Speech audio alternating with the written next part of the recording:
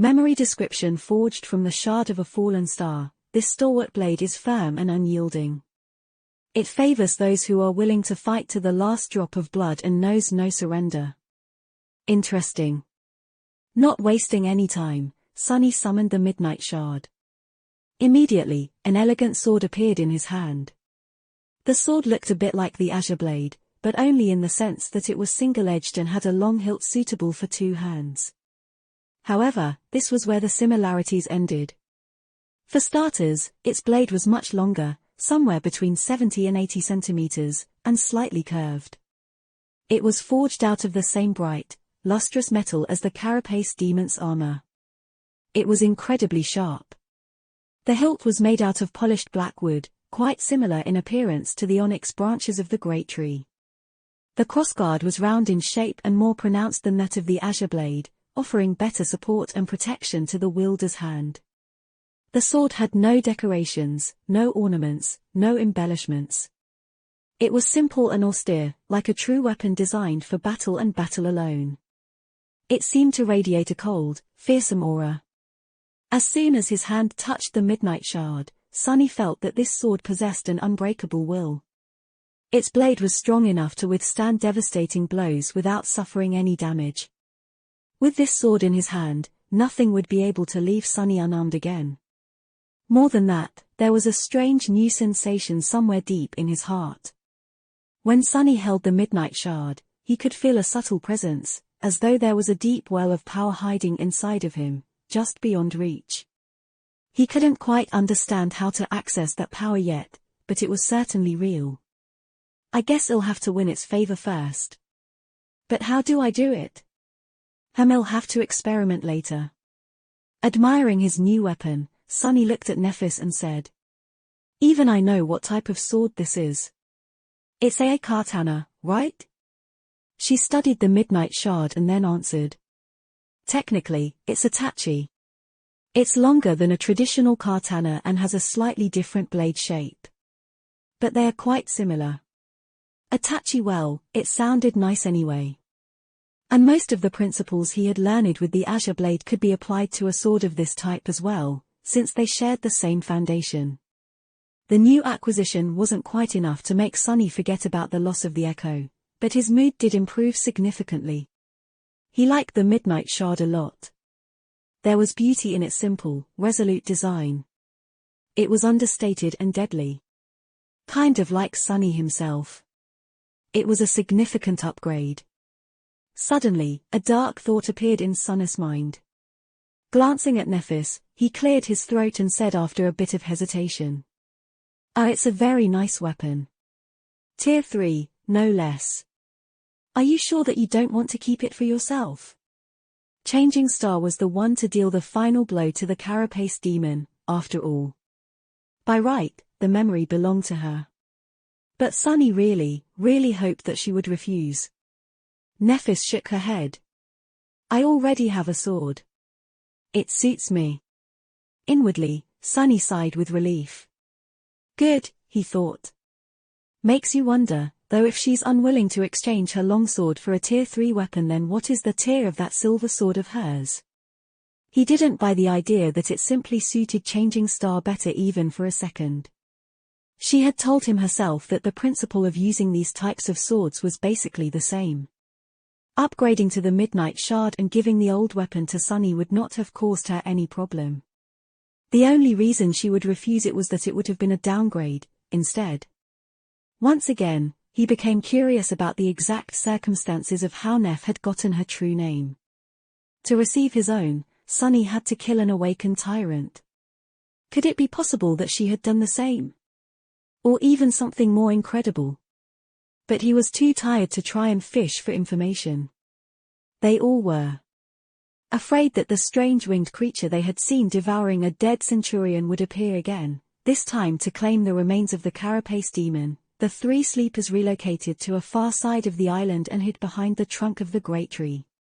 Only when they were sure that nothing would be able to notice them from above did they finally allow the exhaustion to prevail and went to sleep. Sunny fell into dreamless darkness almost instantly, happy to finally be able to rest. However, this time something strange happened. He actually saw a dream. Strange, Sunny thought. This isn't supposed to happen in the dream realm, right? Then, there was no more time to think. Chapter 75 Broken Dreams. Sunny woke up from the insistent sense of alarm coming from his shadow. Groggy and disoriented, he opened his eyes and sat up. What's wrong? He looked down at the shadow and saw it repeatedly pointing up with a tense expression on its well. It didn't have a face. He could just tell that it was nervous. Trouble. Sunny looked up and saw nothing but the scarlet leaves of the great tree. The sky was hidden, but he could easily tell that the sun was still up. It seemed that he was asleep for just a few hours. There was no threat anywhere in sight. He frowned. What got you so spooked? The shadow just pointed up again, seemingly irritated by his stupidity. Sunny blinked a couple of times and addressed it again. High in the tree. Higher? In the sky. Finally satisfied, the shadow crossed its arms. Something dangerous is above the island, that creepy raven thing again. He had to check, but why did he feel as though he was forgetting something? Sunny scowled, trying to understand where this feeling of missing something important had come from. What was there to miss? He was asleep, then woke up and conversed with the shadow.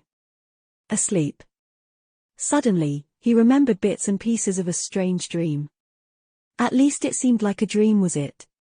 People weren't supposed to dream in the dream realm. It was just how things worked from what he knew, only Cassie seemed to be an exception from this rule. He didn't remember much about this supposed dream of his, with even the remaining fragments already fading from his memory. There was a woman grabbing him by the shoulders, an expression of horror and panic on her face. She was saying something, but he couldn't hear what. No, not a woman. It was Cassie. Yes, it was her. And the thing she was saying. Sunny strained his memory, trying to catch the pieces of the dream before they completely disappeared. Yeah, I think she was saying Suddenly, he could clearly hear Cassie's frightened, tense voice as she was hurriedly telling him to remember something, repeating the same sentence over and over again in a begging tone. You have to remember, Sunny, 5, it's 5, remember, you have to remember, it's 5. What a strange dream. Sunny cast a glance at Cassie, who was sleeping peacefully near Neff, and shook his head in bewilderment. He wasn't sure if this memory of his was really a dream or some strange scene he had imagined right before falling asleep. With how the dream realm worked, he was leaning toward the latter possibility. Still, I better tell the girls when.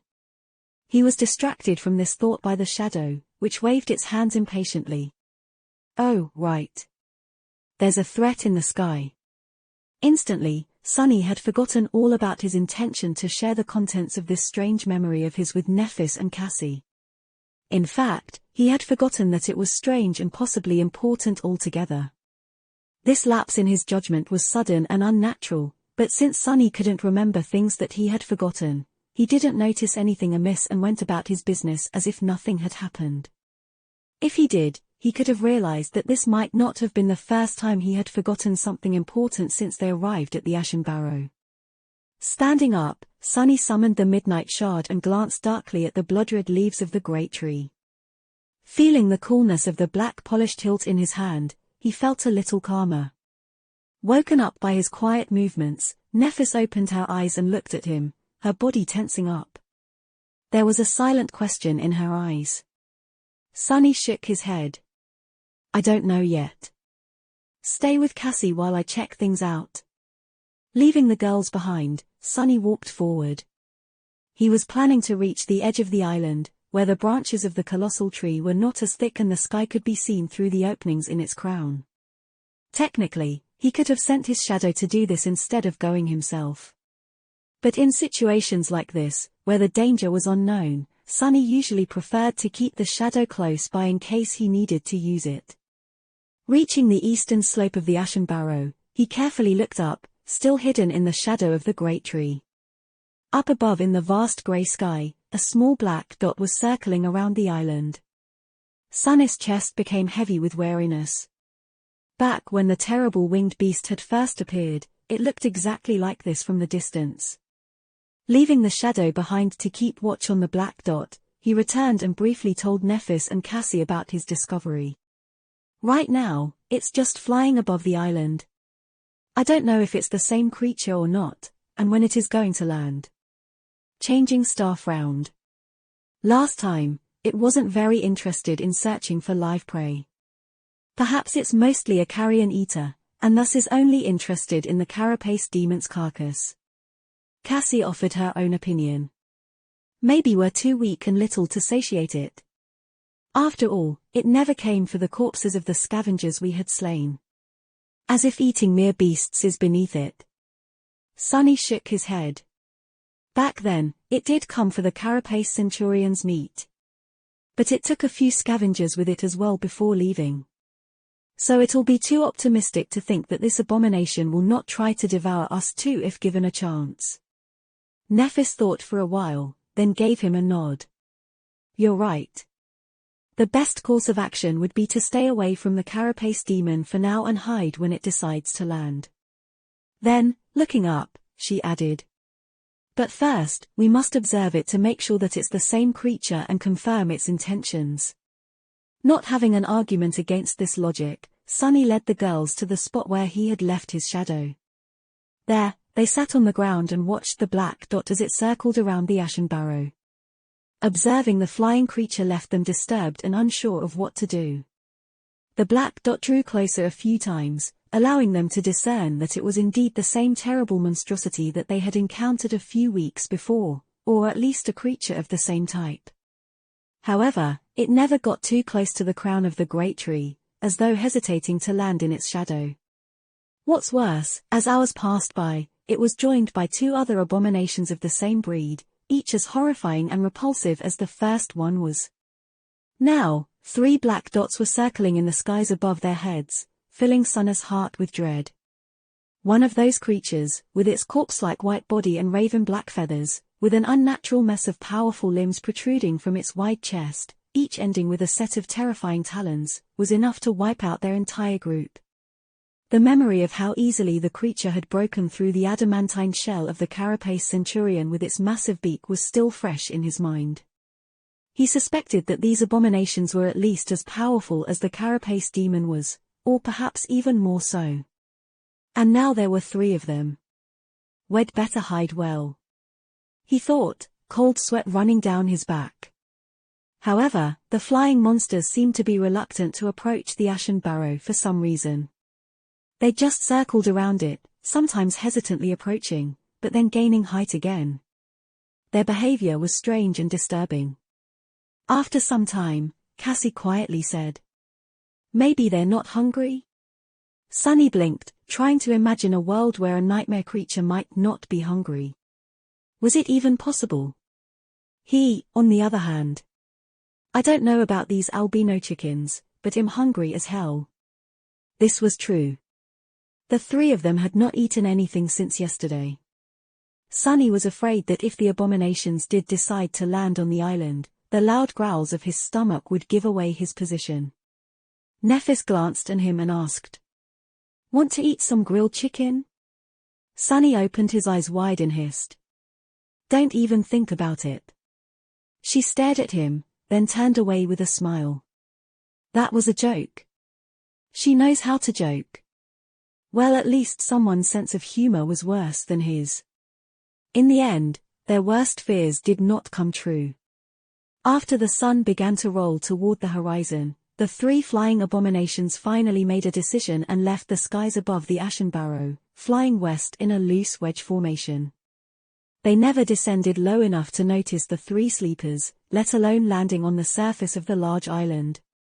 Sunny was left drenched in sweat and tired from anticipating a disaster, almost disappointed at the fact that all this worrying had turned out to be for nothing. Looking at Cassie, who couldn't see that the danger had passed, he said, "They're gone." The blind girl exhaled with relief and relaxed, the frown disappearing from her face. Thank heavens. Sitting here and waiting was 5 times worse than hiding from one of them at those cliffs. For some reason, Sunny flinched a little. What did you say? I said that waiting for them to land was very tiresome. He blinked, not understanding why he had reacted so strangely to this innocuous sentence. Did he see a dream having to do with Cassie and number 5? Right, he did. Not that it was anything to think twice about. Oh, yeah. You're right. Then he turned to Nephis and asked, "What do you want to do now?"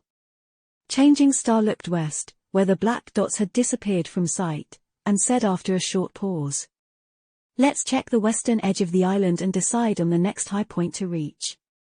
Sunny shrugged, not having any objections. Cassie smiled. Good idea, who knows, maybe we'll finally see the walls of the castle. Soon, they had crossed the island and approached its western slope. Here, the ground was raised just before plunging down, forming a natural rampart that hid the landscape from their eyes. Nephis was the first to climb up and reach the top. Sunny was just behind her when he felt that something was wrong. Changing Star's posture was somehow strange, stiff and rigid, as though she had suddenly turned to stone. Stepping on the ashen surface of the natural rampart, he worriedly looked at Nephis and noticed a grim, resentful expression on her face. He had never seen her in such a state before. Turning his head, Sunny looked west and then narrowed his eyes. His face instantly darkened. Feeling the desire to curse, Sunny gritted his teeth and clenched his fists. Inside his head, only one word was repeating over and over again. Damn, damn, damn. Chapter 76 The Abyss. Beyond the western edge of the Ashen Barrow, the landscape of the Forgotten Shore was not at all like what Sunny had expected and hoped to see. On this side of the island, the slope was much steeper. At the spot where it was supposed to end, the familiar sight of the flat wasteland was nowhere to be seen. Instead, the ground continued to slope downward at a less drastic, but still considerably sharp angle. It continued far into the distance. In fact, the whole island appeared to be standing on the edge of a colossal depression in the earth, one that stretched as far as the eye could see. With its edges slightly curved, it resembled a giant crater left behind by an unimaginable impact. From what Sunny was able to observe, the crater's diameter could only be calculated in hundreds of kilometers. The roots of the giant tree, which could be seen protruding from the soil far below, seemed like tiny blades of grass in comparison to the sheer size of the abyssal chasm's wall. It was like the whole world was tilted on its side, making Sunny's head spin. In short, there were no more high natural features to the west of them. The only way forward was to go down, with no hope of finding shelter from the crushing torrents of the Dark Sea. Which meant that there was no way forward at all. Their journey to the west had come to an end. And with it, all hope of finding a gateway to the real world was lost. Sunny stared at the desolate landscape, feeling rage and disbelief clawing at his heart. He just couldn't believe that all their struggles were for nothing.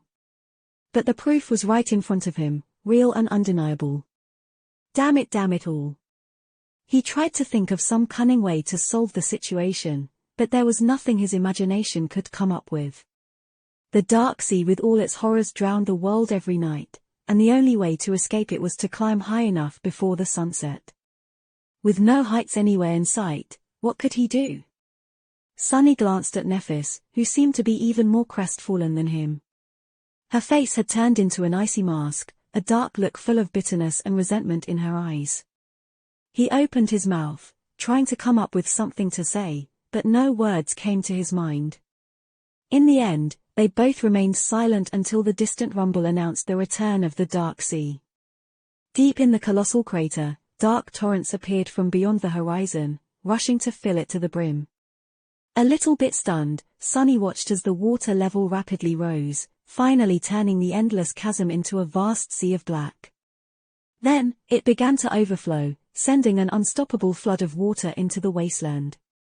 Flowing past the Ashen Barrow, it rushed inland, crushing against the coral of the Crimson Labyrinth. Soon, the whole world was covered in seething black water. Sunny licked his dry lips and turned to Nephis. After a short pause, he said in a raspy voice, "I think we found the source of the Dark Sea." She lingered, watching the last rays of sunshine slowly disappear from the sky, then turned to him with a grim expression on her face. Let's head back. All three of them felt lost and heartbroken because of the terrible discovery. Cassie in particular seemed to be utterly shocked. It doesn't make sense, it just doesn't, she mumbled on their way to camp. How could it be? Gripping Sunny's shoulder, she quickened her step and asked. Are you sure that there's nothing higher than the sea level out there? Are you absolutely sure? He sighed, feeling his mood turning even darker than before. Yes. We looked quite thoroughly. The whole land just goes down, down, and down. It stretches to the horizon, as far as we could see, in all directions except for the east. The Ashen Barrow is right on the edge.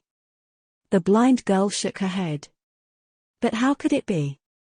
I've seen that we had reached the castle, there must be a way. Sunny remained silent, not knowing how to answer. If there really was a way, he had no idea about it. After a few seconds, Nephis answered instead of him. We will try to come up with something tomorrow. Worst case scenario, we'll have to go around the whole thing. Sunny trembled at the thought. A journey like that would take months. To circle around the colossal crater, they would have to cover many times more distance than they had in the prior weeks, each day bringing the risk of stumbling onto something beyond their ability to resist. And each night bringing the risk of something stumbling onto them. The chances of surviving several months in this hellish place were nothing if not abyssal. Ha, ha. Abyssal.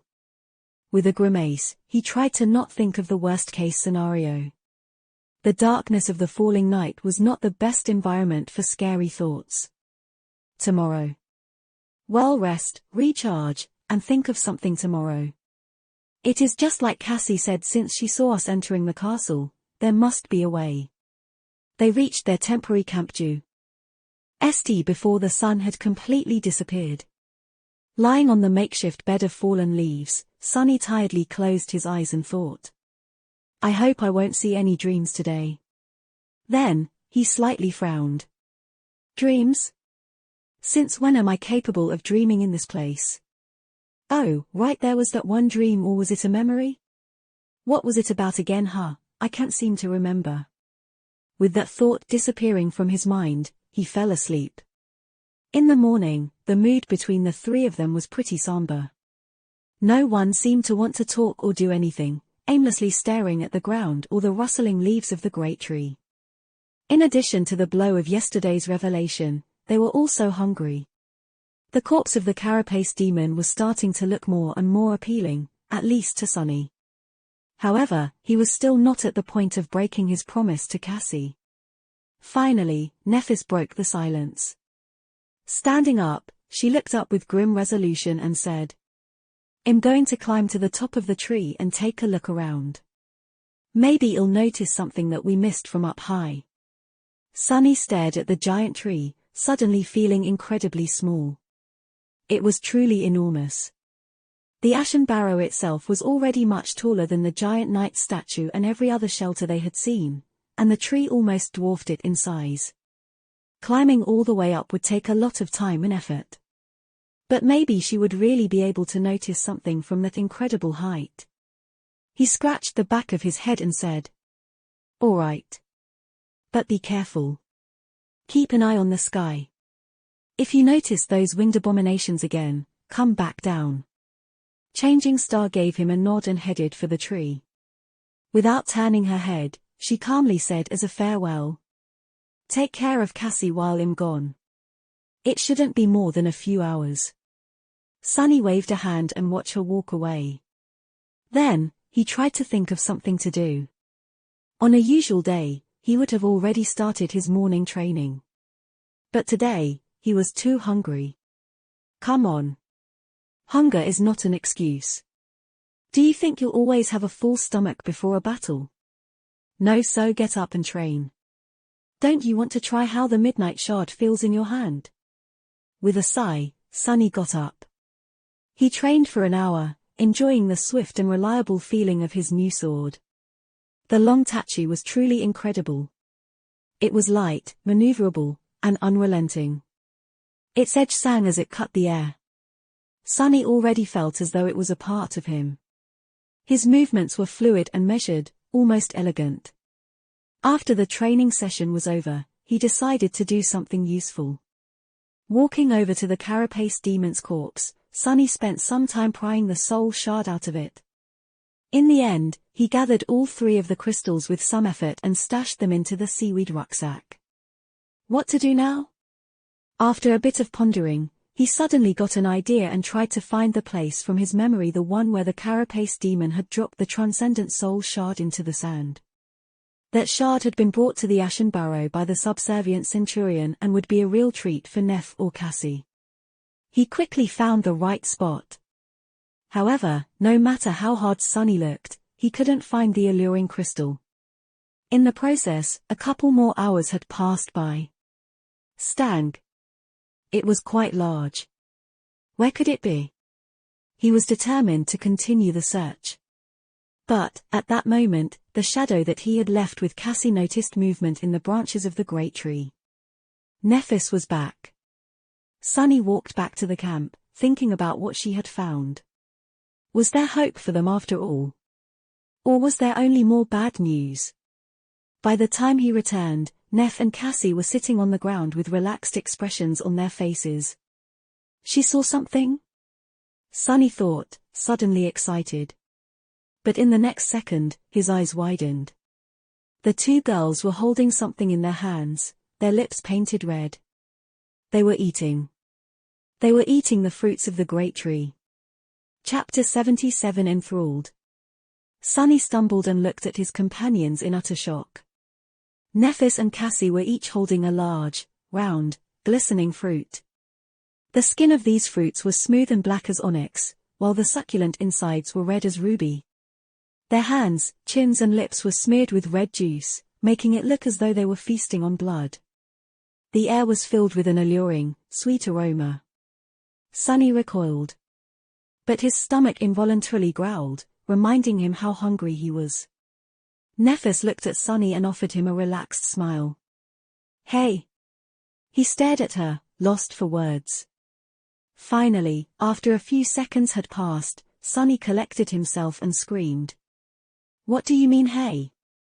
What the hell are you doing? His voice was loud, full of disbelief and anger. Both Neff and Cassie turned to face him. They were visibly confused. Why are you shouting? Sunny gaped at them, feeling like he had lost his mind. Why were they so nonchalant about this? What was going on here? Trying to find some sense in the situation, he took a cautious step forward and looked at Nephis. Did she wait? What was he thinking about? He was so hungry. It was hard to concentrate on anything except for food. Shaking off the unexpected memory lapse, Sunny remembered what he was about to say and pressed. Why did you change your mind? Changing Star frowned. Changed my mind? About what? He clenched his teeth, thinking that she was trying to fool him. About the fruits. I thought we had agreed to avoid eating them. Nephis blinked, a confused expression appearing on her face. Did we?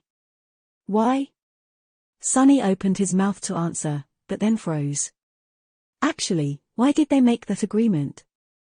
Oh, I can't quite remember. He was sure that there was a reason, but his memory was completely blank. There definitely was an agreement, wasn't there? He was pretty sure that there was, at least up until a few moments ago. Now, however, how did he imagine the whole thing? There really was no reason not to eat the alluring fruits. Especially when the 3 of them were so hungry. No, wait, that's not right. Are you all right, Sunny? He flinched and glanced at Nephis, who was looking at him with concern. Suddenly, Sunny felt lost and confused. What were they talking about? Something about some sort of agreement. What agreement? Not knowing how to answer, he just stood there with a frown on his face and pouted. Ah, this is embarrassing. Did I completely space out while she was talking to me? Fortunately, Cassie quickly came to his rescue. She always knew how to make the situation less awkward. Are you angry because we started eating without you? He looked at her and noticed the big, delicious fruit in her hands. His stomach growled. So hungry. I guess. Cassie smiled and pointed to the ground, where another fruit was placed on the pile of fallen leaves. Her teeth were smeared with red juice. Don't worry, Neff brought 3 of them, 1 for each. How nice of her. Sunny picked up the fruit, looked at it, and took a bite without thinking. Instantly, his mouth was filled with delightful, cool sweetness. The succulent, juicy fruit was probably the most delicious thing he had ever tasted. It was both nourishing and refreshing, with rich texture and soft, lingering aftertaste. The ruby flesh practically melted on his tongue, making his whole body tingle. It was pure joy in the form of a fruit. Wow. Despite his delight, Sunny felt disturbed for some reason. Something was very wrong about the whole situation, but what? Taking another bite, he frowned and tried to understand the source of this anxious feeling. It was hard to think about anything except for how heavenly the fruit of the soul tree tasted, but he forced himself to concentrate. Her soul tree? Since when? Wait, don't get distracted. Sunny was finally able to pinpoint the source of the strangeness. It was his shadow. When he reached out to pick up the fruit, the shadow did not copy his movements, as though reluctant to touch it. Even now it was motionless, refusing to mimic him eating the fruit. Weird. What is it with this guy? Sunny took one more bite and looked at the shadow, lost in thought. The shadow had an eccentric temper, but it rarely did something without a reason. If it didn't like the fruit, there had to be something wrong with the fruit. Sunny frowned, suddenly feeling a sense of dread grip his heart. There was something wrong with the... Damn, why is it so hard to think about this stuff? There was something wrong with the fruit. Why would there? Wait, is this why I screamed at Nephis? She broke an agreement. What was the agreement? Sunny was at the precipice of remembering something very important.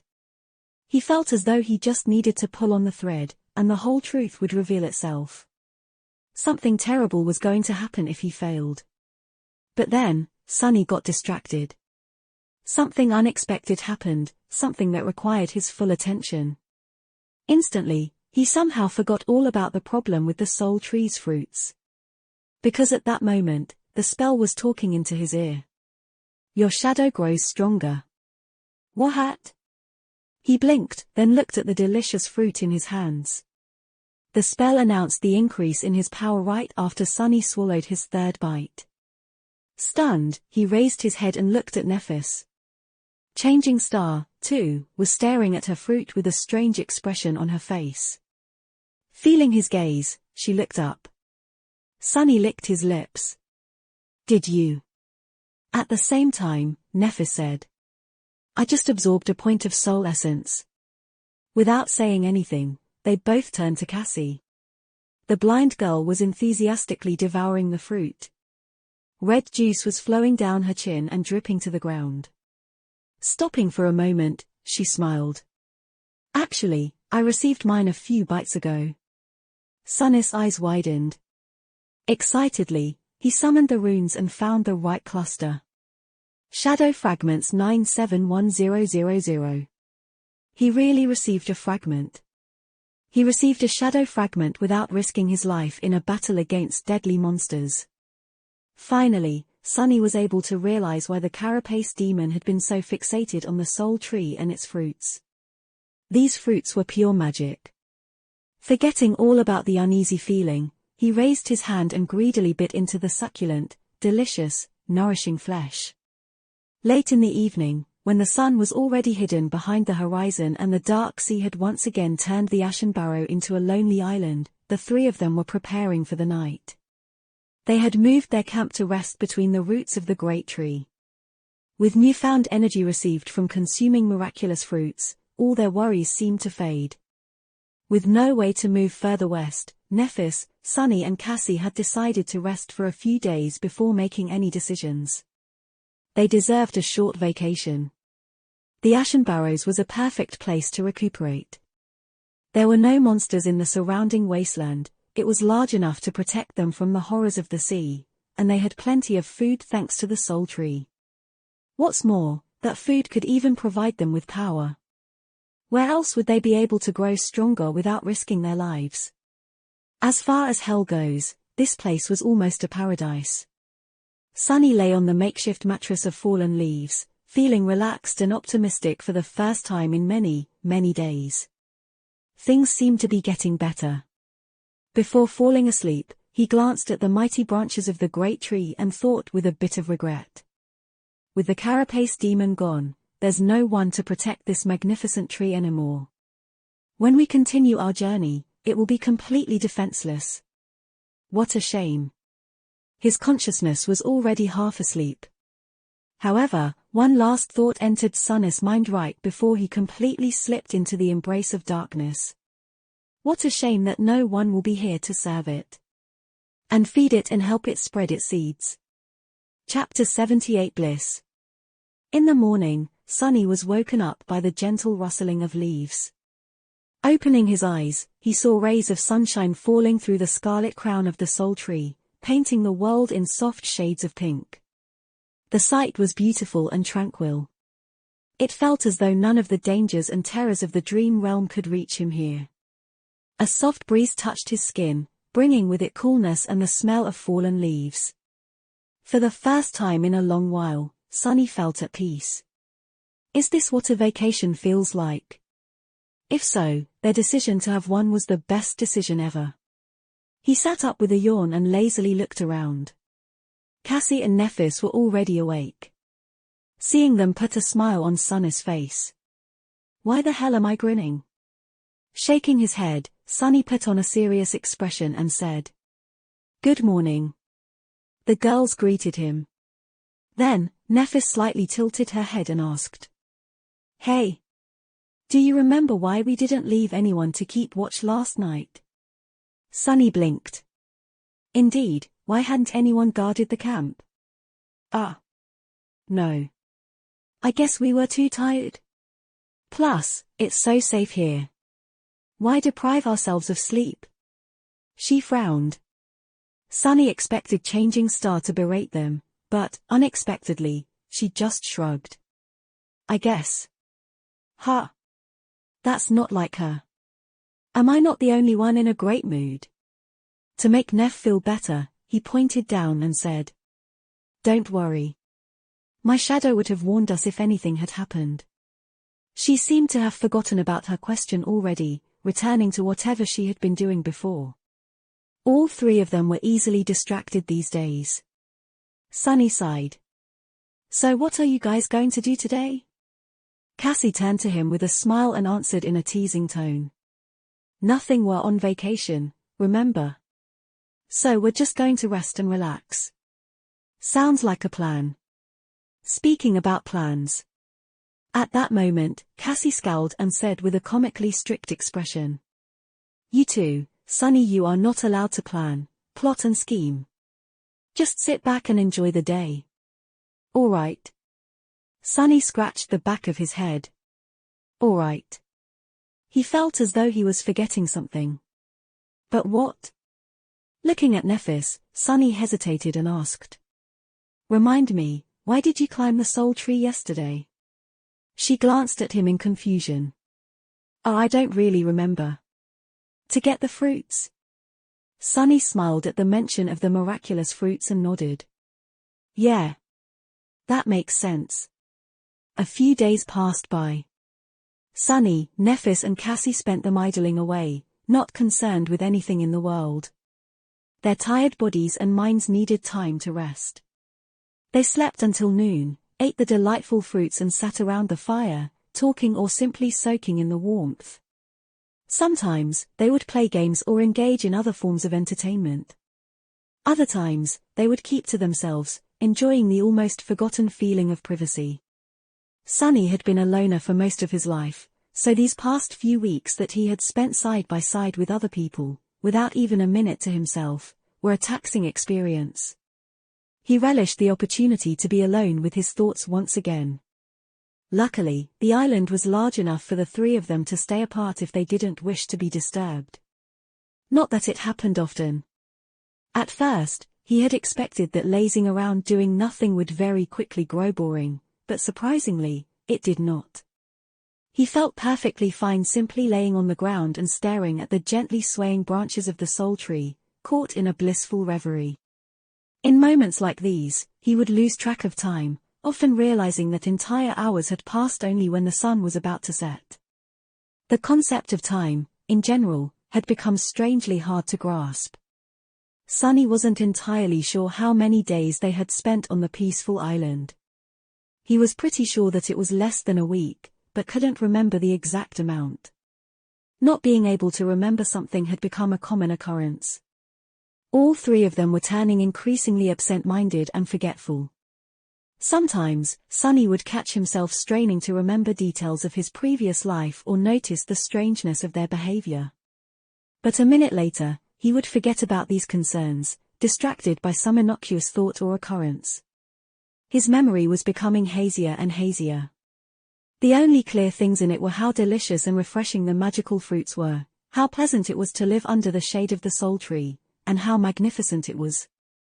The tree was beautiful, benevolent and generous. It protected them from the cursed blight of the Crimson Labyrinth, kept the monsters away and provided nourishment both for their bodies and for their soul cores. Sunny was becoming increasingly convinced that finding the majestic Soul Tree was a true blessing. The thought of leaving its gifts behind and returning to the horror of the outside world seemed less and less attractive. Why leave when they were perfectly happy here? Well, at least two of them were. While Nephis was as carefree and tranquil as Sunny and Cassie in the beginning, as time went by, she grew strangely despondent and gloomy. It seemed as though she had reverted back to her old, distant and unsociable self. Instead of chatting or relaxing with them, Changing Star ended up spending most of her time sitting on the western edge of the island alone, staring into the distance with bleak eyes. Sunny had no idea what was wrong. He was worried about her. Not even the frequent, insistent lapses of memory managed to overcome his concern about Neph. On one of the evenings, Sunny approached the western slope of the island, feeling as though his head was about to split from pain. For some reason, he kept forgetting the reason for this visit on the way here. It took all of his willpower to hold on to his intentions. He wanted to check on Nephis. Just like always, she was sitting at the ridge of the western edge, gazing into the distance. Sunny climbed onto the ridge and sat down, looking at her with hesitation. "Hey, Neph." Changing Star glanced at him. Her indifferent expression was back, making any attempt to understand her true emotions futile. However, it was clear that she was not all right. "Hey." Sunny scratched the back of his head. Was he seeing things, or was her hair a bit longer than before? "Why aren't you enjoying the vacation?" Changing Star frowned. "After a while," she said. "Don't we need to keep moving west?" He raised his eyebrows, surprised. "West? What is in the west?" Neph's frown deepened, turning into a scowl. I don't remember. But I feel. She grew silent, then said quietly. "I feel like I have to do something very important. Abandon the Soul Tree. What a strange idea." Sunny pondered for some time, trying to understand where she got the idea that they had to move somewhere. Finally, he asked. "Why west, of all directions?" Nephis turned to him. There was a strange, pained expression on her face. Gritting her teeth, she whispered. "I don't know." Sunny sighed. If she didn't know, then he, of course, had no idea either. All he knew was that he wanted to make her feel better. But how? Sunny frowned, trying to think of a way. He felt that there was something very obvious that he was forgetting. Something that would instantly erase Neph's suffering. When the realization hit him, he froze. Of course, how could I forget? The answer was so clear. He just had to climb the Soul Tree and find an especially juicy fruit for her to eat. Chapter 79 Twist of Fate. It was already dark when Sunny returned to the great tree. Cassie was asleep, snuggled comfortably under her cloak. There was a peaceful smile on her face. Sweet dreams. She wasn't bothered by her terrible visions in a long time. Everything became better since they decided to stay on the tranquil island. Everything except for Neff's mood. She didn't even bother to return to camp today, staying at the western edge of the barrow. Sunny didn't like that she was so close to the black water. He sighed. I need to get some tasty fruits for her as soon as possible. She definitely would not be able to stay sad after eating the magical fruits. They were so sweet and delicious. Sunny began salivating just from thinking of them. Maybe I'll find one for myself, too. In the beginning, they took turns climbing to the lower branches of the soul tree to gather fruits. Lately, though, Nephis seemed to be distracted by her strange melancholy. As the result, the group relied on him to bring down fruits for everyone. He had already picked the lowest branches clean, choosing the ripest fruits first. Later ones were smaller and not as heavenly, although they still tasted amazing. Since each fruit was big enough to satiate a person for a long time, they rarely ate more than one in a day. The ripest fruits provided Sunny with 1 or 2 shadow fragments, while the smaller ones gave 1 or even none at all. I wonder how many shadow fragments I accumulated. Should be more than 100, right? Maybe even 110. No way. We've been here just for a few days, a week at most. He could just summon the runes and check, but somehow that thought didn't even occur to him. If it did, he would have been horrified. Forgetting all about the shadow fragments, Sunny looked up and scratched the back of his head. Initially, he was planning to climb the tree in the morning and explore higher than he had previously gone, looking for the best, most delicious fruit possible to give to Neph. But after thinking about it, he decided to not wait until the night was over. He could see perfectly in the dark, after all. And this way, he would be able to give Changing Star a delightful present much sooner. Stepping close to the trunk of the miraculous tree, Sunny began climbing.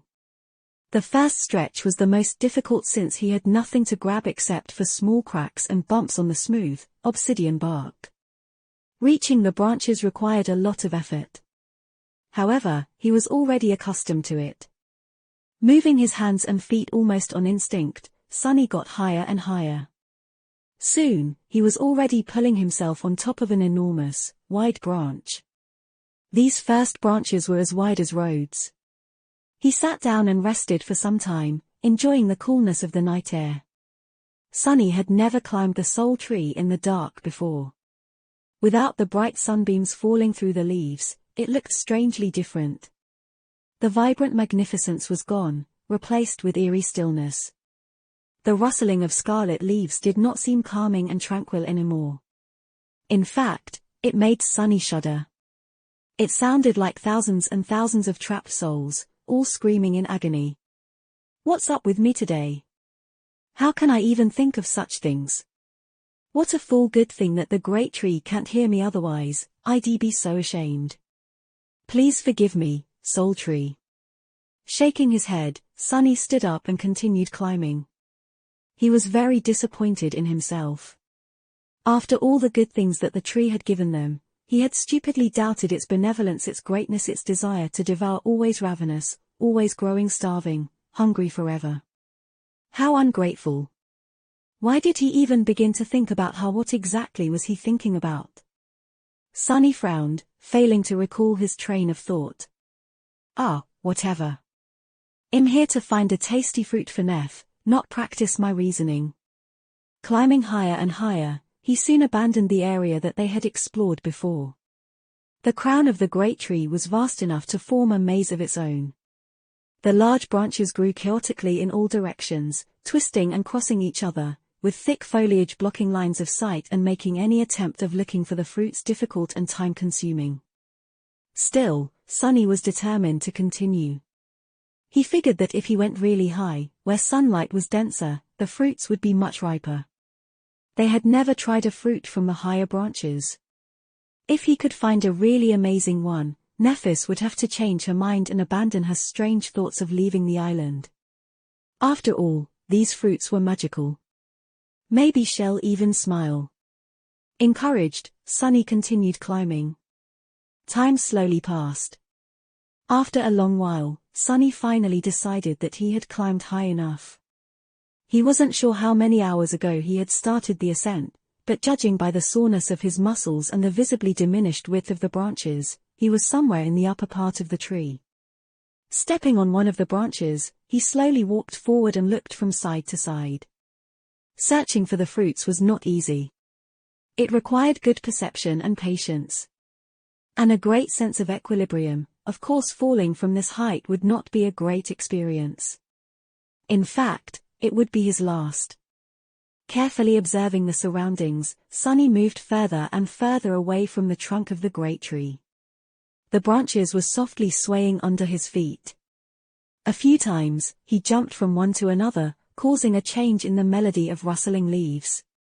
On the way, he noticed several hanging fruits. They looked ripe and delicious, but none of them was really special.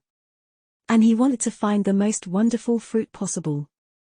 Finally, Sunny got so far that the branches grew really narrow and thin. Now, they were almost the same size as those of a normal tree, barely able to support his weight. But he still did not find a suitable gift for Nephis. Sunny helplessly looked around, crestfallen. He really thought that he would be able to. Then, he noticed something strange. Some distance away from him, the branches just above the one he was standing on were twisted downward, as though weighed down by something. However, he couldn't quite see what it was behind the almost impenetrable wall of leaves. In fact, he only noticed the anomaly because it was dark. In the light of day, the bright color of the Soul Tree's foliage would make the shape of the branches indiscernible. But in Sunny's night vision, all colors were muted, almost turning into various shades of gray. Interesting. Jumping, he grabbed onto a higher branch and pulled himself up. Then, careful not to fall, Sunny approached the leaf barrier and forced his way through. In the process, he had to enhance his strength and agility with the help of the shadow, otherwise, he would either have had to turn back or tumble down to his death. Finally, he freed himself from the last layer of leaves and took a step forward. Then, Sunny froze, his eyes opening wide with wonder. Right in front of him, hidden from the world in the secretive pocket of twisted branches, a giant, elaborate bird nest rested between the scarlet leaves. Chapter 80 Spirit of Exploration. The nest was spherical in shape, with a round hole at the center of it. Usually, such a nest would be made out of grass and twigs, but this one was constructed from the branches of the great tree, each at least as thick as a man's arm. These branches were twisted and interwoven together in a chaotic pattern, creating gapless, onyx-black walls. Sunny had never seen anything like it. Birds were a rare sight in the real world, let alone giant ones. The size of the entrance into the nest was large enough for a small truck to pass through. The nest itself was several times bigger. Wow. For a second, he felt a sense of fear, afraid that the giant bird was somewhere near. But then his fears disappeared. The nest looked abandoned. It was ancient and empty, some of its parts already on the verge of collapse. It was as though thousands of years had passed since anyone had been in this hidden, secretive place. The air was filled with the feeling of lonesomeness and desolation. Makes sense. If I barely managed to pass through the leaves, how would a giant monster do it without leaving a giant hole in the barrier? Sunny hesitated, caution and curiosity wrestling against each other inside his heart. On one hand, exploring ancient nests was not the best of ideas anywhere, let alone inside the dream realm. It posed great risks. On the other hand, it also could lead to a great reward. Plus, wasn't it just too damn interesting? In the end, Sunny decided to climb inside the nest to satiate his curiosity. He had convinced himself that it was safe following an unexpected train of thought. In his warped state of mind, Sunny was convinced that the Soul Tree was a great and benevolent being, one that protected them from the terrible threats hiding in the outside world. If so, how could anything having to do with the great tree be unsafe? Moving closer to the entrance of the nest, he balanced on the edge of the branch and tried to look inside. However, he wasn't tall enough to see anything except for the inner side of the nest's roof. Since his position was pretty precarious, Sunny decided not to delay the inevitable and jumped, throwing himself up and over the lip of the entrance. A moment later, he landed on a soft surface. The lower part of the nest was covered in a thick cushion of white, silky spider webs. Time had made them brittle and pliable like sand. There was so much spider web around that, for a moment, Sunny thought that he had fallen into a giant white cocoon. But no, it was just a nest. And there, in the center of it, was a... Sunny blinked. At the center of the nest, there was an egg. A giant, ancient egg that was as tall as he was, gray and seemingly lifeless, as though turned to stone by the passage of time. Forgetting to breathe, Sunny looked around, making sure that there was nothing and no one else around. But no, the giant nest was empty and silent, with not even a stray shadow hiding anywhere in sight. How fascinating. Sunny felt strangely excited. The feeling of discovering something incredible, something that no one except for him had ever seen, filled him with a deep sense of wonder and satisfaction. He had never known that there was such a side to him, one full of an explorer's passion. Let's check this thing out. Walking on the soft silk, Sunny slowly circled the massive egg and studied it. At a first glance, it seemed to be made of stone. The surface of the egg was colored in various shades of gray, which were overlaid over each other like moving clouds. This pattern was strangely beautiful, giving the egg a mysterious aura. But overall, it was just big and smooth. Sunny scratched the back of his head, then stepped closer and put his hand on the surface of the egg. Immediately, he felt a strong sense of astonishment. The egg was warm to the touch. Is it still alive? In the next second, Sunny felt a strange pull affecting his core. It was as though the egg was trying to steal his life force. He jerked his hand away and looked at the egg with dark apprehension. The damn thing was not only alive, but also capable of sucking the life out of anything that touched it. It only failed to eat his soul because of one reason. As far as Sunny knew, he was the only existence in two worlds without an actual soul core. He had the mysterious shadow core instead. That's why his life force had not been affected. Phew. That was close. Looking at the giant egg, Sunny thought about how to get back at it. The nest, without a doubt, once belonged to an extremely powerful nightmare creature.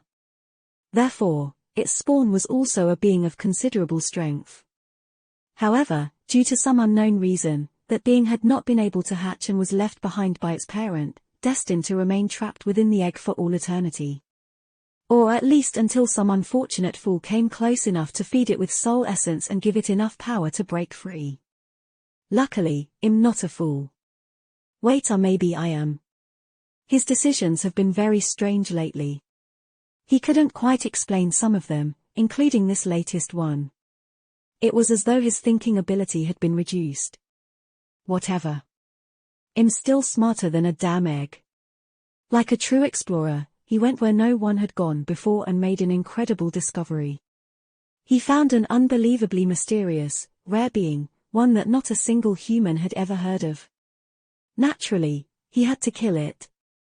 That's what the spirit of exploration was all about, wasn't it? Summoning the Midnight Shard, Sunny thrust it into the stone surface of the egg, causing a rain of sparks to fall on the spider webs. The sharp blade slid harmlessly across the stone, leaving only a shallow scratch on it. Tough bastard. The egg was sturdy enough to withstand a strike from an awakened weapon. If it was that resilient, Sunny was scared to imagine how powerful the adult monster would be. It was definitely not an average nightmare creature. But then, he was not an average sleeper. His shadow flowed from his hands onto the Midnight Shard, turning the polished metal of the blade black and lusterless. Immediately, a cold aura radiated from the sword, making it feel sharp enough to cut the world apart.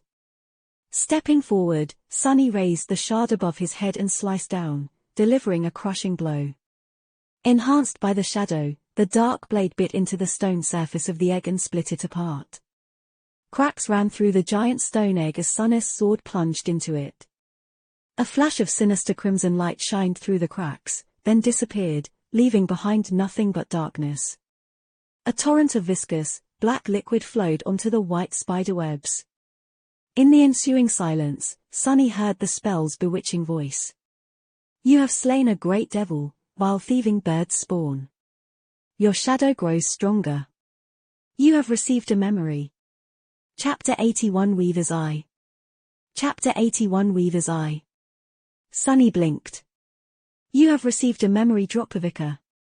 Wait a moment, wait a moment. A great devil. He gulped. Nightmare creature with 4 soul cores was called a devil, just one class below the dreaded tyrant. From that detail alone, the evil ancient egg had been potentially more powerful than the carapace demon. However, what shocked him the most was its rank, not class. The quality of most things having to do with the nightmare spell followed a similar hierarchy, from dormant to awakened, ascended, transcendent, supreme, sacred and divine. Humans had only ever managed to reach the transcendent rank. These heroes were known as saints, each wielding an unimaginable amount of power and leading humanity in its war against the nightmare creatures. The nightmare creatures, too, were different from each other in a similar fashion, with 7 ranks of power. They were, in order of growing strength, dormant, awakened, fallen, corrupted, great, cursed and unholy. A great devil, therefore, was a nightmare creature with 4 soul cores, each one of the great rank. Which were the same in terms of power as a supreme soul core would have been if a human ever managed to pass the 4th nightmare and rise one step above the saints. Sunny had just killed one of the most powerful nightmare creatures to ever fall by a human hand. At least as far as he knew. Victories against the great devils were rare enough to be of historic importance. Ah! What a stroke of luck, to find one absolutely defenseless, yet to be fully born and weakened by thousands of years of neglect. Not to mention the fact that he was probably the only human alive to be partially immune to the egg's terrifying life-sucking powers. Wait, how many shadow fragments did I get? Sunny felt stronger, a lot stronger. He was used to receiving 2 fragments for each awakened beast he killed. Thus, it was fair to assume that a fallen beast would give him 4, a corrupted beast would give him 8, and a great beast would give him 16, forgetting the ridiculousness of the notion that a sleeper would ever be able to slay a great beast. However, the vile thieving bird's spawn was not a beast, it was a devil. It had 4 cores, so 6 to 4 fragments. Dumbstruck, Sunny summoned the runes. In his excited state, he even disregarded the insistent forgetfulness that prevented him from doing so earlier. Shadow fragments 196-1000. After seeing the number, he was giddy with joy at first. But then, Sunny frowned. Wait, that doesn't make any sense. I had 96 fragments before coming to the Ashen Barrow. I received 6 to 4 just now, that makes it 160. Where did the additional 36 fragments come from? From the fruits? No way, we've been eating them for less than a week, 1 fruit a day. To get that much, a whole month would have to pass. But how could so much time pass without him noticing? Yes, his memory was strange lately, but... Sunny tried to concentrate on the discrepancy, but it was very hard, for some reason. The more he thought about it, the less clear he became on what exactly he was thinking about. What was I trying to remember? Something about the shadow fragments. Yeah. A few minutes later, he massaged his temples and sighed in frustration. I guess I was trying to calculate how many fragments I got from killing that vile egg. It's 6 to 4. What is there to think about? That is great. He would spend more time celebrating the insane amount of shadow fragments he had received, but there was another amazing thing waiting for his attention. A memory. He had actually received a memory from a great devil, a real, actual supreme memory of the 4th tier. That was fantastic. Sunny summoned the runes once more and looked at his memories. Memories silver bell, Puppeteer's Shroud, Midnight Shard, Drop of Ichor. Hurriedly, he concentrated on the new one. Memory Drop of Ichor. Memory rank unknown. Memory type unknown. Memory description: the loathsome thieving bird was hated both by the gods and unknown. However, it only cared about shiny things. Enamored by Weaver's beautiful eyes, it stole one of them on a dark, starless night. Impatient, the vile creature looked at its bounty while still in flight. However, when it saw the reflection of unknown forever frozen in the depths of Weaver's pupil, it went mad and screamed, dropping the eye on the mortal realm below. All that was left in its greedy beak was one drop of pure, golden ichor. Sunny frowned. What the hell was that? He had never heard of a memory with an unknown rank and type. How was this even possible? Did the spell really not know, or was it simply refusing to let him know? Why would it do that? And the description itself, what were these words that it failed to translate? He tried to forego the automatic translation and look at the runes themselves, but they were beyond his ability to translate. In fact, he had never seen runes of this type before. Weirdly, studying them caused him to feel dizzy and nauseated. That is very, very weird. Also, to his shame, Sunny had to admit that he had no idea what the word ichor meant. It simply wasn't in his vocabulary. Maybe if he went to school and got an education like other sleepers, he would know. Sunny hesitated for a minute or two, then cautiously summoned the strange memory. Instantly, golden sparks of light appeared in the air in front of him, coalescing into a spherical drop of radiant, golden liquid. What am I supposed to do with Thai? Before he finished his thought, the spell spoke again. Its voice sounded a bit strange. It was almost excited. You have acquired a drop of ichor. Do you wish to consume it? Sunny blinked. Consume a memory? Things were getting weirder and weirder. He hesitated. What was going to happen if he did consume it? Memories were rewards given by the spell to the awakened. As such, they were usually useful, very rarely useless, and never harmful. At least that was the common knowledge. However, this one was out of the ordinary. And it was the spell he was talking about. The damn thing was nothing if not unpredictable, usually with catastrophic consequences. The safest approach would be to put the golden liquid back into his soul sea and never touch it again. But it was a memory received from a great devil, chances were he would never hold another one in his whole life, not even in his dreams. Sunny was simply unwilling to let this opportunity go. Trying to calm his rapidly beating heart, he licked his lips and said, "Yes. I want to consume it." "As you wish."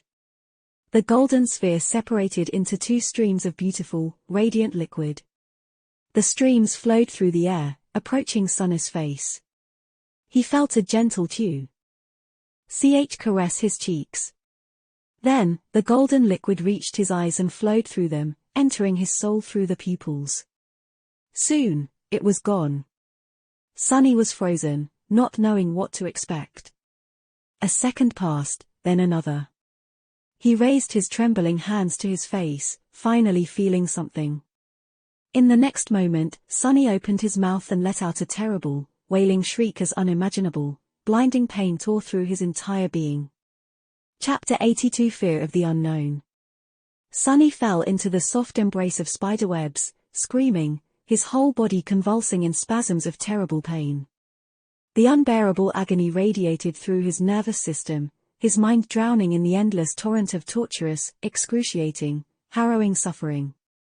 It felt as though every muscle, every fiber, every molecule of his body was being torn apart and reassembled, only to be torn apart again. His eyes, especially, felt as though there were two white-hot metal rods inserted in them, making all the other pain pale in comparison. Or maybe they had become searing spheres of molten metal themselves. He clawed at his face, leaving bloody marks on it. However, seconds later they were already gone, erased by some unknown force. His voice was soon gone, too, leaving Sunny without an outlet to express his horrible torment. The process was the opposite of the gentle rebirth he had experienced after passing the first nightmare. It was violent, ruthless, and unnatural, forcefully reshaping Sunny's body into something that it was not meant to be. That nothing was ever meant to be. Powerless to stop it, Sunny had no choice but to endure the agony. All he could do was try not to go mad from pain. Tears were streaming down his face, leaving bloody trails in their wake. There was no end to torture. Then, after what felt like an eternity, there was. The pain subsided, lessened, and finally vanished. Sunny was left lying on the thick carpet of spiderwebs, utterly drained and depleted. In the silence that was broken only by the hoarse sound of his ragged breathing, the spell's voice whispered. You have acquired a new attribute. One of your attributes is ready to evolve. Sunny remained motionless for a long time, slowly coming back to his senses. The memory of the terrible ordeal was still echoing in his mind, making him shudder from time to time. He was afraid to open his eyes and look at his body, afraid to see himself changed in some horrific, repulsive way. Have I become a monster? Feeling a sense of dread, Sunny shut his eyes tighter. However, he did not feel like a monster. In fact, he didn't feel different at all. From what he could tell, he still had 2 hands, 2 legs, and soft human skin. There was no change in his strength and resilience. It was as though nothing had happened. Come on. Just do it. With a nervous sigh, Sunny opened his eyes and looked himself over. Everything was the same. He shifted his perception and studied himself again through the shadow. He was still human. Well, something did change, but he couldn't quite describe it. It was as though his vision was slightly different from before. The world seemed deeper, somehow. Sunny only noticed the difference because of the contrast between his own perception and that of the shadow. Previously, they were more or less similar. A drop of ichor that came from the weaver's eye. Carefully, he raised a hand and touched his eyes. They felt the same. But they were also different. He just couldn't understand in what way. Lowering his hand, Sunny noticed a drop of blood on one of his fingers. It came from a small scratch on his cheek, one that had not healed like the others. Deep inside his blood, Sunny noticed a barely visible hint of the golden shine. As if the radiant drop of golden liquid he had absorbed was still there, now a part of him, strongly diluted and fused into his own bloodstream. The shine was so faint that he had almost missed it. Sunny suspected that in the light, it wouldn't be visible at all. What the hell have I done to myself? That was the moment when he accidentally glanced at the Pipette's shroud, simultaneously thinking about the golden shine. Something switched in Sunny's head, and suddenly, he saw the memory differently. His eyes widened. Under the surface of the grey fabric, 5 glowing embers were shining with ethereal light. Each of them represented a nexus and anchor of countless diamond strings that stretched to different parts of the armor, weaving an intricate, elaborate, unpredictable pattern. It looked a lot like the inner void of the spell, only at an infinitely smaller scale. However, Sunny was surprised to find out that he sort of understood the pattern. A newly found innate knowledge helped him sense the traces of logic behind the seemingly chaotic placement of the strings, a defined purpose behind every twist and turn. They were meant to achieve certain effects: durability, resilience, and another, more complex type of protection. The hint of understanding came naturally to him, as though it was his innate ability. I need to study this further. Intrigued and apprehensive, he entered the Soul Sea. A familiar dark expanse of still water appeared in front of his mind's eye. There was the looming shadow core, the shining satellites of his memories, and the strange feeling that something was moving just beyond the periphery of his vision. Out of habit, Sunny turned his head to try and catch sight of that something, knowing that he would not see anything. However, this time, he did. With a startled yelp, Sunny flinched away and lost his balance. What the hell? What the actual hell? Out there in the darkness, at the border of the dim light cast by the shining memories, stood motionless black figures. They were shadows of creatures he had killed. There was a shadow that resembled the slave with broad shoulders and bloodied back, one whose name Sunny had never bothered to learn. His figure was deformed and horrifying, as he had been transformed into a murderous beast after becoming the host of a Mountain King's larva. That larva was then strangled by Sunny. The shadow of the Mountain King itself was towering above him, just as dreadful and abhorrent as the tyrant had been when still alive. Sunny shuddered as he remembered escaping from the horrid creature's claws. The shadow of the cruel slaver that had hit him with the whip was also there, standing beside the tyrant.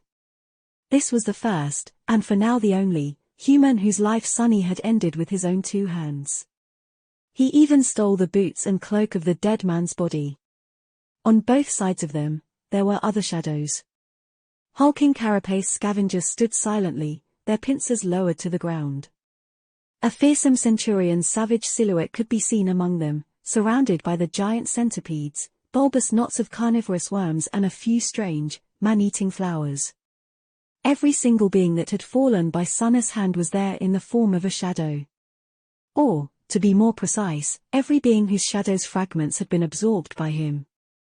Despite the fact that shadows had no eyes, he couldn't help but feel that they were all staring at him. Silent, motionless. Watching. Feeling cold shivers running down his spine, Sunny gulped and stood up, his legs shaking a little. Finding out that a small army of dead shadows had appeared inside your soul sea was not the most pleasant of surprises. Let alone if those shadows once belonged to creatures who you had personally slain. He clenched his teeth. Can I repeat what the actual hell? Chapter 83-5. The shadows stared at Sunny, and Sunny stared at the shadows. After a while, the situation became a bit awkward. Sunny shifted a little, then hesitantly asked, "Are you guys not going to do anything?" The shadows did not react, remaining as motionless and quiet as they had been from the start. As a matter of fact, he didn't see them move or show any sign of life at all. In that regard, they were even more lifeless than his echo had been here in the Sea of Soul. Sunny scratched his head. His initial fear was slowly disappearing. At first, he was scared out of his wits, but more so from being startled than from feeling an actual threat. This was his soul sea, after all. Very few things could harm him here. Sunny was pretty sure that the shadows were not capable of doing anything, let alone attacking him. They seemed more like manifestations of some weird facet of his aspect rather than actual beings. As such, they weren't dangerous. The question was, why did the shadows suddenly appear? After briefly thinking about it, Sunny came to the conclusion that they did not actually appear, per se. Instead, they were always here, it's just that he had not been able to see them. But now, with his eyes changed by the strange transformation he had gone through, he could, just like he could see the diamond strings inside the puppeteer's shroud. Speaking of the puppeteer's shroud, glancing at the silent shadows one last time to make sure that they would not lunge at him, Sunny frowned with suspicion and turned away. His back instantly began to tingle. Just think of them as fashionable pieces of furniture. Who says soul seas don't need a touch of interior design? Somewhat consoled, he walked closer to the shining spheres that represented memories and summoned the puppeteer's shroud. One of the spheres floated down and slowly dimmed, revealing the armor within. Just like before, Sunny could see 5 glowing nexuses and countless strings permeating the grey fabric. They resembled miniature stars assembled into a constellation. The shroud came from a tyrant, which is a class of nightmare creatures with 5 soul cores. 5 soul cores, 5th-tier memory, 5 nexuses makes sense. For some reason, the number 5 moved something in his mind. Sunny scowled, not understanding the feeling of unease that suddenly appeared out of nowhere and disrupted the flow of his thoughts. Trying to concentrate on the task at hand, he summoned the runes describing the puppeteer's shroud. The familiar description appeared in the air around the armor. Memory puppeteer's shroud. Memory rank awakened. Memory tier 5. Memory type armor. Memory description a worm of doubt. The identification of the tier was new. It seems that the spell decided to be helpful and incorporated Sunny's new understanding of the inner workings of memories into its own interface. Tears were not something that humans had learned from the spell. Instead, it was just an improvised way of differentiating memories of different power levels within the same rank. It was often unreliable and outright wrong, but it was better than nothing. But in the case of Sunny, the information was 100% true.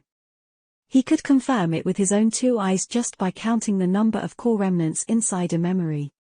He could even understand their purpose. That might be extremely useful. However, his attention was drawn to something else. At the very bottom of the description, a new cluster of runes appeared. Memory enchantments enhanced durability, doubtless. Sunny smiled. That was what he was hoping for. Previously, he had only been able to intuitively sense the special qualities of his memories, with no way to learn their true nature and limits except for the trial and error approach. And using that method during a battle was not conducive to survival. Now, however, he concentrated on one of the enchantments. Enchantment doubtless. Enchantment description provides the wearer with a small amount of protection against mind attacks. Good to know. The amount was small because it was just an awakened memory. Since enhanced durability was self-explanatory, Sunny dismissed the puppeteer's shroud and summoned the silver bell. The small bell had only one spark of light, which was much less bright than the ones inside the puppeteer's shroud, at that. Studying the runes did not show anything interesting. It was a Tier 1 dormant memory with a single enchantment that increased the range at which its ringing could be heard to several kilometers. Finally, it was time to take a look at the Midnight Shard. The graceful blade appeared in front of Sunny in all its austere beauty. Memory Midnight Shard. Memory rank awakened. Memory Tier 3. Memory description forged from the shard of a fallen star, this stalwart blade is firm and unyielding. It favors those who are willing to fight to the last drop of blood and knows no surrender. Memory enchantments unbroken. Enchantment description: this blade refuses to be broken, and thus is durable beyond reason. It will greatly enhance the power of its wielder when they are close to death, however only if the wielder is unwilling to surrender. Sunny sighed, simultaneously satisfied and disappointed. Now he knew how to access the well of power that hid in the deepest parts of his heart when the Midnight Shard was in his hand. However, it could only be done when he was at the death's door, wounded and minutes away from perishing. It could either save him from a dire situation or create an opportunity for a very heroic last stand. Sunny did not care for heroics, so the second option did not seem appealing at all. The first one was much more useful, but only in the case of him screwing up terribly and getting himself in a lethal amount of trouble. In other words, it could only be used if he failed. In normal battles, the special qualities of the Midnight Shard were of no use at all. A pity. But an ace in your sleeve in case things really go south is not bad either. Done with his memories, Sunny was ready to learn of the new attribute he had received. Considering how much pain he had to go through to acquire the damn thing, he had pretty high expectations. Looking for the cluster of runes representing his attributes, Sunny focused his attention and carefully read their names.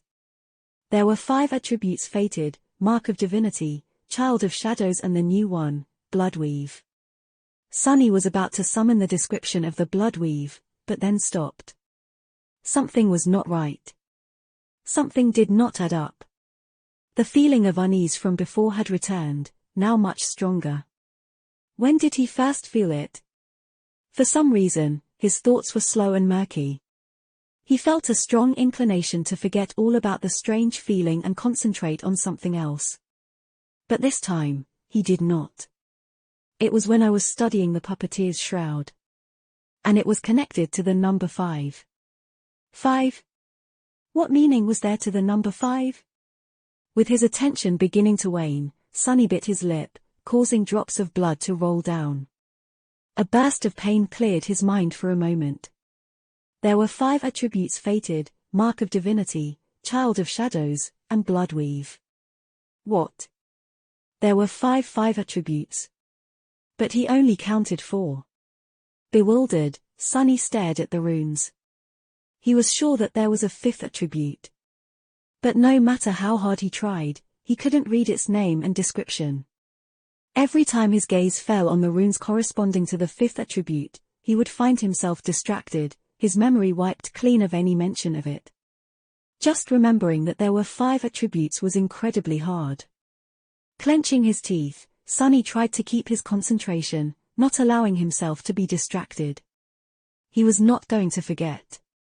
5, it's 5, there's 5 of them, damn it. Immediately after he said those words out loud, something changed. It was as though an invisible veil had fallen from his eyes. Or, rather, from his mind. Sunny froze, shock and fear permeating his heart. He was remembering. Didn't I see a dream? Yes, of course he saw Cassie standing over him with panic in her eyes. Begging him to remember the number 5. No, wait. Was that a dream? At the time, he believed so. But then, he forgot. Just as he had forgotten what actually happened on that day. On the day when Cassie woke him up to tell him something important. Chapter 84 Black Seed. It happened on the day they killed the Carapace demon. Back then, all 3 of them were utterly exhausted. After moving away from the corpse of the giant creature and finding a good hiding spot, they fell to the ground and immediately fell asleep. But they didn't stay asleep for long. An hour or 2 later, Sunny was shaken awake by Cassie, who was holding him by the shoulders. There was an expression of terror written clearly on her face. Sunny, wake up. Instantly coming back to his senses, he jumped to his feet and summoned the Midnight Shard, afraid that they were under attack. However, there was no one around except for panicked Cassie and wary Nephis, who was in a similar pose, her sword raised and ready to strike. Confused, Sunny looked at the blind girl. Cassie? What's the matter? Grabbing him by the shoulders again, she brought her face close and whispered in a begging tone. Sunny, you have to stop it, please, you are the only one who can. He frowned, failing to understand what exactly he was supposed to stop. Did she see another vision? Trying to calm her, he said in a measured tone. It's all right, Cassie. Slow down, breathe. Tell us what happened. Start from the beginning. She desperately shook her head. There's no time, I will forget soon, we all will, but you have to remember. We will all forget soon. What does she mean? Not able to see Sunny's dazed expression, Cassie yelled. You have to remember, Sunny, 5, it's 5, remember, you have to remember, it's 5. Remember 5? The blind girl was not making any sense. Sunny carefully put his arm around her, feeling how scared she was from her shaking body. All right, Cass.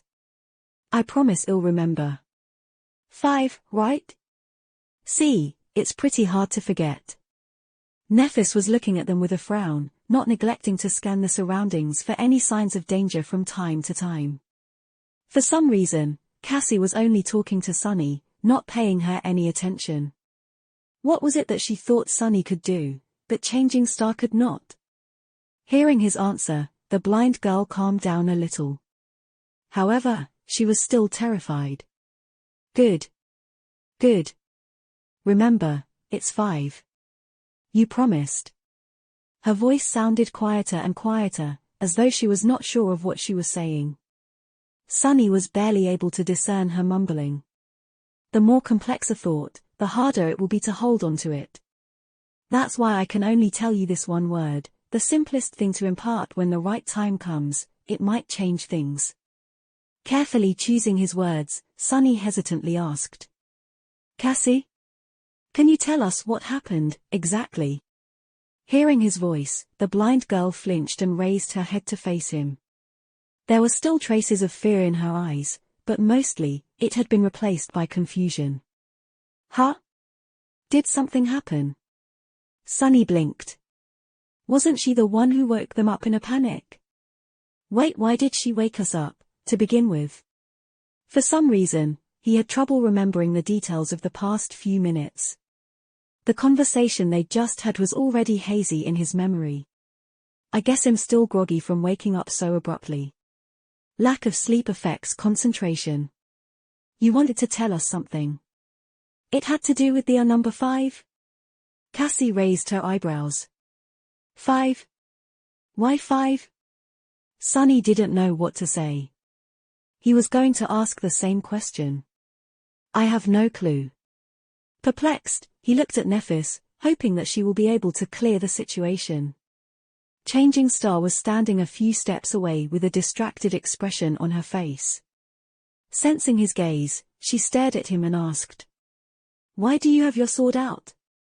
Sonny glanced at the midnight shard and tried to remember what had caused him to summon the memory. I am not sure. Why did you summon yours? Nephis looked down, as though noticing the sword in her hands for the first time. An expression of doubt appeared on her face. What's wrong with our heads today? Understanding that it was pointless to expect help from Nephis, Sonny sighed and turned back to Cassie. Did you see another vision? The blind girl trembled. Her eyes opened wide, once again filled with fear. A vision, yes, I saw a vision. An awful, awful vision. What did you see? She was silent for a few moments, trying to remember. A deep frown appeared on her face.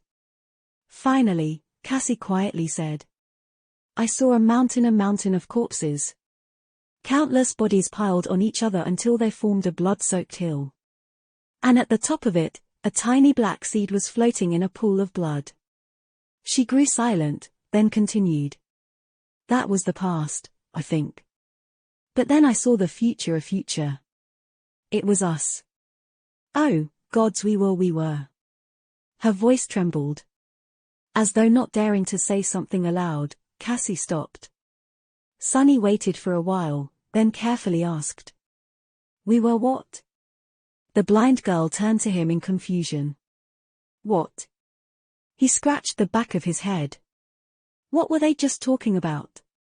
You are telling us about your vision. I think. Cassie frowned. What vision?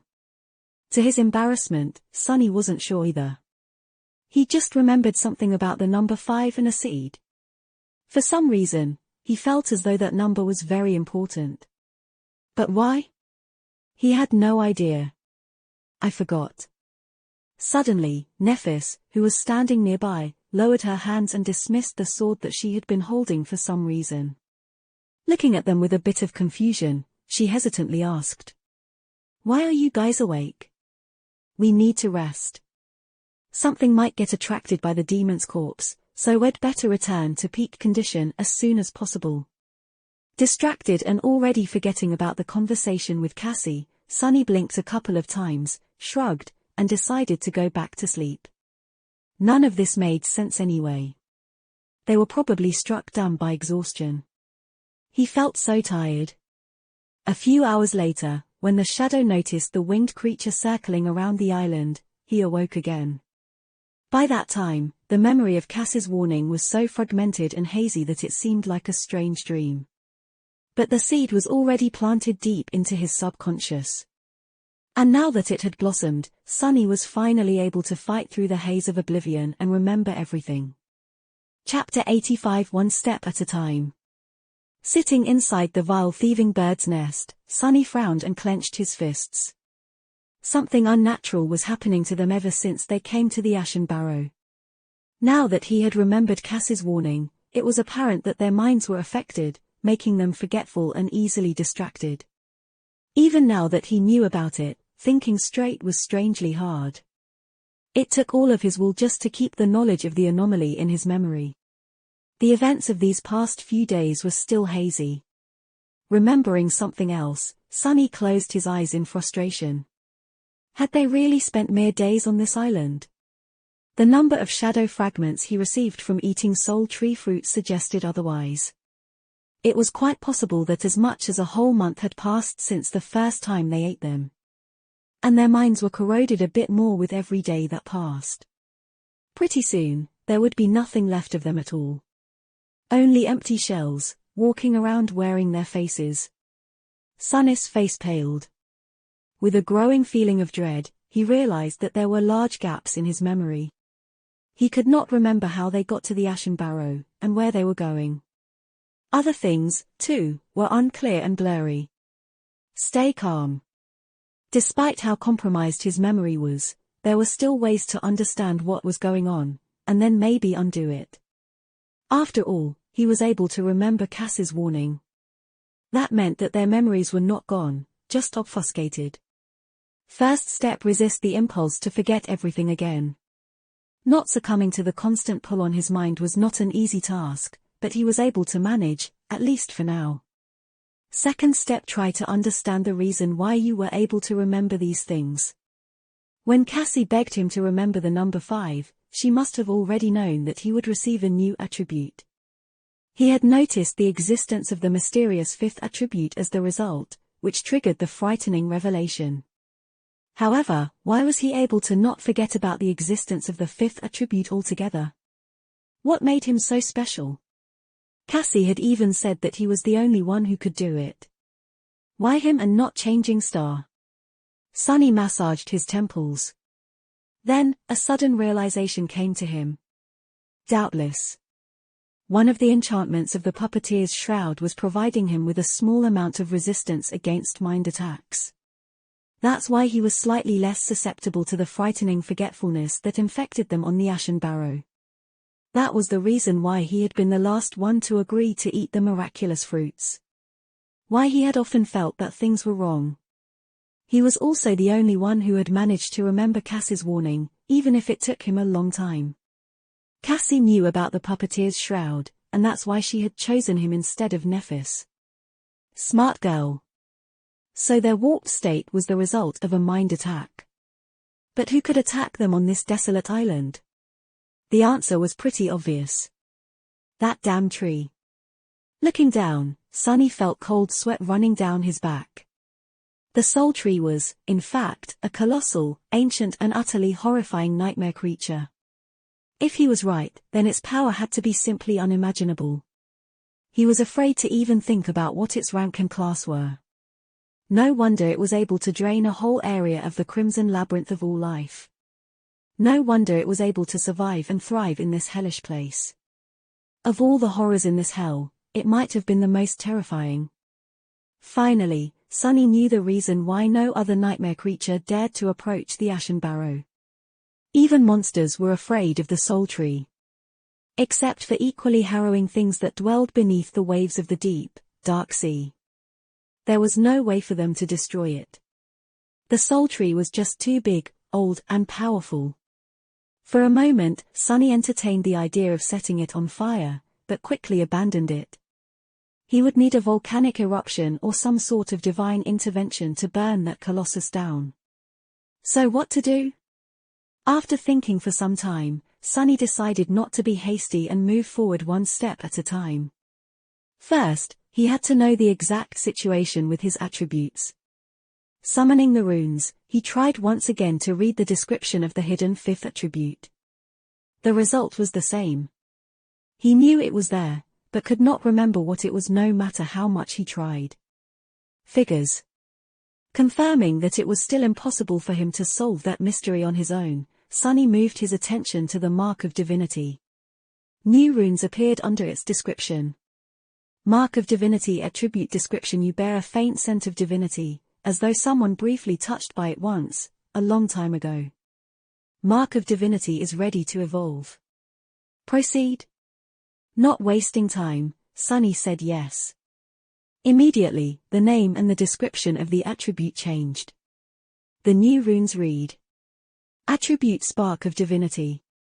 Spark of Divinity attribute description: every fire starts from a spark. Somewhere deep within your soul, a radiant spark shines with divine light. He didn't feel any changes within himself. It seemed as though the question of whether or not he wanted to proceed was just a formality, and the attribute already evolved back when he had consumed the drop of ichor. My affiliation to divinity has increased. Neat. Although I'm not sure how it might be useful. Was that spark of divinity the reason why he was now able to see the inner workings of memories, as well as some other stuff like the shadows in his soul sea? If so, was it a universal trait of all awakened with high divine affiliation, or just his? For some reason, Sunny felt that it was the latter option. He had received the drop of Ica from a being called Weaver, and then became able to see the strings that were weaved through the memories, giving them their unique qualities.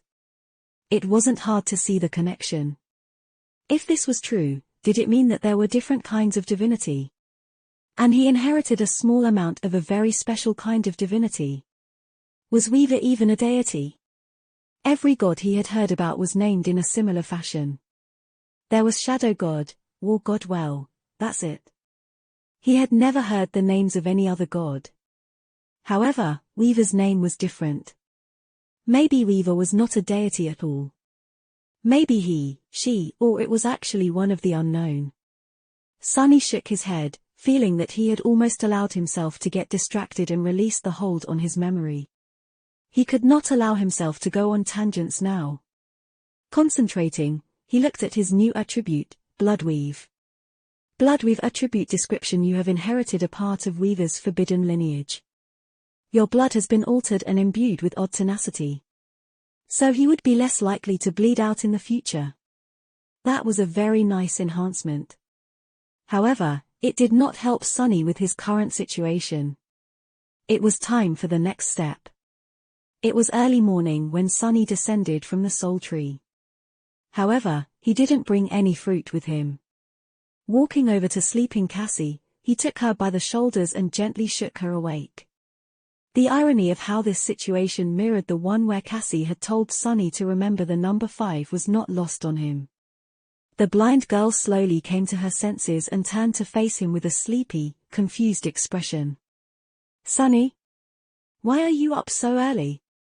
He hesitated, then said with a friendly smile, trying very hard to act as though everything was all right. "Actually, I didn't sleep at all this night." Cassie frowned. Luckily, she could not see the sorry state he was in, nor the dried blood on his face. "Really? Why?" He shrugged. "I decided to climb the soul tree and search for some fruits. But that's not very important. Hey, your aspect ability allows you to see other people's attributes, right?" She nodded, still confused. "Yes.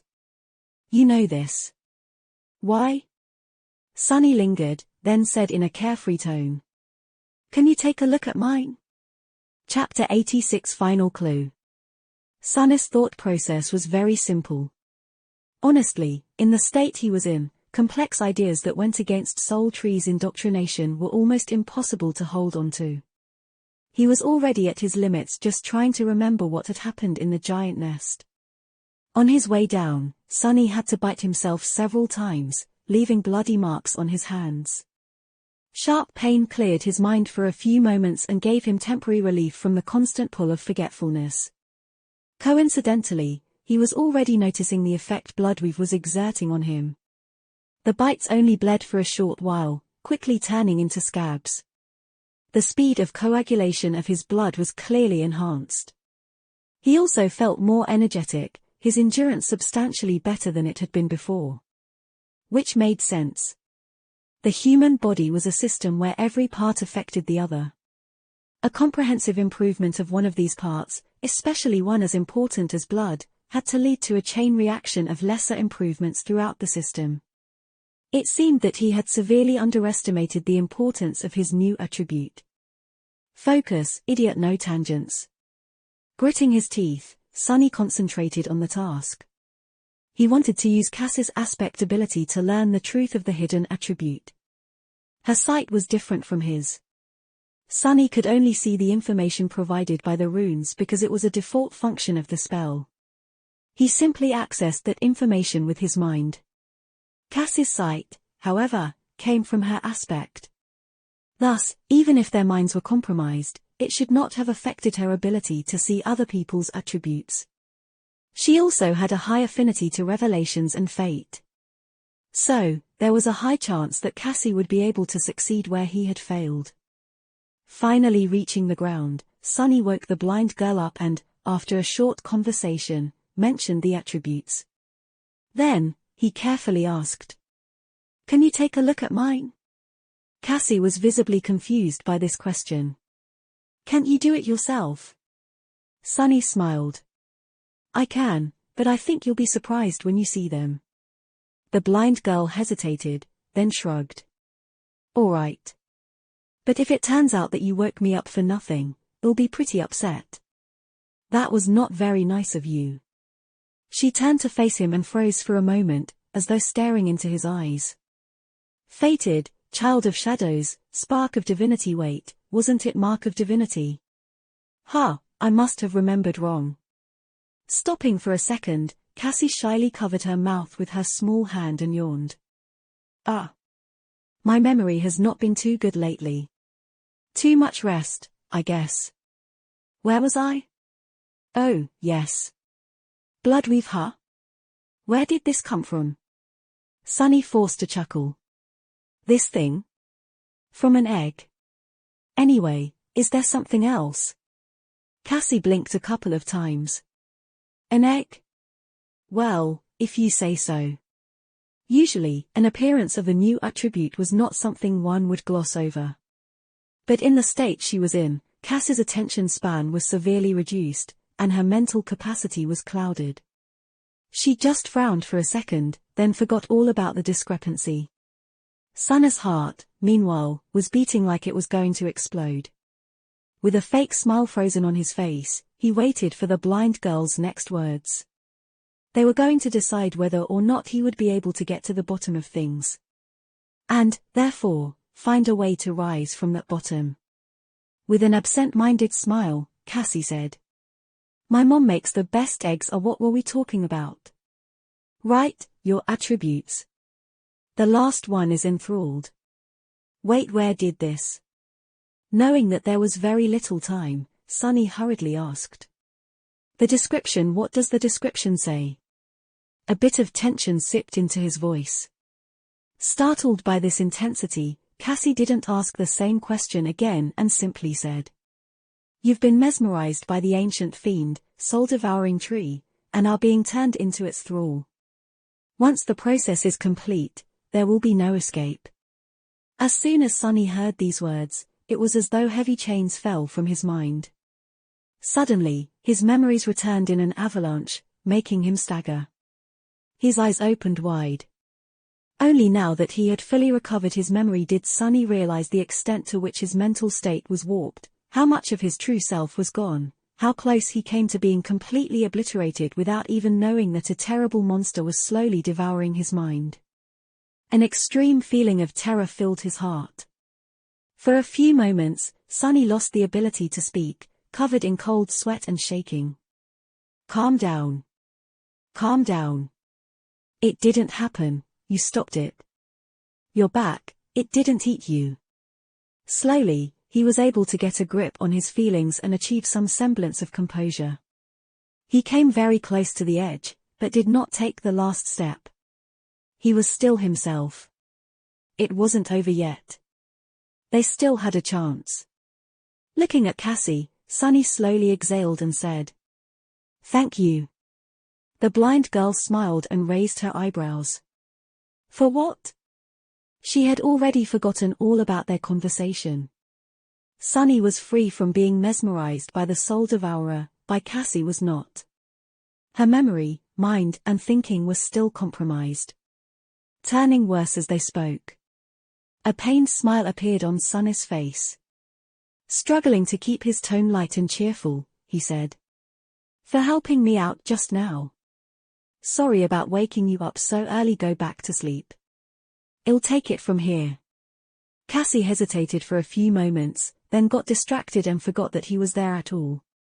Yawning, the blind girl lay down and covered herself with her cloak. Soon, she was asleep again, happy and blissfully ignorant of the fact that her days were numbered. Sunny watched her for a while, a grim expression on his face. Finally, he turned and walked away, thinking. Over my dead body. Chapter 87 Plan of Escape. Nephis was still at the western edge of the island, gazing over the receding black waters. It seems as though she barely moved since the last time Sunny saw her. Looking at her with clear eyes, free from the most debilitating effects of being enthralled, he was able to notice things that he had not noticed before. Neff's hair was indeed longer. Back at the academy, it was short and usually parted to the side. Now silver strands were already long enough to cover her ears, hanging messily without their usual luster. Changing Star's face seemed much thinner, with dark circles under her eyes and a bleak, dull expression. Her usual confidence and energy were gone, replaced by exhausted stillness. She looked as though some unknown illness was consuming her from inside, slowly turning the once radiant girl into a pale shadow of her former self. Sunny suspected that he knew what that illness was. He had known for a long time that Nephis had a mysterious goal, and that her determination to achieve that goal was nothing short of frightening. That burning desire of hers, it seemed, was strong enough to resist even the enthrallment of the soul devourer. However, while the feelings remained, the actual memories were gone. Thus, Nephis had been left longing desperately for something that she did not know, with no way to understand the nature of her emotions or satiate them. This inner conflict was the reason for her terrible state. Coming closer, Sunny sat down and looked at Neph, wishing to see her striking grey eyes shine once again with unbreakable resolve. "Hey, Neph." She turned her head to him, not saying anything. Sunny gritted his teeth, feeling dark anger blossoming in his heart. "That loathsome tree. I have something to tell you." Trying to stay calm and not miss anything, he told Nephis everything that he had found out. He told her about his trip to the upper parts of the Soul Tree, the giant nest he had discovered, the vile thieving bird's spawn and how he had killed it, the strange memory with no rank and type, the new attribute he had received and the hidden one he had accidentally discovered. Finally, Sunny told her about the nature of that attribute, the true nature of the Soul Devourer, how long they had been on the island, and what they had forgotten. When he finished, Changing Star's expression didn't change one bit. Looking away, she simply said, "I see." Sunny blinked. "I see? I see? That's all you have to say?" She glanced at him and smiled darkly. "What do you want me to say?" He gaped at her and clenched his fists. "Wow, how horrible, good job, Sunny, say something, at least is it so hard to behave like a human?" She turned away, not answering. Sunny stared at her for several seconds, then said in a tired, defeated voice, "I don't know what to do." "Tell me what to do, Neph. How do I get us out of this?" She was silent for a while. Sunny almost assumed that Changing Star had already forgotten everything that he had told her, but then he noticed sparks of white radiance dancing in the depths of her eyes. Nephis had activated her aspect ability, using pain to stay lucid for as long as possible. Finally, she looked at the retreating dark sea and said, "We need to build a boat." Sunny blinked. "What?" Changing Star sighed and turned her face to look at him. "We've been here, on this island, for many weeks. Our minds are slowly being erased by the Soul Tree, turning us into its slaves. Forever. However, the process is not complete." He nodded, listening. "What thoughts did the Soul Tree put in our heads?" "That it is benevolent and great. That its fruits are desirable. And that we shouldn't leave the island, staying as close to it as possible. The first two commands make perfect sense. The third, however, is not so simple." Nephis gestured at the vast expanse of black water. "From that third command, we can deduce that the effect of the Soul Tree's enthrallment weakens with range. And that if we put enough distance between ourselves and the tree, it will be broken." Sunny's face brightened when he understood Neph's logic. So there was a way they just had to leave the Ashen Barrow and flee, not looking back until the Soul Devourer's brand was gone from their souls. However. But why a boat? Why not just run away on foot? Changing Star lowered her head and said quietly, "We'll never make it to the castle on foot.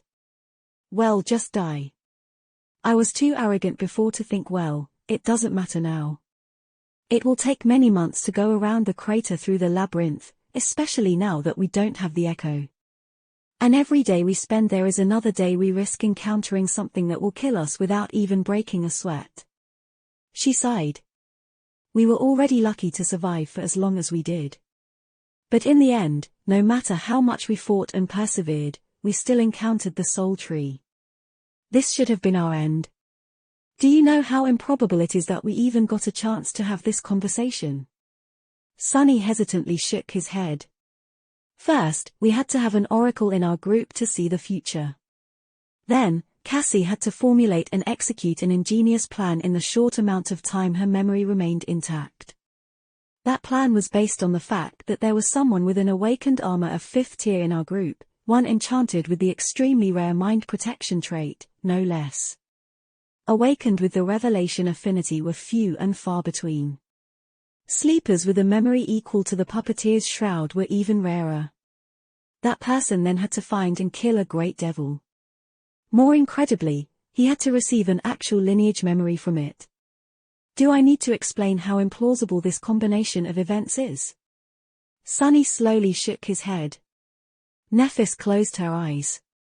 My point is, if we go into the labyrinth, we will inevitably meet the next Soul Tree, and even if we miraculously manage to survive that encounter, there will be the next, and then the next. Sooner or later, we will die. She looked west, where the last remnants of the dark sea were disappearing beyond the horizon. But if we build a boat and use Cass's staff to fill the sail with wind, maybe we'll be eaten by the dwellers of the depths, or maybe they won't pay us any attention at all. It's a gamble either way.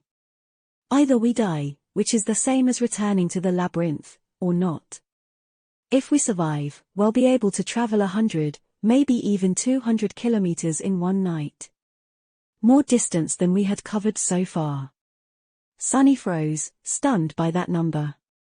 In all the weeks preceding their battle with the Carapace demon, they had traveled for no more than 100, maybe 150 kilometers from the giant knight statue. It was a considerable amount, especially because of how hard each step through the Crimson Labyrinth had been. To travel as much, perhaps even more in a single day, that would have been incredible. But sail on the dark sea? Suddenly, he felt very cold and small. Chapter 88 Boat Builders. Trying to gather his courage, Sunny looked into the distance and said in a raspy voice. You've seen the creatures that dwell under these waves. Do you really want to swim across them? Changing Star was silent for a few seconds, then sighed. We are damned either way, Sunny. What do we have to lose? She fell silent for a moment and grimaced, pale flames dancing in her eyes. Then, in a quiet voice, she added. We will not light any fires, relying on your eyes to guide us west. We will hope that Cass's armor will protect us. Maybe it will be enough. Sunny glanced at Neph and asked. What's so special about Cass's armor? She hesitated for a moment, then answered without looking at him. It's a Tier 6 awakened memory. One of its traits is to make the wearer less likely to draw the enemy's attention. While Sunny was digesting this information, Nephis suddenly trembled. Closing her eyes, she said through gritted teeth. I am at my limit. My mind is fading. If you have any questions left, better ask them fast. He blinked, startled. Then, knowing that there was not much time left, Sunny asked the first thing that came to his mind.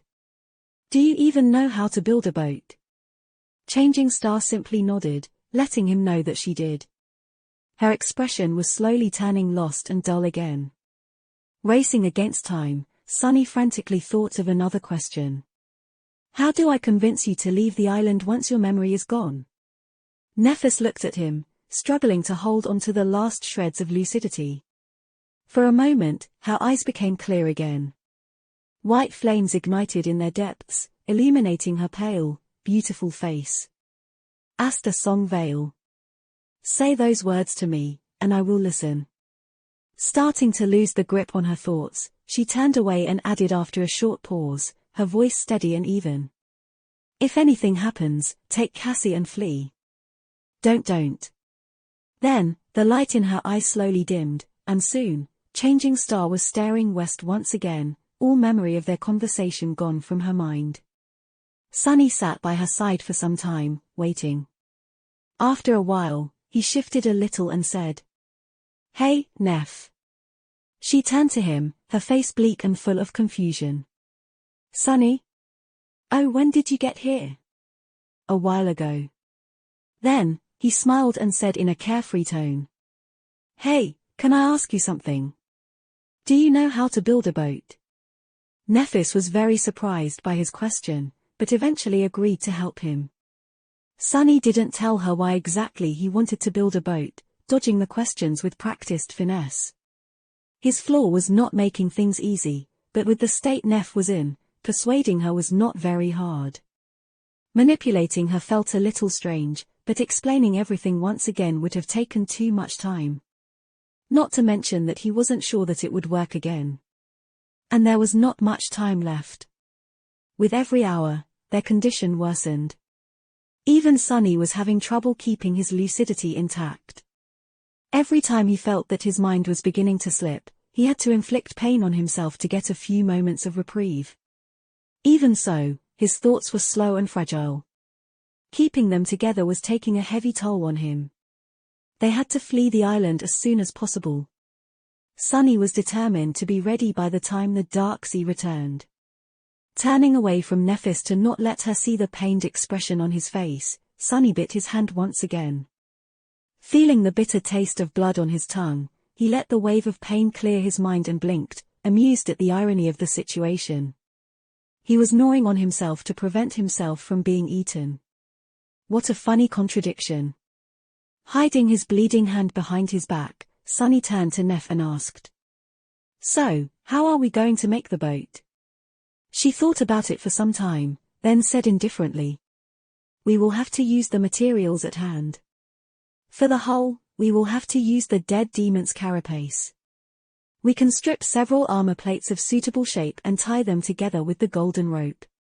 Sunny raised his eyebrows. The carapace demon's armor. It's made out of some strange steel. Can steel even float? Nefis glanced at him with reproach. Anything can float, Sunny. You just have to make sure that you're displacing more water than the weight of the floating object. That's how boats work. He blinked. Oh, okay. About the sail, I think we can ask Cassie to lend us her cloak. What do you think? Changing Star gave him a strange look. I mean, yes. I still don't understand what got you so excited about boat building, but I'm sure she'll be willing to help you out with this our passion project. Sunny smiled. Great, let's go butcher the demon, then. A strange sentence to say with a smile, but not the strangest one he had to say to convince Neff to help him. A few minutes later, they reached the giant carcass of the carapace demon. It was towering above them like a small hill of polished metal. After that first day when the strange winged abominations had circled around the island for several hours, never daring to approach, nothing else had shown up to lay claim to the fearsome creature's meat. As the result, the carcass was largely intact. Strangely, the demon's corpse had not begun to rot. Only the metal of its carapace slowly deteriorated, losing its luster and shine, then turning less and less durable. By now, its surface was marred by large patches of rust. Nefis climbed up on top of the carcass and walked from side to side, looking under her feet. Then, she gestured at several spots. These curved plates will be perfect if we can fit them together tight enough. Each one is long enough to form the entirety of the hull, leaving enough space for the three of us to sit side by side. Sunny had no knowledge of shipbuilding, so he decided to trust her judgment. Looking up from the ground, he asked, "What about the mast?" Changing Star scowled. "That I will have to think about." Sunny smiled. "All right. While you're thinking, I'll go fetch Cassie to keep you company."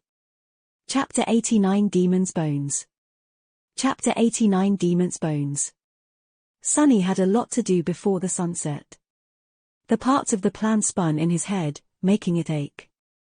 He had to constantly remain focused, straining his will to its limits, just to keep himself from forgetting everything. When it was not enough, he had to use pain to augment his concentration. His hands and arms were covered in ghastly bite marks. Without the blood weave, Sunny might have fainted from blood loss already. Still, with his pale face turning even whiter from exhaustion and feverish light burning in his eyes, he must have looked like a zombie. Luckily, Cassie couldn't see any of it. It didn't take much to convince her to join their strange endeavor. The blind girl's state was way worse than his or Neff's. She seemed to be barely holding on, her thoughts slow and meek. Sunny's heart was gripped with worry. Why is she affected so much more than us? Is it because we have true names, but she does not? Names were anchors of one's sense of self, after all. Could it be that true names served a similar role, only in matters having to do with the spell? He didn't know. Sunny guided Cassie to the carcass of the carapace demon. Nephis was already busy stripping plates of armor from its back. Her silver sword was seemingly able to cut through the deteriorated metal, making the task not as hard as he had been afraid of. Gently sitting the blind girl down in a spot where Neff could see her, he climbed atop the dead demon and evaluated the progress of Changing Star's work. She looked at him with a frown. "Aren't you going to help? This was your idea, after all." Sunny shrugged. "Maybe later. You seem to be enjoying yourself, anyway. Some people might say that it's a fun little project to chase the boredom away, right?" She blinked a couple of times, then said, "I guess." Sunny nodded a couple of times, looking down at the spots where, stripped of armor plates, the demon's flesh was laid bare. The azure blood had coagulated, turning it dark and as hard as stone. Here and there, though, white layers of fat remained in pristine condition. "Actually, I have another project in mind." Nephis raised an eyebrow. "Oh really?" Sunny summoned his sword and stepped closer to the gap in the creature's armor. "Yeah. I want to make a candle." Saying those words, he began to cut, separating the fat from the hardened muscle tissue. Neff blinked a few times and then looked at Cassie. "Hey, Cass. Has Sunny lost his mind?" The blind girl perked up at the sound of her name. "Huh? I am not sure. I think he's just bored." Sunny concentrated on his task, not paying them any attention. For a moment, he entertained the idea of cutting himself with the Midnight Shard's razor-sharp blade, but then dismissed it. Cutting through the puppeteer's shroud would have been really hard, and he couldn't dismiss the armor in front of the girls. Well, to be more precise, he didn't want to. With a sizable chunk of the demon's fat in his hands, Sunny jumped down from the carcass and landed on a pile of fallen leaves. Making a candle out of animal fat was not very hard. He just needed fire, water, and time. The wick could be made out of seaweed fibers. It was not going to be pretty, but he didn't care about aesthetics. Leaving Nephis and Cassie behind, Sunny rushed back to their camp. The sun was already high in the sky. He spent the rest of the day doing two things: watching over the process of making the candle and running around the island, gathering as much fallen leaves as he could. From time to time, he would catch a glimpse of Nephis working on the boat, sometimes instructing Cassie to help her with menial tasks. From what he could see, the boat was coming along nicely. Changing Star knew what she was doing. Of course, this was only possible because he had convinced her that this was just something he wanted to do for fun. The girls knew that Sunny was planning to use the boat to escape the Ashen Barrow. The effects of enthrallment would have kept erasing their memories of the task, making finishing it impossible. As it stood, Sunny was the only one who knew the true purpose of the boat. That's why he was forced to bear the full weight of Soul Tree's mind corruption alone. He felt as though he was about to drop dead of exhaustion. His head felt like it was filled with molten iron. His vision was starting to become blurry. But, stubbornly, Sunny refused to give up. No matter how tired he was, how much he wanted to let go and ease this suffering, returning to the bliss of not knowing, he kept his thoughts on one goal, and one goal only. Escaping the clutches of the Soul Devourer. Finally, with the evening approaching, the boat was ready. Looking like a walking corpse, Sunny slowly approached the demon's carcass, which was now cut open and sliced apart.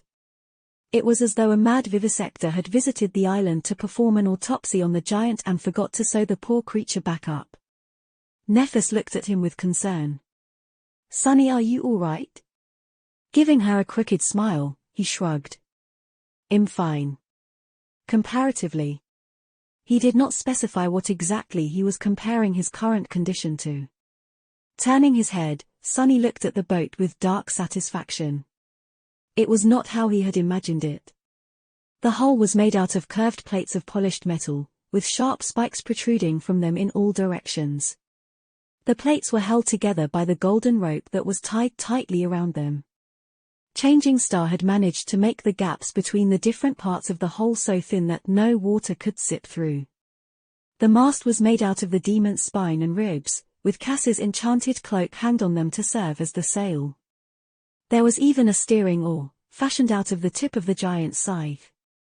He had expected to see a makeshift raft, but what met him was an actual vessel. Yes, it looked crude but also strong, eerily macabre, and strangely impressive. Sailing upon the cursed sea on a boat made of demon bone sounded like the beginning of a legend, he thought, temporarily mesmerized by the ghastly visage of the carapace vessel. Nephis looked at him with a hint of satisfaction. "Happy? Now what?" Sunny gathered his thoughts. "Now." As soon as he tried to think of what they had to do next, an invisible barrier appeared in his mind, blocking any attempt to continue that thought. Now we. No matter how hard he tried, Sunny couldn't quite remember what he wanted to do. With a scowl, he raised his hand and bit down on his mangled palm, feeling drops of blood flowing into his mouth. But even that pain did not help him destroy the barrier. Sunny smiled darkly and kneeled, placing his hand on the ground. Summoning the Midnight Shard, he raised his other hand and brought the pommel of the sword down without any hesitation.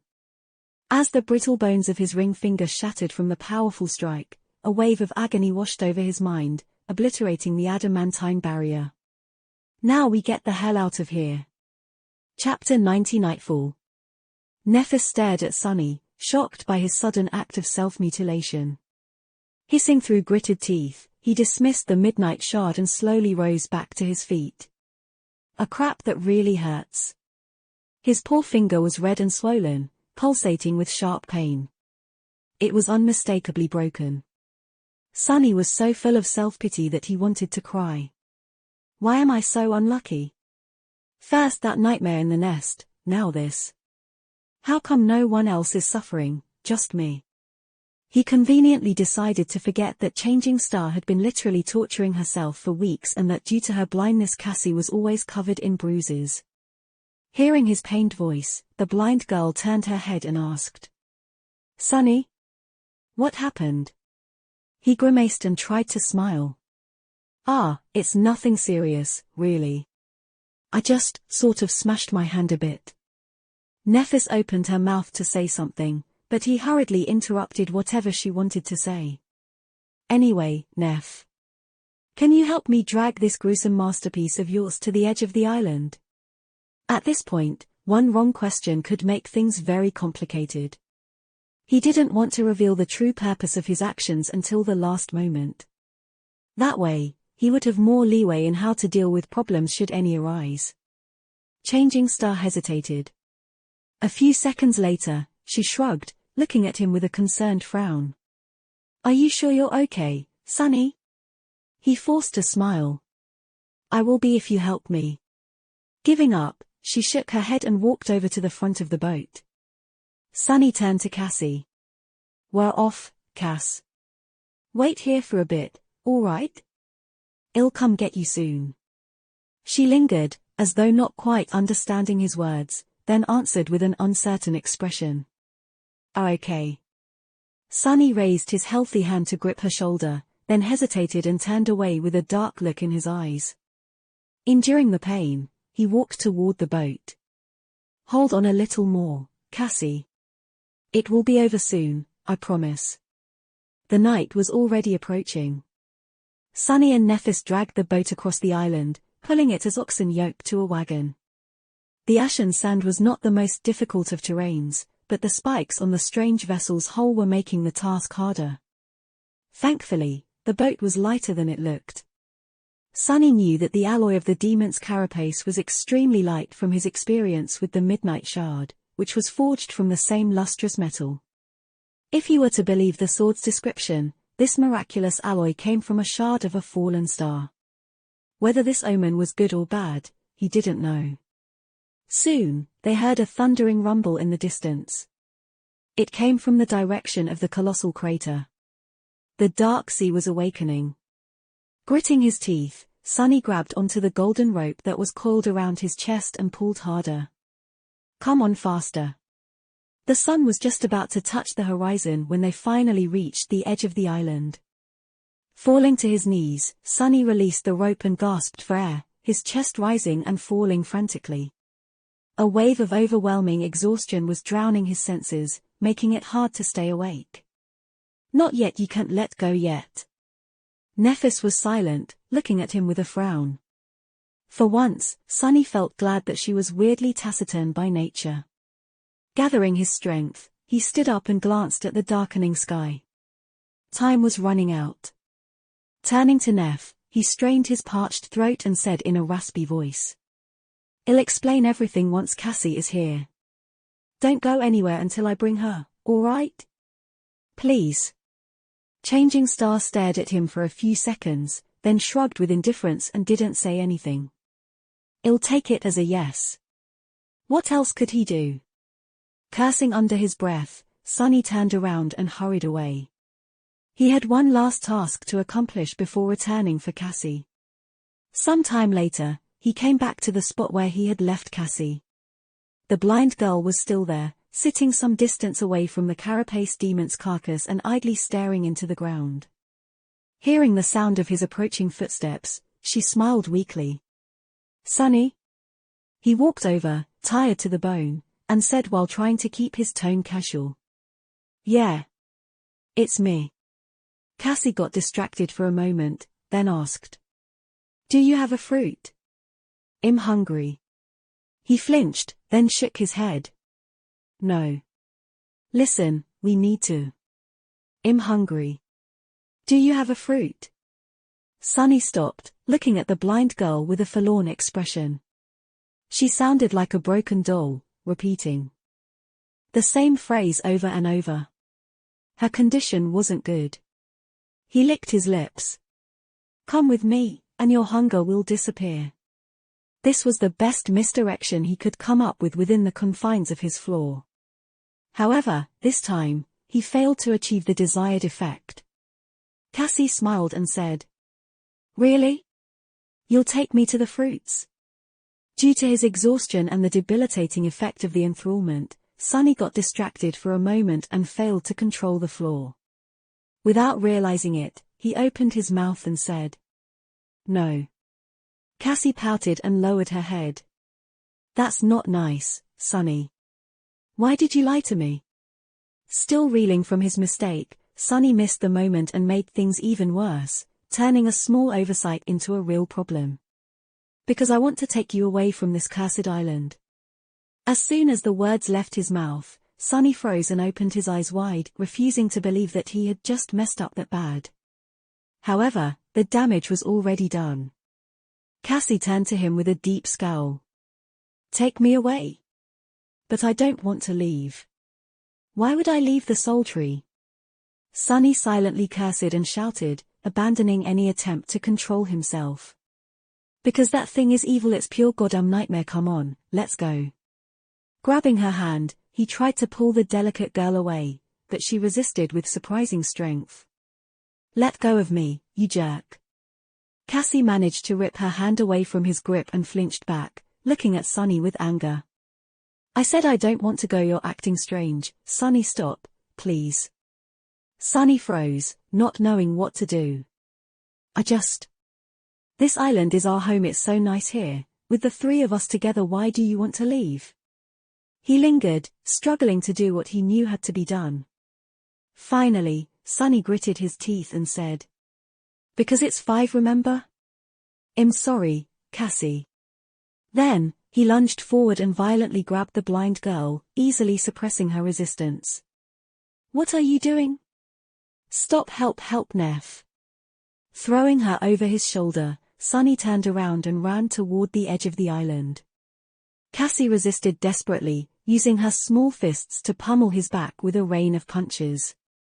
Despite the fact that she had never taken part in battles against the nightmare creatures of the Forgotten Shore, she still was considerably stronger than a normal person.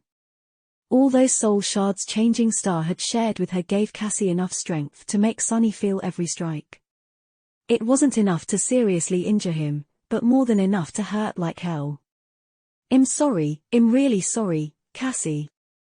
Deeply disturbed, Sunny tried to block out Cassie's desperate screams and rushed to the boat. His forehead was covered in cold sweat. As the last glimmers of light were disappearing from the sky, he finally returned to the edge of the island. The ghastly boat was silently standing on the sand, just a few meters away from the restless black water. Changing Star was resting just in front of it, raising her head to look at the source of the commotion. Neff helped Sunny had gone crazy. Nephis slowly rose to her feet, her indifferent expression radiating coldness. She slightly outstretched one hand. "Crap. Wait, it's not." Before he could finish the sentence, the silver sword appeared out of thin air, aimed at the ground for now. "Explain yourself." Changing Star's voice was even and calm, but Sunny could feel the hidden threat in it. Suddenly, he saw her in a new light, or, rather, in an old one. As a potential enemy. The idea of facing off against Nephis sent chills running down his spine. He had almost forgotten the feeling he got back in the academy, watching her wipe the floor with most of the sleepers in their batch. He had forgotten that she, too, was a monster. Chapter 91 Escape. Licking his lips, Sunny cautiously said. "It's not as you think, Neff. We've been caught in a trap by the Soul Tree. It's not benevolent, it's not protecting us. In fact, it's doing the opposite. If we don't leave this island, we'll become its slaves, forever. Or until it finds someone stronger and devours us." She tilted her head and looked at him with an unreadable expression. "Come on, Nephis, remember we've talked about this already, this whole thing was your idea to begin with." For a moment, he thought that his words had awoken the stolen memories in her mind. But her response shattered those hopes into pieces. "Leave the great tree? You have really lost your mind. Curses." Changing Star raised her sword and said in a tone that made Sunny tremble. "Let Cassie go. Now." He hesitated, thinking about the best course of action. Then, he carefully placed the blind girl on the ground. "All right. I did. See? Now, listen to me. I have something very important to tell you." Before he was done speaking, Nephis disappeared from his view. Realizing that he was about to be attacked, Sunny prepared to defend himself. However, a moment later, he was already lying on the ground, the tip of the silver sword pressed against his throat. Changing Star was standing above him, pale lights burning in her eyes. Well, that was embarrassing. All his training, all the experience he had won in countless bloody battles, all the power he had gained, Sunny had really thought that he stood a decent chance of standing his ground in a fight against Nephis, maybe even reaching a tie. But in the end, he had only lasted a second. One would be tempted to call this shameful display a premature capitulation. "Nice one, idiot, now stop fooling around and focus." Feeling the cold steel touching his skin, Sunny tried to move as little as possible. He was pretty sure that Changing Star wouldn't just kill him in cold blood, but it was still better to not give her any reasons to do something drastic. After all, Neff's mind was not all there. Looking up at her cold, indifferent face, Sunny strained his vocal cords and shouted in exasperation. "Asta, Song, Vale." Nephis' hand trembled, making a drop of blood roll down his neck. Her eyes opened wide, full of surprise and shock. Then, a dark expression appeared on her face. Pressing slightly on the sword, she took a step forward and pierced him with a burning gaze. When she spoke, her voice was trembling with suppressed emotions. How do you know these names? Who are you? Sunny blinked, equally as surprised by her reaction. He had thought that these weird words were just a part of some code to jog her memory awake. But, as it turned out, they were not. Asta, Song, Vale, what the hell does it mean? What can make Nephis lose her cool? It has to be something important. Trying to stay as still as possible, he cautiously glanced at the blade of the sword and honestly answered. I didn't even know that these were names. It's just what you told me to tell you in case you forget what had to be done. You said if I tell you this, you'll listen to me. Nephis stared at him, a shadow of doubt appearing on her face for a split second. It was gone almost instantly, replaced by grim determination. Gritting her teeth, she snarled. Which domain do you belong to? Sunny had no clue what she wanted him to say. So, he just asked. What's a domain? She grinned, a maniacal glimmer appearing in her eyes. This was very unlike calm, composed Nephis. If Sunny didn't know better, he would think that a completely different person was standing in front of him. A person that was much more unpredictable and dangerous. Meanwhile, Neph said. Don't pretend to. Suddenly, she stumbled, then frowned. It seemed as though Sunny's question touched something in Changing Star's mind, causing a chain reaction. A few seconds passed, each turning her frown deeper. Slowly, the familiar poised calmness returned to her eyes. It didn't seem as though she had remembered everything, but, just as Nephis had promised, it seemed enough to make her listen to what Sunny had to say. He understood it from the fact that she had finally removed the tip of the sword from this throat. She even helped him stand up. Looking at Sunny with a strange expression, she then said. I really told you those words. Rubbing his slightly cut neck, he simply nodded. Bloodweave was already busy repairing the damage to his skin. Nephis looked down, then closed her eyes for a few moments. When she opened them again, they were full of resolve. What do I need to do? Sunny really wanted to ask her about the meaning of the 3 mysterious names, but decided against it. They had to hurry. Ask Cassie to summon her staff. Then get her into the boat. Dismissing her sword, Changing Star glanced at him for the last time and walked toward her friend. Somehow, Nephis had managed to talk Cassie into following her and boarding the ghastly vessel. She probably had to lie about a lot of things, but Sunny didn't want to ask, afraid that his flaw would ruin everything. Once the girls were inside the boat, he wrapped his tired body into the shadow and put his hands on the metal hull. Every part of his body seemed to hurt in its own unique way. His mind was utterly exhausted. Come on, Sunny. One last push. With a crooked smile, he strained his muscles and pushed the boat toward black water. As the last light of dusk disappeared, submerging the world into absolute darkness, the boat built from the bones of a demon slipped from the ashen sand into the cold embrace of the dark sea. Following Sunny's instructions, Cassie aimed her staff and activated its enchantment, causing a strong gale to fill their modest sail. At first, the boat moved slowly, the mast creaking under pressure. But Changing Star's craftsmanship was meticulous and reliable. The demon's spine held, and little by little, the small vessel began to gain speed. Sunny sat at the stern, controlling the steering oar. In front of them, an endless expanse of black water stretched to the horizon, hiding indescribable horrors in its depths. Behind them, the terrifying soul-devouring tree was slowly growing smaller. Sunny stared at it, feeling a deep sense of regret grip his heart. He wished that he was powerful enough to destroy it. Leaving just like that, without exacting revenge on the ancient monster, filled him with anger.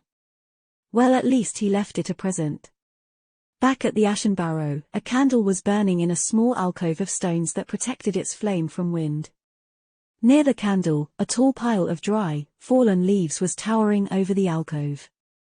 It had taken Sunny a long time to gather that pile. He had scoured most of the island, hoping to make it as tall as possible. He had also mixed dry seaweed and the remaining fat of the carapace demon into the leaves. Some time later, the small candle was nearing the end of its life. Most of the wax had already melted, turning it even smaller. Just as the flame was about to go out, it ignited the leaves. After a few seconds, a massive, searing bonfire ignited in the middle of the island, illuminating the scarlet leaves of the evil tree. Almost instantly, the black waters surrounding the island surged with movement.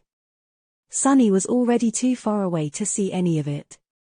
He didn't know if the creatures of the dark sea would be able to obliterate the soul devourer. He strongly doubted that the ancient fiend was that easy to destroy. However, with the carapace demon dead and the 3 humans meant to replace him gone, there was no one on the island to protect the gluttonous tree.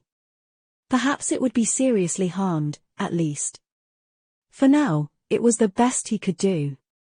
Looking back in the direction of the ashen barrow, Sunny gritted his teeth and thought.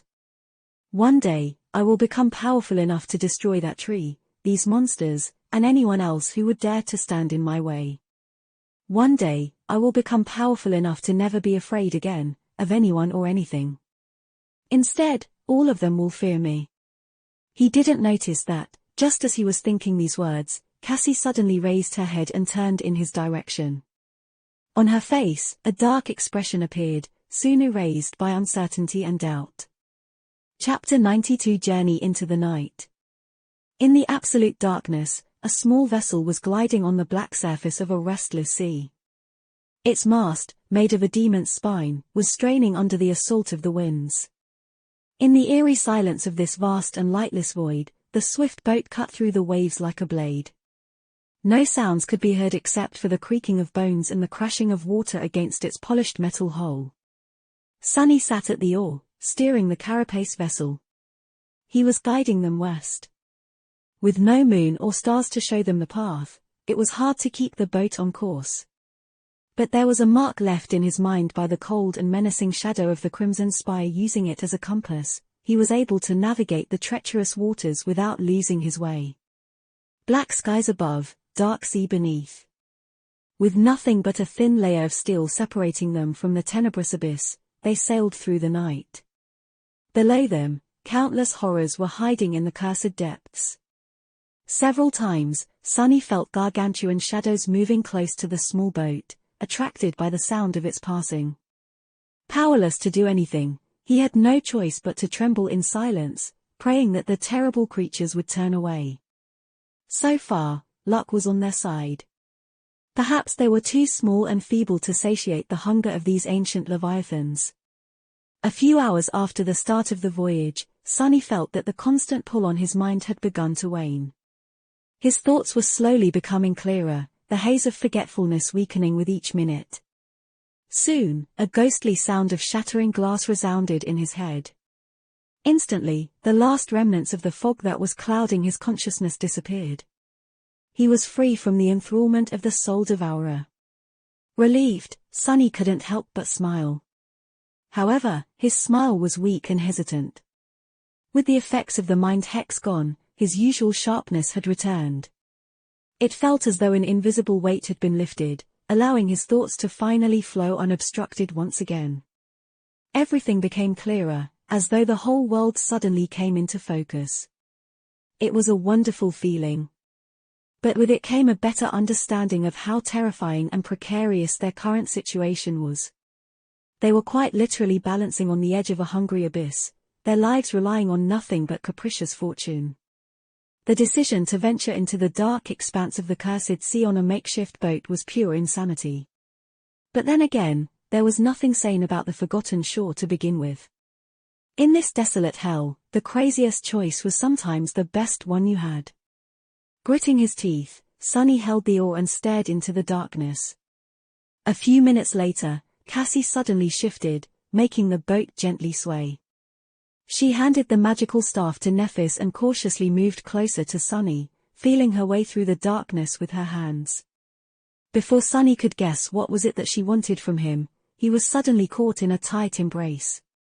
The blind girl hid her face in his chest, hot tears streaming down her face. Sunny froze, stunned and having no idea what to do.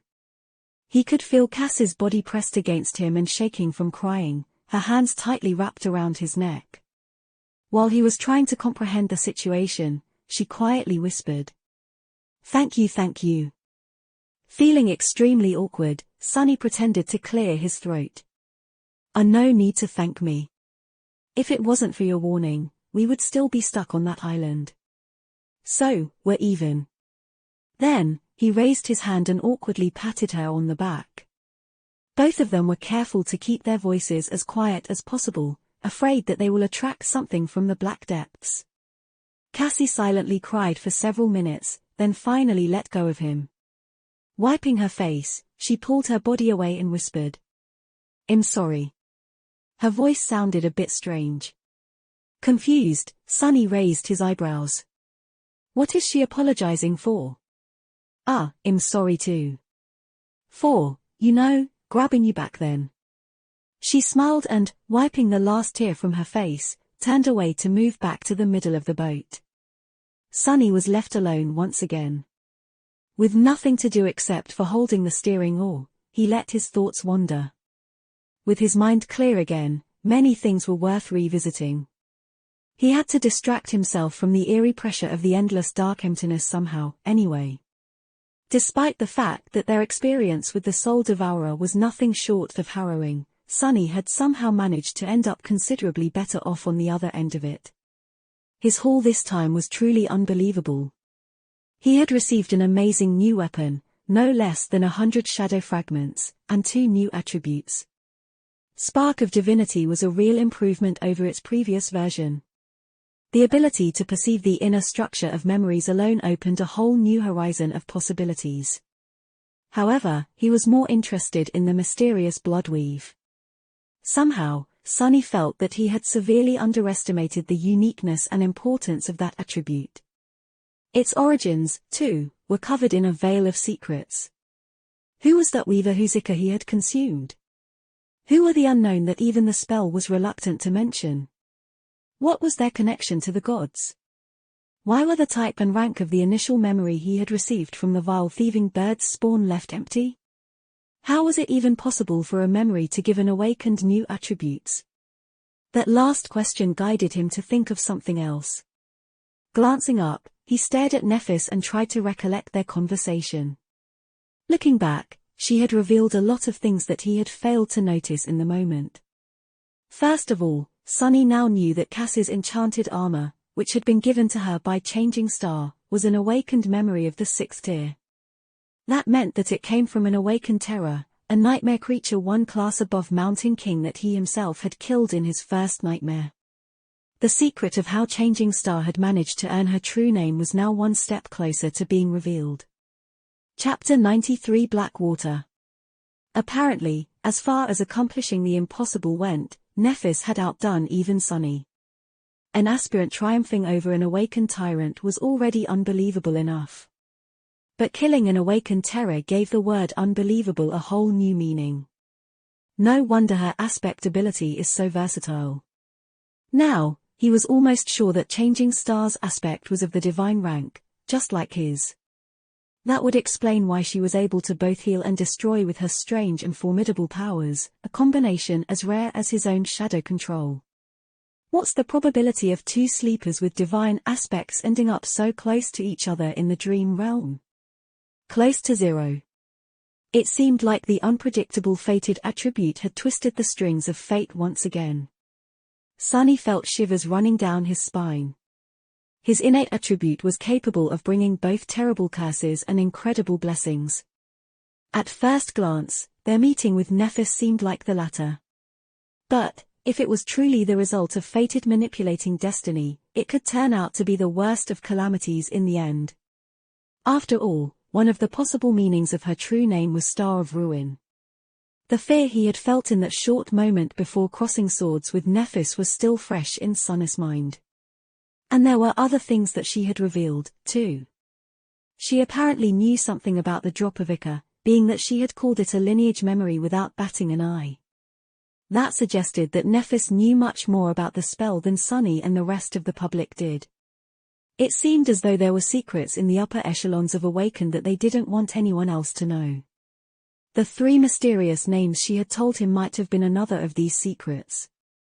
And that last word she used, asking which domain he belonged to. What were these domains? So many questions. Sunny spent many hours pondering them, as well as going over all the information about the forgotten shore he had gathered. The carapace boat flew over the dark water, drawing closer and closer to the western horizon. Soon, he felt that the night was already drawing its last breaths. The light of hope ignited in Sunny's heart. However, this was when their luck had finally run out. The disaster came unexpected, violently throwing them into a void of confusion. This time, Sunny had not felt anything approaching the boat. The danger simply appeared out of nowhere, leaving him no time to react. 1 second, the black waters were calm and clear. The next, they were boiling with movement, grotesque tentacles rising from them and wrapping themselves around the hull of the boat. Sunny tried to jump to his feet, but at that moment, the whole vessel was violently jerked to the side. Falling, he heard the moans of metal being bent and torn apart. Then, salty water filled his mouth. Rising, he caught a glimpse of Nephis standing at the bow of the boat, her silver sword lashing out at the approaching tentacle. However, blinded by darkness, she failed to notice a different threat. Another tentacle twisted and coiled around her body. Then, without even a scream, she was gone, dragged into the dark depths, with no hope to return. All that remained was a long blade stuck helplessly in the bulbous flesh of the massive tentacle. Sunny's eyes widened in disbelief. No, this can't be happening. The hull of the carapace vessel was then crushed and torn into pieces, throwing him into the cold, black water.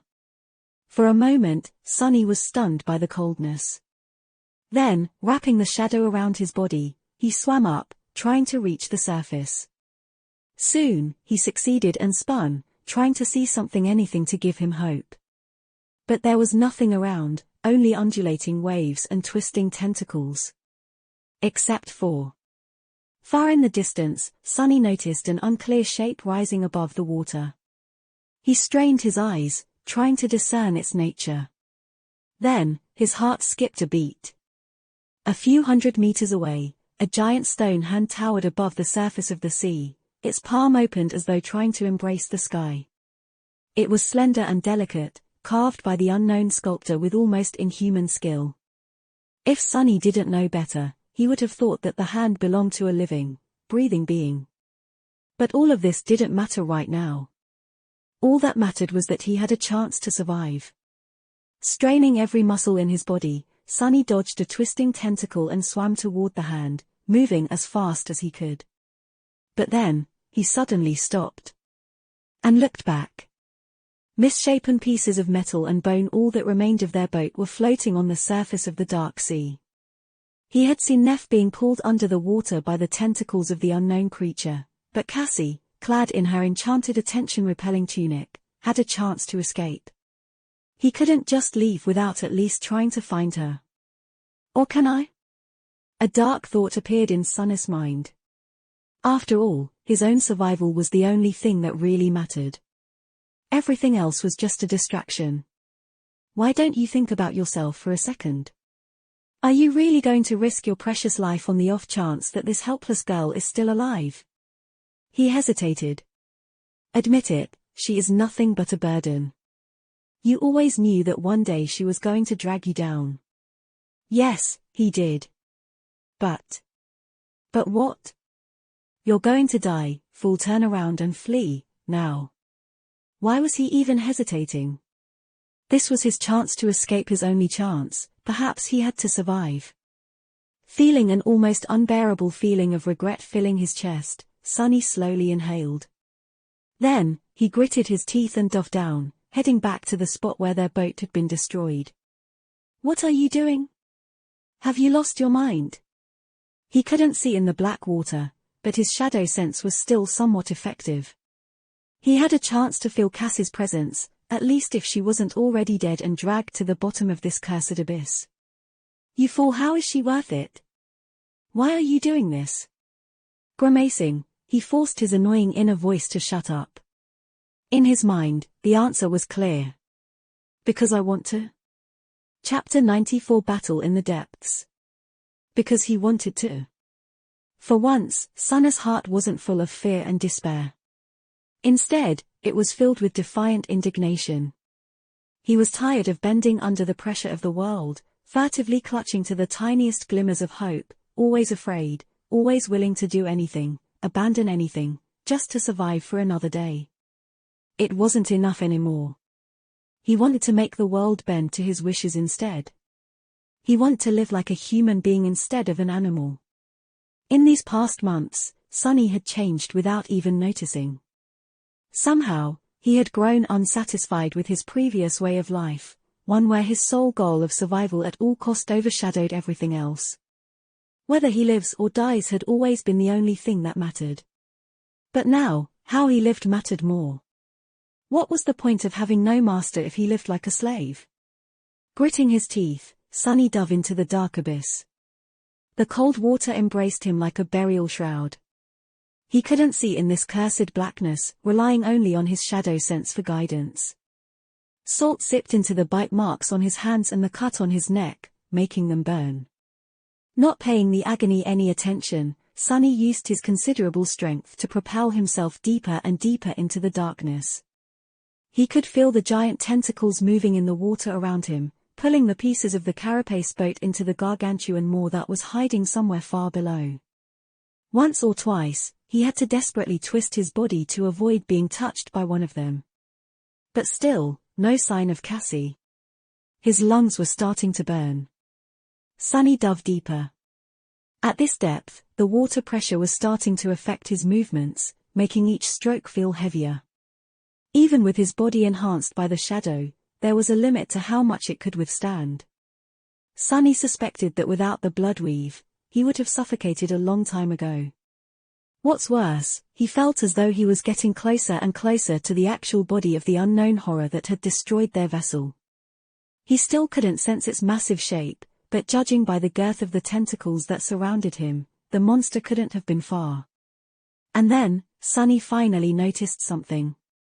A short distance away from him, a small shadow was struggling against a much larger and ferocious one. Cassie. Gathering all his strength, Sunny swam toward the blind girl with as much speed as he could muster. As he drew near, he could discern the details of what was happening. Cassie was being pulled down, a smaller tentacle coiled around her body. She was still struggling, trying to get free, but her movements were growing weaker with each second. She was suffocating.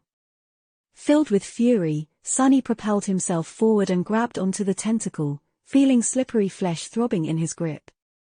If he had any choice, he would have avoided touching that thing at all costs. But fighting underwater was tricky if he wanted to deliver any sort of a powerful blow. He had to find some form of support first. Summoning the Midnight Shard, Sunny strained every muscle in his body and slashed across the tentacle, right below the point where it was coiled around Cassie's lower torso.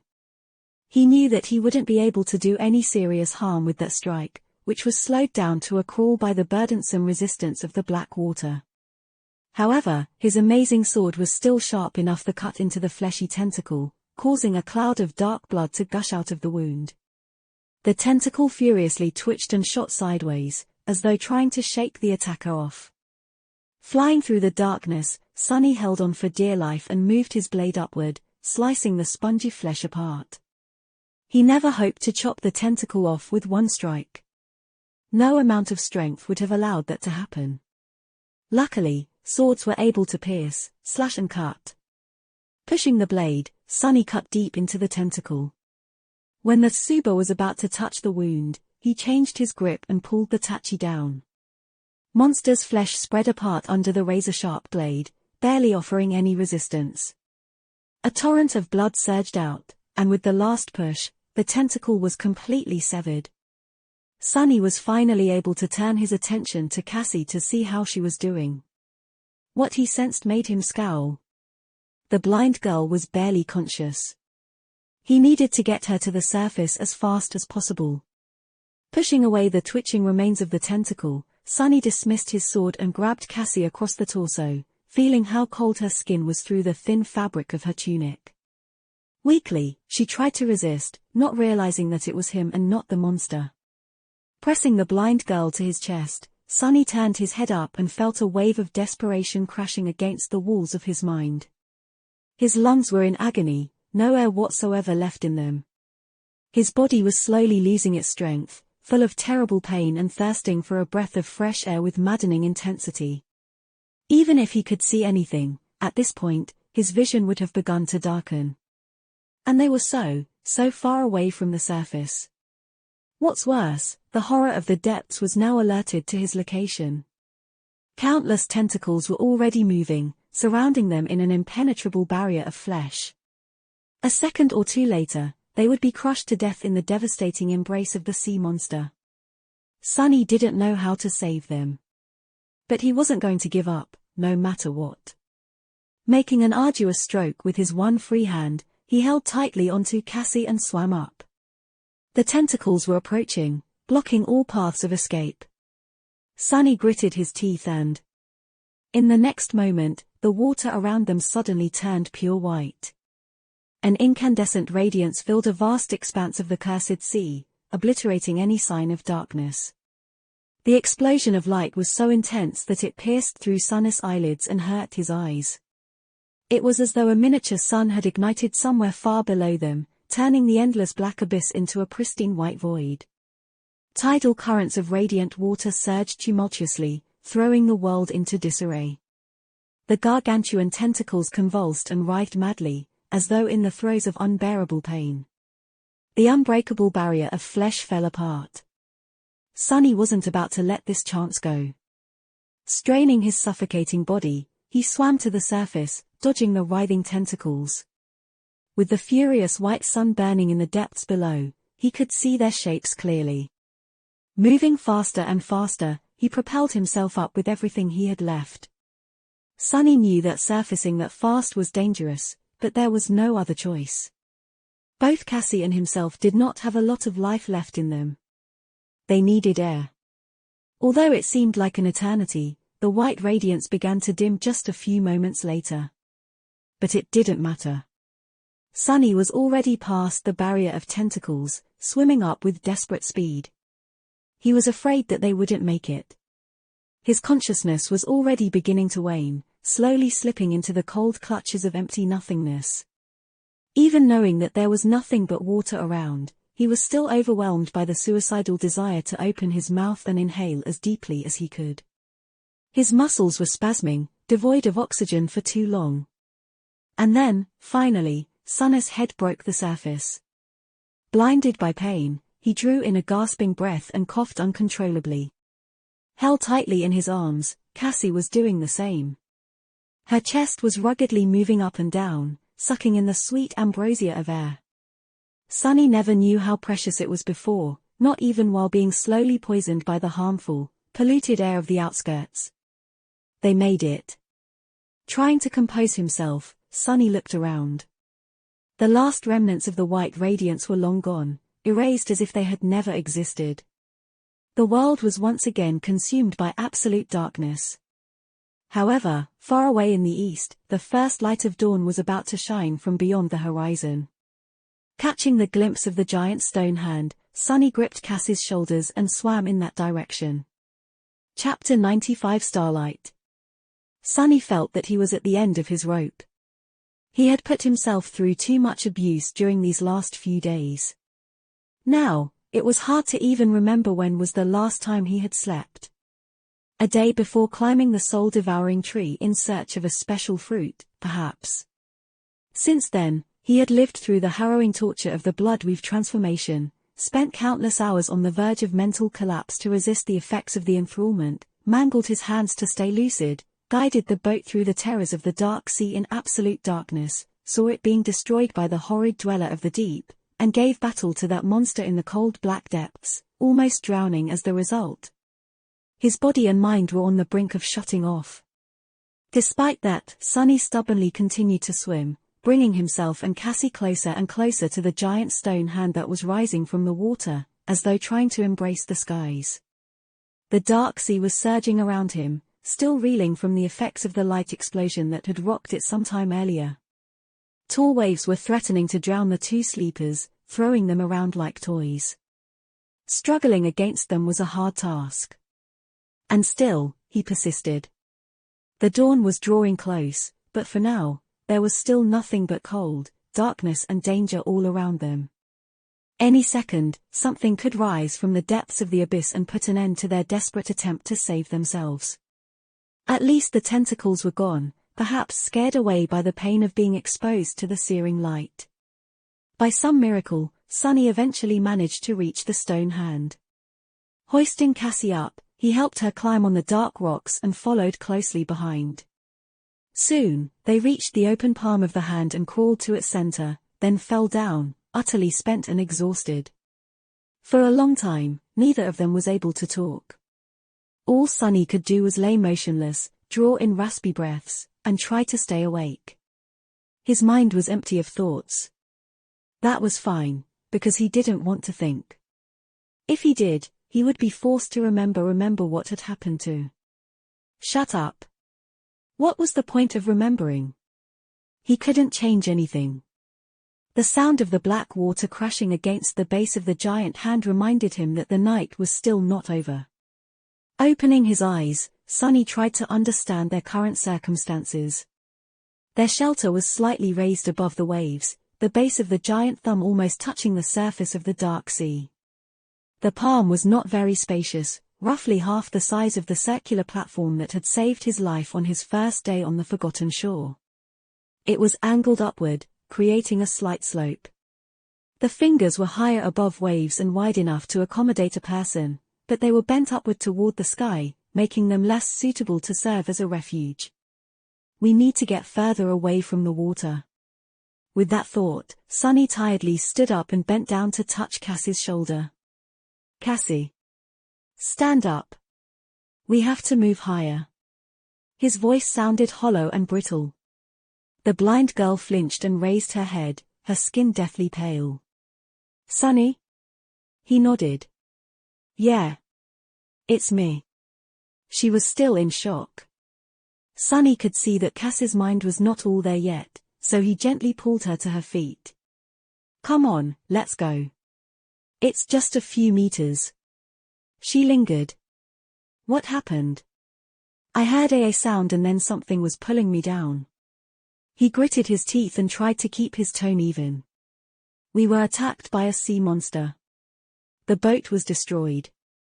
I dove down and managed to find you, then swam to this pile of stones. It's not very high above the water, so. Cassie wavered. Where's? Sunny hurried to interrupt her, unwilling to answer the next question. Come, follow me. We can rest when we're higher.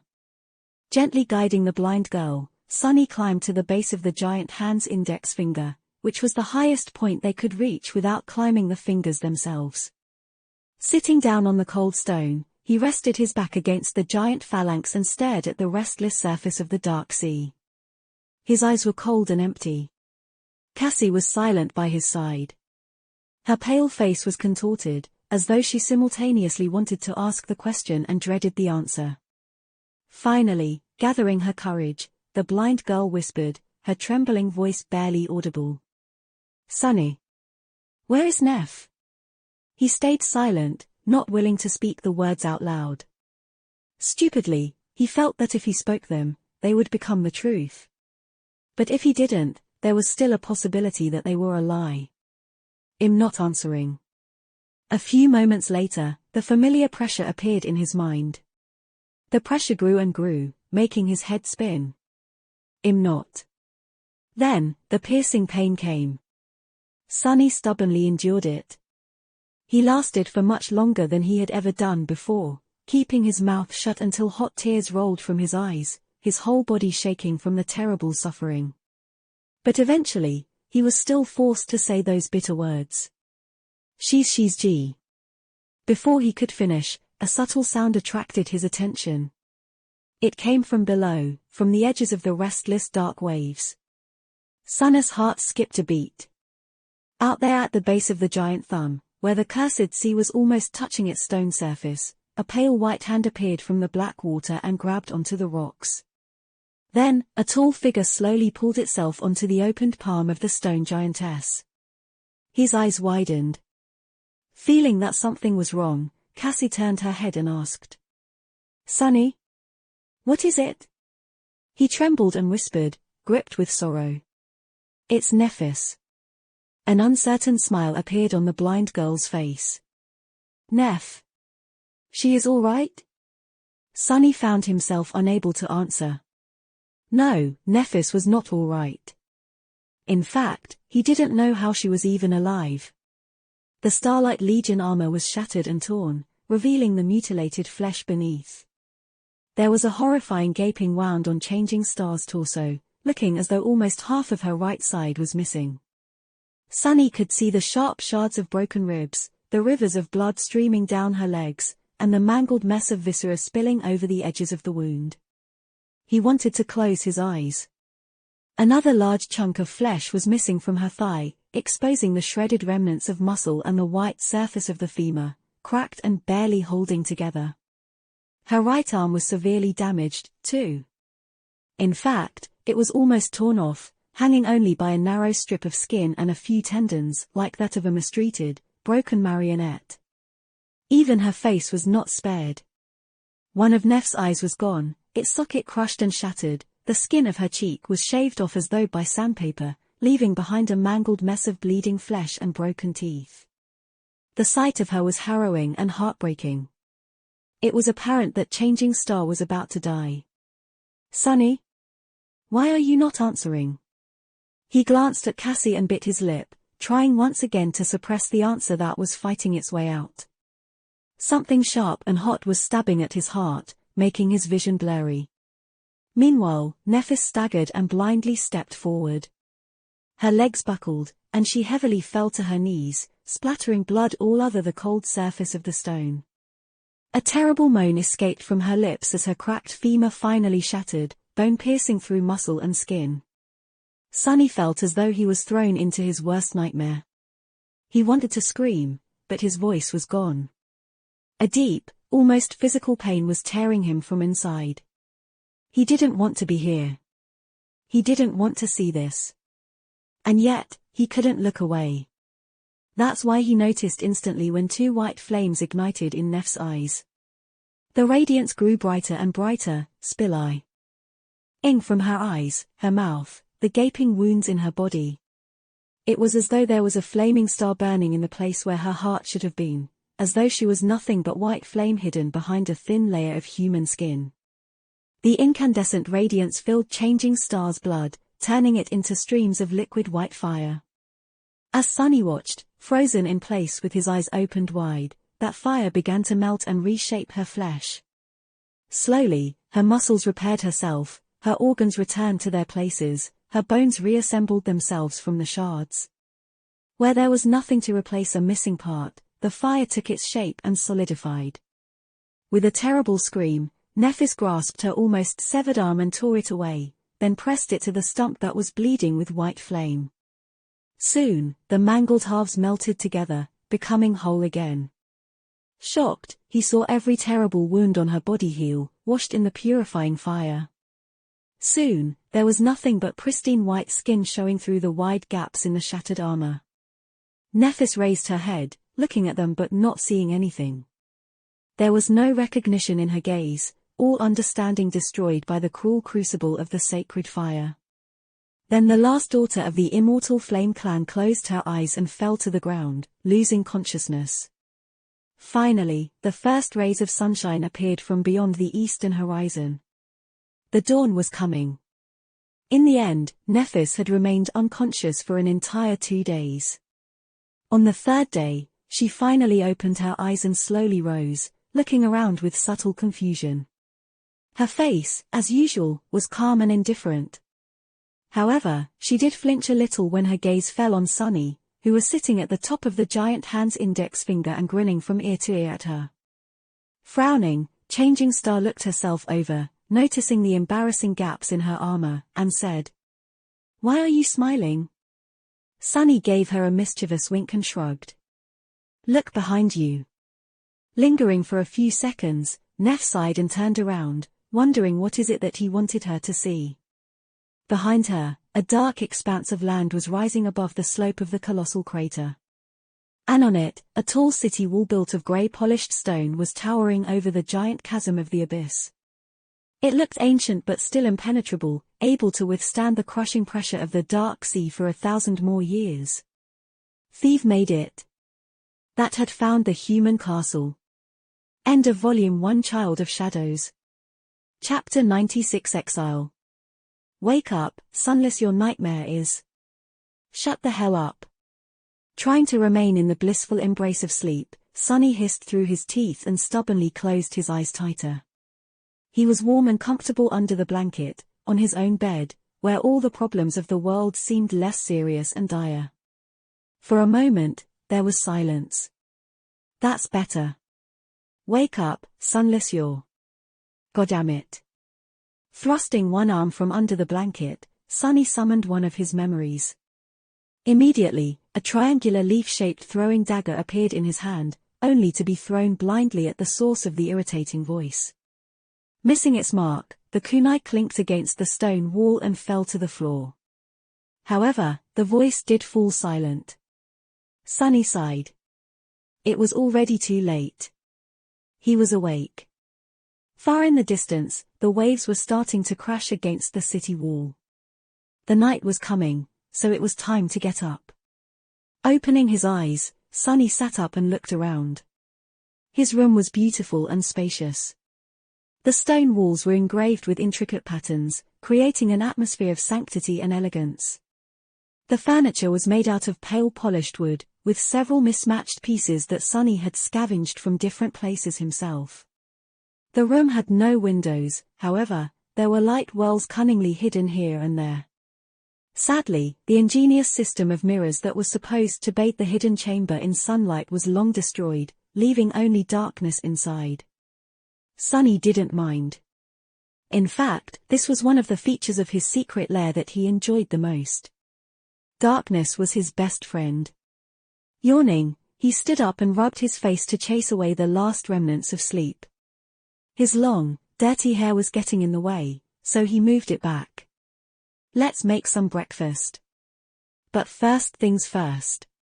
Sunny moved his hand, pulling on the invisible string that connected his wrist to the ring-shaped pommel of the kunai. The throwing dagger jumped into the air and landed on his palm. This was a trick that had taken Sunny quite some time to master in the beginning. He almost lost a couple of fingers while trying to learn how to control the flying blade. Walking over to a wall empty of engravings, he used the kunai to scratch a small line into the stone. All around it, there were dozens and dozens of similar lines, grouped neatly into sets of 5. It had already been 4 months since Sunny came to this loathsome, godforsaken city. Many things had happened during that time. Cass's vision turned out to be true. Far in the west, they indeed found a vast, ruined city surrounded by tall walls, with monsters wandering its narrow streets. And in the center of the city, there was a hill with a magnificent castle standing on its top. Miraculously, the castle was full of people. However, they weren't awakened, as the 3 of them had hoped. Instead, they were, each and every one of them, mere sleepers. Because there were no gateway in the castle. Hundreds of humans, those who had managed to survive the lethal hellscape of the Forgotten Shore due to their strength or luck, were stuck there with no hope of ever returning to the real world. It was nothing but a graveyard of hope. Remembering his first days in the castle, Sunny couldn't help but laugh out loud. Oh, what a fool he had been. So full of hope and newfound faith in humanity, where's that faith now, huh? Laughing hysterically, he bent over and slapped his knees. Oh, that's funny, good one, Sunny. What do you think about that, eh buddy? The shadow didn't respond, staring at him with reproach. Its silence only made Sunny laugh louder. He just couldn't stop. To be honest, he had gone a little bit insane some time ago. Probably around his 3rd week of living alone in the city. He was more or less alright after leaving the castle due to that unfortunate falling out with, well, it didn't matter. The point was that on his 3rd week, that damn bastard of a knight had almost disemboweled him, leaving Sunny no choice but to crawl away while using his own 2 hands to stop his intestines from falling out. After finding his way to a secluded ditch and lying there for a few days, too weak to move and simply waiting to die, with not a soul around to help him, Sunny wasn't quite the same. Good times. Anyway, he survived. Dismissing the kunai, Sunny walked over to a table that he had scavenged from the ruins of a library and glanced at the grey rock that was lying in its center. No matter how you looked at it, it was just an ordinary rock. However, as soon as Sunny's gaze fell on it, the rock spoke. "Wake up, Sunless, your nightmare is over." That rock was, in fact, one of his most valuable memories. In all ways except for one, it was indeed just a rock which was already useful enough. There were a lot of things that someone as devious as Sunny could accomplish with the help of a rock. However, this particular rock was also capable of parroting different sounds, which made it simply priceless. Right now, it was parroting Sunny's own voice. "Wake up. You vile thing." Struggling with the irrational desire to turn the parrot rock into dust, Sunny dismissed it and removed a piece of cloth from the table. Beneath it, a few strips of monster meat lay on a silver platter. He had hunted this monster himself, which was not an easy task in these parts. In fact, as far as Sunny knew, he was one of the very few people capable of hunting in the city alone. The reason for this was that most of the nightmare creatures populating it were of the fallen rank, with only a handful of weaker ones hiding here and there. No one was crazy enough to hunt the fallen monsters.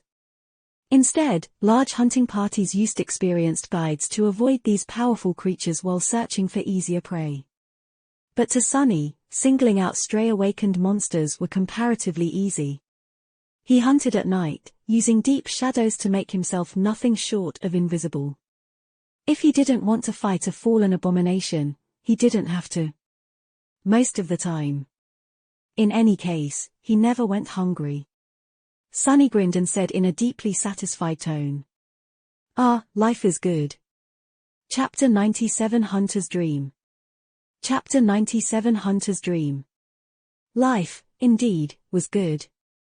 In fact, Sunny would even go so far as to say that, currently, it was wonderful. One would expect that being stuck in a cursed city located in the middle of an actual hell, surrounded by nothing but ruins and horrifying monsters, was not really the best way to live your life. But to him, this was somewhat of a paradise. To his surprise, Sunny had found out that this type of existence suited him pretty well. He had no obligations, no need to worry about the future and, most importantly, was not required to interact with other humans. Humans always made things hard and complicated. He was sick of them. Being on your own was much better. He didn't have to pretend to be someone else, force himself to behave differently from how he wanted to, and strain his mind trying to understand people's convoluted feelings. For the first time in his life, Sunny could simply be himself. Turns out, his true self was very easy to please. He had no shortage of interesting things to do, explore, and kill. His life was very entertaining and comfortable, all things considered. It was at least way better than his pathetic existence in the outskirts, back in the real world. The key to this harmonious feeling was very simple. It was to have no hope.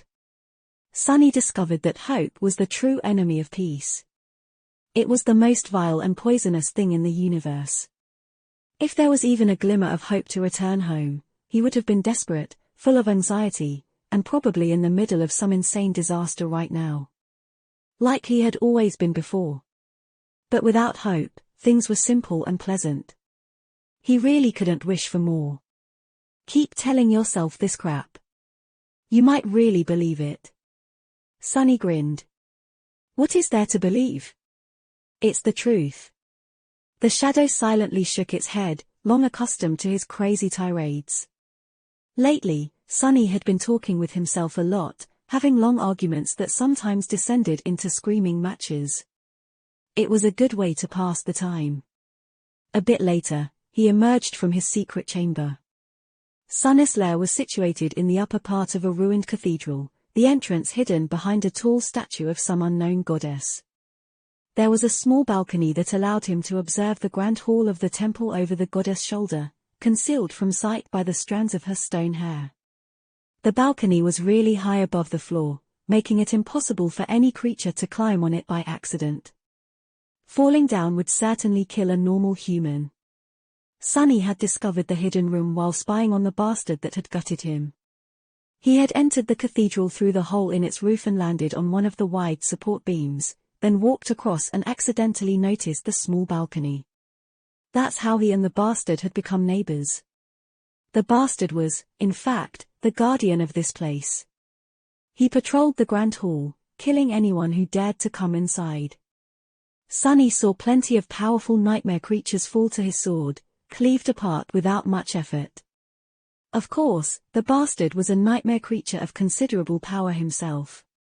Sunny was pretty sure that he was at least a devil. Sharing the cathedral with a devil was very convenient. Sunny could sleep easy knowing that no monster would be able to reach the inner sanctum alive. Of course, he had to be careful to never be seen by his murderous roommate. On the upside, he could observe the devil as much as he wanted, waiting for a chance to exact his revenge. Sunny was hell-bent on killing the damn knight, eventually.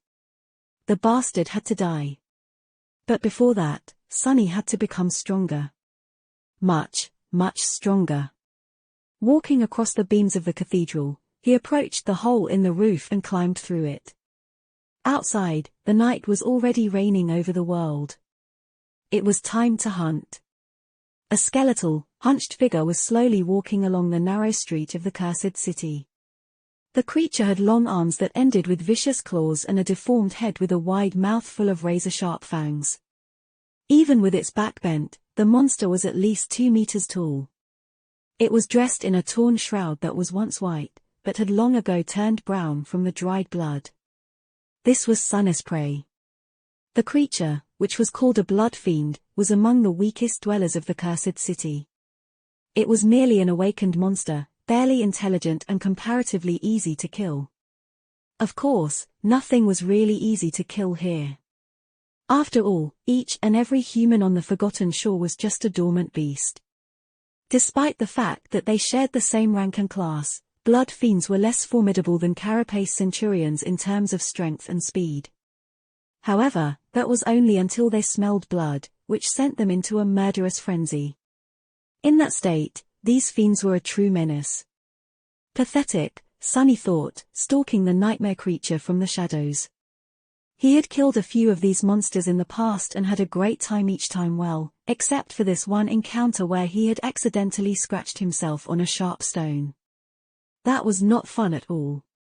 Time to die, you ugly freak. The blood fiend was just about to turn the corner when a sudden sound attracted his attention. With unnatural speed, the monster turned around and fell on all fours, his sensitive ears picking up the slightest rustle. Then, he took a few careful steps forward and stopped at a certain spot. In front of the fiend, an ordinary-looking rock was lying on the ground. A second later, the rock suddenly spoke. "Behind you," it said politely. The creature froze for a moment, then turned around with lightning-fast speed. Something whistled in the air, and the upper part of the blood fiend's body separated from the lower. Still refusing to die, the monster reached out with its long arms. Too slow. Sunny slashed with the midnight shard, severing one of the arms at the elbow. Continuing the motion, he took a quick step forward and performed another strike, this time piercing the creature's skull. The tip of the tachi entered through one of its eyes and exited through the back of the head. All of it took less than a second. By the time both parts of the monster fell to the ground, Sunny had already retrieved his sword. Looking up with expectation, he smiled and waited. "Come on, say it." As if answering his call, the spell whispered. "You have slain an awakened monster, blood fiend. Your shadow grows stronger." Sunny grinned. "Ah, thank you kindly. You're so sweet." The runes shimmered as they appeared in the air in front of him. Looking down, he read. Shadow Fragments 398-1000. Just 2 fragments away from 400. These days, he was progressing at a very respectable speed. In the beginning, back when he had not known the city and the creatures that populated it, Sunny was lucky to get a few fragments in a week. He had also been much more prone to ending up blooded and one step away from death. But now, things were slowly changing. He couldn't even remember the last time he felt compelled to say goodbye to life. Ah, you idiot. You just had to go and think that out loud, huh? Just as he finished that thought, a distant sound of footsteps reached his ears. Chapter 98 Uninvited Guests. Sunny looked grimly at the corpse of the blood fiend, then in the direction of the approaching footsteps. Who was crazy enough to remain in this cursed city during the night? Only a complete lunatic would do something that stupid. All the sane people were long gone from the streets, not to mention that very few were willing to enter the ruins to begin with. A dark shadow flowed from the tip of the Midnight Shard's blade. Coalescing on the ground, it stared at him with sarcasm. Sunny stared back. What? The shadow shook its head and didn't answer, forcing him to turn away with a confused shrug. Whatever. Ah, it seems we have guests. What to do, what to do? The place is a mess. Looking around, Sunny sighed, glanced at the corpse of the monster once again, and summoned the kunai. The smart thing to do was to run away. Who knew what exactly was producing those footsteps? Maybe it was a group of people, maybe it was a nightmare creature with a lot of feet. It was better not to find out. He wasn't done with the hunt yet. He still had to get his trophies. Go take a look. Sending the shadow away, Sunny kneeled and began to cut the tough flesh of the dead creature. Without the enhancing effect of the shadow, slicing the blood fiend apart was not as easy. However, he still managed to find the first soul shard rather quickly. One more to go. Meanwhile, the shadow had discovered the uninvited visitors. 6 humans were cautiously walking along the narrow path in the stone ruins, lighting their way with a ghostly blue lantern. They were all rugged men, wearing mismatched suits of armor and armed to the teeth. Their eyes were cold and hard. Sunny raised his eyebrows. My, oh my. They really are people. What is a bunch of Gunlorg's thugs doing outside the castle walls in the middle of the night? Gunlorg was the owner of the castle and the self-proclaimed king of this odious place. Every sleeper on the Forgotten Shore was forced to either serve him or pay him tribute. Even still, the latter usually didn't live long. Dismissing the Midnight Shard and the Parrot Rock, Sunny concentrated on searching for the second soul shard. He wanted to be gone from the street before these gentlemen arrived. But the circle of blue light was approaching too fast. Finally catching a glimpse of the glowing crystal, Sunny grabbed it and hurriedly hid it in his armor. Then he dropped the kunai on the ground and took several steps back. But it was too late. They had already seen him. Be careful, there's a monster. As Sunny was backing away, several weapons were aimed in his direction. Feeling that things were about to get out of control, he cleared his throat and said in a trembling voice, Oh, please don't hurt me, I'm a human. Saying this, he mentally looked himself over. With his ghostly pale skin and dirty hair, his ragged armor covered in layers of dried and fresh blood, Sunny was indeed easy to mistake for a nightmare creature. He wasn't really paying much attention to personal hygiene and appearances these days. Hopefully, speaking in a human language would prove his identity. Raising his hands to show that he wasn't armed, Sunny took another step back. The 6 sleepers were really surprised to see another human this far away from the walls of the castle, especially at night. Using their momentary confusion, he cautiously moved even further away. Don't move. Finally able to comprehend the situation, one of the castle inhabitants hissed a threatening command. Sunny obediently froze, careful not to make any sudden movements. The unexpected guests proceeded to come closer, glancing at the corpse of the blood fiend as they walked past it. One of them was taller and better equipped than the rest. Piercing Sunny with a menacing gaze, he approached him and stopped 1 or 2 steps away. The man was older than Sunny by a few years.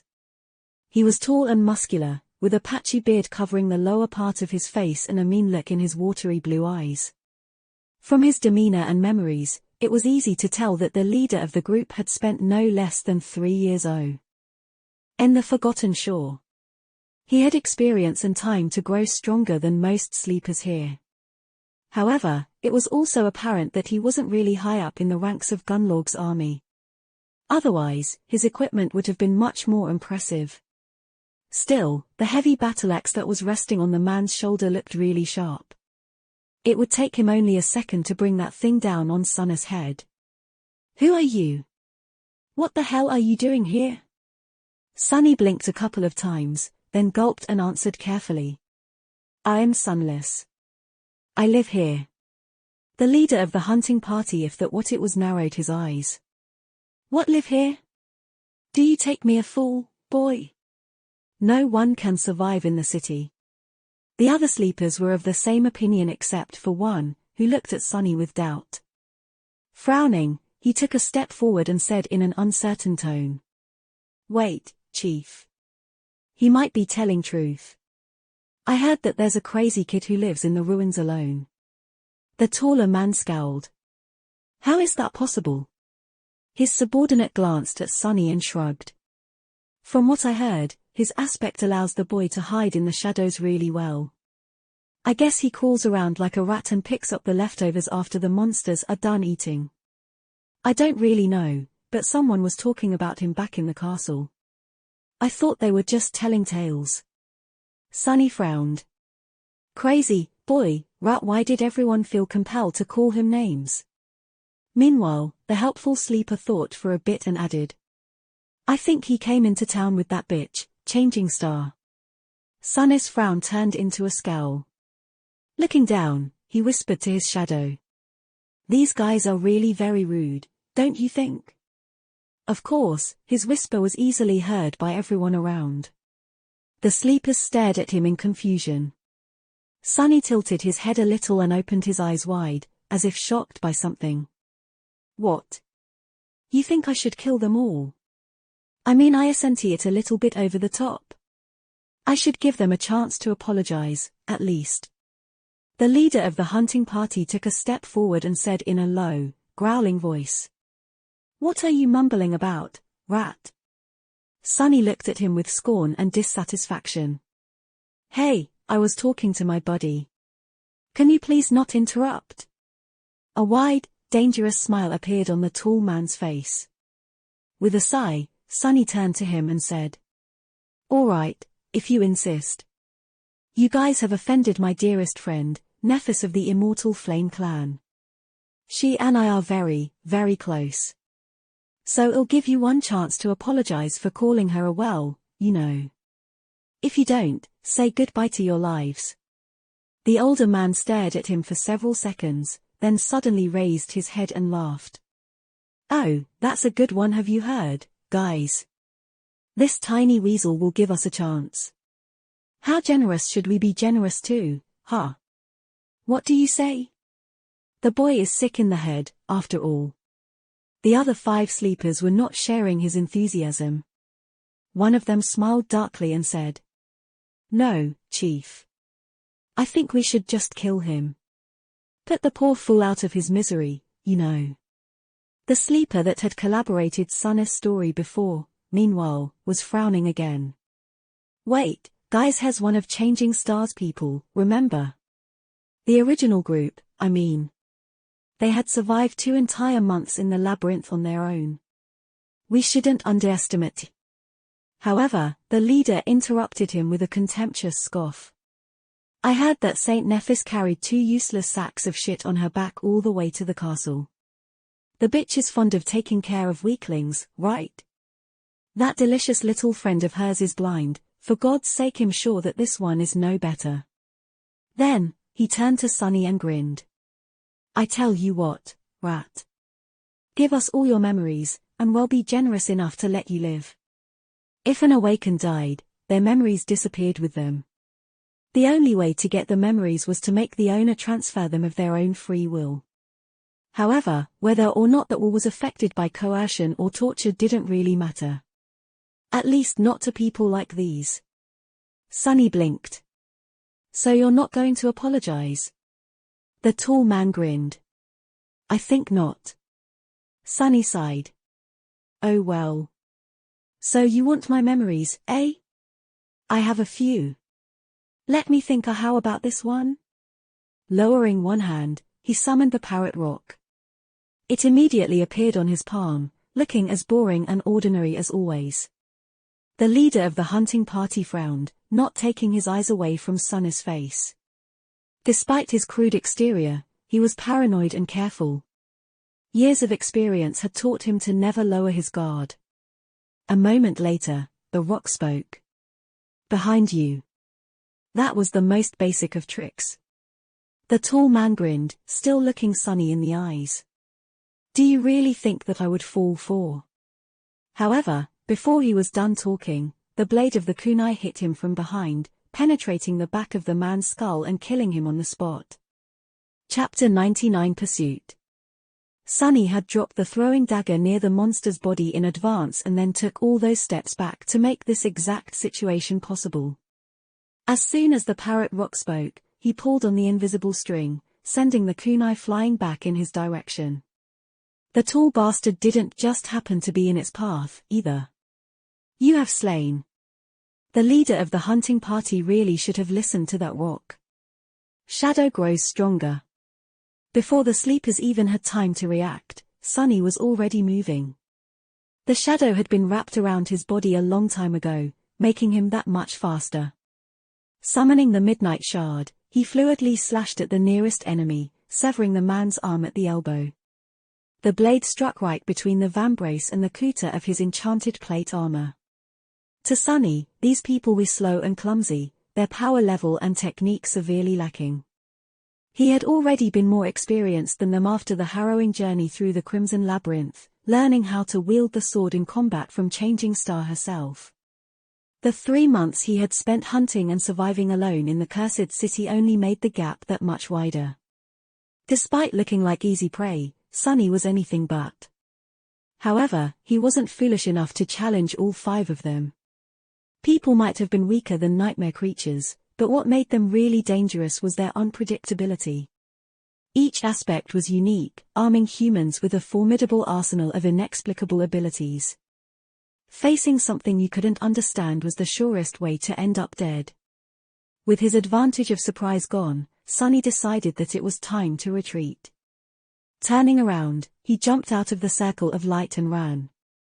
It was really hard to pursue someone who could see in the dark on these narrow streets, so there was a real chance of escaping unscathed. However, the kunai was still attached to Sunny's wrist.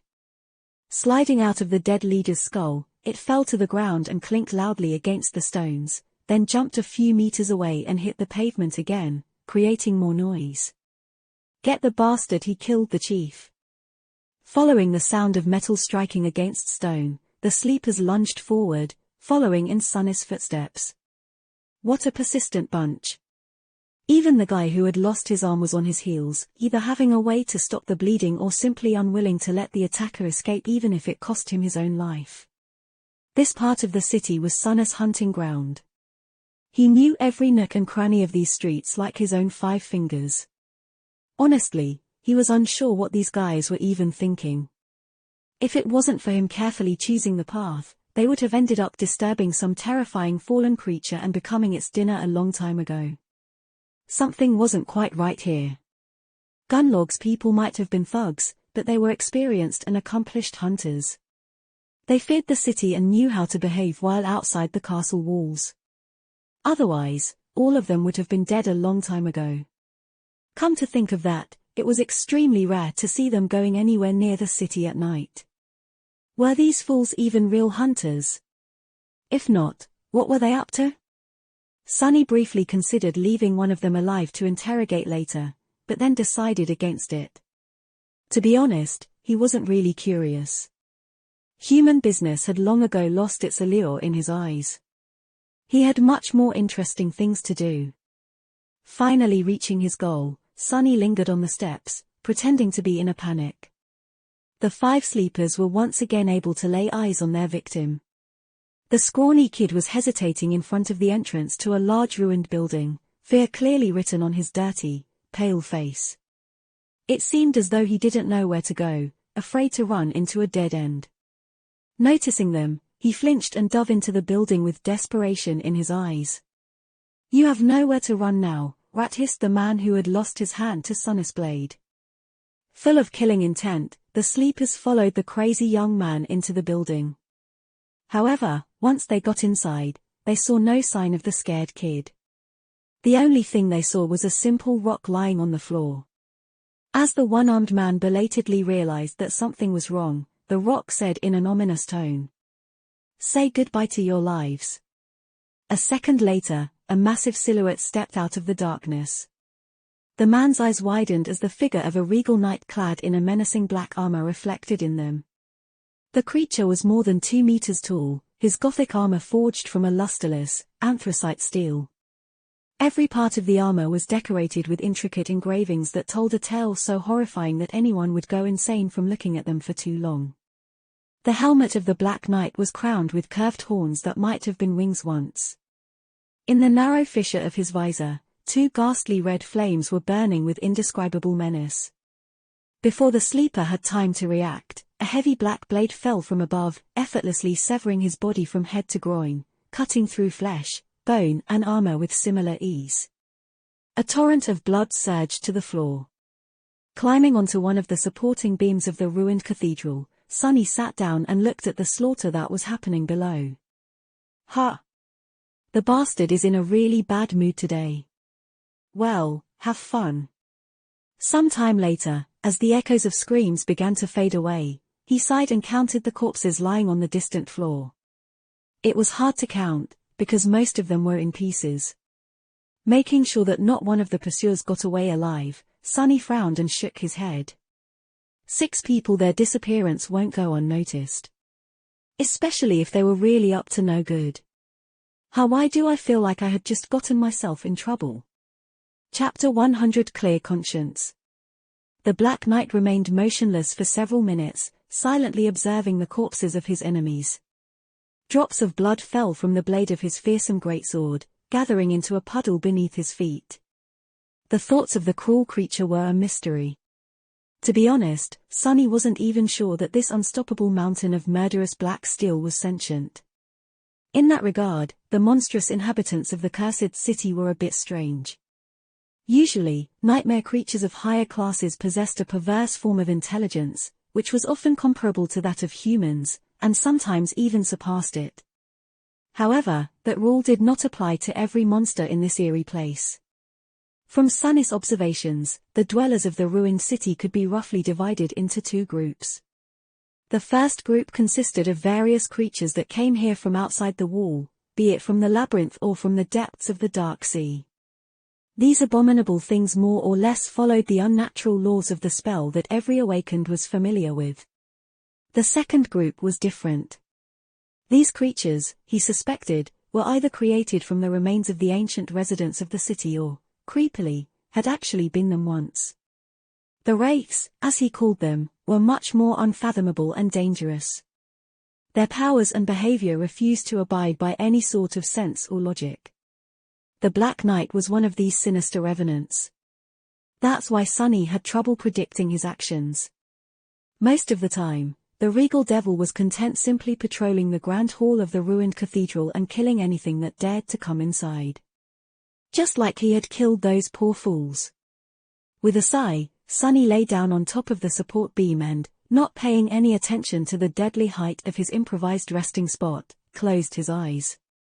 He wanted to take a breath before continuing with his nightly errands.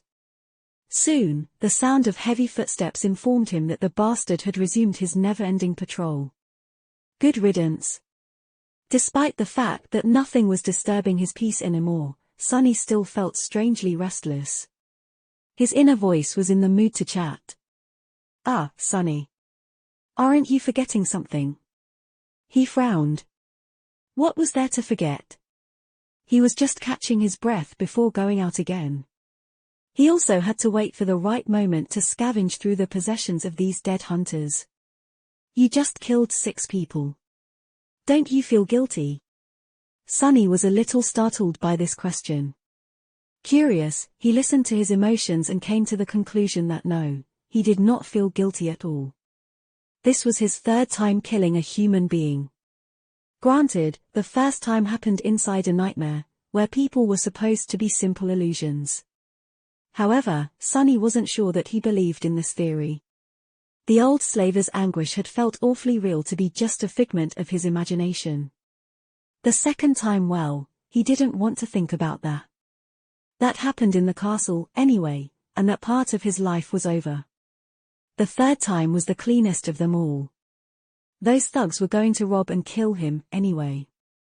Sunny had seen through their intentions long before pulling on the invisible string and sending their leader into the cold embrace of death. He could have tried to run away, but they were very rude.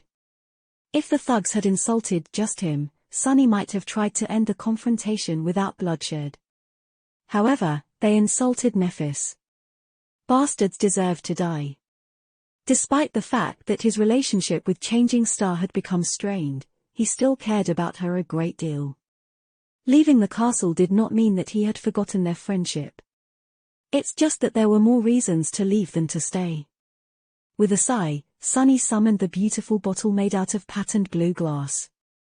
This was the farewell gift that Cassie had given him before their parting. He cherished this memory very much. Bringing the bottle to his lips, Sunny took several sips of cold, delicious water and opened his eyes. He didn't want to rest anymore. Better to get moving. Before venturing out again, Sunny returned to his room and walked over to a large iron chest that was standing in one of its corners. Exerting some strength, he lifted the heavy lid and admired his treasure pile. Inside the chest, more than 100 beautiful soul shards were glowing softly in the dark. The sight of them always lifted Sunny's mood. Despite the fact that he himself had no use for the soul shards, they were still a valuable resource. Here on the Forgotten Shore, shards were a form of currency among the sleepers. 100 of them was an unimaginable amount. After a lifetime of being a pauper, Sunny was finally rich. Money, I have so much money. If a person wanted to live inside the castle walls, they had to pay a tribute of 1 soul shard every week. Those who could not afford it were forced to remain outside, living in a makeshift settlement just beyond the gates, which was often attacked by the monsters. Even so, they had to pay for food or go out and hunt themselves, which more often than not led to their deaths. With how much Sunny had gathered in these 3 months, he would have been able to live in the comfort of the castle for years if he wanted to. Which, of course, he did not. Why would he pay for accommodations when he already had a palace of his own? One with no noisy neighbors and a fearsome guardian protecting the premises, no less. Putting 2 new soul shards in the chest, Sunny glanced at his dragon hoard one last time and closed the lid with a satisfied smile. Perhaps it was time to visit the castle again and buy a few things. No. He had already bought everything he needed the last time. Spending too many shards would make people doubt that he was as pathetic as everyone thought he was. Of all the sleepers in the castle, only 3 people knew that he was not just good at hiding in the shadows and avoiding danger. They were Nephis, Cassie and Castor. That damn bastard. Chapter 101 Turf War. Castor had been lucky enough to enter the dream realm near the city and arrive at the castle much earlier than the 3 of them. By the time Sunny, Nephis and Cassie had found their way to the human settlement, he was already in good standing there. Despite the fact that there were a lot of opportunities for a talented legacy to rise through the ranks of Gunlog's army, he had nevertheless decided to remain independent and eventually joined the Changing Stars cohort, drastically raising their combat strength and reputation. Looking back, that was when all of Sunny's problems had really started. That's right, it was all his fault, not mine. Yeah, definitely. Grinding his teeth, Sunny kicked the heavy chest and cursed under his breath. Then, acting as if nothing had happened, he smiled brightly and left the hidden chamber once again. Down below, things were getting interesting. Attracted by the smell of blood, several monsters tried to enter the ruined cathedral to feast on the fresh corpses. However, the Black Knight was as full of wrath as ever. Just as Sunny climbed onto the support beams, he was finishing off a large creature that looked like a praying mantis made of human skin. Initially, Sunny planned to take a look at the material possessions left behind by the 5 unfortunate thugs, but the sight of the ferocious battle made him change his mind. He would have to do it later. Besides, his shadow had already looked through the bloody remains and came to the conclusion that there was nothing really valuable among the dismembered corpses. Not wasting any more time, Sunny escaped through the roof of the cathedral and retraced his steps to the place where he had fought the Blood Fiend. The body of the hunting party's leader was still there. Of course, his memories had long disappeared, leaving the bearded man dressed only in rags. The heavy battle axe was gone, too. Sunny sighed. That's why killing people is not worth it. His shadow covered its face with a hand and shook its head dejectedly, trying to express that his wording was nothing short of unfortunate. Sunny frowned. What? It's not. And for him, it was doubly so. When one awakened killed another, they received a considerable portion of the enemy's soul essence without having to shatter their soul shard. Sunny, however, was not an ordinary awakened. His aspect was based on consuming shadow fragments instead. That meant that even if his enemy had absorbed hundreds of soul shards in the past, Sunny would only receive the number of shadow fragments matching their rank and class, just like he would after slaying a nightmare creature. Since all sleepers were mere dormant beasts, in this case, the number was 1. Just 1 fragment away from 400, Sunny said, a bit disheartened. All that work for nothing. Some small, rational piece of his mind was actually relieved that killing humans was not very lucrative. Otherwise, in his state he wouldn't. Surely. Wouldn't what? Sunny blinked a couple of times, waiting for his inner voice to answer. However, it was strangely silent. Shrugging, he bent down and searched the dead man's body, hoping to find something of value. However, he was left disappointed. There was no pouch full of soul shards as he had imagined. Sunny found was a strange piece of fabric that had been secretively tucked away into the tall thug's shirt. Looking at the fabric, he noticed crude shapes drawn on it with ink. Some shapes looked strangely familiar. Is that a map? Indeed, it was a primitive map. The shapes he recognized were the various landmarks located in the neighboring parts of the Cursed City. Sunny knew many of them by heart, and had even explored a few in the past. A treasure map. Suddenly, the strange timing of the hunting party's arrival and their lack of experience made perfect sense. They weren't actually hunters. Instead, they were a bunch of fools who had been swindled by some smart person back at the castle into buying a fake treasure map. At least that was the most likely possibility. However. But what if it's real? Sunny blinked, looking at the map with a mix of distaste and avarice. He couldn't decide whether he should try and follow it or throw it away. Luckily, his thought process was interrupted by a thunderous crash. One of the buildings not far from where he was standing suddenly collapsed, filling the street with a cloud of dust and flying debris. A massive shape flew through the air and heavily crashed against another wall, causing an avalanche of stones to fall down. The creature tried to stand up, but then twitched and grew still, spilling rivers of fetid blood all over the pavement. It was unmistakably dead. Sunny quickly hid the map in his armor and dove into the shadows, trying to understand what was happening.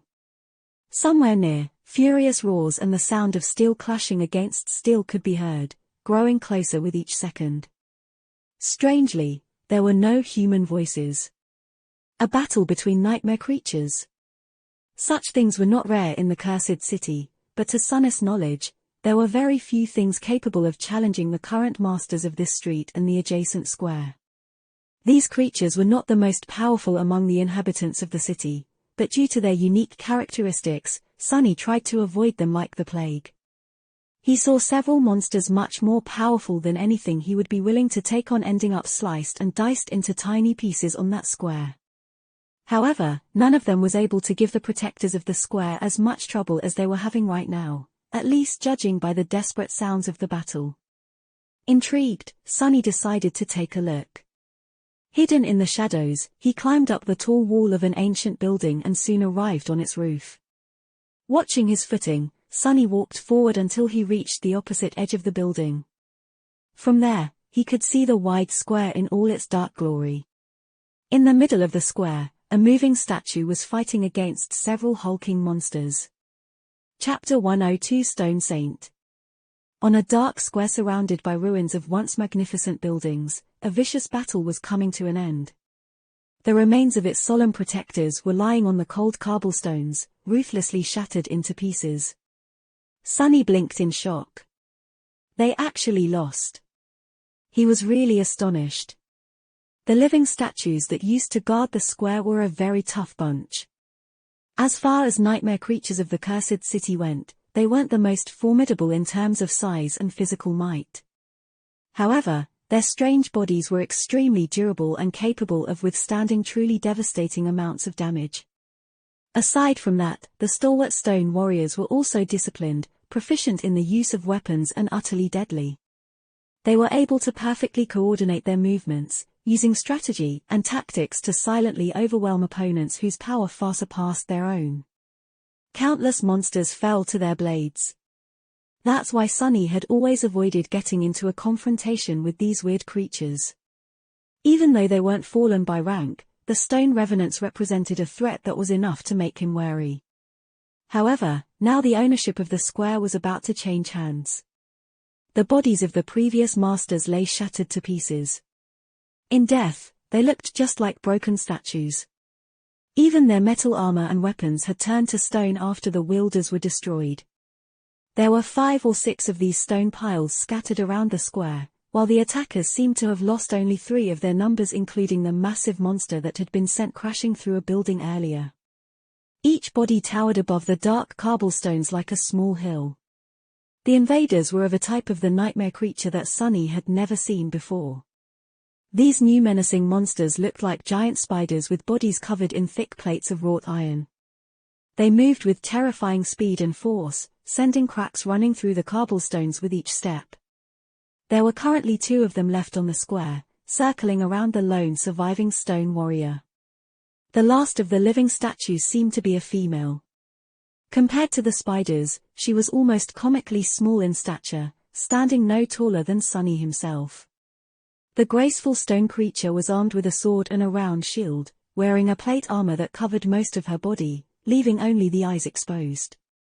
Or, rather, 2 rubies burning with crimson flames that these creatures had instead of eyes. Her armor and weapons were black in color, forged from some unknown and incredibly heavy stone-like alloy. Of course, in reality, they were made out of the same stone as their wielder. However, the dark force that had turned the granite body of this nightmare creature into the strange approximation of flesh had also turned the stone armor into metal.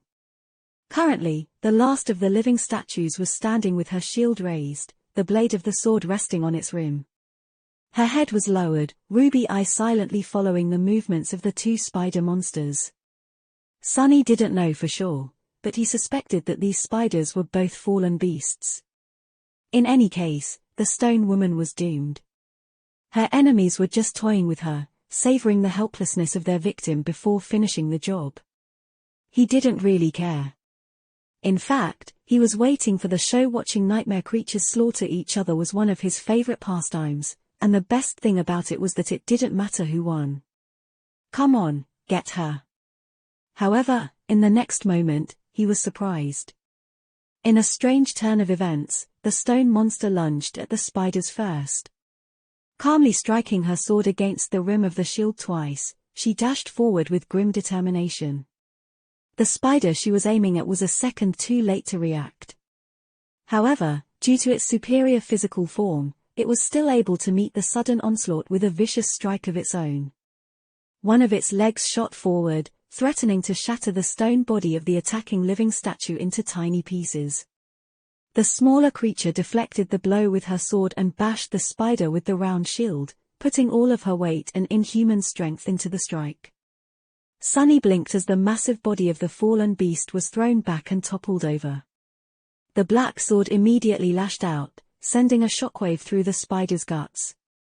A rain of strikes fell on the iron surface of the monster's abdomen, filling the square with the clangor of metal.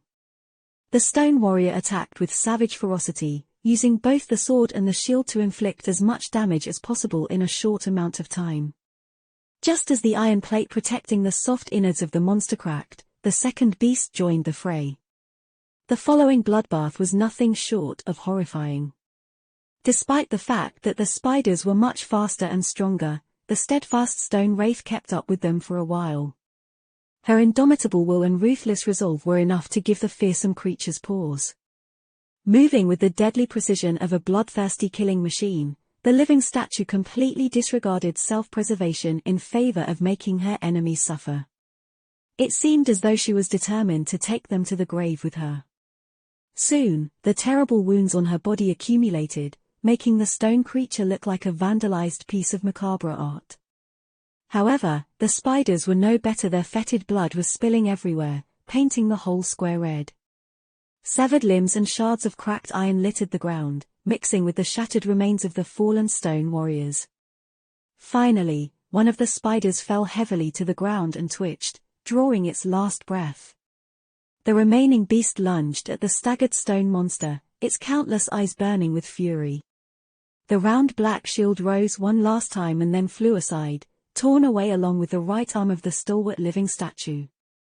However, almost at the same time, the blade of her sword pierced through the massive beast's skull, ending its life just a moment before breaking apart and turning to stone. Sunny shook his head.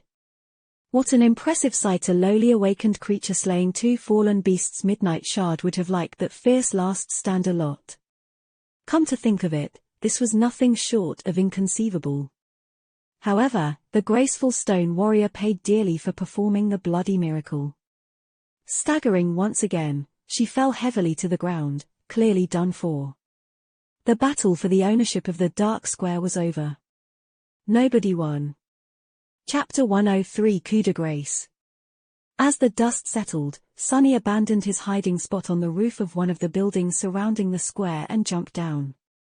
Avoiding the puddles of fetid blood, he walked among the corpses littering the ground and approached the dying stone monster.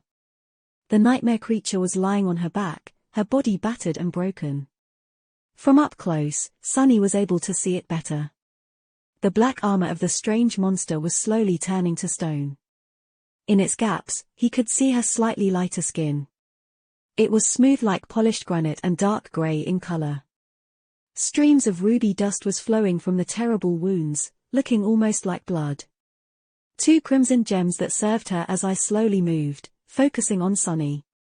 There was no particular expression in them, just tired stillness. The flames that used to burn inside were slowly dimming. The statuesque creature stared at him without making a sound. In fact, Sunny wasn't sure that these monsters were even capable of producing sounds. Throughout the whole fight, she had remained eerily silent. He sighed. Life is not fair, huh?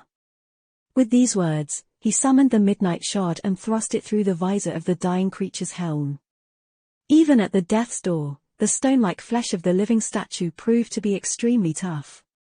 However, he put enough strength into his strike, not wishing to make the poor thing suffer more than necessary. He was always glad to kill a nightmare creature, but this one deserved a quick death. To be honest, he was very impressed by the small stone warrior's desperate last stand. They didn't know who they were messing with. But you showed them. At that moment, the familiar voice of the spell resounded in the darkness.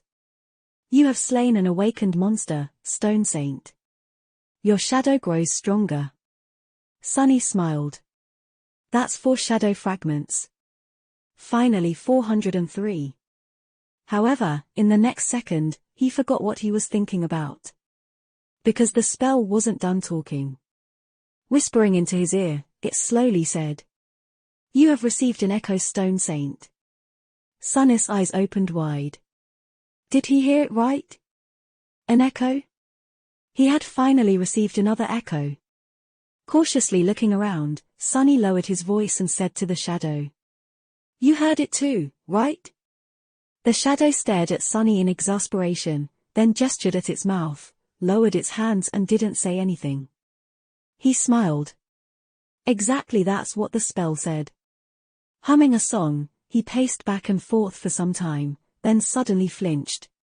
Oh, right. I should get out of here.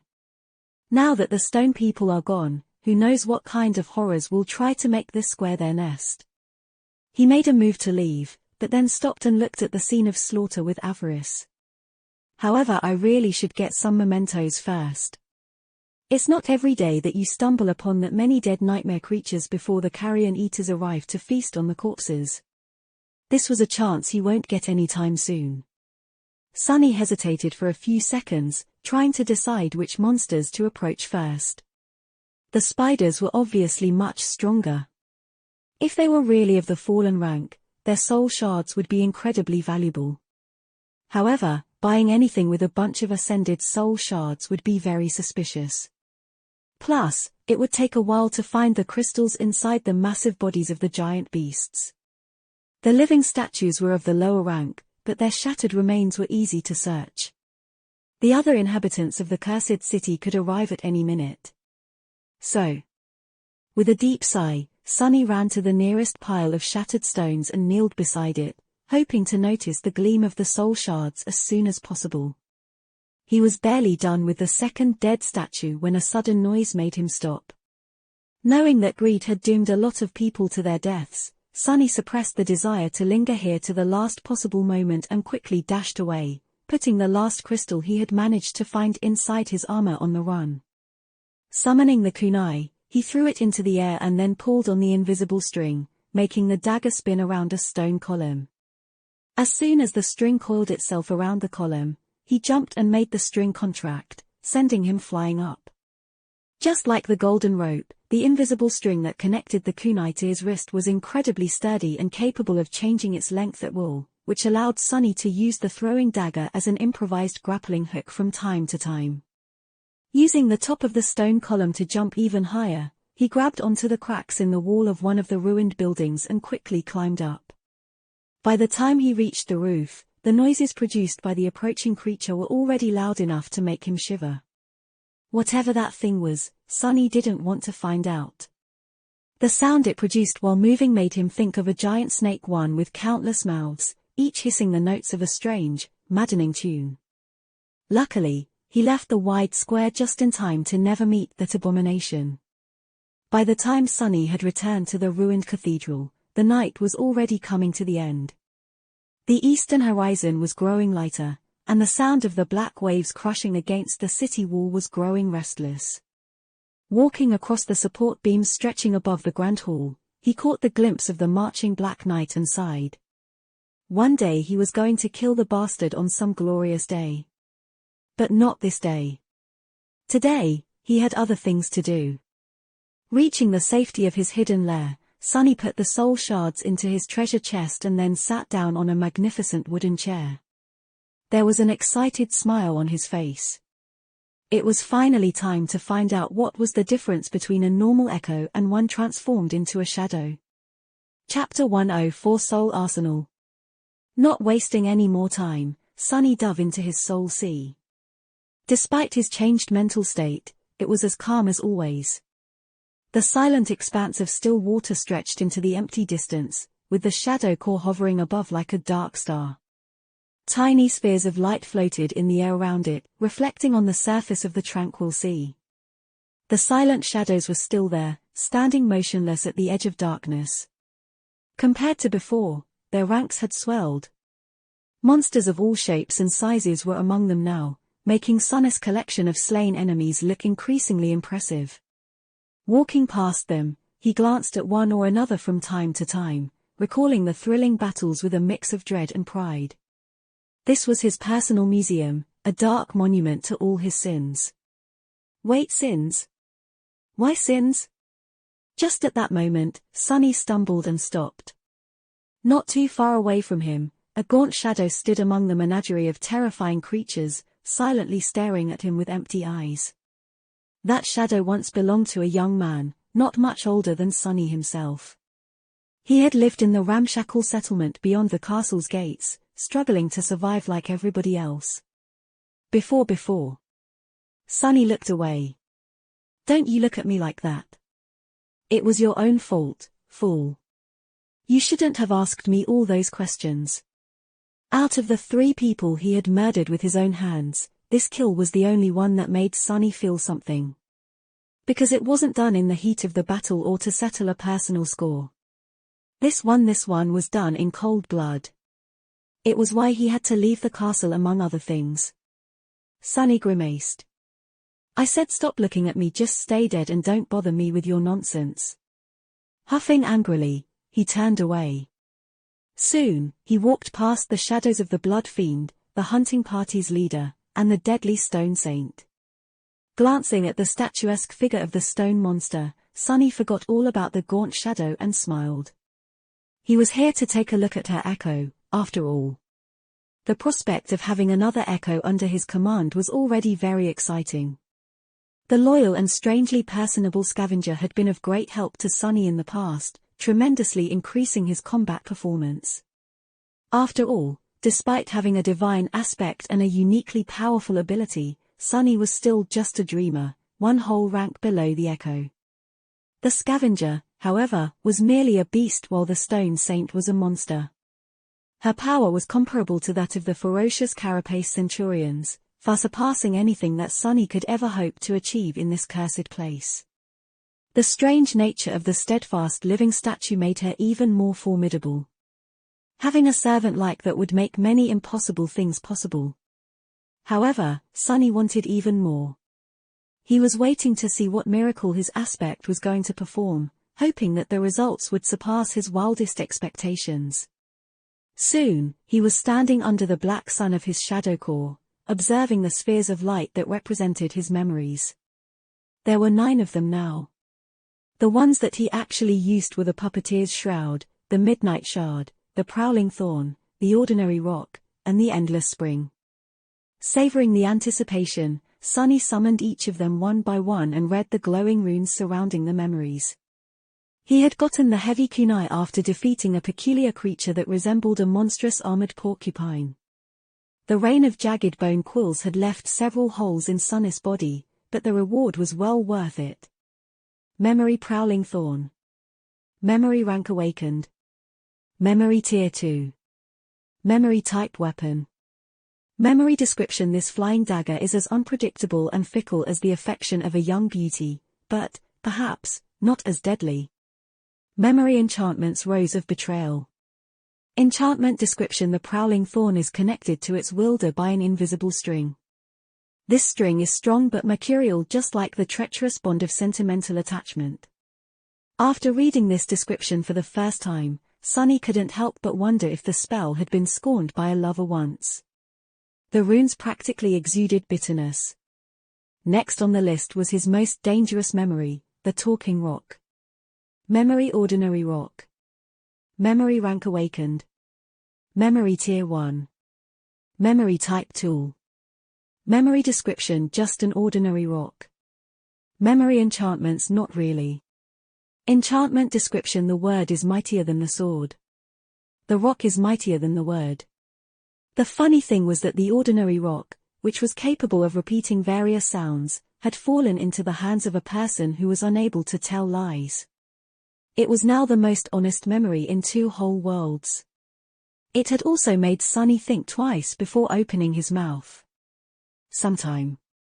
The last memory he decided to take a look at was, perhaps, the most precious to him. It was the beautiful glass bottle that Cassie had given Sunny as a farewell gift. Memory endless spring. Memory rank dormant. Memory tier 4. Memory type tool. Memory description: a lovesick devil had once imprisoned a mighty river in this fragile glass bottle. It was his gift to a beautiful desert spirit. Memory enchantments: gift of water. Enchantment description: this bottle contains enough water to make flowers bloom in the desolate heart of the most lifeless of deserts. This one was sort of romantic. It seemed as though the spell was all over the place when coming up with these descriptions, to the point where Sunny couldn't even tell if it was being serious. With a sigh, he dismissed the sphere of light containing the endless spring and glanced up. The other 4 of his memories were not very useful. They were an incredibly heavy tower shield, a suit of armor that was worse than the puppeteer's shroud in every regard, a glass eye capable of producing bright beams of harmless red light, and the obnoxiously loud silver bell, the first memory he had ever gotten. The remaining 3 had been awarded to him for killing comparatively weak monsters on the streets of the cursed city. He was hoping to trade them for something more suitable during his next visit to the castle, whenever that might be. Forgetting about the memories, Sunny finally focused his attention on the brightest sphere of light that was floating in the dark emptiness above his head. The one containing his new Echo. He willed it to descent and watched as the sphere glided down, softly touching the surface of dark water a few moments later. It slowly dimmed, revealing the stone figure hidden within. Here in the dark silence of the Soul Sea, the stone saint looked just like a statue. She was approximately as tall as Sunny, looking miniature in comparison to the rest of the nightmare creatures he had to face on the Forgotten Shore. She was also uniquely human-like in appearance. If not for the dark grey hue and the stone-like nature of her granite skin, Sunny might have even mistaken the strange monster for a sleeper. Provided, he couldn't see much of her body behind the graceful dark armor.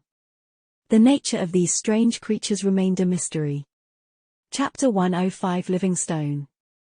Previously, Sunny had considered the living statues to be just that, monuments brought to life by evil spirits. There were a lot of revenants like that walking the streets of the cursed city. Take the Black Knight, for example. Sunny was almost sure that the bastard was actually just a suit of armor with a vengeful wraith imprisoned within it. He had no proof that there was an actual body in that moving steel fortress, at least. However, after watching the stone saint die right before his eyes, he wasn't so sure that she and the Black Knight were the same anymore. There certainly were similarities. Even the design of their armors was somewhat similar, as though one had originated from the other. But the stone warrior's armor seemed much more ancient. And then there was the ruby dust that flowed from the stone creature's wounds instead of blood. Since when did statues have blood? It was almost like these strange creatures were designed to possess their own weird form of life. Come think about it, the stone warriors resembled artificial beings brought to life by some dark magic much more than they resembled undead creatures. Mysteries, mysteries, mysteries all around. Perhaps the runes describing the stone saint would provide him with some answers. The Echo, meanwhile, was coming to life. 2 magenta flames ignited in her gemstone eyes. The stone of her armor suddenly gleamed with subtle metal shine, the smooth surface of her granite skin turned slightly less rigid. Silently turning her head, the saint gazed at Sunny through the narrow split of her helmet's visor. Let's see. He concentrated on the runes. Echo Stone Saint. Echo Rank Awakened. Echo Class Monster. Echo Attributes Battle Master, Stalwart, Mark of Divinity. Sunny blinked. Mark of Divinity. That was the same as his original attribute. What business did a nightmare creature have walking around with the traces of divinity left in its evil, corrupted soul? And what with these other attributes? Battle Master Attribute Description. Born on the battlefield, the Stone Saint is proficient in all forms of combat. Stalwart Attribute Description. The Stone Saint is highly resistant to all forms of damage, as well as being fully immune to mind and soul attacks. Bewildered, Sunny shook his head. No wonder these silent stone warriors were so deadly. They were literally a bunch of killing machines created to last as long and deal as much damage as possible on the battlefield. But who had created them? Leaving the attributes alone, he lowered his gaze and read the next line of runes. Echo Description. Deep in the cavernous halls of his dark domain, the last child of the unknown had created them from stone to quell the fire burning in his resentful heart. However, that fire only grew hotter. Designed to bring peace, they were instead born into an endless war. The unknown again. Or rather, their children. It seemed like his theory was correct. The Stone Saint was either an artificial being or a descendant of one. In any case, that was before she was corrupted by whatever it was that had corrupted all the nightmare creatures, and especially those in the cursed city. Now even gods wouldn't be able to describe what exactly she was. Not that it mattered. A monster was a monster. Sunny was more interested in the fact that the traces of divinity that the stone warrior bore had to have come from their original creator, who was at least partially one of the unknown. Which meant that the unknown, indeed, were closely related to the gods and to divinity itself. Just like Mysterious Weaver. Looking away from the runes, Sunny studied the motionless echo with his altered eyes. What he saw made him smile darkly. Just like the memories, the true essence of the echo was weaved from the countless diamond strings that formed an infinitely complex pattern. Only in its case, the pattern was even more elaborate, dwarfing anything that Sunny had previously seen. 2 embers were burning inside the stone saint's body, serving as anchors for the endless strings. One of them was situated in the place where her heart should have been, the other in the lower part of her abdomen. Sunny closed one eye and looked more closely. And there, behind the shining pattern of the diamond strings, he noticed another, much more primitive and crude system of adamantine threads. They pierced the stone flesh of the echo, resembling a human nervous system. These strings were also seemingly made from diamond, but they were much less ethereal. In fact, they were entirely corporeal. Sunny frowned. Makes sense, that makes sense. Wait, how does it make sense? The memories and the echoes were created by the spell. They were artificial. The stone saint, too, was artificial, but in a much more mundane sense. She was made by a child of the unknown, just like her echo was made by the spell. Which meant what? That the technique that had been used to create the stone saint was eerily similar to the technique that the spell used, although it did look extremely primitive in comparison. Could that mean that the spell itself had come from the unknown? Sunny grimaced and shook his head. No, no. Although it was a sound theory, there was too little information to actually consider it substantiated or even remotely believable. He needed to find out more, learn more, uncover more before even beginning to understand the true story that connected the spell, the gods, the unknown, and his own life into one nightmarish tapestry. But there would be time for it later. Right now, he had something equally as interesting right within his grasp. Glancing one last time at the graceful stone monster, Sunny gulped and licked his lips. Then, he said timidly, Let's do this." Taking a step forward, he hesitated and then carefully put his hand on the breastplate of the stone saint's armor, right across from the place where the main nexus of her spell weave was situated. To his surprise, the breastplate felt like stone and was warm to the touch. It was as though a furious crimson flame was burning inside the nightmare creature's chest. Ha! As soon as Sunny touched the echo, a new string of runes appeared in the air in front of him. Transform echo into a shadow. He hesitated, once again afraid to make the choice. What was he going to do if the process made the stone saint weaker, or even useless? Trying not to think of this possibility, Sunny sighed and forced himself to say, "Yes." An imperceptible change happened to the soul sea, as though a gust of wind suddenly appeared out of nowhere. The tranquil dark water seemed to simultaneously stay still and move restlessly. Then, a sudden pressure came from somewhere above. Raising his head, Sunny saw two dark beams descending from the depths of the shadow core.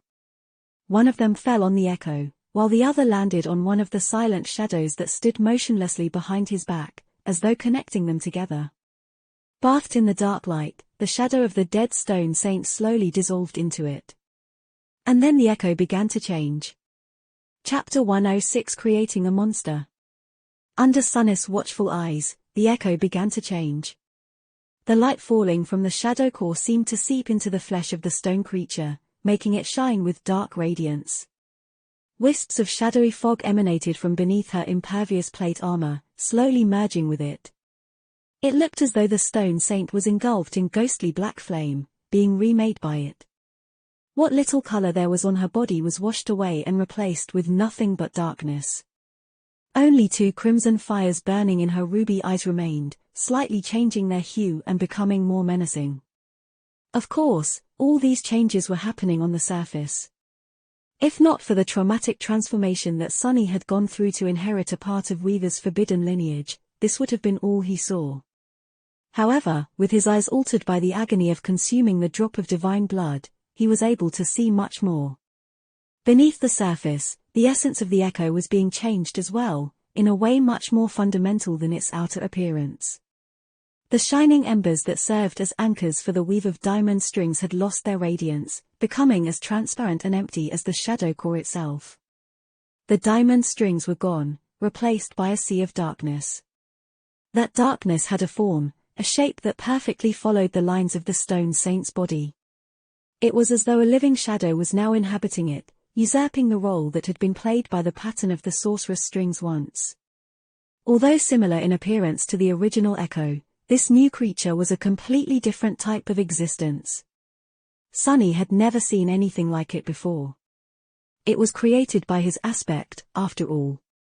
The process of transformation, meanwhile, was coming to the end. The ray of dark light cast by the shadow core was disappearing, its reflection drowning in the calm water of the silent sea. The black flames were already fully absorbed by the stone-like armor of the saint, gone with the dark radiance of her smooth granite skin. Sunny observed the stone saint. Clad in the lusterless black armor, with 2 ruby flames burning in the deep shadows of the visor, she looked like an incarnation of pure darkness, a noble demon sent to wage war against heaven from the depths of hell. What changed the most, however, was her presence. Before, the echo felt like an empty shell, a magical tool rather than an actual being. Now, however, there were hints of mysterious will in her crimson eyes, a subtle sense there was a nascent spark of sentience burning somewhere deep within her lightless soul. Or whatever it was that the menacing monster had instead of a soul. This was a shadow. Just as this thought appeared in Sunny's mind, the faintly familiar voice of the spell resounded above the dark waters of the Soul Sea. "You have created a shadow monster, Stone Saint." Hearing these words, Sunny smiled. However, a second later, the smile disappeared from his lips, replaced by a pained expression. Only now, after the process was complete, he felt a subtle emptiness permeating his whole body. He felt weakened. The loss of 100 shadow fragments was finally making its effect known. He had suspected that spending them in this way would reverse the process of power accumulation that had consumed him for these last few months, but it was still an unpleasant feeling. He was much stronger than he had been during the journey through the labyrinth, however, some of his physical might was unmistakably gone, leaving him with a bitter feeling of regret. No, he had known that this would happen, and decided to proceed with the experiment anyway. It was well worth it. Forgetting about the change in his physical state, Sunny walked around his shadow and observed her from different sides. The Stone Saint's eyes silently followed his movements, sending glints of crimson light reflecting from the black surface of the tranquil sea. "This is amazing. I wonder what she is capable of." Summoning the runes, Sunny immediately noticed that there was a new cluster shining right beneath the one describing his echoes. Shadow Stone Saint. Excited to learn more about his new pet monster, Sunny was about to concentrate his attention on the runes, but then stopped and glanced down at his own shadow, a little embarrassed. Sorry. How are you feeling, buddy? You aren't, jealous or anything." The shadow looked away and pretended that it didn't know him. It was seemingly indifferent to the appearance of a new shadow creature in his service, even though this new shadow had a capital letter to its name. "Well, I just wanted to say that you shouldn't be. I still value you very much, even though the Stone Saint is probably capable of slicing powerful monsters into tiny pieces with her sword, while you're still just a useless piece of an incredibly capable scout and my most trusted confidant. I still appreciate you." "Yeah." He stared at the shadow for a bit and, seeing that it didn't react in any way, turned away. This guy had better step up his game. Ha! Focusing on the runes, Sunny summoned the description of the shadow and read. Shadow Stone Saint. Shadow rank awakened. Shadow class monster. Shadow attributes Battle Master, Stalwart, Spark of Divinity. Sunny blinked. It seemed as though Stone Saint's divine attribute had evolved to match his own. Was it because he was her master? This was a nice surprise. However, he still didn't see how she was different from before. Frowning, he continued to look through the shimmering runes. Shadow description: Shadow Saint was created by the treacherous lost from light in the cursed darkness of the Forgotten Shore. Again with this whole treachery stuff. Can I get another epithet, huh? But in the next moment, he forgot all about this little frustration. Because the following line of runes showed him something really unexpected. Just beneath the description, a familiar set of runes shined in the air. Shadow Fragments 0200. Chapter 107: Growing Shadow. Sunny stared at the runes, perplexed. Then, a sudden light of understanding appeared in his eyes. He finally realized what was the principal difference between an echo and a shadow. It was really very simple. The echoes were mere replicas of the creatures that had left them behind. They were molded in their image and never changed, always remaining the same as the originals at the moment of their deaths. Shadows, however, were different. After all, they were mercurial by nature, always changing their forms and shapes depending on the environment. And so, a shadow was capable of change to some extent, too. It was capable of growth. His eyes widened. By slaying nightmare creatures, he was able to absorb their shadow fragments and become stronger. Eventually, his shadow core was bound to evolve, turning from dormant to awakened and beyond. The jump in power that came with this evolution was nothing short of unmatched. Granted, he wasn't sure about the particular details of this process, not to mention that, as a human, he could only become an awakened after returning from the dream realm into the real world, which was impossible to do in this godforsaken place. He also didn't know what would happen if he actually managed to accumulate the 1,000 shadow fragments that the runes demanded. But no matter what happened, if he were to continue walking forward on the path of the awakened, he would eventually outgrow his memories and echoes, rendering them weak and useless against the enemies of the comparable rank. He would then be forced to discard them and try to find suitable replacements, with no guarantee whatsoever that he would actually succeed. This problem was not as dire when it came to memories, which were comparatively easy to get. The echoes, however, were exceedingly rare. Once an echo grew too weak to accompany its master, replacing it was an extremely tall task. But shadows were capable of growing with him, becoming more powerful just as he grew more powerful. As long as Sunny was willing to put in the work, his shadow would never fall behind. The possibilities that this simple quality opened up were truly endless. It was enough to completely change his plans for the future.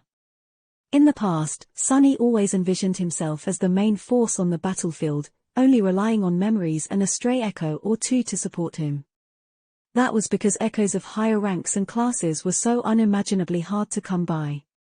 Although much more rare than memories, there were still many dormant echoes around, and a fair number of awakened ones too.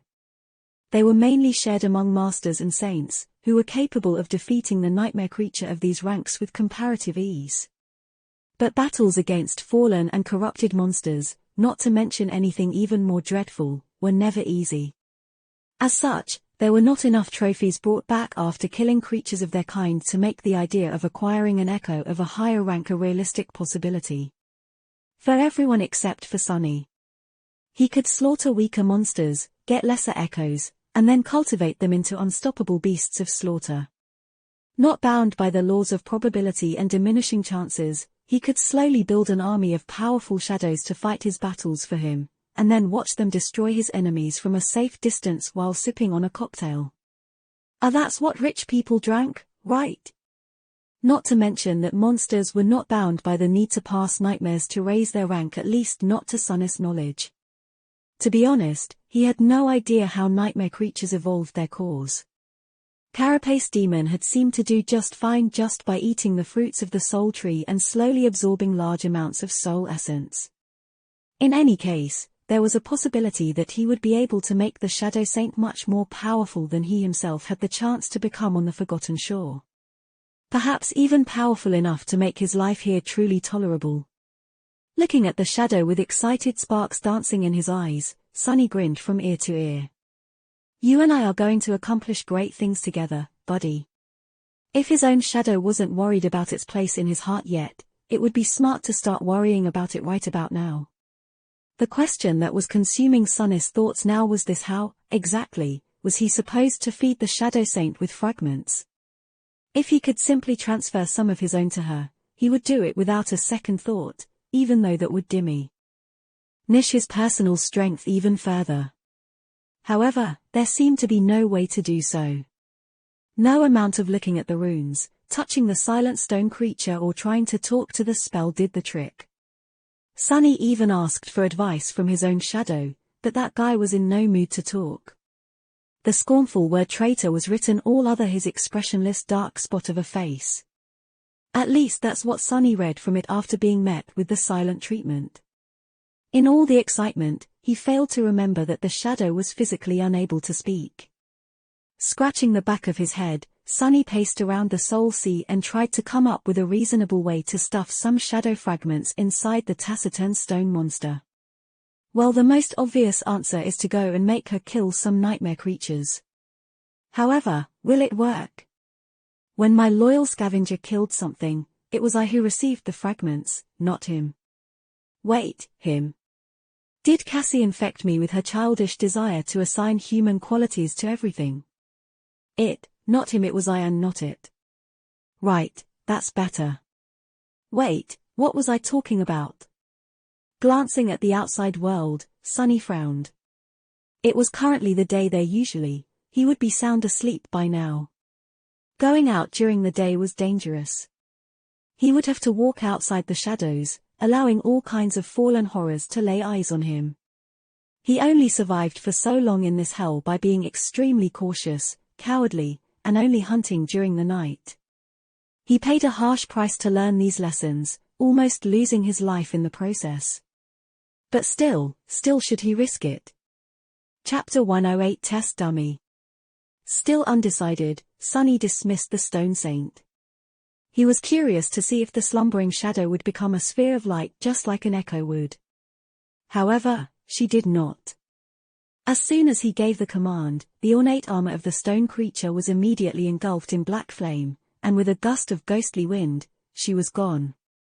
It seemed as though the shadow was returned into the embrace of the shadow core that had created her, and was now sleeping in its depths, bathed in the invisible waves of nurturing dark flames. Sunny scratched the back of his head.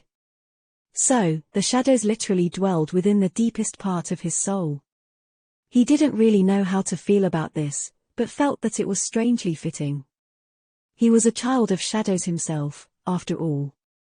With a thoughtful sigh, Sunny emerged from the Soul Sea and looked around his secret lair. Outside the ruined cathedral, the sun was shining above the cursed city. But none of its rays could reach this tranquil hidden chamber. Sunny suspected that once, long ago, the secret room served as the private quarters of a venerated young priestess who performed sacred rites in this temple. He had found some of her things in the modest wardrobe that was hidden behind a stone panel, somehow preserved in pristine condition despite the thousands of years that had passed since the city had fallen to the curse of darkness. If not for the lamentable disparity of their genders, he would have had a whole collection of clothes to wear, instead of spending every waking hour dressed in the same good old puppeteer's shroud.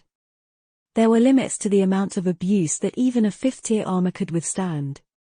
However, in a sense, he was lucky. At least his armor was made out of soft fabric. It would have been much worse if he had to wear a suit of plate armor or a rusty chainmail instead. That priestess, of course, had not used the same extravagant method to enter her private quarters. There actually was a doorway that led outside the room and into a concealed corridor that ended with a narrow stairwell. However, the stairs had long collapsed, leaving only a deep vertical shaft behind. This was Sunny's route of escape in case someone or something would find his lair. Standing up from the magnificent wooden chair, Sunny paced around for a bit and then lighted the fire under a makeshift stove, planning to make himself some late supper. The orange flames illuminated the hidden chamber, sending shadows dancing on its walls. Oh, right. I never got fresh meat. The night was so eventful that he had completely forgotten the initial purpose of his hunt. Throwing the last few strips of meat on the grill, he seasoned them with salt and sighed once again. The desire to simply venture outside and get into a fight with the nearest nightmare creature seemed more attractive with each minute. No, that's how you end up dead. To distract himself from these seductive thoughts, Sunny decided to summon the Stone Saint into the material world and perform a few experiments in the safety of his secret lair. Standing up, he willed the shadow to appear. The secretive chamber was submerged in deep shadows. His own was hidden in one of them, standing with its arms crossed on the cold stone wall. In Sunny's vision, it appeared as a silhouette made from a deeper shade of black. Usually, an echo would appear in front of the summoner, weaved from the countless sparks of moving light. However, the Stone Saint entrance was completely different. Instead of materializing out of thin air, she stepped out of his shadow like a sinister dark knight. Wreathed in darkness, her elegant figure emanated a sense of danger and foreboding. First, 2 ruby eyes ignited in the depths of the shadow. Then, the darkness came to life and surged forward, taking the form of the deadly stone monster.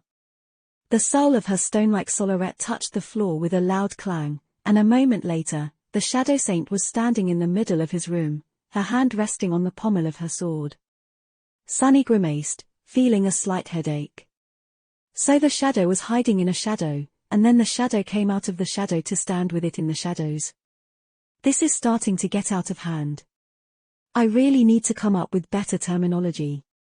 He felt that this was a vital problem, but no suitable words came to his mind. Glancing at the silent duo, Sunny hesitantly asked, "Any ideas?" Sadly, both his shadow and his shadow were mute and unable to voice their opinions even if they wanted to. Left with no assistance whatsoever, Sunny sighed. "All right, I'll think of something later. For now, let's see what you're capable of." Summoning his shadow, he wrapped himself in its comforting embrace and faced the Stone Saint, preparing to test her strength. Inhaling deeply, he focused and gave the menacing monster a command. "Strike me." Sunny expected that the shadow would hesitate for a moment, maybe even requiring some persuasion to turn on her master. Instead, the Stone Saint immediately leaned forward and punched him in the chest without a second thought. With his physical prowess enhanced by the shadow, Sunny was sure of his ability to withstand one blow from the awakened monster, at least to a certain degree. However, he was wrong. So wrong. Before he could even react, the armor-clad stone fist crashed into his ribs, making Sunny feel as though he was hit by a train. In the next second, he found himself lying on the floor, surrounded by numerous pieces of broken wood. Oh no, my chair. The magnificent chair was gone, ruthlessly turned into splinters and firewood by the impact with his back. It was completely unsalvageable. Sunny's back wasn't doing much better. Turning onto his stomach with a moan, Sunny spat a bit of blood on the stone floor and weakly raised one hand, giving the Shadow Saint thumbs up. "A good, well done. 10 out of 10, just like crap, that really hurts just like I expected." Casting a furtive glance at the elegant stone knight, he forced a smile out and tried to stand up. "I think I need to amend some details of the future experiments." Next, Sunny was planning to enhance the Stone Saint with the shadow before getting her to strike him again. However, on second thought, there were better ways to measure her power. Chapter 109 Soulmates. Picking himself up from the floor, Sunny staggered and found his way back to the fire burning under the improvised grill. Glancing at the motionless stone knight, he spat a bit more blood and groaned. As the appetizing aroma of roasting meat filled the air, the blood we've got busy repairing his body. By the time his supper was ready, Sunny was able to breathe without wincing. Putting the meat on his prized possession, the luxurious silver plate, Sunny prepared to eat. On the Forgotten Shore, simple everyday necessities like plates were rarer than enchanted swords and magical suits of armor. In the whole cursed city, only Gunlog and his 5 lieutenants were able to dine with as much decorum as Sunny. Granted, he had yet to find even a single pair of chopsticks in this whole damn place, let alone something more technologically advanced, like a spoon. Of course, Sunny could try and make one himself, but that wasn't the same thing. The Shadow Saint was silently looking at him with her burning ruby eyes. Feeling uncomfortable under her mysterious gaze, Sunny glanced at his plate, then at the menacing stone creature. You want some? He raised a piece of meat and offered it to the taciturn monster. However, the Stone Saint showed no reaction at all. Well, suit yourself. Using the prowling thorn as a kitchen utensil, Sunny dug in, devouring the juicy meat like a starving animal. With not a single human soul around, he didn't bother with table manners at all. That's the life. His perpetually hungry outskirt self would have been really shocked to see this extravagant feast. That was real meat. He had hunted and prepared it himself, no less. More than that, he got to enjoy a similar type of luxury food almost every day. Of course, that real meat had come from a revolting horror of a monster, but these were just small details. Chewing on the last piece with a sense of deep satisfaction, Sunny thoughtfully looked at the Stone Saint. It was time to continue. Earlier, he wanted to see if there was a possible synergy between the different powers that his aspect possessed. Namely, if the enhancement provided by shadow control could be applied to shadows. Sunny knew that his shadow was able to enhance his body, his memories, and, with lesser effect, various inanimate objects. However, it was unable to enhance other humans and memories that belonged to them, as well as any living creature except for Sunny himself. He had secretly tested it during his travels with Nephis and Cassie to come up with this conclusion. More importantly, it couldn't affect echoes. But what about shadows? Giving a mental command, Sunny sent his shadow in the direction of the Stone Saint and held his breath. Flowing like water, the shadow silently grasped the statuesque monster in its dark embrace. Then, it seemed to disappear, as though absorbed by the stone flesh of the tenebrous night. A moment later, Stone Saint's ruby eyes blazed with crimson fire.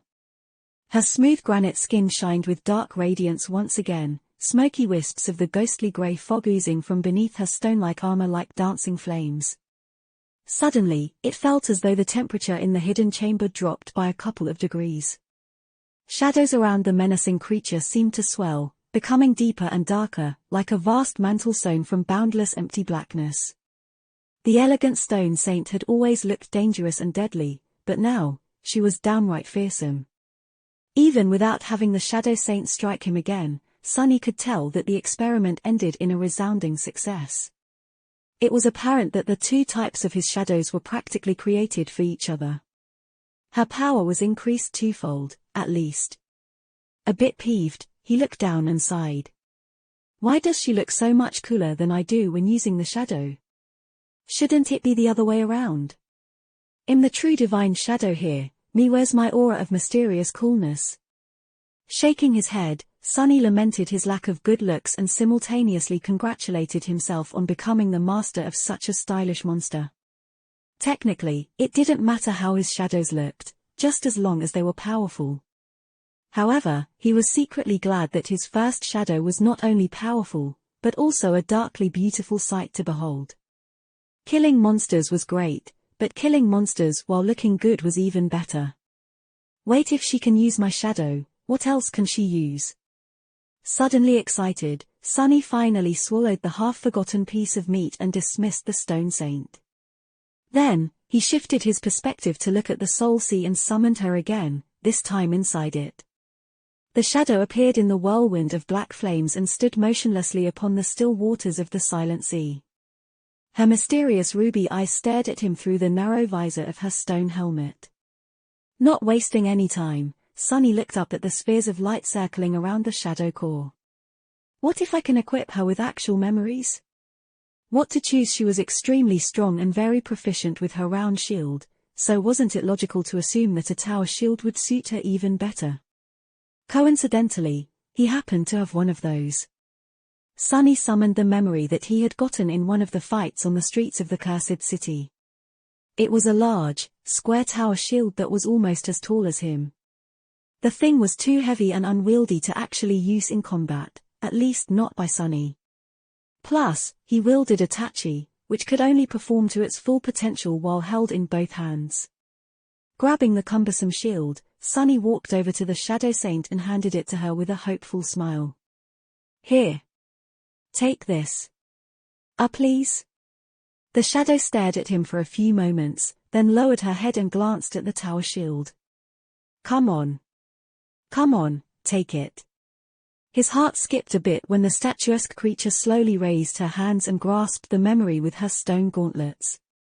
Yes, that's right now, use it. The stone saint obediently brought the shield to her chest. And then shattered it. Sunny froze, his mouth hanging open. Your memory has been destroyed. What? The shards of the broken memory turned into a river of tiny sparks of light, just like the echo of the carapace scavenger and the azure blade had done before disappearing forever. My tower shield. Sunny felt a sharp dagger of sorrow stab at his heart. Yes, the shield was of no use to him. But it would sell for so much money in the real world. Why did this evil thing have to break it? Why? Wasn't his beautiful chair enough? He gazed at the tiny sparks, wanting to cry. However, a moment later, his eyes widened. Because the river of sparks did not disappear. Instead, it circled around the stone saint's body and then suddenly flowed through it, separating into two streams. Each stream was then absorbed by one of the dark embers burning in the depths of the living shadow that was hiding inside the monster's body. Sunny blinked. Stone Saint has grown stronger. Chapter 110 Memento. Sunny stared at the Shadow Saint, dumbfounded. The storm of emotions that the destruction of the tower shield had produced was still tugging on his heartstrings, but now, an equally powerful feeling was slowly welling up in his chest. Not knowing how to process all of this, he simply blinked a couple of times and said in a flat tone. Huh? So, let me get this straight. He gave the shield to his pet monster hoping that she would be able to use it. And she did, sort of. It's just that instead of wielding the memory, she ate it. Sunny hesitated for a few moments, wondering if he had finally lost it. But no, the echo of the spell's voice was still resounding above the dark waters, whispering the same phrase over and over again. Stone Saint has grown stronger. With a heavy sigh, Sunny summoned the runes and found the description of the shadow. Down at the very bottom of it, the runes were slightly changed. Shadow Fragments 2200. A wild gleam appeared in his eyes. 2 fragments. He had received the memory of the tower shield after slaying a particularly hardy wraith, who, despite its frightening appearance, had turned out to be merely an awakened monster. For killing it, Sunny himself had received 4 shadow fragments. But that was because his own shadow core was dormant, and as such, he always got double the reward in battles against creatures of the higher rank, 2 for each soul core that an awakened creature possessed. The Stone Saint was such a creature herself, so it was logical to assume that she would not receive the same treatment. The tower shield had come from a monster with 2 awakened cores, so she received 2 fragments for consuming its memory. Which meant that, with a fire of excitement burning in his eyes, Sunny hurriedly summoned another memory. A disgusting eye with a menacing vertical pupil appeared from the dissipating brightness of the descending sphere of light. That eye came from a basilisk-like creature that Sunny had killed a few weeks ago. To survive the battle, he had to fight it with his own eyes closed, relying solely on the shadow sense to move through the rubble and dodge the attacks of the deadly beast. In the end, he had beheaded the vile thing with a slash of his swift blade seconds before being ripped apart by its claws. It was a fine test for his nascent combat skill. Sadly, the memory came with none of the powers that the actual beast had possessed. It was only capable of producing a harmless beam of red light, which could only be used for creating mood lighting, at least in the case of Sunny, who could see in the dark. Grabbing the eye, he held it out for the Stone Saint to take. The shadow grasped the disgusting thing, brought it to her chest, and then crushed it in her armored fist. Once again, the memory disintegrated into countless tiny sparks of ethereal light, which were then absorbed by the darkness hiding inside the elegant creature's body. Stone Saint has grown stronger. Sunny grinned, then threw his head back and laughed. So that's how it was the shadows fed on memories, they consumed them to receive power, just like he killed nightmare creatures to consume the remnants of their shadows. To make sure, he glanced at the runes again and saw exactly what he had expected to see. Shadow Fragments 3200. Tier 1 Awakened Memory, 1 fragment. Makes sense.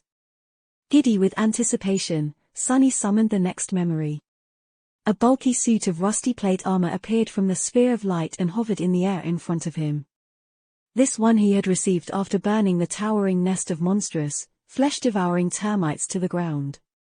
Creating a bonfire in the absolute darkness of the Forgotten Shores night was a dangerous endeavor, but he had hoped to receive hundreds of shadow fragments by eviscerating the whole swarm of these tiny gluttonous creatures. Judging by the amount of bones littering the ground around the nest, they were a real plague. Sadly, the entire colony had turned out to be a single demonic being, landing him only 6 fragments. He even had to retreat without collecting the soul shards from the smoldering remains of the hive, scared away by the approach of several fallen horrors that had been attracted by the bright flames. The memory was of little consolation, since his own puppeteer's shroud was superior to it in all regards. But now, finally, it could be of use. The Stone Saint devoured the armor just like she had devoured the over 2 memories. Once again, the spell announced that the shadow monster had grown stronger. The runes changed again. Shadow Fragments 6200. Every time the numbers changed, Sunny felt a deep sense of satisfaction. His menacing Stone Knight was becoming more fearsome with each second. He suspected that gambling addicts felt something similar in the throes of a rare winning streak. Caught in the moment, he grasped the next memory, but then stopped and stared at the small silver bell that lay silently in his hand. This one was the first memory he had ever received, barely holding on to OIF. Ian, the bitter cold and terror of the first nightmare.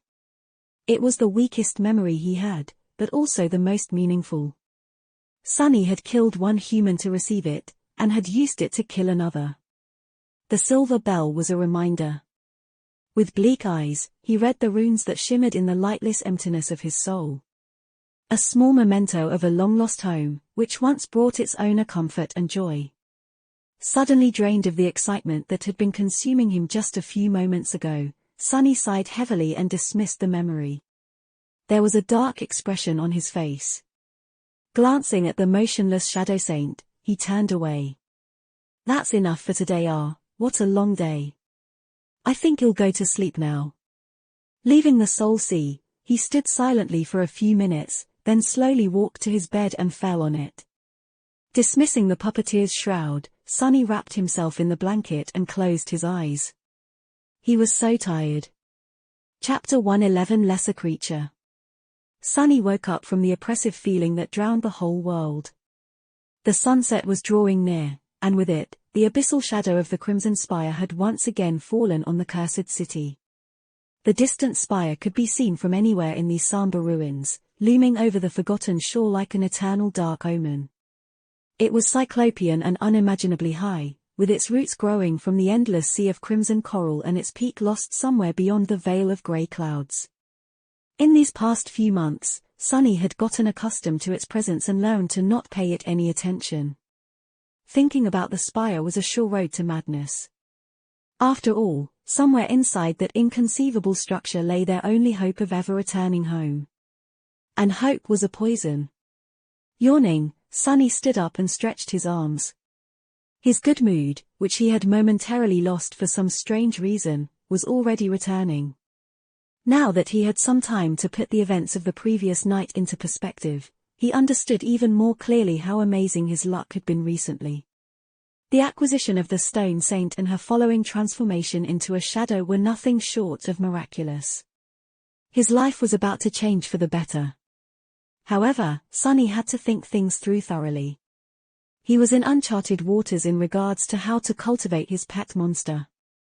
The initial excitement he felt after realizing that the Shadow Saint was capable of consuming memories to collect shadow fragments was gone. In its place, there now was a series of uncomfortable questions. Sunny had spent somewhere around 6 months on the Forgotten Shore.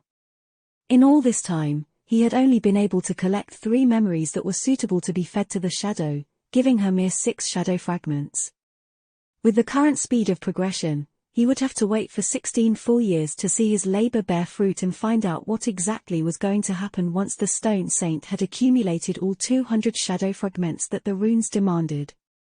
Even among the elites of Gunnlaug's army, there was no one who had survived on the Forgotten Shore for more than 10 years. The king of the castle himself had only been here for 8, and only lived that long in large part due to luck. Granted, Sunny's battle ability would grow dramatically once the Deadly Stone Knight was added into the equation, but still, it was too long. He had to think of something. While he was doing the math, Sunny's eyes fell on the iron chest that stored his painstakingly accumulated fortune of soul shards. Distracted, he froze for a few moments, then hesitantly approached the chest and stared at its lid. By the standards of the Forgotten Shore, he was an incredibly rich man. His fortune could buy him a lot of things in the castle, from comparatively simple to increasingly rare and hard to come by. Some of the things that could be easily bought in that pit of despair he didn't even want to think about. What interested him the most, however, was the possibility of acquiring a large amount of memories. Powerful memories with useful enchantments were not cheap. In fact, they were extremely expensive. But he didn't really care about the quality. Since Stone Saint could get the same amount of fragments from the most useless of memories, all he needed was quantity.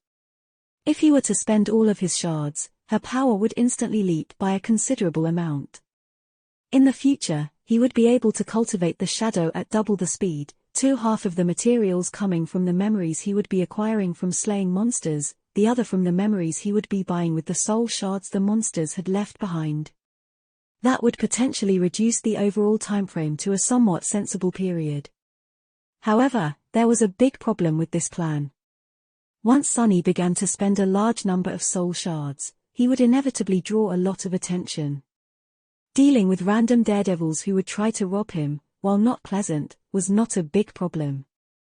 But if Gunnlaug himself were to become interested in his exploits, that would spell disaster. And then there was Nephis, whose presence made any sort of planning futile for reasons that only she and Sunny knew.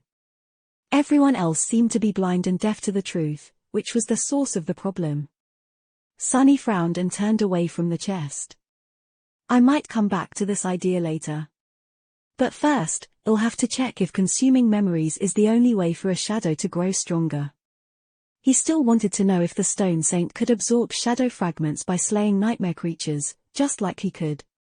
Some time later, Sunny was cautiously moving through the stone maze of the Forsaken City. Able to become one with the shadows, he had a certain advantage over anyone else who would dare to explore these cursed ruins in the absolute darkness of the night. However, even he was always just one step away from death. Attracting the attention of the real masters of the streets, the fallen creatures who dwelled here from the ancient times, would be the end of him. Sunny had no illusions about that. Humans only survived here by learning how to avoid the fallen ones and seek out weaker monsters to hunt. There weren't a lot of lesser creatures who were able to secure a foothold in the cursed city, so hunting them was always dangerous. Nevertheless, that was what Sunny had made into his profession, and that was what he was doing now. Finally, he reached the area where he had observed a particular creature in the past. Surprisingly, Sunny was intimately familiar with that type of monster. After all, one of them had almost cost him his life in the past. Somewhere around this particular street, a lone carapace centurion had made its lair. Climbing atop a tall stone column, Sunny stood motionlessly in the darkness and waited for his prey to appear. Time moved excruciatingly slowly, but a good hunter had to have a lot of patience. His dark eyes pierced the veil of night, observing the ghostly ruins. 1 hour passed, then another. Sunny waited. Soon, his patience was finally rewarded. From the deep darkness of one of the toppled buildings, a familiar hulking shape appeared in all its menacing beauty. The carapace centurion stepped onto the cobblestones, his black carapace decorated with crimson patterns, 2 terrifying bone sides scraping against the stone. Sunny smiled.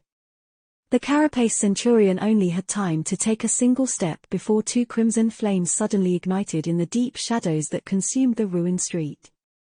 Then, a graceful stone knight stepped out of the darkness.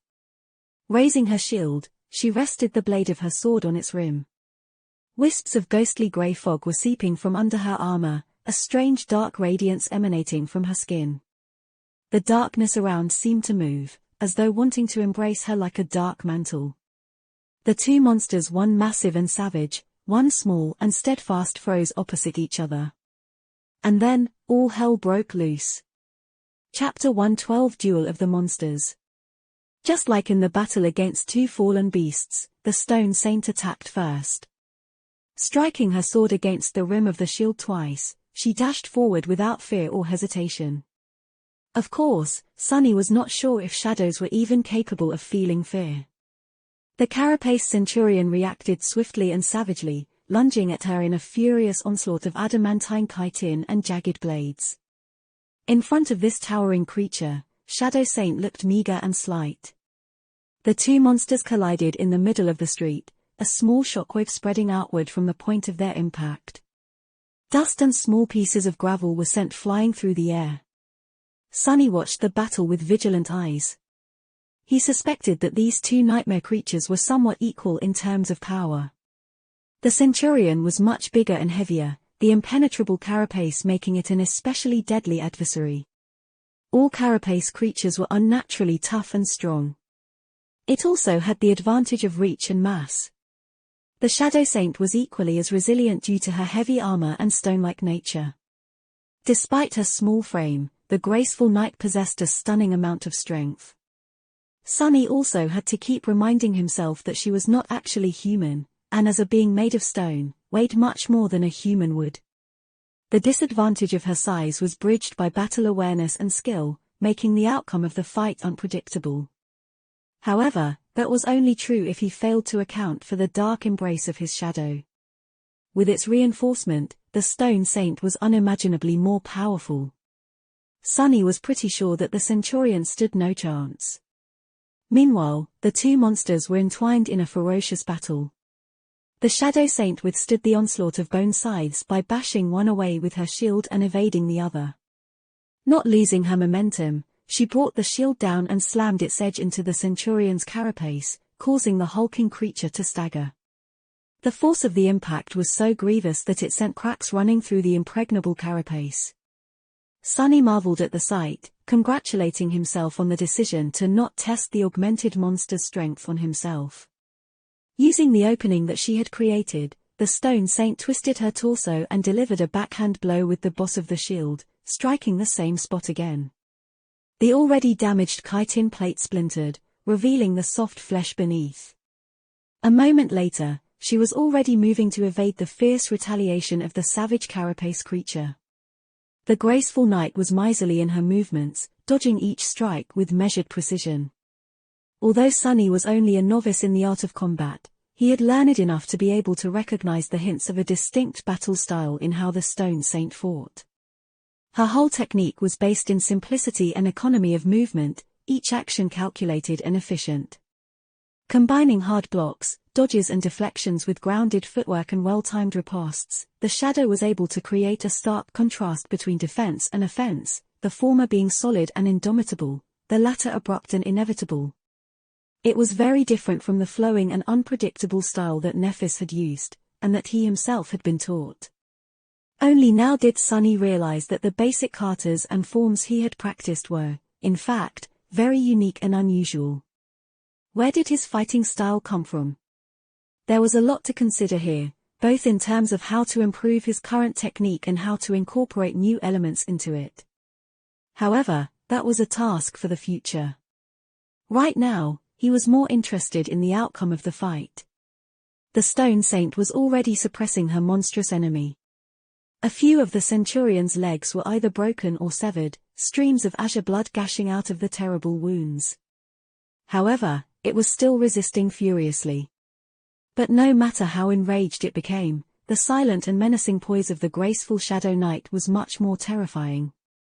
Just at that moment, the Shadow Saint sidestepped a downward slash of one of the Centurion's scythes and then pinned it under her greave.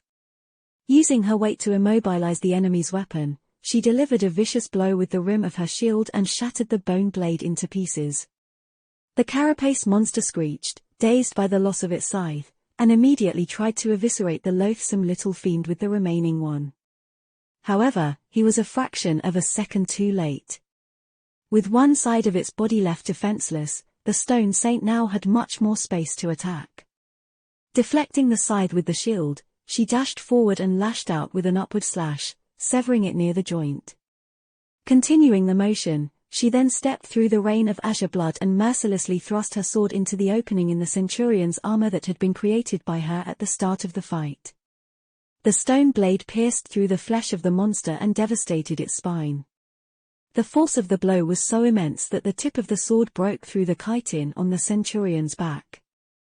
Pulling the sword out of the dying creature's body with one sharp motion, the Shadow Saint shook the blood off the blade. Then, she indifferently stepped back and froze, seemingly turning into a dark, motionless sculpture. Only the crimson fire still burning in her ruby eyes betrayed that the shadow was alive. Sunny held his breath, waiting for the spell to speak. Soon, he heard its faintly familiar voice. "You have slain an awakened monster, Carapace Centurion. Your shadow grows stronger." Slightly disappointed, he summoned the runes and checked the number of the shadow fragments in his possession. Shadow fragments 307-1000. 93 left to 400, he thought automatically. Then, just to be sure, Sunny glanced at the description of the stone saint. Shadow fragments 6200. So just like with the echoes, the kills performed by the shadow benefited her master instead of the monster herself. It seemed as though consuming memories was truly the only way to feed the stone saint. Sunny frowned. Well, that complicates things. Chapter 113 Dark Well. After the Shadow Saint had ruthlessly eviscerated the Carapace Centurion and confirmed Sunny's suspicion that he wouldn't be able to cultivate her in that way, he was left with nothing much to do. The knight was still young, but he had already achieved his goal. Now, he was free to do whatever he wished. However, there weren't very many options available in the Cursed City. He could continue to hunt, reveling in the newfound power. With the Stone Saint at his command, Sunny would be able to bathe the ruins in monster blood. However, that thought, no matter how seductive, left him uneasy. Hunting in this hellish place required patience and preparation. He only survived this long by carefully scouting the potential battlegrounds in advance and studying his prey from the shadows to learn its strengths and weaknesses, not rushing into a fight until he was absolutely sure that there was a solid chance of victory. Shadow Saint or not, betraying these principles would still get him killed. And with his mental state, slightly unstable, Sunny didn't trust himself to stay cautious once the easy wins kept piling up. He had to proceed slowly. Looking around the quiet ruins, Sunny smiled slightly. Actually, he wasn't that far from the library. He had indeed turned hunting nightmare creatures into a sort of profession, but it was just that, a job. Like any well-adjusted young man, he also had a hobby. In his free time, Sunny liked to explore the ruins. The warm feeling of satisfaction he had experienced after finding the hidden nest of the vile thieving bird never left his memory. There was something deeply engaging in uncovering fragments of long-lost history and piecing them together. Maybe Sunny had inherited this passion from teacher Julius, or maybe it had always been slumbering deep within his heart. In any case, he enjoyed exploring the ancient city a great deal. It was full of all kinds of mysteries, both large and small. After thousands of years had passed, most traces of the past had been erased by the merciless flow of time. But by looking in the right places and exercising critical thinking, insight and imagination, it was possible to piece together tiny shards of truth. Every time the seemingly disparate clues clicked into a coherent picture, Sunny felt a pleasant rush. Interestingly enough, it didn't matter whether that picture pertained to something important or completely useless. In fact, he enjoyed learning about the small details of the daily life that the inhabitants of the ancient city had once led much more than he enjoyed learning about the possible origins of the catastrophe that had befallen them, despite the fact that the latter was directly related to his own survival. For example, he was very curious to learn more about the young priestess whose private quarters he had made into his secret lair. The things she had left behind told him a lot about how the people of the city used to dress and think about the world, filling his imagination with colorful pictures of crowded streets and solemn cathedrals. But it was still not enough. His latest exploration project was the ruins of a grand library. Of course, none of the books and scrolls had survived the thousands of years in the cursed darkness. Luckily, the people who used to live in the city before its fall were very fond of stone engravings. He spent a lot of time studying the intact wall carvings, as well as fragments of surviving frescoes. One fresco, in particular, was especially grandiose and tantalizing, covering the entire floor of the library's main hall. Sadly, it was almost completely buried under rubble. Sonny had managed to clear some of it away, but most pieces of the collapsed roof were too heavy for him to lift. Maybe the Shadow Saint would have more luck. It was a suitable plan, but, for some reason, Sonny felt strangely reluctant to return to the exploration of the library on that particular night. What else can I do?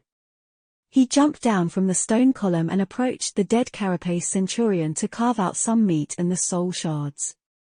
Come to think of it, the spot marked on the crude map that he had found on the body of the strange hunting party's leader was not that far away, too. Maybe he could check it out. Sonny vehemently shook his head.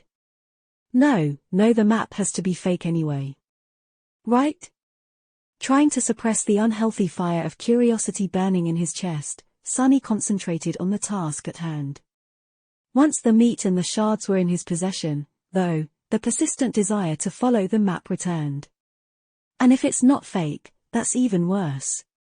Who knows what kind of horror those fools were searching for? Surely, there wouldn't be any treasure or important secrets hidden there. This whole thing smelled of nothing but peril. In fact, it reeked of something sinister, terrifying, and utterly evil. Sonny sighed. But honestly, what's the harm in taking one tiny look? It's just one look, what's the worst that can happen? Quietly stepping through the stone rubble, Sonny cautiously approached the spot marked on the map. For some strange reason, very few nightmare creatures seemed to choose this remote part of the city as their hunting grounds. It was as though they were compelled to avoid this place. Come to think about it, that fact alone would be enough to scare Sonny away. In normal circumstances. But with the stone saint hiding in his shadow, he felt a bit braver. He would be able to run away if anything happens, at least. Approaching a large building that had been magnificent once, Sonny climbed over the collapsed wall and found himself in a dark and secluded courtyard. In the center of the courtyard, there was a well. Its round mouth loomed like an open wound in the stone, filled with nothing but empty blackness. The well was covered with a strange, ornate iron grate. It must have weighed several tons at least, as though someone desperately wanted to prevent anything from ever lifting it from its place and leaving the well open. Sonny gulped before approaching and looking through the grill of the grate. The silent well was so deep that he couldn't see its bottom. Maybe there wasn't one. Picking up a small stone, Sonny dropped it down. The black mouth of the well swallowed the stone, making it disappear.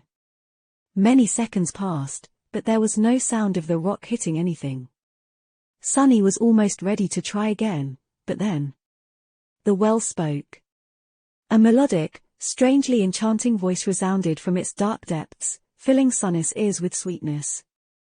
Ah, a guest. He staggered back, his eyes opening wide in fear. Nope. Not doing that. Sonny wanted to turn around and run away, but something stopped him from following his instinct. He sensed that leaving without finding out more was going to be a wrong decision. And the voice sounded so human-like. It was like the voice of someone you would want to be your friend. He shook his head, breaking free from the reverie. What were those damned fools up to? What are they doing there in that damn castle? I need to warn Nephis. No, wait, I need to find out more first. I'll try to understand what is going on here, but if there's any sign of danger, I run. Gritting his teeth, Sunny forced himself to stay still. A moment later, the well whispered. How wonderful. I haven't been fed in a long, long time. Chapter 114 Voice of Darkness. The enchanting voice came from the well in a wave of whispering echoes. It was soft and charming, flowing like a smooth silken melody. It seemed to belong to a young man if mere humans could even possess such a voice. A divine being would suit it more. Or a profane one. Sunny wasn't in the mood to appreciate the smooth and rich texture of the voice, though. He was covered in cold sweat. The echoes whispered. Time, time, time. In all his time on the Forgotten Shore, Sunny had only met one other creature capable of mimicking human speech. The memory of that encounter still made him tremble. The thing that had come from the depths of the dark sea in a mantle of fog and stolen Cass's voice was by far the most terrifying being he had ever met. He didn't even want to remember the utter horror he had felt when the swarm of whispering voices had surrounded him. On that night, Sunny had only been able to keep his sanity intact because of the blind girl's timely warning. He had only survived the meeting with the creature that possessed a human voice by keeping his eyes tightly shut. And now, here was another. Why were those hunters searching for this ancient horror? He frowned. If something sinister was brewing inside the castle, he had to warn Changing Star. But he couldn't do anything before establishing at least some understanding of the entire situation. That's why Sunny forced himself to stay still despite the fact that every instinct in his body screamed for him to run away. Instinct was not always the best advisor. Humans possessed intelligence for a reason. The black fissure of the well loomed in front of him like a pool of darkness. Suddenly, he was incredibly grateful for the immensely heavy ornate grate that kept the charming talker imprisoned in the lightless depths. Sunny licked his lips and tried to regain his composure.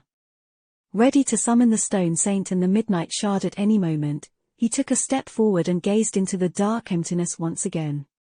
Then, he slowly said, "It's nice to meet you." He couldn't quite believe that he was trying to communicate with the terrifying prisoner of the well instead of running away without looking back. Life was sure full of surprises. Until the moment it gave you the last one, of course. A soft chuckle resounded from the well. After its melodious murmur disappeared in the darkness of the secluded courtyard, the voice said, "Oh, no, the pleasure is mine." The echoes whispered, "Mine, mine, mine." Sunny was considering his next words very carefully. My life might be depending on what I say next. He couldn't help but remember old fairy tales about terrible monsters that liked to play riddles with lost children. One wrong answer, and the children were devoured, never to be seen again. Was he going to end up in similar danger? It was still not too late to turn back.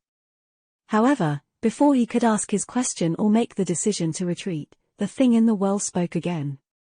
It said, "So are you guys going to feed me or not? Not to offend anyone, but lately, you've been very tardy. I have been sitting here by my lonesome for 3 days already. Or have you decided to try something new?" Sunny blinked. What? That wasn't exactly what he expected to hear from the mouth of an ancient evil. The thing sounded so human. He was almost tempted to believe that it actually was. That's how it gets you, fool. Sunny forced himself to remain vigilant. What did he know about how primordial evils were supposed to talk, anyway? If it was able to steal the knowledge of human language from his head, it would surely be able to steal some other things too. While Sunny was trying to comprehend what was happening, a few seconds flew by. The voice waited for a bit, then returned. "Oh, I see. So we are going with starvation now. Well, I have to give you guys some credit, this is your best idea yet. Sadly, it won't work. Do you even know what type of diets we trainees have to follow to debut? I guess not. Actually, I have to thank you. This is a great opportunity to work on my BMI. The echoes whispered. BMI, BMI, BMI. Wait, what? Sunny stared into the well, dumbfounded. His eye twitched. Don't tell me that there is really just some guy sitting on the bottom of that damn well. Feeling like the world suddenly stopped making any sense, he rubbed his temples, then asked in a strange tone. Who are you? The well fell silent. Sunny tried to remember what the charming voice had told him before. Something about not being fed in a long time. It surely sounded ominous and creepy in the moment, but if he looked at it a bit differently, if the group of hunters he lured to their deaths had been on its way to deliver food to a prisoner, then that would explain why the poor guy had to skip a few meals. But why would they keep someone imprisoned in this remote area of the ruins? Meanwhile, the voice spoke again. This time, it sounded tense. Wait, you're not one of the you're not gods. Sunny covered his face with his hand, realizing what was going to happen next. Oh, gods, it's not a human, heavens, I'm going to die. Those damn fools finally got me killed. From the perspective of a sleeper locked inside a well in the middle of the ruins, only two types of beings could come here to find him, either his captors or nightmare creatures. Sunny revealed that he wasn't one of the captors by asking his last question, which left only one other possibility.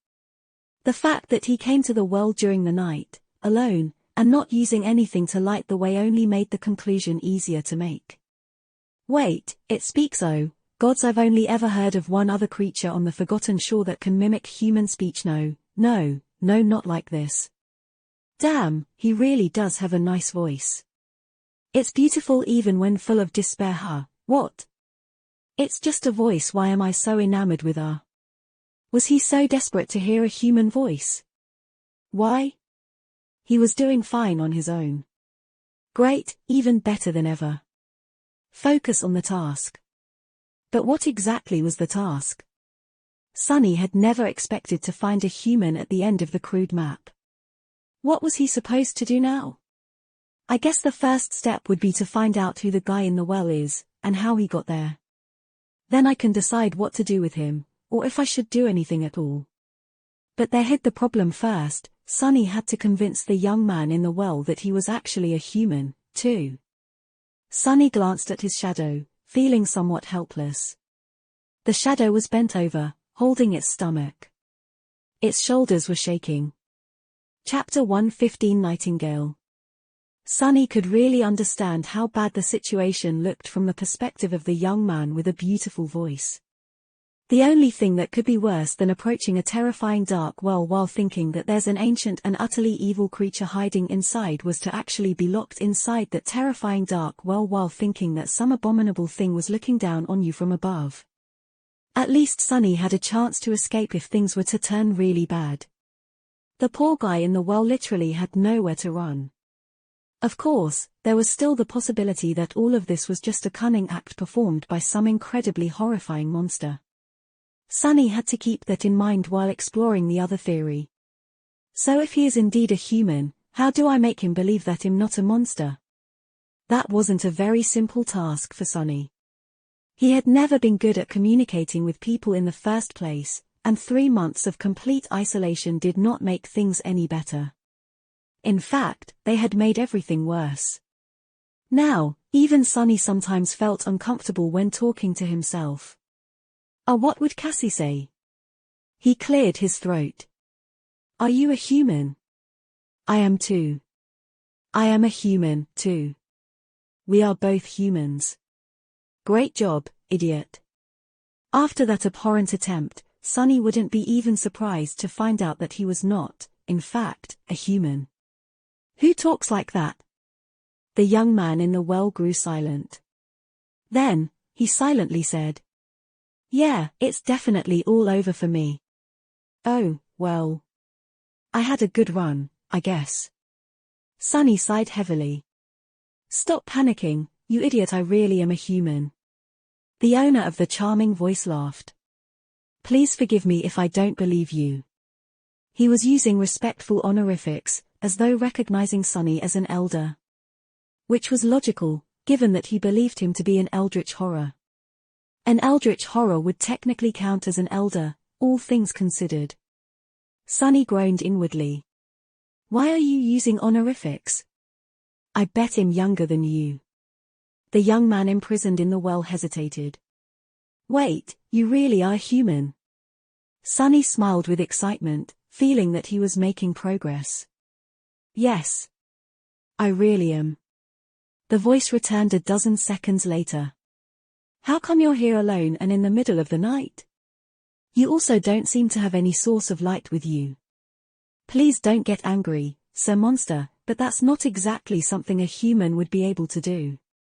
Maybe you should work on your story a bit more next time you venture out to devour innocent souls. Just a piece of friendly advice. Sunny sighed. Very funny. I'm able to walk around the city at night because my aspect allows me to hide in the darkness. I can also see through it, too. How did you end up in this well, anyway? The young man lingered before answering.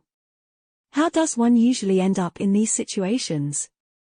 A bunch of thugs decided to shake me down for my memories. I politely refused, and here we are. They've been keeping me here for a couple of weeks, trying all kinds of methods to get me to transfer the memories to them.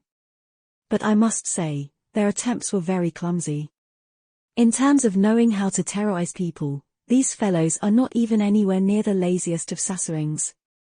Sunny didn't know what a Sasarang was, so he just assumed that it was some kind of a horribly malevolent nightmare creature. The rest of the story was somewhat easy to believe.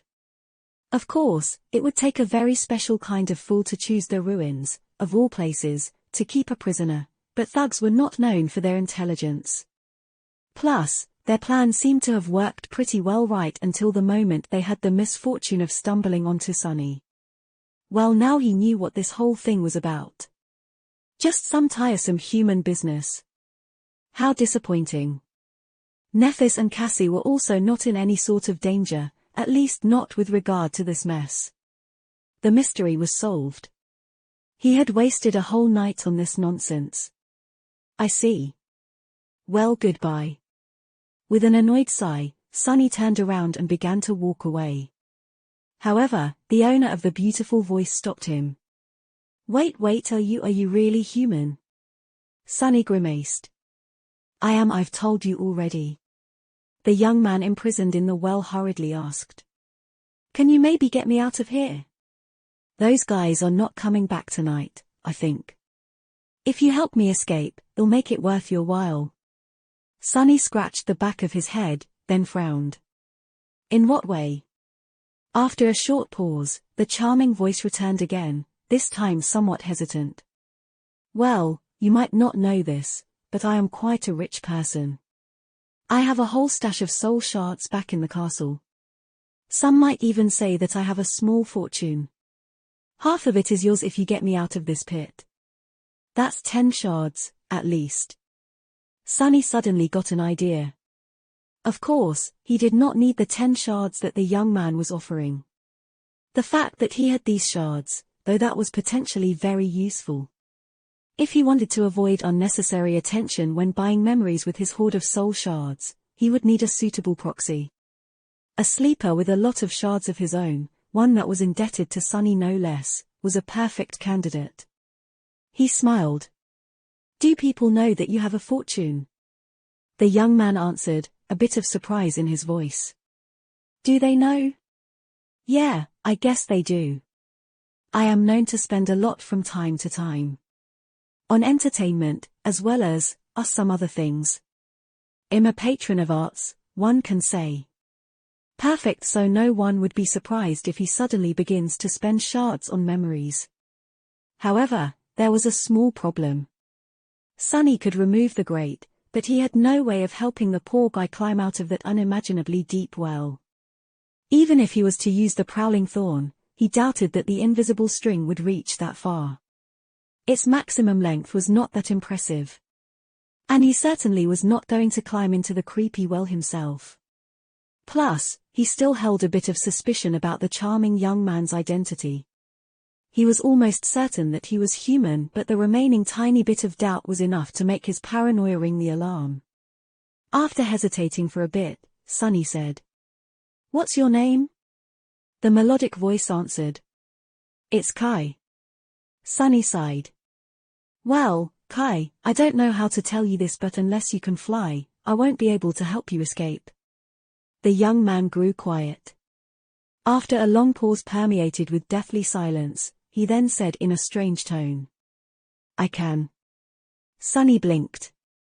What? Did he hear wrong? No, that was unlikely. Maybe Kai was just willing to say anything in his desperation to escape. The prisoner of the well chuckled. "I can fly. That's my aspect ability." Chapter 116 Deal with the Devil. Sunny considered Kai's words.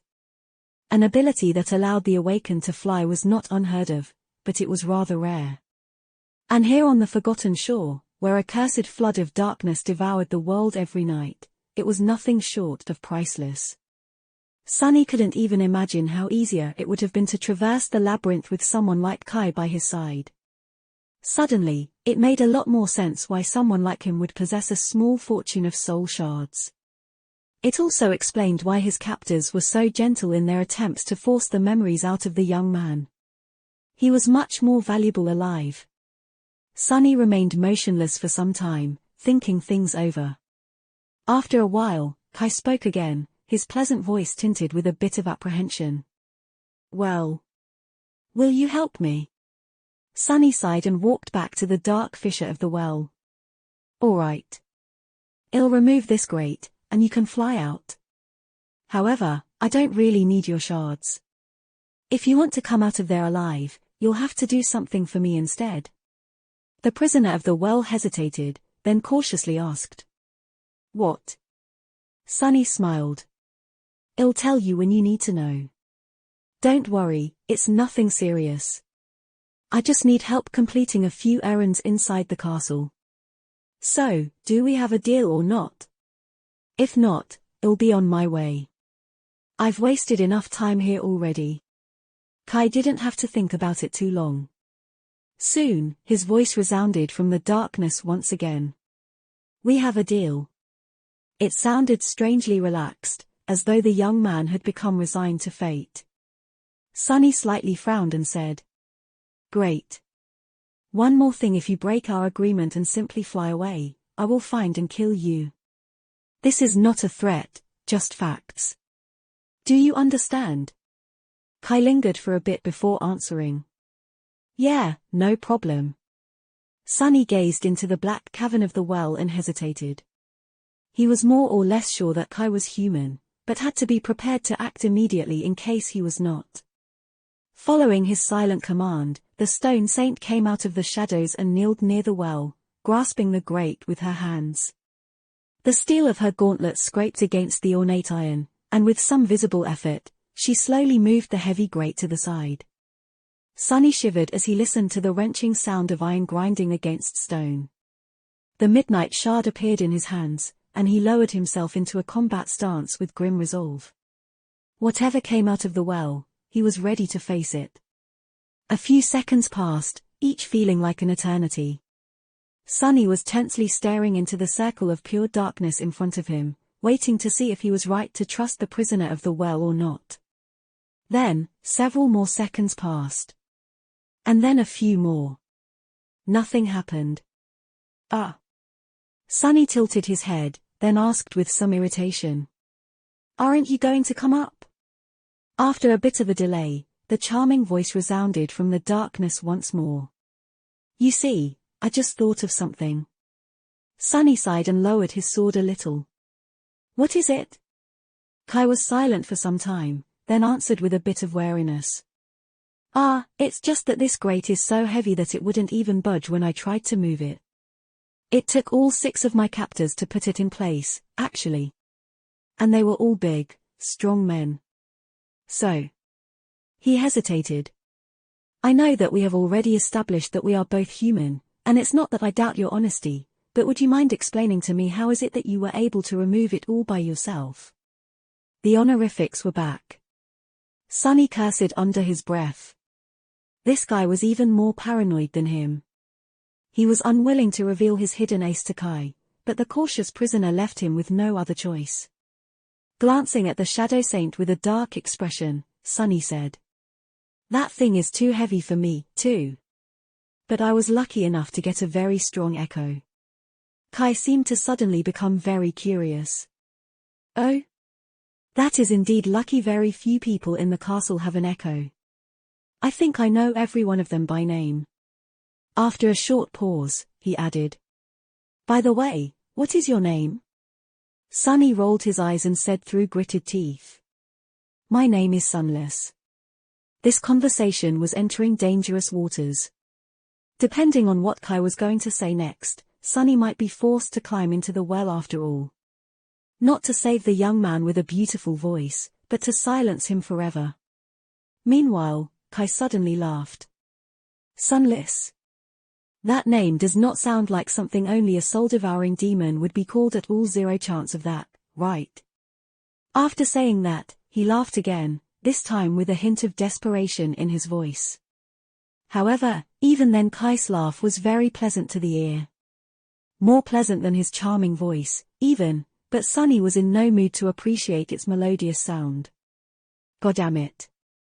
Sunny rubbed his temples. Why didn't anyone ever trust him? He was such an honest young man, the most honest young man in the world, really. Annoyed, he said in a flat tone. "Very funny. Now, come out of that well before I change my mind." Eventually, Kai stopped laughing and said, "There's no one in the castle with that name. At least no one with an echo under their command. Do you maybe live in the outer settlement?" "Oh, come on." Feeling the pressure of the floor growing in his mind, Sunny closed his eyes and D answered truthfully. "No." Kai cleared his throat. "So you are someone who walks the cursed ruins alone at night, possesses the strength of at least 6 men, dwells in the darkness beyond the castle walls, and calls himself Sunless. Did I miss anything?" Sunny grimaced. "Not really." For a few moments, there was silence. Then, the prisoner of the well said with a voice full of dark humor, "Would you climb out of this well to meet a creature like that?" Hidden in the darkness of the cursed night, Sunny smiled with a bit of menace and said, "If I was in your shoes, I would. And I think that you should do it, too. Do you know why?" After a small pause, Kai asked with sincere interest. "Why?" Sunny stopped smiling and allowed a cold indifference to seep into his voice. "Because I can put that grate back anytime." Without waiting for Kai's response, he ordered the stone saint to move the grate a little. A moment later, the horrid sound of iron scraping against stones invaded his ears once again. Almost immediately, the prisoner of the well changed his tune. "Oh, all right, wait, stop." The Shadow Saint released the grate, allowing silence to reign over the lonesome courtyard once again. Kai was quiet for some time, and then said with dejected reluctance, "You'd better not be a demon, all right? Stand clear, I'm coming out." Chapter 117 Cruel Injustice. Sunny felt a soft breeze lightly caress his cheeks, and then something moved in the darkness of the well. Gripping the hilt of the midnight shard tightly, he prepared for the worst. On the other side of the dark fissure, Shadow Saint slowly raised her shield and rested the blade of her sword on its rim. However, they had nothing to fear. A few moments later, a graceful figure appeared in the air, rose above the well, and then gently landed on the stones in front of it. The corner of Sunny's mouth twitched. The owner of the charming voice was, indeed, human. It was a young man wearing a light lamella armor, with luscious dark auburn hair and mesmerizing green eyes. His well-fitted armor was made out of burnished brown leather, with deep blue embroidered garments beneath. However, for a moment, he wished that Kai actually turned out to be a demon. Because the damn guy not only possessed the most charming voice he had ever heard, but was also drop-dead gorgeous. Honestly, it was simply unfair. Kai was tall, slender, and incredibly handsome. His face was small, perfectly shaped and beautiful, with high cheekbones and flawless ivory skin. His green eyes were nothing short of electric, and his lips were soft and full like a... What am I thinking? What's more, he seemed to possess that special type of warm charm that made some people almost irresistibly attractive. Sunny wouldn't be surprised to find out that droves of girls simply fell to Kai's feet every time he happened to casually walk by. Perhaps a few guys, too. Even worse still, the bastard looked like a genuinely nice person, without the smallest trace of arrogance or entitlement on his pretty face. There were playful sparks of humor hiding deep within his eyes, and one could be absolutely sure that when Kai smiled, cute dimples would appear on his cheeks. You couldn't even hate the damn guy. 2 weeks spent in the deep dark pit did nothing to lessen his glamour, too. In short, Kai was the most beautiful person Sunny had ever seen, even compared to other awakened. He looked like one of those screen idols that people love to obsess over, only somehow even more attractive in person. Sunny glanced at himself, feeling a strong desire to grind his teeth in outrage. Well, this is just a cruel injustice, simple as that. Meanwhile, Kai noticed the Shadow Saint's burning ruby eyes, which were the only source of light in the absolute darkness of the night, and flinched back with a paled expression on his face. Oh no, it's a demon after all. Sunny got distracted from his self-pity and blinked. Then, feeling somewhat spiteful, he said, "In behind you, idiot." Kai froze, then slowly turned around to face him. Sunny didn't fail to notice that the young man held one of his hands out, obviously ready to summon whatever memory he used as a weapon. Blinded by darkness, Kai couldn't see him, of course. Well, good. Let's not let this fellow know that I'm not as good-looking as he is for a few more moments. Pretending to be perfectly composed, Sunny asked in a calm voice. Haven't I told you that I had an echo? It's her over there. Well, sort of. That is to say, those aren't my eyes. The handsome sleeper hesitated for a few seconds, then said. Sunless. You really are human. Up until that moment, both of them were just disembodied voices to each other. But now, while Sunny had already made sure that Kai was not some ancient horror or at least didn't look like one the former prisoner of the well was still in the dark, both literally and figuratively. Last time I checked, I was still human, yes. If you have a memory to produce light, you can summon it and see for yourself. Kai lingered. Won't the nightmare creatures be attracted by the light? Smart and cautious. I like him. Sunny shook his head. Usually, they would, but this courtyard is really secluded. Plus, there are not a lot of monsters in this area. I guess that's why those thugs chose this particular place to keep you imprisoned. With a sigh of relief, Kai summoned a paper lantern that glowed with soft yellow light. Sunny hissed. Arg damn. Relying on shadow sense to keep track of the young man's movements, he raised a hand and covered his eyes. Accustomed to the darkness, they weren't ready for such a sudden appearance of light. Of course, Sunny knew that this would happen. He allowed himself to be momentarily blinded to give Kai some sense of safety and better convince him of his human nature. Oh sorry. The beautiful young man lowered the lantern a little and looked up, trying to finally lay eyes on his mysterious liberator. Then, with a bit of surprise, he slightly lowered his head and looked down. Great, that is not humiliating at all. Kai stared at Sunny for a few seconds and, after realizing that he was indeed a human, offered him a dazzling smile. His smile was as charming as the rest of him. Even the cute dimples that Sunny had imagined would inevitably appear on his cheeks were, indeed, there in all their glory. It was nothing short of obnoxious. Well, what a surprise. I was almost certain that you will turn out to be a terrible monster. But you aren't. You really are human, and such a cutie too. Sunny coughed. What did he just call me, a cutie? How dare he? I mean, thanks. What is happening? Meanwhile, Kai frowned. But, Sunless. What? The beautiful sleeper blinked a couple of times. Can I ask something? If you really don't live in the castle or in the outer settlement, then where do you live? Sunny shrugged. I mean, are there many options left? I live in the city. Kai hesitated for a bit, but then, suddenly, a light of realization ignited in his mesmerizing green eyes. Oh, I think I've heard of you. Aren't you that crazy kid that lives alone in the ruins? Sunny stared at him with murder in his eyes. Why does everyone keeps calling me kid? Why does everyone keep calling me crazy? I'm not crazy. With a deep sigh, he answered. Indeed, that's me. You can call me Sunny, by the way. Once you get to know me better, you'll realize that I am not, in fact, that crazy. Kai looked at him with doubt. Noticing that, Sunny grinned. He decided to tease the obnoxiously gorgeous young man a little. Of course, with the limitations of his flaw, that was going to require a bit of finesse. Putting too much enthusiasm in his voice, Sunny said. And I don't actually live alone. I have plenty of creatures to keep me company, you might even call them my friends. There's a talking rock that sometimes tells me to do stuff. There's also my shadow, it has a lot of interesting opinions.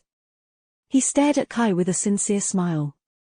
When the young man's handsome face became a little pale, Sunny laughed. Gee, relax, man. I am just joking around with you. Then he looked down at the shadow and added in a dark, angry tone. They're not really my friends. I actually can't stand that rock, and the shadow, and I barely talk these days. Chapter 118 Mirror Image.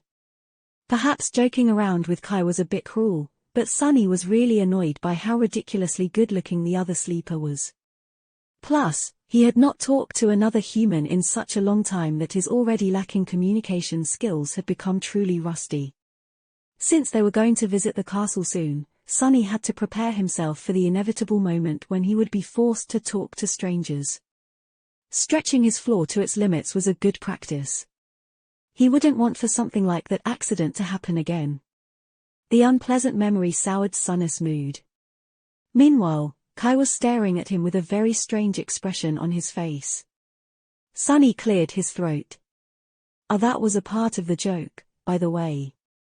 The handsome young man continued to stare, his face full of doubt. Did I go too hard on this poor guy? He must have been scared out of his wits already. He's probably in an utter panic now. Who wouldn't be a bit apprehensive about meeting a madman? Yeah, maybe it wasn't as funny as I thought. Kai cautiously shook his head. It's not that. I just feel like I have to inform you about something. Sunny raised an eyebrow. Yeah? About what? Kai hesitated, then said in a very calming tone. It's about my flaw. I can actually tell when someone is lying to me. So, when you said that there's a rock that tells you what to do, I knew that it was true right away. Sunny glared at the beautiful young man with an incredulous expression. Internally, he didn't know whether to laugh or to cry. Flaw? How is that a flaw? That's a damn superpower, you despicable bastard. Why was that Kai so lucky? He had the charming voice, the tall stature, the perfect face. Even his flaw was a damn blessing. Coincidentally, it was also a perfect counter to the better half of Sunny's tricks. If Kai had not informed him about this strange flaw of his, Sunny would have gotten himself into really big trouble pretty soon. Luckily, the beautiful young man happened to be a very honest guy. What an angel. While Sunny was seething in outrage, Kai said in a gentle tone. So Sunny, what exactly does that rock ask you to do? Do you maybe want to tell me? Sunny sighed. I'll have to be really, really careful and watch what I say around this guy. Well, you're no fun at all. The talking rock is actually a memory capable of repeating words. I use it as an alarm occasionally, so it mainly tells me to wake up. As for that stuff I told about my shadow being opinionated, that's also true. Ah, but you already know, I suppose. My shadow has a bit of personality due to its function within my aspect. Kai thought about it, then smiled. Oh, I see, so it was really a joke. Very crafty. Sorry to ruin it with my flaw. Sunny scowled. Don't you patronize me. Then he stopped, thought about something, and said angrily. Wait, if you can tell when someone is lying, then why did I have to spend half an hour convincing you to get out of that well? Kai blinked a couple of times, looking innocent and hurt. Well, how do I know if my flaw works on nightmare creatures? I've never had a conversation with one before. A person can never be too careful when making deals with ancient horrors, you know. Sunny covered his face with a hand. Yeah, I know. Kai looked at him with concern. Sunny? Are you all right? This is those cursed strings of fate screwing with me again. What are the odds of meeting a person whose flaw is almost the exact opposite of mine? And why is he so goddamn stunning? Is that supposed to be the opposite of how I look, huh? Huh? I am. Anyway. Let's get down to business. Kai sighed. Of course. A promise is a promise. I will help you do whatever it is you want to do in the castle. Shall we go together? Sunny shook his head. Not yet. I'll have to stop by a place first. Do you know the big ruined cathedral to the south of here? The other sleeper thought for a bit, then nodded. I think I do. I fly over that part of the city often, and it's hard to miss. Are you taking me there? Good question. On one hand, Sunny didn't want anyone to know where he lived. On the other hand, he didn't trust Kai enough to simply let him return to the castle and wait there. But moving through the city with a source of light was not something he was prepared to do, either. Was there a compromise? I can't take you anywhere with that lantern of yours. I survive by hiding in the darkness, remember? So you can go on and fly to the cathedral on your own. Wait for me on the roof. Kai looked south, remembering the location of the ruined temple, and nodded. All right. Sunny raised a hand, stopping the young man from flying away. Wait. Whatever happens, don't go inside the cathedral, okay? I'm not joking. There's a fallen devil residing inside, so if you do, he'll butcher you just like he had butchered that bunch of idiots who had kidnapped you. Kai stared at him in shock. What? They are dead? Sunny shrugged. How do you think I found you in that well? One of the dead thugs had a map on his body. I thought there'll be treasure hidden in the marked location. But. The beautiful sleeper smiled. But it was something much better. Thank you for the compliment. I'll be careful not to enter the cathedral, rest assured. Sunny stared at the smiling Kai for some time, then shrugged in exasperation. Sure. Off you go, then. And remember, if you break our agreement, I will find and kill me, yeah. Don't worry, Sunny. I never break a promise. With these words, Kai raised his head and looked up. A soft gust of wind touched Sunny's skin, and in the next moment, the charming sleeper suddenly soared above the ground, quickly disappearing into the sky. Soon, only a tiny dot of his paper lantern could be seen, moving south through the black skies like a lonely star. Suddenly, Sunny trembled.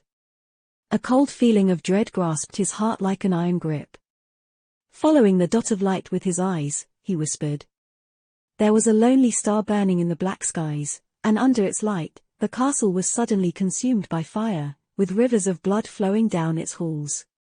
He stood for a while in the darkness, motionless. If Sunny didn't know better, he would have thought that this part of Cass's prophecy talked about Kai. But he did know better. He had known the truth of that prophecy for some time now. Lowering his head, Sunny licked his lips and asked the voiceless shadow in a raspy voice. Is it already starting? Like always, the shadow did not answer. What a stupid question. Of course not. It had started a long time ago. Right at the moment when the three of them had entered the ruined city. Chapter 119 A Fistful of Soul Shards.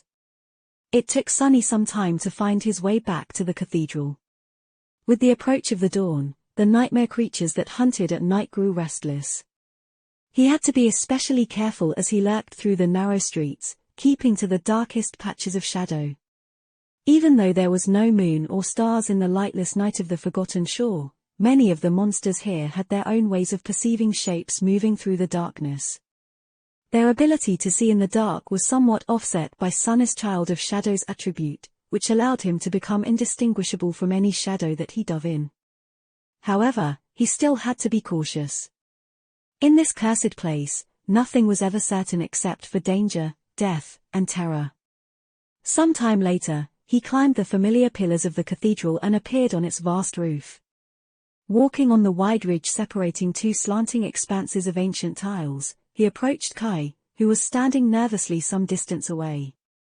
The beautiful young man was grasping a longbow made of horn in his hands, staring into the darkness with a tense expression on his pale face. Sunny stopped a few steps away from him and looked at that bow for a long time. There's not much time left. To avoid getting an arrow between his eyes, Sunny decided to announce his arrival with a gentle greeting. Hey, Kai. I'm here. The archer turned around with a startled expression and raised a hand, as though trying to summon his lantern. However, he thought better of it, afraid to attract unwanted attention. Instead, Kai gulped and whispered. Lower your voice, what if that fallen devil hears us? Sunny blinked. Oh, right. He's a very careful person. Which was a great personality trait to have, as far as he was concerned. The more paranoid, the better. Smiling inwardly, he said. Relax, he won't. Kai stared at him with doubt, then asked. Are you sure? Sunny gave him a nod. Yes. He was prepared to explain the reason behind this confidence, but, surprisingly, Kai immediately believed him and calmed down. Right, he knows when people are lying to him. Which means that he also knows when they're telling the truth. And since I can only tell the truth, he can pretty much believe everything I say without the need to ask unnecessary questions. How come to think of it, that flaw of his was actually very convenient. Meanwhile, Kai cautiously looked around and asked. So, what are we going to do here? Sunny gestured at the group of shattered tiles not too far away from them and answered in a calm tone. I'm going to climb into that hole and retrieve something from the temple. You just wait here until I return. Kai's eyes widened. Are you crazy? What about the devil? What about that bastard? Sunny couldn't help but fantasize about slaughtering the damn creature for a few seconds. The day will come. Returning to the present situation, he said. What about him? I told you, I'm good at hiding. As long as I know who I'm dealing with, they won't be able to notice me unless I want them to. He had learned that first part of the sentence the hard way. Actually, it was the bastard who taught him that even concealment of shadows had its limits. That's how Sunny ended up with his insides on his outside and in possession of this vital piece of information. Some lessons you only needed to receive once to remember them forever. Kai was looking at him with a strange expression again. Sunny frowned. What? The beautiful young man shook his head. No. It's just that it's an awesome ability. I wish I had an ability like that, to be honest.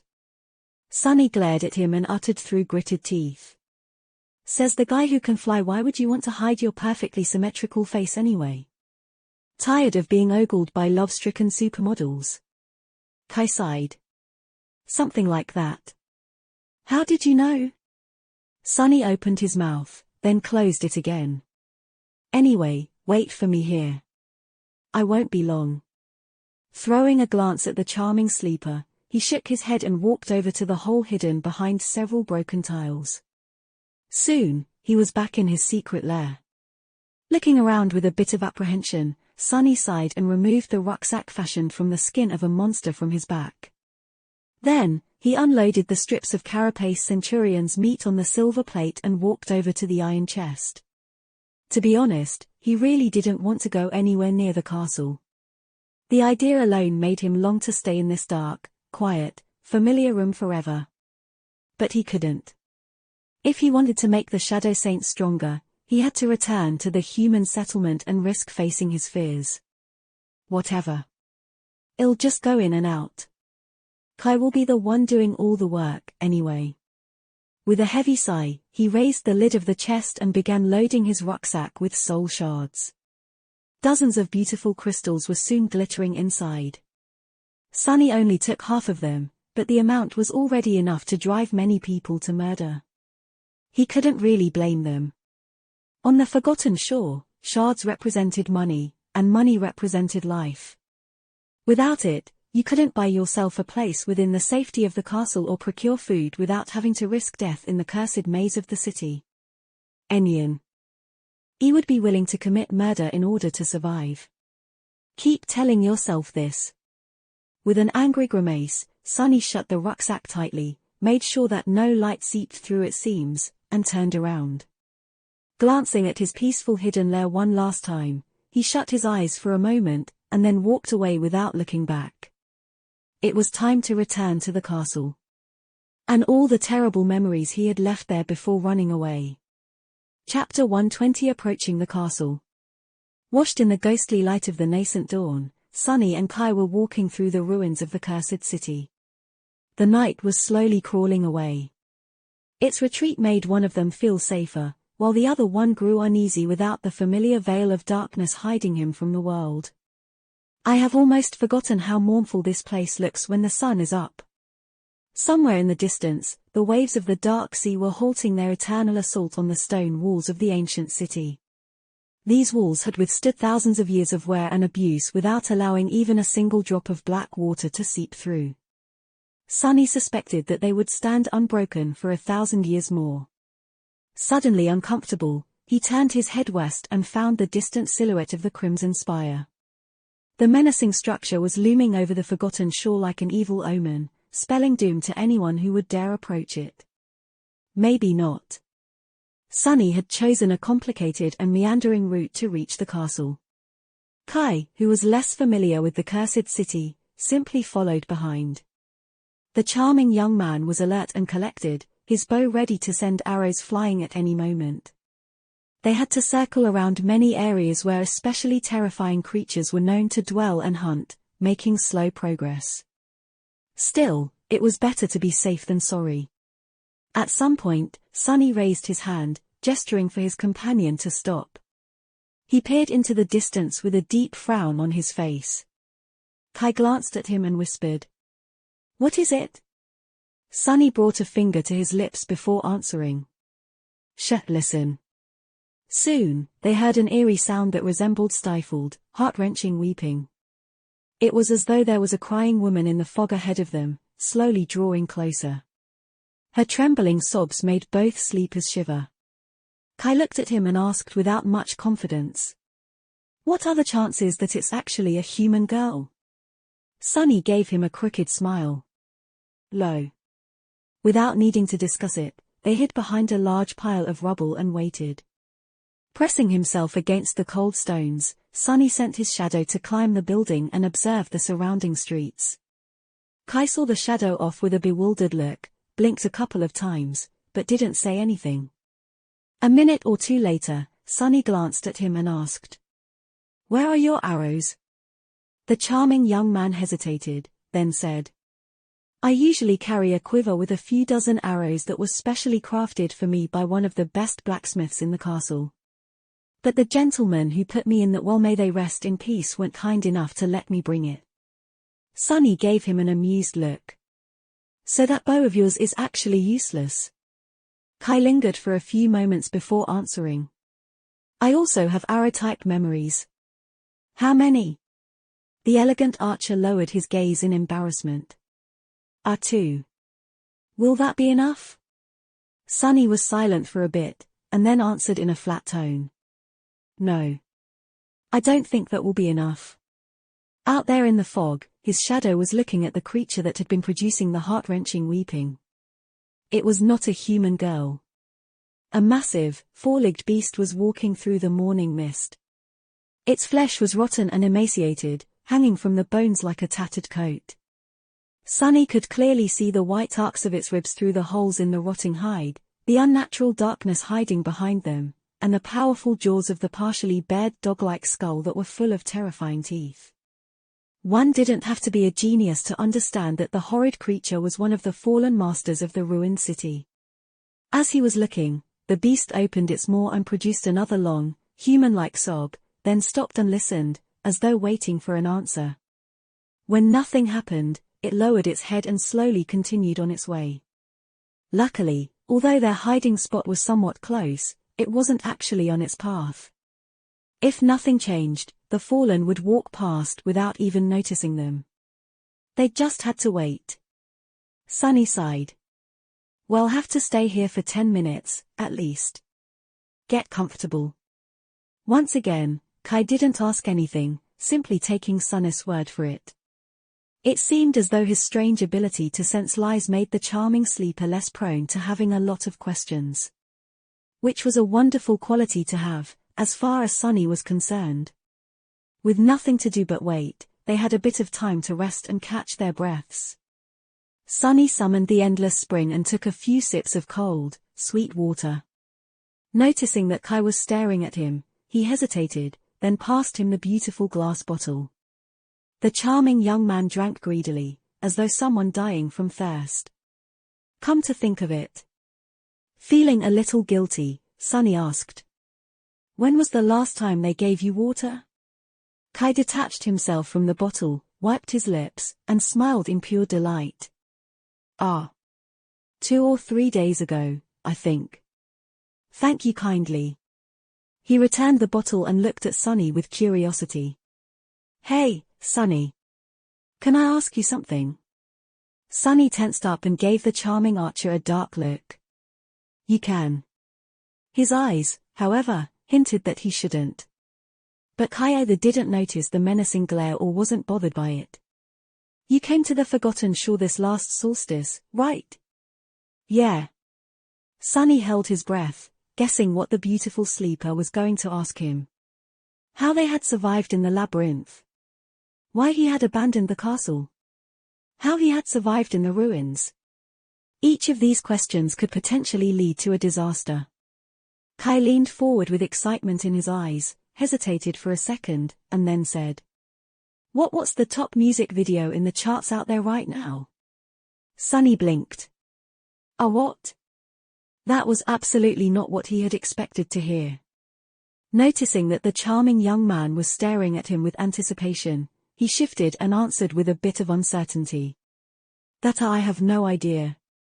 Kai sighed, clearly disappointed, but then suddenly smiled again.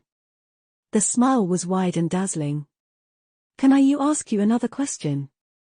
Chapter 121 Graveyard of Hope. In the next 10 minutes, the foundations of Sunny's worldview were shaken to the core. Kai had drowned him in a torrent of questions, all of which had nothing to do with anything even remotely important.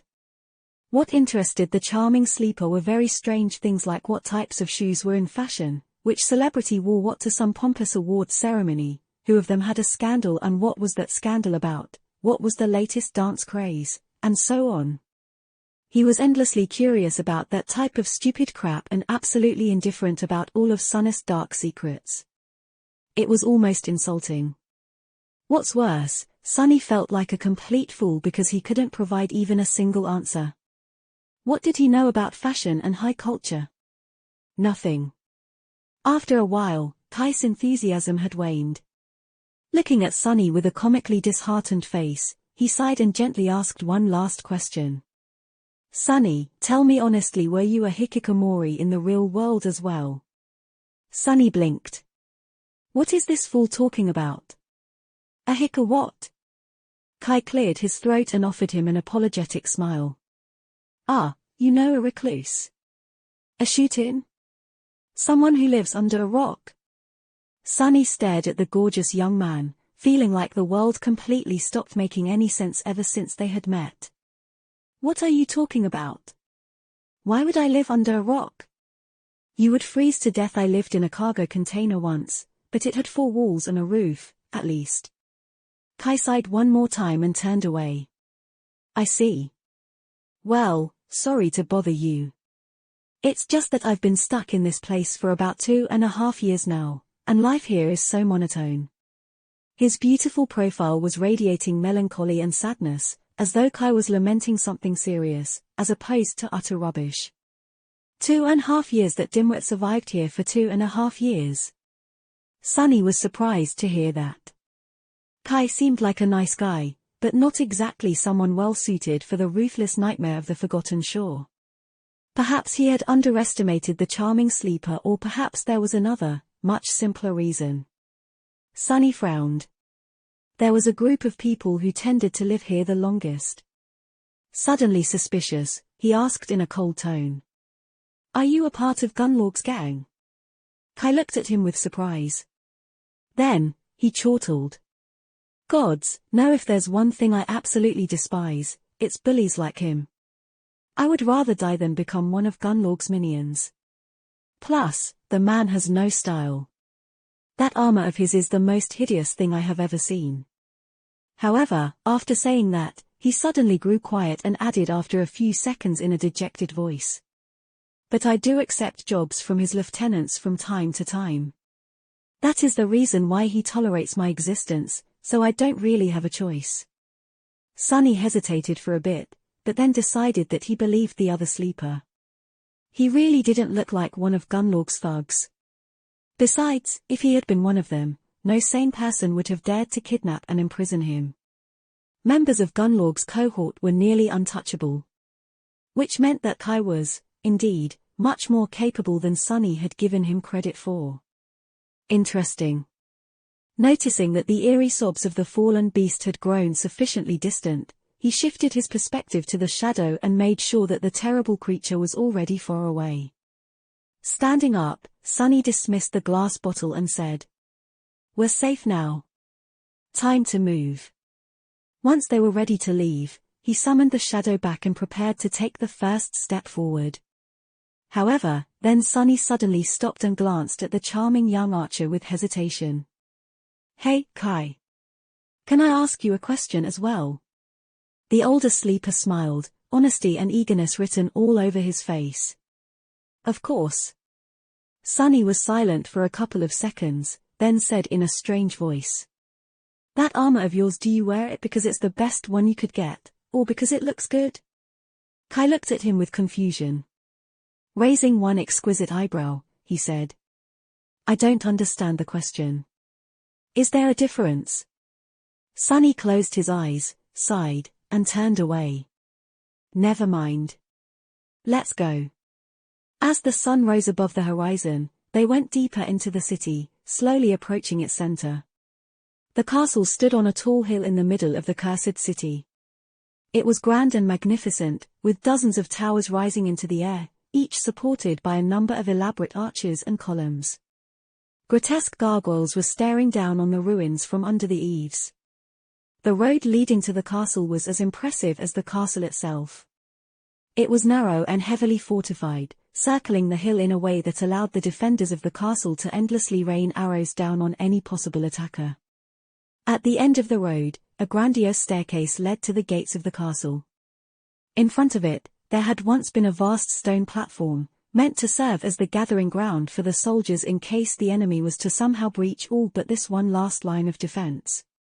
Now, the platform had turned into a makeshift settlement, with small shabby buildings made out of stone, wood, and anything else the inhabitants of this slum could get their hands on standing chaotically here and there, forming messy groups and narrow alleys. This place did not look like the outskirts where Sunny had grown up, but it had the same unmistakable air of misery, fear, and desperation. As the two of them approached the outer settlement, several sleepers greeted Kai with friendly smiles. "Hey, Knight, glad to see you, man. Where have you been lately?" Kai smiled in embarrassment. "Ah, you know. Flying around. What about you, pal?" While the charming young man was exchanging pleasantries with his acquaintance, Sunny cautiously looked around.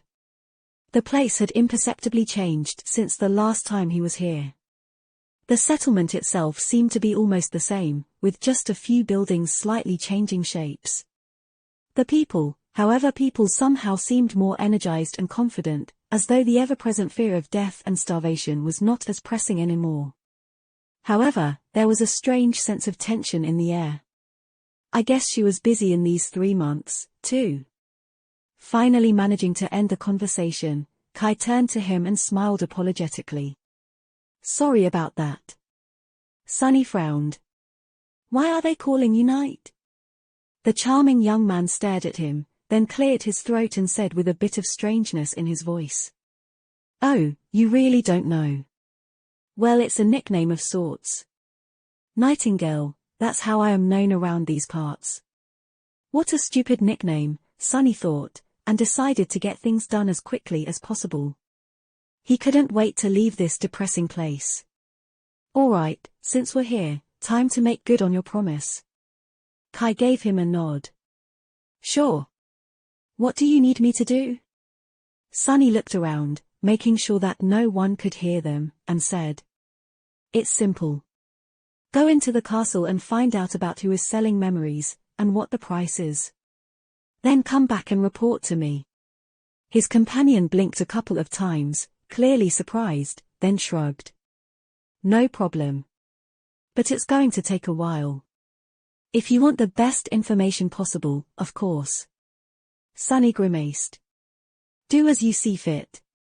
I'll be waiting for you in that alley over there. Kai looked at him one last time, smiled, and walked away. Feeling nervous and tense, Sunny walked over to a secluded alley and rested his back against the wall. He tried to become as small and unnoticeable as possible. Being here was making his skin crawl. Maybe his decision to come back was a mistake, after all. Maybe he should simply turn around and walk away.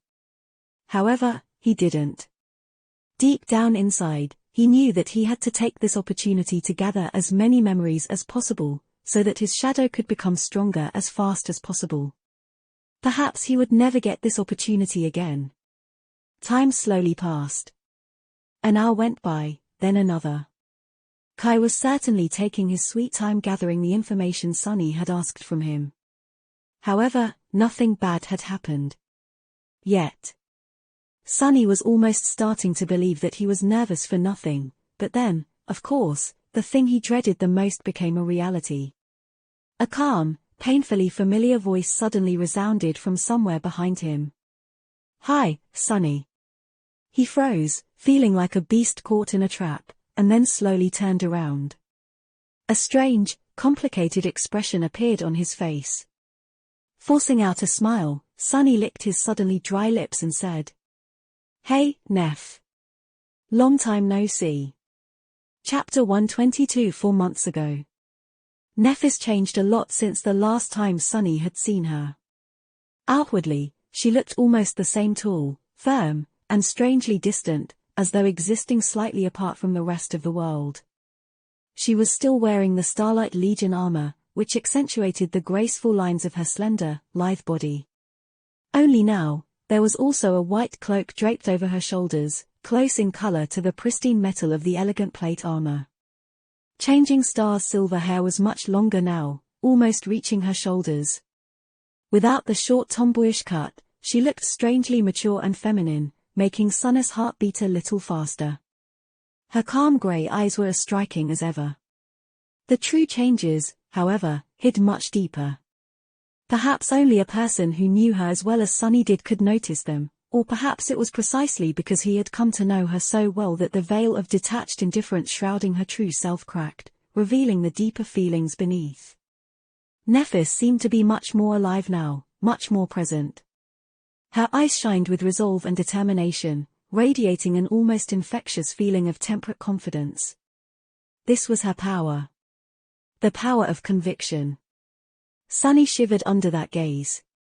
Neff was the person he longed to see the most and, at the same time, hoped to never see again. She was the true reason why he had to leave the castle. Stirred awake by this fated meeting, a torrent of memories rose to the surface of his mind. If only he had known at the time.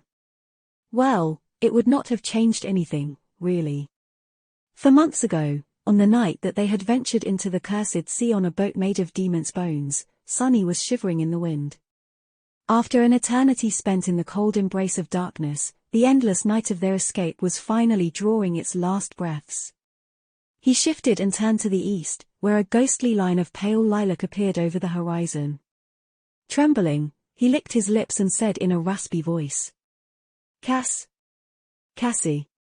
It's morning." After he uttered these words, the last remnant of strength that had kept Sunny going disappeared, and he slumped on the stones, his chest rising heavily and then falling. A new dawn was ready to bathe the desolate hell of the forgotten shore in warm sunlight. They had survived. The three sleepers were perched on a giant stone hand that protruded from the black waves, as if held above the lightless abyss by a goddess. Sunny and Cassie were holding each other for warmth, while Nephis was lying in the center of the stone palm, still unconscious. Visible through the gaps in the shattered armor, her ivory skin was pale and listless. "We did it."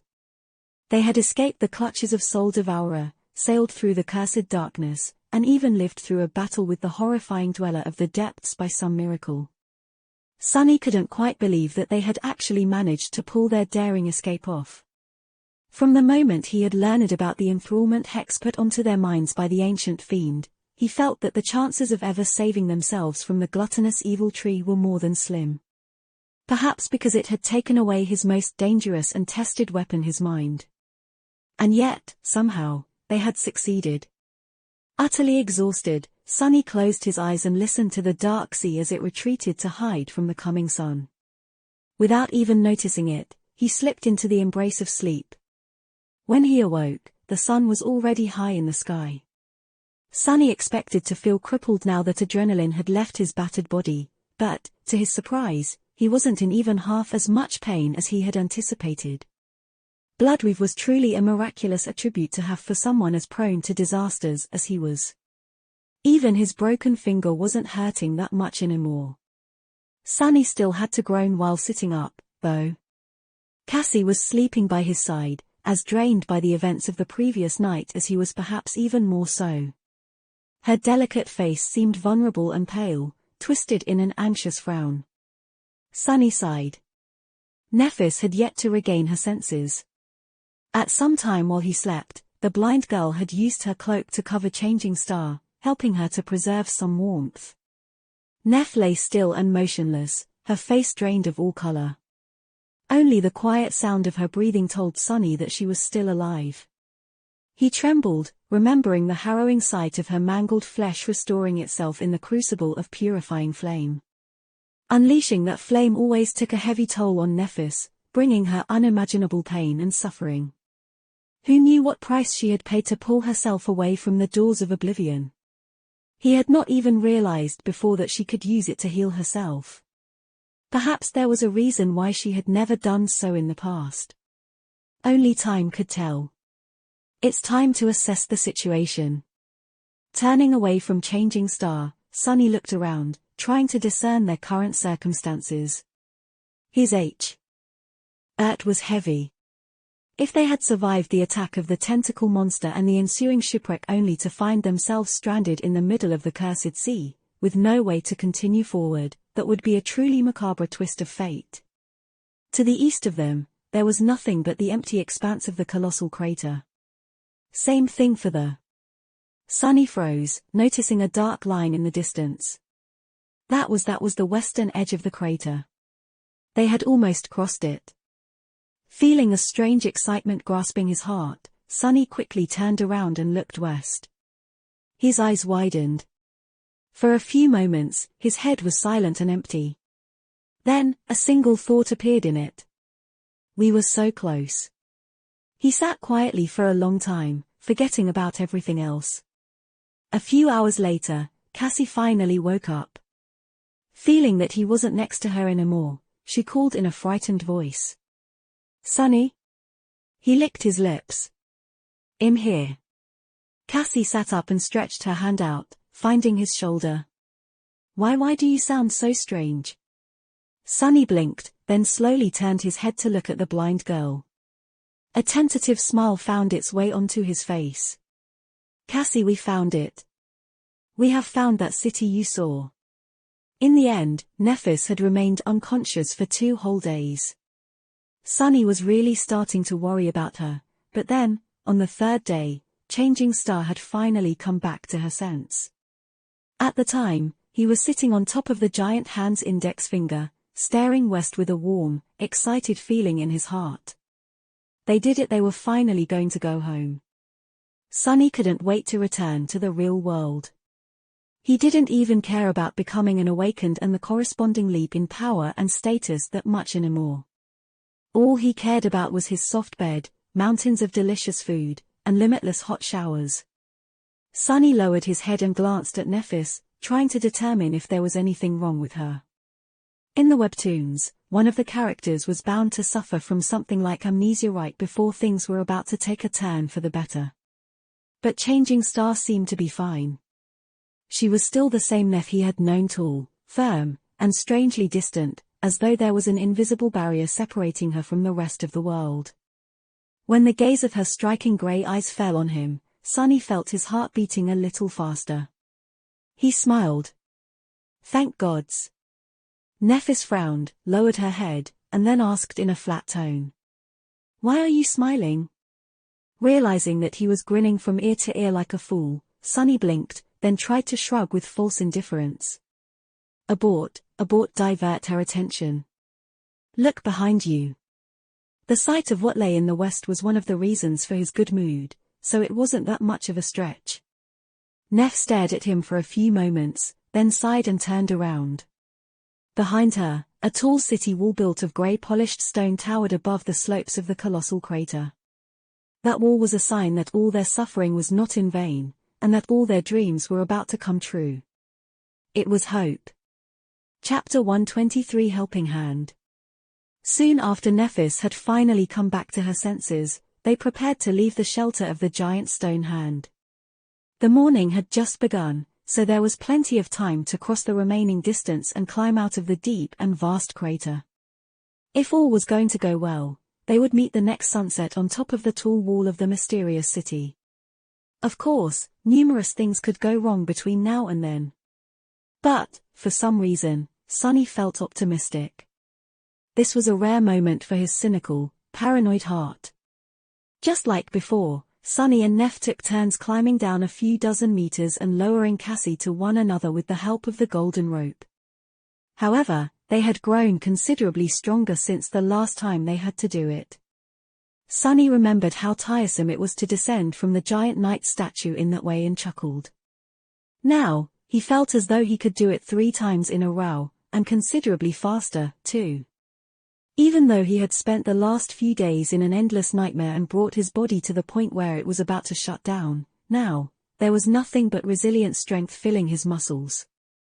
These 2 months that they had spent in the perilous hell of the Crimson Labyrinth, constantly fighting for their lives and slaying monsters that no sleeper should ever face one after another, had made all 3 of them much more powerful. Sunny doubted that a lot of Awakened had ever gone through this ruthless of an initiation and lived to tell the tale. Once he returned to the real world, he would most likely be considered one of the elite representatives of the current generation. That might actually be a problem. Well, he could always blame everything on Nephis. She was already close to being a mythical existence, the last daughter of the legendary Immortal Flame clan, one of the few Awakened in history who had managed to receive a true name in the first nightmare, the top student in her batch of sleepers in the academy, and so on. People would easily believe that a prodigy like her had been able and willing to carry 2 pathetic weaklings on her back all the way to the gateway. Sunny just had to choose his words carefully when describing the events leading up to their triumphant return. Luckily, in that regard, he was a master. Entertaining himself with such thoughts, he didn't even notice the flow of time. Soon, they were already approaching the ground. Just before jumping into the soft black mud, Nephis looked at Sunny and said, "Stay vigilant." She didn't have to remind him. Sunny knew that the last stretch was often the most dangerous, mostly because it was natural for people to allow themselves to relax in these moments, falsely believing that the worst was already behind them. Numerous Awakened perished tragically with their goal already in sight. He wasn't planning on becoming one of them.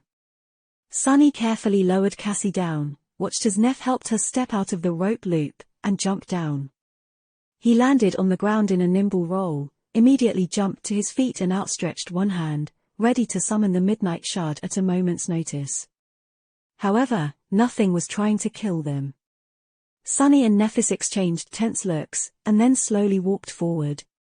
With each minute, the distant grey wall was growing closer. At some point, Sunny gestured for Changing Star to stop and turned around, curious to take a look at the statue whose hand had saved them from drowning in the dark depths of the Cursed Sea. Out there on the slope of the colossal crater, slightly tilted to the side, a giant statue of a slender woman dressed in a light flowing robe towered over the black mud. She was lovely and graceful, with a slim waist and delicate arms outstretched to the skies, as though trying to embrace them. At least that was how she had looked once, a long time ago. Now, one of the arms was broken off, with only its shoulder remaining in place. Luckily, the other one was still there, and had served as a safe haven for the three sleepers in their moment of desperate need. Just as Sunny expected, there were 7 shining stars carved into the stone surface of her robe. What piqued his curiosity the most, though, was the fact that just like the giant knight, the graceful woman seemed to be missing her head. Once again, Sunny wondered if these stone titans were created without faces to begin with, or if something had beheaded them much later in a fit of destructive rage. 7 severed heads guarding 7 seals, he thought, remembering Cass's frightening vision. The mystery of that vision was nothing short of tantalizing. However, it seemed as though it was destined to remain unsolved. Sunny doubted that he would ever come back to this cursed place after returning to the real world. There were many regions in the dream realm, and almost every one of them was far better than the hellish Forgotten Shore. To hell with all this crap. Sending silent gratitude to the statue that had saved their lives, Sunny turned around and headed west. As they approached the section of the slope that was almost vertical, something dangerous finally happened. Just as Sunny was about to step on a wide stone buried in the mud, the stone suddenly shifted and rolled to the side. A terrible roar resounded across the vast emptiness of the colossal crater, making him shiver in fright. Fearing that something was crawling from under the soil, Sunny jumped back and summoned his sword. To his side, Nephis was doing the same, while Cassie swiftly stepped back to not be in the way. However, there was nothing moving in the mud. No giant beast rose from it to feast on their flesh, no horrifying abomination had extended its limbs to pull them underground into its maw. Then what made that terrible roar? Just as Sunny was trying to understand what was happening, a sharp pain suddenly pierced his right leg. Looking down, he saw. The damn stone was chomping on his shin. The stone, which turned out to be a bizarre nightmare creature, revealed a mouthful of long, sharp teeth on its surface. It awkwardly rolled a couple of times to reach Sunny and then tried to dig its fangs into his soft flesh. It might have bitten Sunny's leg clean off, but, luckily, the leather boot of the puppeteer's shroud turned out to be too tough for the stone's jaws. So it was just munching on the leather in powerless resentment. The situation was painful, but not at all dangerous. Sunny stared at the stone, then raised his head and glanced at Nephis in bewilderment. Her expression was as indifferent as always, but after all the time they had spent together, he was able to recognize the similar kind of amusement written clearly on her face. Ah! Sunny strained his muscles, raised the trapped leg into the air and shook it a couple of times, trying to send the stupid stone flying. However, the weird monster was really stubborn. With another thunderous roar, it doubled its attempts to gnaw on Sunny's shin, its stone teeth on the verge of shattering from all the pressure exerted on them. What a pathetic thing. The only hope of killing me it has is if I die from annoyance, Sunny thought with a confused frown. How could a nightmare creature like this even exist? I guess there are losers even among their kind, eh? Shaking his head, Sunny allowed the shadow to wrap itself around the Midnight Shard and brought the tip of the blade down on the hungry stone with all the strength he had. The Tachi was met with some resistance, but managed to pierce and shatter the monster's stone body in the end. The bizarre creature died while still trying to take a bite out of Sunny, defiant till the very end. As the shattered remains of the stone fell into the mud, the voice of the spell whispered. You have slain an awakened monster, Rolling Stone. Your shadow grows stronger. You have. Seeing a strange expression on Sunny's face, Nephis asked. "What's wrong?" He looked at her and blinked a couple of times. I just received a memory." Changing Star raised her eyebrow and said in an uplifted tone. "That is great. What type of memory?" Sunny scratched his head, hesitated, and then answered. It's a rock. An ordinary rock." Chapter 124 Desolation. Soon, they were standing beneath the impregnable stone walls of the mysterious city. Behind them, the great chasm of the vast crater stretched to the horizon. Somewhere ahead, the lone human citadel in this loathsome region of the dream realm awaited. It promised to deliver them from this dark place and bring them home. Sunny really couldn't wait to be finally done with this nightmare. The city wall was built from massive slabs of grey granite. Still wet from the cold touch of the cursed sea, the ancient weathered stones looked almost black. Despite the thousands of years that passed since the mysterious builders of the wall had disappeared into the fog of time, it still looked monumental and unassailable. The joints between the granite slabs were barely wide enough to insert a narrow blade. Looking up, Sunny tried to guess the height of the wall. It had to be 60 meters tall, at least twice as high as the Awakened Academy defense barrier, which was constructed with the help of both modern technology and various aspect abilities. For a few moments, he wondered about the people who had erected this wall, the city behind it, and the giant statues that still stood lonesomely on the desolate shores of this cursed land. Their creations had withstood the onslaught of darkness and time, but the creators were gone. Who had they been? What terrible fate had befallen the citizens of the ruined city? But then, Sunny angrily shook his head. These mysteries had nothing to do with him anymore. He was going home, never to return to this awful pit of horror and despair. Let someone else solve them. After a short rest, they decided that it would be easier to climb the wall instead of circling it in search of an entrance. Even if they were to find a gate, there was no guarantee that it would be open. Climbing the wet granite was not an easy task, but they somehow managed. When there was nothing to use as a hold, Sunny and Nephis resorted to using their swords by inserting them into the joints between the slabs. A few unpleasant cuts later, they found the right rhythm and made quick progress. Enhanced by the consumed soul shards and shadow fragments, as well as the ruthless training regimen of the never-ending battle for survival, their bodies were full of strength and endurance. Both of them were at the peak of human physical ability. Pretty soon, they had reached the top of the massive wall and climbed over its edge. Without even needing to catch his breath, Sunny hungrily crawled forward, jumped to his feet, and gazed down. In the ensuing silence, he could hear the sound of the golden rope scratching against stone. However, his heart was beating louder.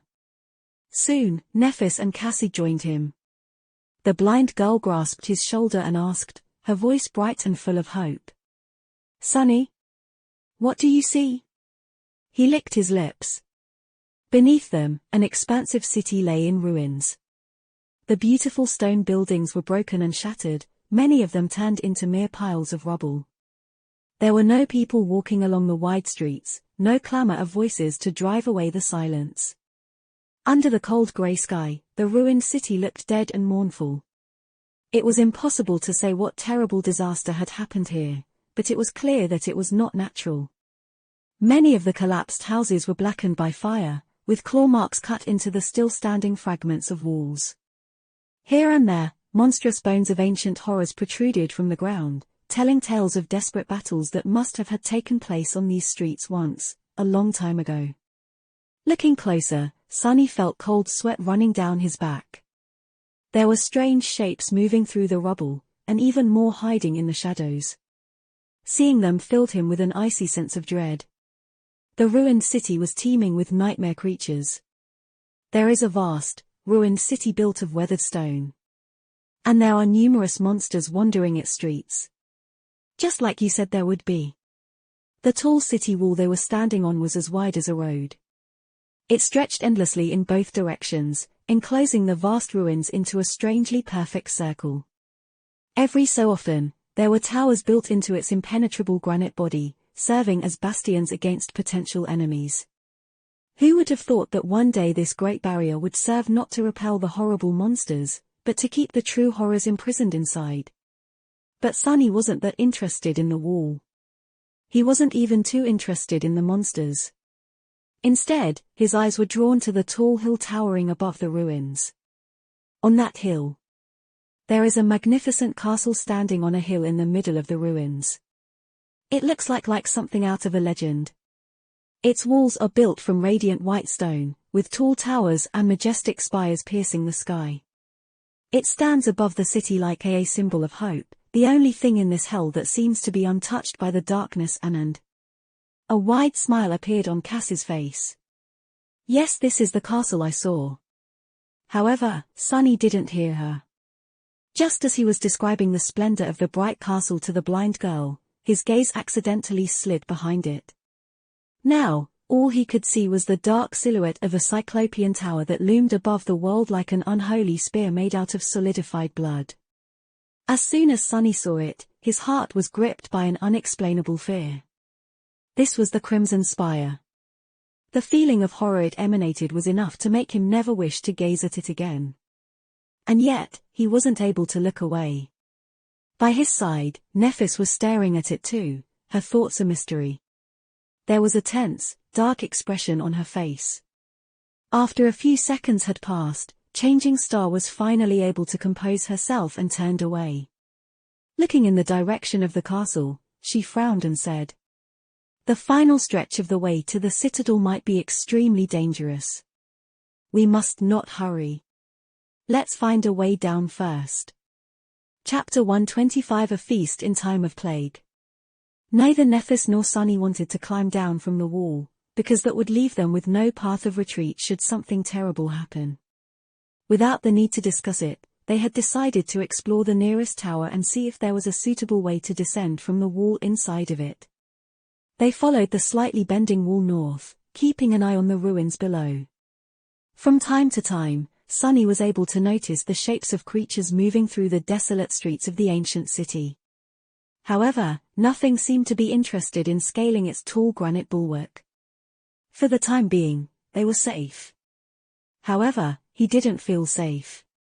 Instead, he kept glancing at the distant axis of the Crimson Spire and shivering. That thing was seriously way too ominous. Good thing we will be out of here soon. That was the only thought that kept him from falling into an irrational panic. Their journey through the Forgotten Shore was about to end. They had endured a lot and survived through a lot. At times, he had not even been sure that they were going to make it out of here alive. But now, all their suffering was about to be rewarded. The path to freedom was already in their sight, they just had to overcome this one last hurdle to return home in glory. Soon, they were closing in on one of the mighty towers built into the wall. The structure was round in shape, rising above the main embankment by a good dozen meters. There was a wide wooden gate leading inside the tower, which was broken a long time ago, with only a few splinters remaining on the ancient iron hinges. Behind the doorway, there was nothing but darkness. Sunny felt that the sight of this entrance was a bit creepy. Of course, darkness was nothing to him. And yet. Suddenly, Cassie tugged on his shoulder, forcing Sunny to stop. Both him and Nephis turned to her, their hands outstretched and ready to summon their swords. "What is it, Cassie?" Sunny asked, alarmed. In some situations, the blind girl was able to recognize danger before they could. Her keen hearing and sense of smell allowed her to sometimes perceive things that normal humans would not be able to. Now, there was a scowl on Cassie's face. Turning her head slightly, she whispered, "Listen." Sunny held his breath and followed her words, straining his hearing to the limit. Soon, he was able to discern a strange sound coming from inside the tower. Chomp. Chomp. Crunch. Chomp. It sounded like something was being devoured there, flesh and bones being ground by sharp teeth. The nauseating sound of meat being torn and chewed made him grimace. Sunny and Nephis looked at each other, then summoned their swords.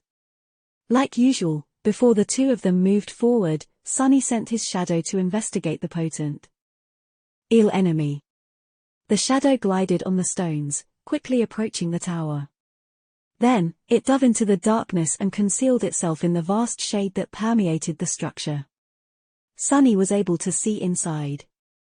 The first thing he saw was several dead monsters lying on the stone in puddles of blood. The bloody trails left on the stone floor suggested that their massive bodies were dragged here by something very powerful. They were cut apart and eviscerated, as though dressed down by an enthusiastic butcher. Then, he saw a large pile of gnawed bones lying on the stones. Some of them still had pieces of meat stuck to them, while others were split apart and emptied of even the marrow. The next thing he saw was a fire burning in a circle of stone shards, with several skewers of monster meat roasting above it. Next to the fire, the source of the chomping and crunching sounds was sitting on the stones, munching on a well-roasted rib. It was a human. In fact, it was a young woman. She seemed to be only slightly older than the three of them. Sunny blinked. The young woman was tall and attractive. She had hazel eyes and beautiful brown hair, currently tied in a simple braid. Her build was extremely athletic, with perfectly defined lean muscles rolling under the dewy olive skin with each movement. And there was a lot of skin on display, since she only wore a provocatively short white tunic, augmented with bronze greaves, vambraces, and a cuirass with leather teruges. While Nephis was slender and lithe, this stranger radiated a sense of vitality and vigor. Everything about her was lavish and generous, screaming of strength, potency and power. The strangest part, however, was that there was an absolutely relaxed, comfortable, and happy expression on her face. In the months spent on the forgotten shore, Sunny had never, even for a second, allowed himself to lower his guard completely. Neither had Nephis or Cassie. Even in the rare moments of rest, sheltered in reliable safety, they were always slightly tense, expecting all kinds of horrors to fall on them in an onslaught of teeth, poison, and claws. Even while under the hex of the Soul Devourer, there was always an invisible shadow in their hearts. However, the young woman seemed to be completely content with being in this cursed place. In fact, she looked happier than Sunny had ever been, even in the real world. As Sunny watched, the young woman messily devoured the meat of the unfortunate monster. The juices were flowing down her face and fingers. Done with the meat, she bit on the bone itself. His eyes widened. The adamantine bone of the nightmare creature was easily crushed between her teeth, and, closing her eyes in pleasure, the girl proceeded to suck out the marrow, then chew and swallow most of the bone itself. Crunch. Crunch. Chomp. Crunch. Finished with the rib, she threw its remains into the disturbingly sizable pile of bones at her feet, loudly burped with no decorum whatsoever, then immediately stretched her hand out to pick up another piece of monster meat from the fire, and sunk her teeth into it. Sunny blinked a couple of times more, then shifted his perspective back and looked at Nephis. "What did you see?" He lingered for a bit, and then said in a hesitant tone. "Well, it's either a very hungry human girl, or a very gluttonous demon." Chapter 126 Effie.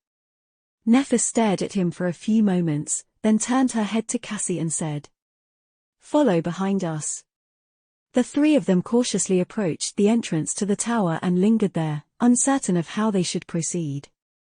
In their minds, there were two outcomes to this unexpected situation.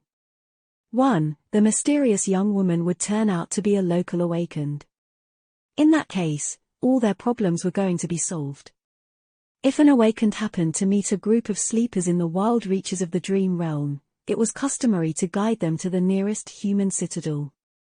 Of course, exceptions happened, but in general, awakened strived to take care of sleepers in this alien land. Humans had to band together. It was not only a moral obligation, but also in their own best interest. 2. The stranger would turn out to be a nightmare creature. In that case, they were going to have a tough fight on their hands. Since the rank and class of the enemy were unknown, it was impossible to predict the result. They just had to risk it. Drawing a deep breath, Sunny followed Nephis into the cool darkness of the tower. Immediately, the appetizing smell of roasting meat hit his nostrils. His stomach growled. Crap. Before Sunny could react, a piece of bone flew past his head and hit the wall with enough force to shatter into tiny pieces. Belatedly, he raised the midnight shard and assumed a defensive stance. But it was a little too late. The young woman had already been alerted of their presence. Raising her head, she bared her teeth in a wide grin and murmured, "Is someone hiding in the shadows? Why don't you come out to play?" Her voice was deep, smoky and had a raspy huskiness to it. But what mattered the most was that she was speaking in the human language. She was human. Probably. The stranger was still sitting in a relaxed pose, but Sunny didn't miss the subtle tension in her carved muscles. He had no doubt that the alleged awakened could explode into a whirlwind of violence at any moment. It was better not to provoke her. Glancing at Neff, he followed her example and dismissed his sword. Then, the three of them hesitantly stepped into the circle of light cast by the bonfire. The young woman looked at them in surprise and raised her eyebrows. Humans? How unexpected. Then she smiled and shook her head. Ah, where are my manners? With that, she lightly rose to her feet. The white fabric of her tunic shifted slightly, revealing even more of her toned, powerful thighs. Sunny blinked. He had assumed that the stranger was tall, but only now did he realize how imposing her true height was. The woman stood considerably taller than even Nephis, not to mention Sunny himself. Complete with her robust physique, olive skin, and archaic armor, she looked like an ancient goddess. Craning his neck to look her in the eyes was sort of irritating, though. But Sunny had no choice. If he were to just look straight, his line of sight would land directly on her shapely arm. The young woman, meanwhile, wiped her dirty face with a forearm and gestured at the fire. "Here, would you like to take a seat?" Despite the polite invitation, they hesitated. After several seconds passed in awkward silence, Nephis finally took a step forward and asked the question that had been tormenting all three of them. With her voice uncharacteristically tense and full of suppressed emotion, she cautiously said, Are you human?" The stranger stared at her with a blank expression, then blinked a couple of times. "What else would I be? A horse?" With that, she threw her head back and laughed loudly, amused by her own silly joke. Nephis and Sunny glanced at each other, confused as to what to do. Meanwhile, the young woman giggled a few more times and looked at them with sparks of glee dancing in her eyes. "Of course I am human, why are you even asking? Anyway, come sit. My neck is tired from looking down on you." With that, she sat down near the fire and assumed a relaxed pose. Nephis, Sunny and Cassie finally approached and lowered themselves to the stones, looking at the tall girl with hungry flames burning in their eyes. She looked them over, then frowned a little. "Haven't seen you guys around. Are you new?" Nephis gave her a nod. "Yes. We have just reached the city." She was trying very hard to act like a normal, well-adjusted person. It seemed that her endless attempts to improve her social skills had not been in vain. If Sunny didn't know how awkward and clumsy Neff's natural state was, he wouldn't have suspected anything. The young woman grinned. "In that case, my condolences. Wait. You guys survived for 2 whole months in the labyrinth." She whistled and looked at them with newfound respect. "That's a real feat, congratulations." Nephis lingered for a few seconds, then said, "I'm Nephis, and these are my companions, Cassia and Sunless. We are sleepers who came here during the winter solstice." The young woman gave them a wide, friendly smile. "Nice to meet you, Effie. Well, at least that's what people call me.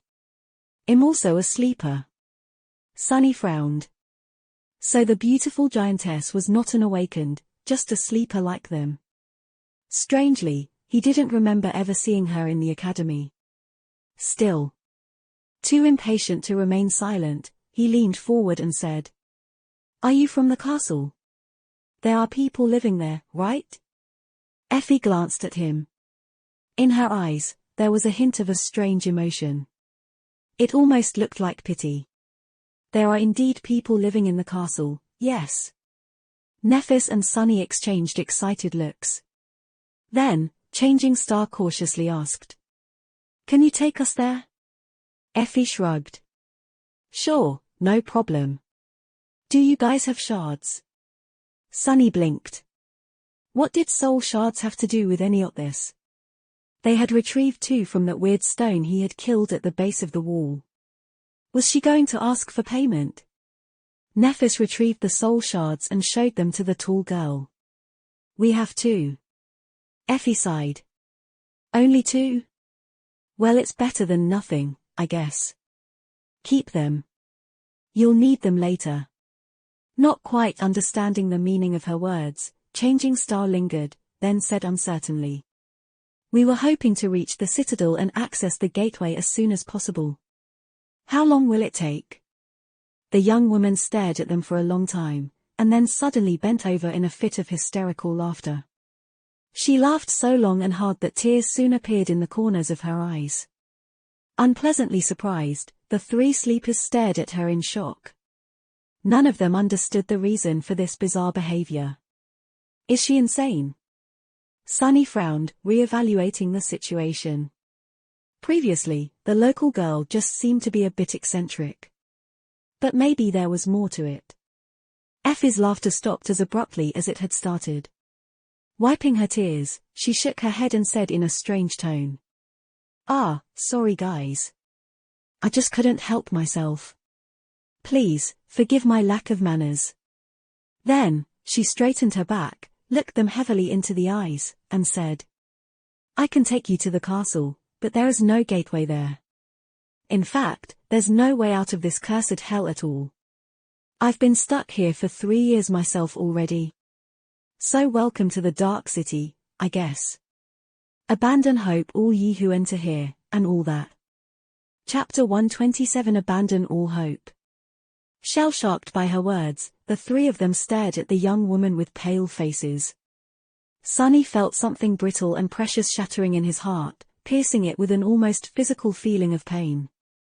No. No, it can't be. It just couldn't be true.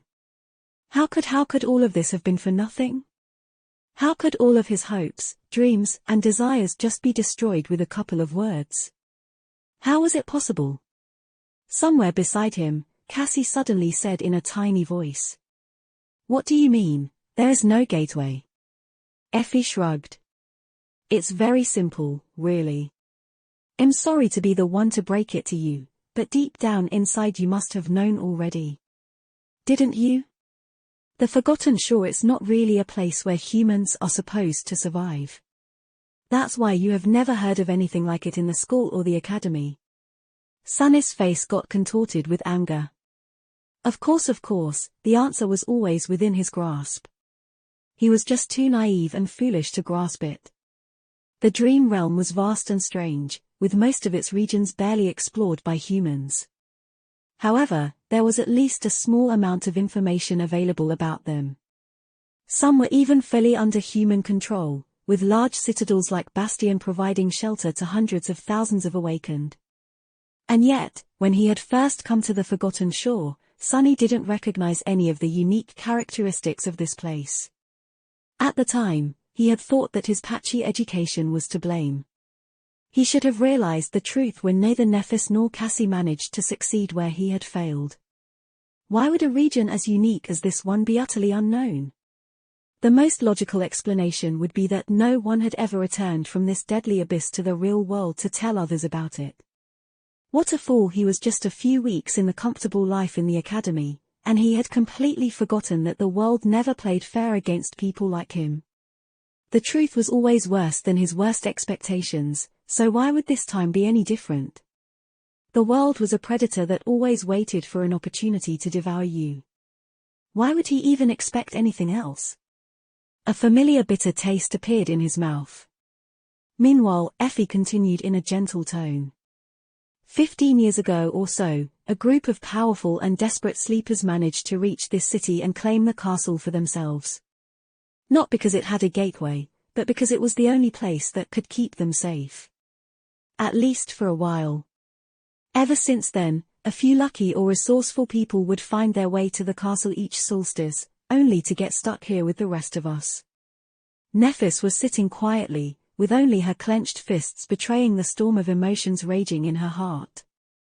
Cassie was taking the news harder than both of them, though. After all, it was her vision that led them into this trap.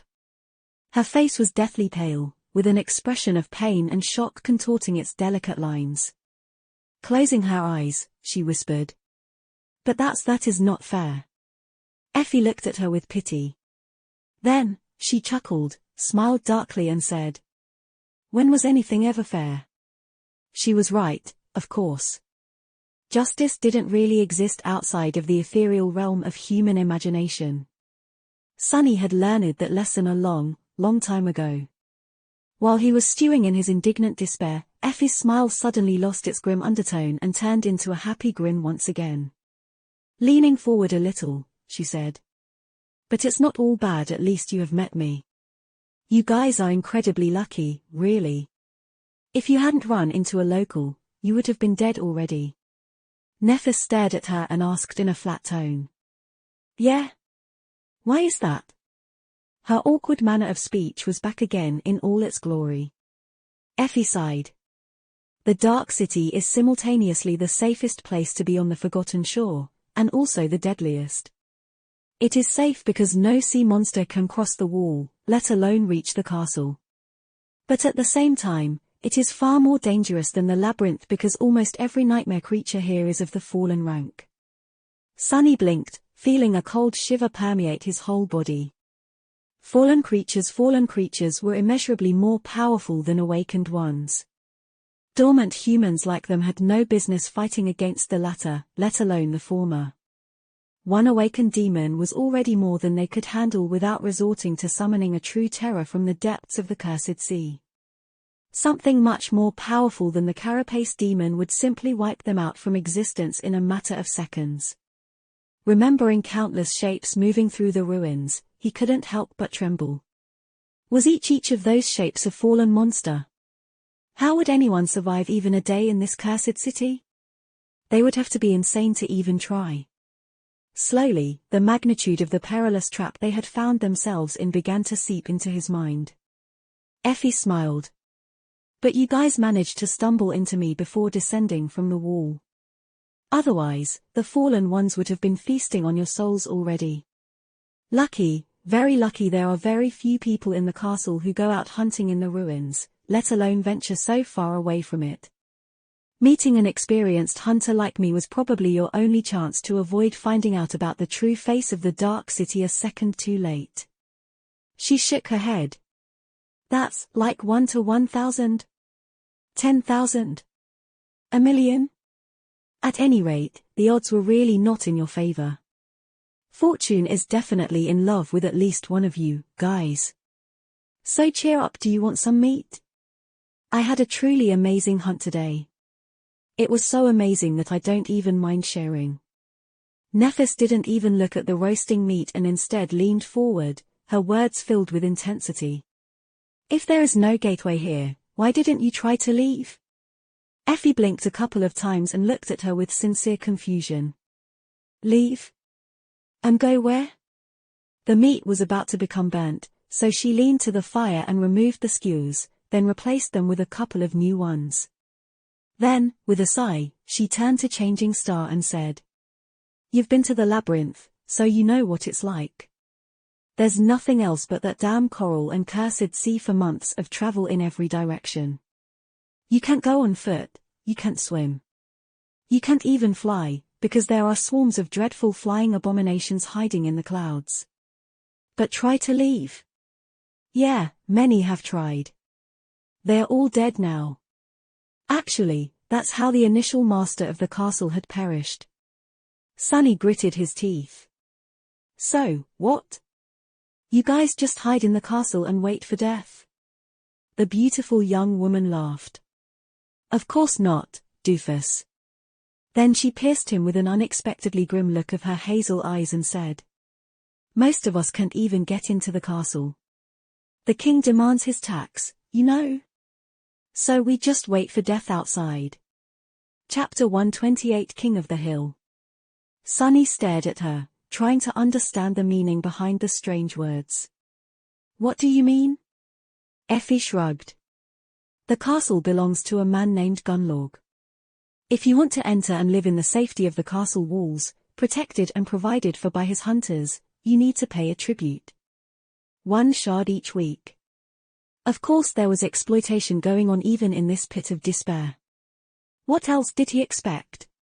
As long as there were people, someone was going to end up as prey. Sunny sensed a familiar dark feeling rising up from the depths of his soul.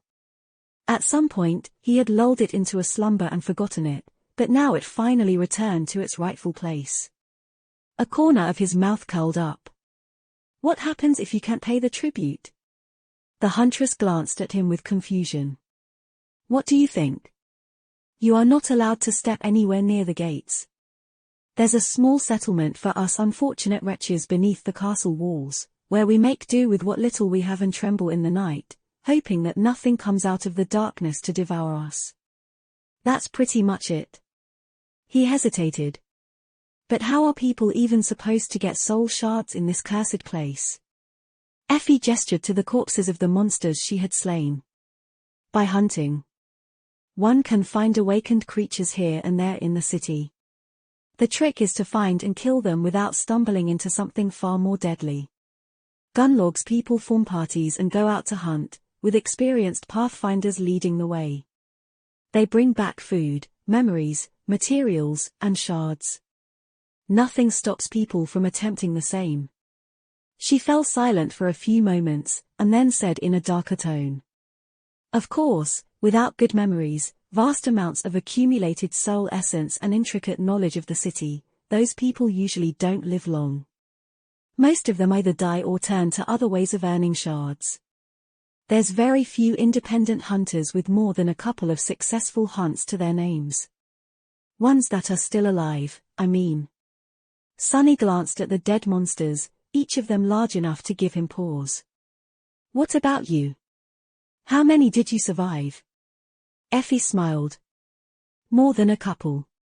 With a chuckle, she raised her hand and began folding fingers, a thoughtful expression on her face. Let's see 1, 2, 5. Running out of fingers on one hand, she scratched her head and said with a bit of uncertainty. I'm not really sure, but it should be around 100 or 2. Yeah. Sunny's eyes widened. 200? If what Effie had said was true, then she was a force to be reckoned with. Slaying even one awakened creature was worthy of respect. Slaying hundreds of them, however, was nothing short of remarkable, perhaps even heroic and a little fearsome. Especially since she had hunted them alone in the middle of a cursed ruin full of fallen abominations, unaided, with no one to rely on except for herself. The easygoing huntress was not as simple as she appeared. He frowned. If this is true, then you should have had no problem paying the tribute to stay in the castle. This doesn't make sense. Why haven't you? Effie shrugged with ambivalence. The topic didn't seem to interest her. Let's just say that I don't like the ambience there. Sunny wanted to learn more, but suddenly, Nephis spoke again, her voice strangely tense. You said that there were other ways of earning soul shards. What are they? The huntress turned to her and was silent for a while, a hint of some dark emotion in her eyes. However, it was quickly erased by her usual laid-back smile. Well, there's a few ways. If you have a useful utility ability, you can become a craftsman or an artifacts in the castle. There's not a lot of such sleepers, so they are well regarded and cared for. If not, there are other opportunities, too. Boys can become Gunnlaug's soldiers, while girls can enter his harem. Pretty ones like the two of you especially. No one will force you, of course. Nephis scowled. Sunny could see white sparks dancing in her eyes. So you can either become his soldier, his servant, his plaything, or die. But that is your own choice. No one is forcing anyone to do anything. Of course. Effie grinned. Smart girl. You get it. Changing Star looked down, her indifferent face turning hard and cold. Her fists were clenched so hard that they seemed bloodless. So why hasn't anyone killed him yet? The huntress laughed. Kill Gunlorg? Oh, many have tried. Great people, terrible people, and everyone in between. You can see their skulls above the castle gate, actually. She shook her head. I like your train of thought, princess, but you should forget it. Just consider him to be immortal. He practically is. Believe me when I say that no sleeper can defeat Gunlorg ever. It's simply impossible. Effie sighed. Plus, no matter how much I hate the bastard, he is the only thing that holds this place together. Despicable as he is, without him, we would have all been dead already. Sunny watched Nephis, waiting to see her reaction. What he saw did not make him happy at all. On her beautiful ivory face, there was nothing but cold indifference and resolve. It was the same expression he had seen on it before the battle with the Carapace Centurion first, and the Carapace Demon later. Without even needing Cass's prophetic ability, he could easily imagine what was going on in her head. This is going to become a problem. As though sensing the same thing, Effie grimaced. No, seriously. Trying to go against Gunlorg will only get you killed if you're lucky. Don't even think about that. Thinking too much is not good for your health here in the Dark City anyway. Then, she smiled and gestured to the fire. Just have some of this delicious meat instead. Life is good when your stomach is full, right? Let me tell you, this is most likely your last chance to eat anything for free. Food is a real rarity in these parts. Can you believe it? Sunny sighed, then leaned forward and picked up a sizzling piece of meat. No matter what happened, they had to keep going. One step at a time. This was the only way to survive. Of course I can believe it. I'm from the outskirts, you know. I didn't even know what real meat smells like before entering the academy. With that, he handed the piece of meat to Cassie, took another one, and began devouring it greedily. Nephis lingered for a bit, but then followed his example. Effie giggled. That's the spirit see, Doofus gets it. It seemed as though Changing Star had listened to her advice. At least on the surface, she had accepted that defeating the current master of the castle was impossible. But Sunny knew that, deep down inside, she remained unconvinced. After all, Nephis was in the habit of making impossible things happen. Chapter 129 Solace. After the shocking revelation about the cruel futility of their long and arduous journey to the Dark City, the desire to reach the promised castle that kept the three of them going for so long had diminished significantly. However, they still wanted to get there as soon as possible. There was a tiny remnant of hope still burning in Sunna's heart. Perhaps Effie was lying to them, or wrong about everything. Somehow. He didn't really believe it, though.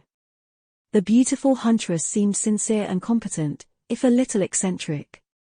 More than that, her words made too much sense. But Effie wasn't in a rush to leave the granite tower. There's not enough daylight left to traverse that much distance. Moving through the ruins is a slow ordeal. Get comfortable and rest. We'll leave tomorrow at dawn. After that, she got busy dressing down the monster carcasses with a long knife that appeared in her hand. She even summoned a memory that looked like a leather apron to avoid getting blood on her tunic. Whistling an upbeat melody under her nose, the vigorous young woman looked like an enthusiastic gourmet chef. Nephis, Sunny and Cassie were in no mood to talk.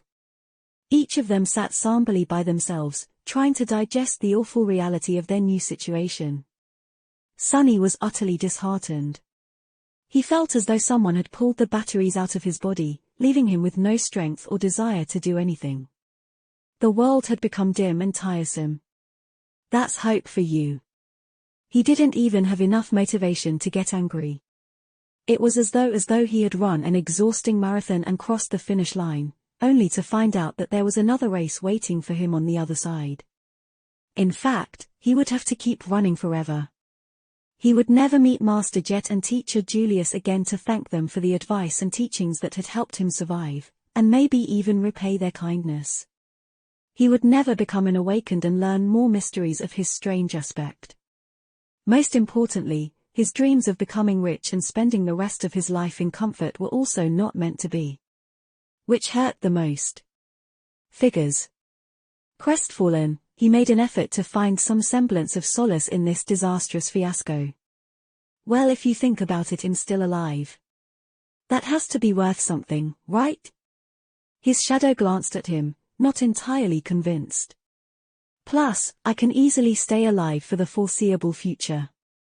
Yeah, the big picture changed for the worst, but our immediate situation has actually improved a lot. We are safe from the constant threat of drowning or being devoured by the dwellers of the deep dark sea. We have also found a strong community of humans. No matter how things were run in the castle, there were hundreds of people living there. Numbers and experience meant everything in the dream realm. By becoming a part of a human collective, they were going to shed most of the burdens that had been silently crushing them all this time. Compared to the infernal gauntlet of the labyrinth, life in the castle was going to be like a dream. If they were willing to submit to its thug of a master, of course. If Sunny was alone, he probably would. Now, however. But even if they were to refuse, there was still the outer settlement. Effie seemed to be doing just fine as an independent hunter. She didn't even seem miserable. In fact, she might just be the most contented person I've ever seen. Seriously, how can she be so laid back and cheerful? Is she insane?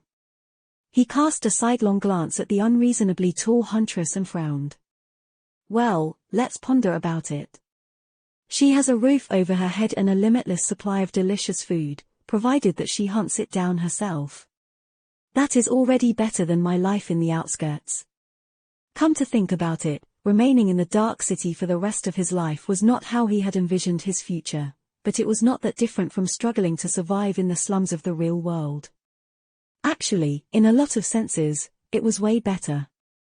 So, maybe, the situation seemed to be so bad not because it actually was, but because it simply didn't fit his inflated expectations. Perhaps Effie didn't expect anything from life at all, and that's why she was so damn happy and lively even in the middle of this odious hell. Yeah, that must be it. Problem solved. Easy. The shadow shook its head and turned away. Sunny sighed. Despite his somewhat rational attempt to find the bright side in this calamity, he didn't feel any better, at all. In fact, thinking about how inescapable and bleak their future was only made him more tired. Suddenly, his skin crawled. The familiar sensation of dread and unease flooded his mind, only now, it was so much more profound and invasive. The shadow of the Crimson Spire had fallen on the Dark City. Soon, the sound of waves crashing against stone informed them of the coming of night. Not in the mood to even stand up, Sunny silently sent his shadow to take a look outside. As the last rays of the falling sun colored the world in the shades of red, the cursed sea was surging out of the great crater. Sunny watched as the distant statue of the beautiful faceless woman was slowly drowned by the darkness, until only her open hand remained above the waves. Then, he shifted his gaze and looked down. The undulating black surface of the cursed sea stopped mere meters beneath the edge of the granite wall. It seemed as though he could almost touch it with his hand. On the other side of the stone barrier, the ruined city lay submerged in shadows, dozens of meters below the water level.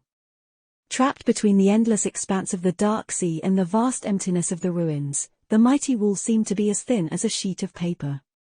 And yet, it silently withstood the crushing pressure of the black waves, serving as a dam that protected the city below from being erased by the terrible flood just like it did for thousands of years.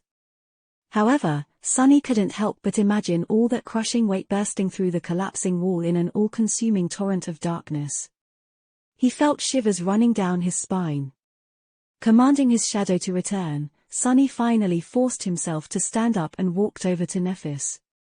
Changing Star was sitting with her back against the wall, a dark expression on her face. Hearing his footsteps, she raised her eyes. Sunny sat down beside her, lingered for a while, and then said, "What do you think?" She was silent for a long time, simply looking at him with an inexorable expression. Just when he was about to think that there would be no answer, Neff finally spoke. As she did, white sparks ignited in the depths of her cold grey eyes. "We will find a way to return. No matter what has to be done, we will." Her words echoed inside the granite tower, making shadows on the walls dance in sinister glee. Chapter 130 Strength of a Dozen Men. In the morning, they set out for the castle. Before leaving the safe haven of the granite tower, Effie gave them a list of instructions. "Follow behind me. Listen to everything I say. Don't make any noise. Don't bleed. Don't think too much. Some of the creatures out there can hear noisy thoughts, others can sense strong emotions. So don't feel fear, either." Sunny stared at her with a grim expression. How was he supposed to control what he feels? The vigorous huntress grinned. "What? You never tried to solve math equations in your head to impress a lovely lady? Just do the same." As Sunny's cheeks began to turn bright red, she giggled and turned to Cassie and Neff. "Correction. The two of you, try not to feel fear. Doofus, you try not to get too excited. If walking behind me turns out to be too much, ask to get slapped, all right?" Sunny scowled and uttered through gritted teeth, "That won't be a problem." Effie blinked a couple of times, then smiled. "Are playing for the other team. I see, I see. What was that supposed to mean?" Trying to get his emotions under control, Sunny took a deep breath and counted to 10. "Math equations, my ass, who does she think she is? Wait, why am I counting?" Making sure that they understood her instructions, the huntress turned around and rolled the massive slab of granite that blocked the exit from the tower to the side. Lean muscles tensed and moved under her olive skin, making for a picturesque view. Sunny stared at her back and gulped. That slab of granite had to weigh a couple of tons, at least. How strong was the beautiful giantess, exactly? Catching a glimpse of his stare, Effie raised an eyebrow and winked. "Like what you see?" He answered on autopilot. "Yes, wait, no, I mean, that's not why I was looking. How are you that strong?" She glanced at the granite slab, then at him. "Oh, that's my aspect ability. It's a strong all-around physical enhancement. That was a very rare and powerful ability to have. While not as flashy as many others, it was practically the ultimate warrior ability. With not only her strength but also her speed, agility, endurance and resilience boosted, Effie was like one of those ancient heroes Neff sometimes talked about. Especially since that boost seemed to be so extravagant. Plus, she had most likely absorbed a very large amount of soul essence over the years of hunting monsters in the Dark City.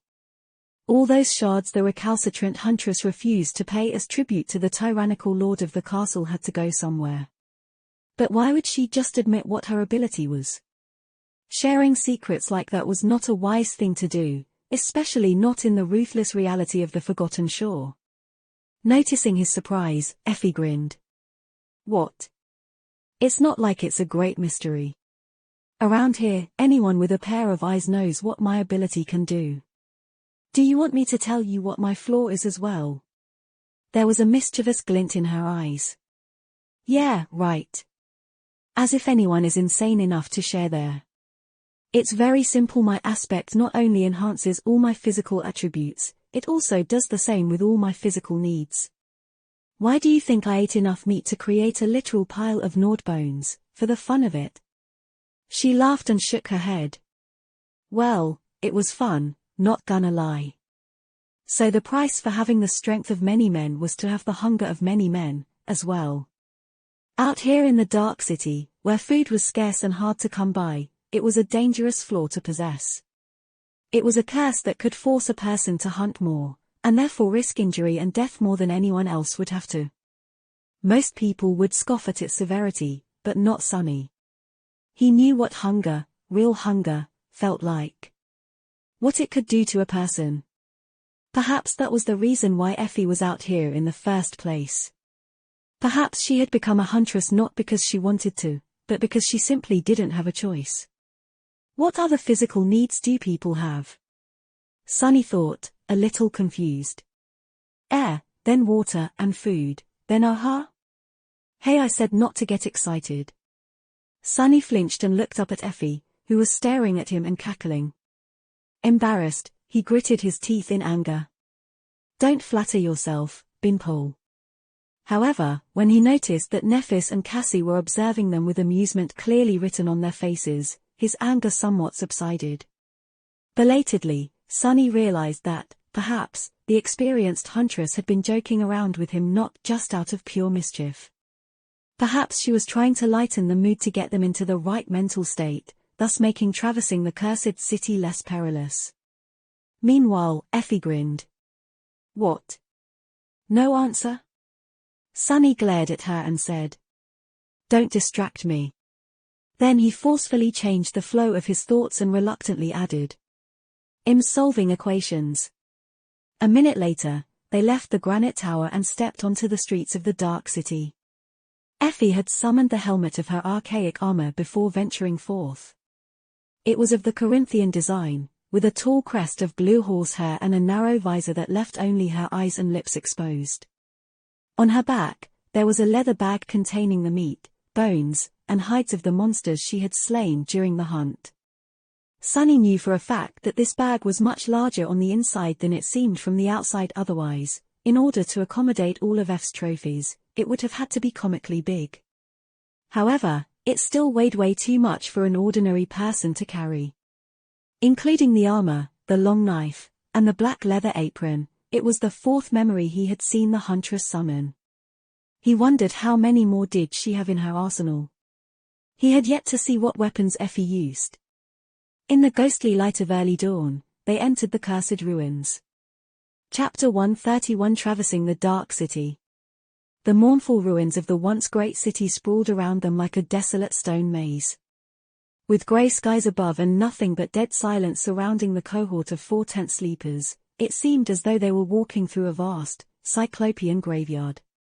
Sunny had to constantly remind himself that there were countless horrors hiding in the ominous shadows of the Dark City. One wrong turn could land them in dire peril. In this ancient ruin, they had no choice but to entrust their lives to the hands of their guide. Luckily, the guide in question was not a morose dead poet, but a tall, extremely attractive young woman clad in a pleasantly revealing archaic armor. In their current circumstances, Sunny much preferred the company of a warrior to that of a useless scribbler. In fact, circumstances had nothing to do with it. He was having trouble imagining any situation where a writer would be helpful to have around. From what he knew, all writers were lazy, talentless hacks whose only real skill was finagling money out of honest people while getting off on torturing them with sadistic cliffhanger. Not to mention that none of them had a backside like Effie. Oh wait, what? Getting his mind out of the gutter, Sunny frowned and reminded himself to keep his emotions in check. In a sense, this harsh necessity was a blessing. The perilous reality of the ruined city prevented them from concentrating on the bitter despair that had taken a stranglehold on their hearts after the grim revelation of the previous day. They just had to put one foot in front of the other and not think too much about anything. One step at a time. That was how he was going to survive. With a heavy sigh, Sunny glanced around and continued walking.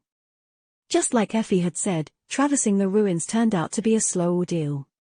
The huntress led them through the complex maze of wide and narrow streets following a strange, convoluted path that only she knew. Often, they would have to stop and hide, waiting for some unseen danger to pass. Sometimes they walked under the empty sky, sometimes they dove into the weathered buildings and spent some time crawling through the piles of rubble inside. Other times, Effie was able to lead them straight through half-collapsed houses to emerge into secluded alleyways on the other side.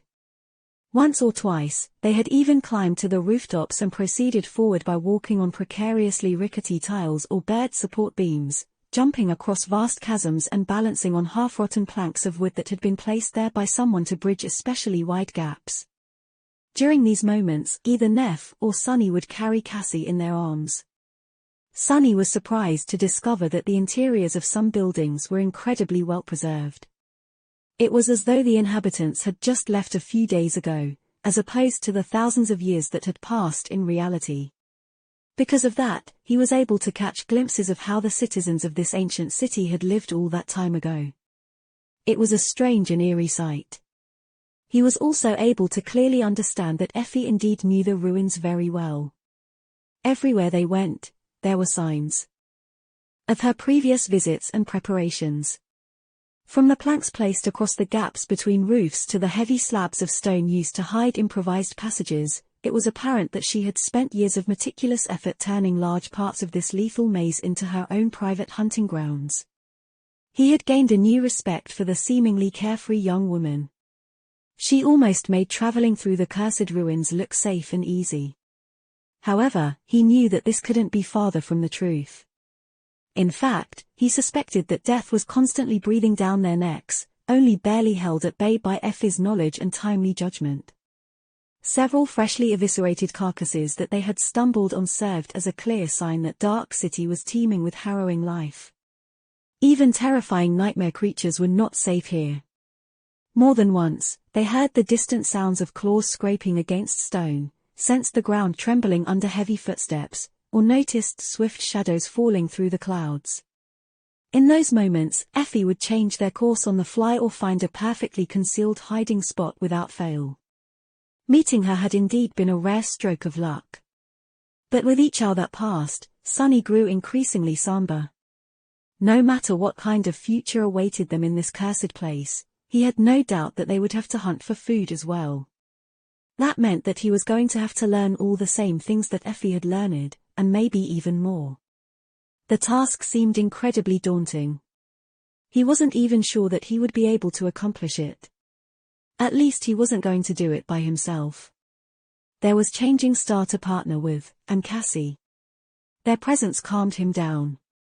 Living in this terrible hell alone, he didn't even want to think about it. Such a wretched existence would surely kill him, and if not, at least drive him insane. At that point, he wouldn't wish to be alive anyway. Who would want to endure that kind of misery? Why think about something that is never going to happen? Glancing at Nephis and Cassie, Sunny hid a smile and hurried to catch up to Effie. Come to think about it, he had it way better than the recalcitrant huntress. There were reliable allies with whom he had forged bonds of trust and companionship at his side. The three of them made each other stronger. More than that, his own aspect was able to provide him with a similar comprehensive physical enhancement ability, albeit a lesser version of it. It was much more versatile, though, allowing him to transfer the enhancement effect onto memories and inanimate objects, not to mention his invaluable ability to move and scout around without being seen. Sunny would offer the services of his shadow to Effie, but he wasn't sure about how safe that would be. If there were creatures in these ruins capable of sensing thoughts and emotions, what were the chances that some of them would be able to sense the gaze of the shadow as well? He would have to learn more and experiment before allowing it to wander around on its own. These thoughts had cheered him up a little. Soon, as the sun began to fall toward the horizon, they had finally reached the base of the hill on which stood the magnificent castle. Sunny looked up, sensing his heart beating wildly. A heavy and anxious feeling took hold of his mind. Depending on what happened next, their fates were going to change forever, either for the better, or for the worse. Chapter 132, End of the line. In the center of the cursed city, a tall hill towered above the ruins. At its base, an arch made of pristine white marble stood amidst the devastation. It was unscathed and spotless, as though protected from the entropic touch of the all-consuming darkness by some sublime force. Beyond the arch, a wide road paved with white stone scaled the hill. Sunny looked up as they passed beneath the arch, trying to imagine crowds of festively dressed people doing the same in the distant past. It was hard and a little heartbreaking thinking about how the ancient city must have looked before the mysterious calamity. Not turning her head, Effie said in a wistful tone. There are areas in the ruins that many nightmare creatures tend to avoid for some reason. The castle is one of these places. I was told that back when the original group of sleepers came here hoping to carve a foothold in the city, there was only a single spire messenger nesting in the throne room, with no other monsters around. Those madmen actually managed to kill it. Nephis gave her a glance. Spire messenger. The huntress chuckled. Big ugly bastards with black feathers and pale bodies, you must have seen them hunting in the labyrinth. They come from the spire. Changing Star hesitated. What are their rank and class? Effie shivered a little. Fallen beasts. That's why I said that those guys were a little mad. But they were a powerful bunch. She grew silent and then added in a quiet voice. It must have taken a lot to kill them, in the end. Brought into a solemn mood by that last statement, they continued forward in silence. The stone road coiled around the hill, slowly climbing its sheer slopes. Here and there, it was broken by long stretches of stairs and formidable, but strangely graceful fortifications. No one was standing guard, though. The whole road was empty. Sunny gestured to one of the stone barricades and asked, "Why are there no watchmen?" Effie shrugged. Gunlorg has barely enough people to man the castle walls. They will notice anything that approaches the hill, though. The whole city is in clear view from up there, and there are different protective measures put in place. They have already spotted us, too.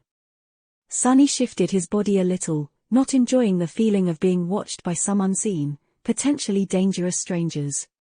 After a long time walking up the coiling road of white stone, they finally reached the zenith of the hill and saw the mighty castle in all its glory. Up close, it looked even more magnificent. Built from the same pristine marble as the arch at the base of the hill, it stretched into the sky like a white mountain made by human hands. The frontmost tower was wide and imposing, with a tall decorated gate and a grandiose staircase leading down from it to a vast stone platform that the road ended with. On both sides of the frontmost tower, brought slightly forth, two others stood as bastions, connected to it with arched aerial bridges and accompanied by smaller companion towers of their own. Behind them, the main keep soared even higher, as though trying to challenge the menacing crimson spire that loomed above the world far in the distance. Smaller towers, spires, and wings stood here and there, forming a complex and strangely harmonious formation. The whole structure was incredibly beautiful, striking, and at the same time radiated a feeling of unassailable firmness. It was as though the castle was built for gods, not mortals. The only thing that spoiled the picture were dozens of human skulls hanging above the gates on rusty chains. Sunny grimaced, brought down to grim reality by this ghastly sight. His gaze fell lower, only now noticing dozens of crude, makeshift hovels huddled on the stone platform. They were built from fragments of rubble, rotting wood, and pieces of monster hides, chaotically clinging to the stones as if afraid to be blown away by the wind. An unpleasant, strangely familiar smell hit him in the nose a few moments later. It was the motley, but unmistakable stench of the slums. That stench was nothing like the poisonous reek of the outskirts, and at the same time exactly the same. Sunny couldn't help but smile crookedly. Gee. I'm home. Between the hovels, gaunt and empty-eyed people were busy eking out their pitiful existences. They were dressed in a strange mix of dirty rags and shiny memories, with those wearing armor standing out among the rest like rare oddities. Most of them were extremely young, barely older than Sunny himself. He could smell their exhaustion and desperation even from where he was standing. Sunny really wanted to laugh. After everything he had been through ever since becoming infected by the nightmare spell, the cycle had finally completed. He was right back to where he had started, only much worse off. Wasn't that the funniest thing ever? If this wasn't fate, then he didn't know what was. Oh, the irony. Changing Star's voice tore him away from his reverie. Sunny? Are you okay? He blinked a couple of times, then slowly turned to face her and said after a brief pause. Yeah. I was just reminiscing. Something in his voice must have sounded strange, because she gave him a long look before turning away with a short nod. Good. Don't relax just yet. Then, She turned to Effie and asked, "What do we do now?" The huntress looked around and shrugged. "It's going to get dark soon, so I would advise you to find a shelter before that. Look around for an empty hut. With how many people die each season, there's always plenty of those. Otherwise, 2 of you can pay the tribute and go into the castle. But the third one will have to stay." Changing Star lingered, then said, "What about you?" Effie grinned. "What about me? That luxury 1-bedroom cottage over there is mine. Mind you, it was built from the best kind of crap you can find here, although it's still crap. Anyway, I am going home, preparing myself a hearty supper and then going to sleep. I'm dead tired from these last couple of days. Sorry, I don't host guests." Nephis stared at her, obviously wanting to say more, but then simply nodded. "I see. Thank you for everything you have done for us. I won't forget it." Effie smiled, patted her on the shoulder and turned to Sunny and Cassie. "Bye, doofus. Beau, doll. See you around." With that, she began whistling a cheerful melody and walked away. The 3 of them were suddenly left alone, lost and unsure about what to do. The inhabitants of the outer settlement didn't pay them a lot of attention, only occasionally throwing an indifferent glance at the 3 young strangers. Only Cassie's beauty attracted a couple of intense, darkly fascinated gazes. After a minute or so passed in disoriented silence, Changing Star hesitantly took out the 2 soul shards that they had collected from the remains of the rolling stone and looked at the glimmering crystals lying in her hand. They had to make a decision. Chapter 133 Farewell. Nephis held the shimmering crystals, looking at them with a heavy expression. Sunny was also staring at the shards, his head full of dark thoughts. The remnants of shattered souls glowed softly in the dim twilight of dusk. Around them, the inhabitants of the outer settlement were hurrying to get inside their pitiful hovels before the coming of night. The sun was already hidden behind the cyclopean silhouette of the Crimson Spire, drowning the world in its eerie shadow. The air was full of fear and worry. He grimaced. "What are you thinking about?" Changing Star sighed and looked up. Her ivory face was harsh and thoughtful.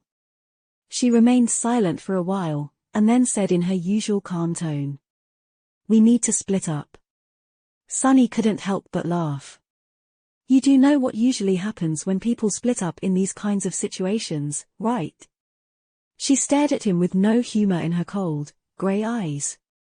"This is not a drama, Sunny. We have the means to provide 2 of us with food and shelter for a week. There's no reason to pass on this opportunity." Cassie turned to her, a confused expression on her face. But what about the third?" An uncomfortable silence hung between them, broken only by the whistling wind. Sunny looked at the blind girl, then at Nephis, and finally glanced at himself. Which one of them was going to remain hungry in the bitter cold while the other 2 would be eating their fill in the comfortable safety of the castle? He thought that he had an inkling. What else did I expect? It was less than 10 minutes since they reached the human civilization well, whatever passed for one in this loathsome purgatory and the tentative connection that had been established between them in the crucible of the labyrinth was already coming apart at the seams. Just as he had expected, the nature of their relationship was going to change now that they weren't essentially the last 3 people in the whole wide world, with no one else to rely on but each other. Was it strong enough to endure without that desperate need? He wasn't sure. Throughout his whole life, Sunny had never managed to last long in any group. He didn't know if this time was going to be any different. Just as his insecurity threatened to break out of control, Nephis sighed and handed him the soul shards. "Here. Take Cassie inside." He stared at her hand, then looked up sharply. A strange storm of emotions erupted in his heart. There was surprise, joy, concern, but at the same time, irrationally, a dark sense of shame and resentment. Not knowing how to deal with all these feelings, he scowled and asked, "Why me?" Changing Star simply raised an eyebrow. Shaking his head, Sunny offered her a crooked smile and added, "Don't get me wrong, I'm not refusing. I'm just curious, why are you so kind all of a sudden? Is it out of some misguided sense of nobility? Nephis looked at him for a while, and then said with indifference, I have never been noble. I have never been kind. He blinked, struggling with the desire to pinch Neph and make sure that she was awake. Had she met herself? If she wasn't noble, then who was? Meanwhile, Changing Star shrugged and looked away. It is simply the best choice. Right now, we need information the most. With the help of the shadow, you will be able to learn much more about what is going on in the castle than I ever would. While you are gathering information inside, I will do the same here. We will meet in a week, share our findings, and decide what to do next. Sunny just stared at her. Did Neph just reveal herself to be as cynically pragmatical as he was? Once again, he felt a weird mix of emotions. He was simultaneously elated and hurt by her lack of sentiment. However, the fact that she simply assumed that they were going to continue working together, as though it was a given, had not avoided his attention. For some reason, this small detail gave Sunny a warm feeling. Nephis looked at him and added, Besides, the terms of our trade have come to an end. Your promise was to give up on your share of spoils on the way to the castle. Well, here we are. That stone creature was your kill, so these shards are yours by right. Trade? What trade? Oh, yeah, the trade he had made with Changing Star to get her to teach him swordsmanship and hide the fact that he had no way to absorb soul shards. He has almost forgotten about it. But she didn't. Now that Sunny had been reminded of its existence and realized that it was over, he felt a sudden pang of regret. It was as though one of the few strings that connected them together had been suddenly severed. With a sigh, he took the soul shards from her hand and gripped them tightly. All right. Then I'll meet you in a week, I guess. Sunny opened his mouth, wishing to say something else, but then just turned away. Stepping aside, he gave the girls some privacy to say their goodbyes. Soon, Cass's delicate hand found his shoulder. Sunny glanced at the blind girl, remained silent for a bit, and then asked, Are you ready? She hesitated before answering. When she did, there was a hint of sadness in her voice. Yes. With that, they walked away and left Nephis behind, standing alone in the surging darkness of the descending night. Guiding the blind girl, Sunny approached the grand stairs that led to the ornate gates of the magnificent marble castle. Out here, there was nothing but the howling of the wind and the encroaching veil of darkness. It seemed as though the dwellers of the slum were not allowed to build their hovels on the wide stretch of stone that separated the marble steps from the outer settlement.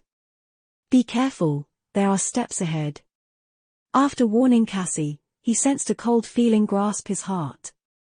For some reason, it felt as though once he stepped on these stairs, there would be no way back.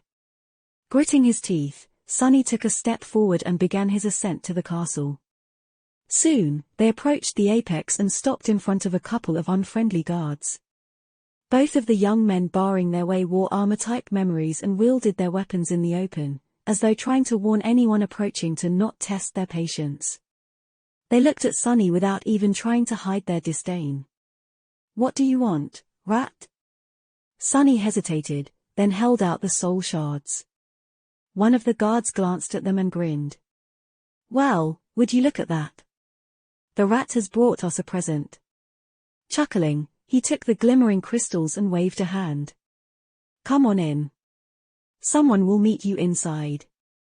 Struggling to not glare at the armed sleepers with murder in his eyes, Sunny forced out a pale smile and cautiously walked past them.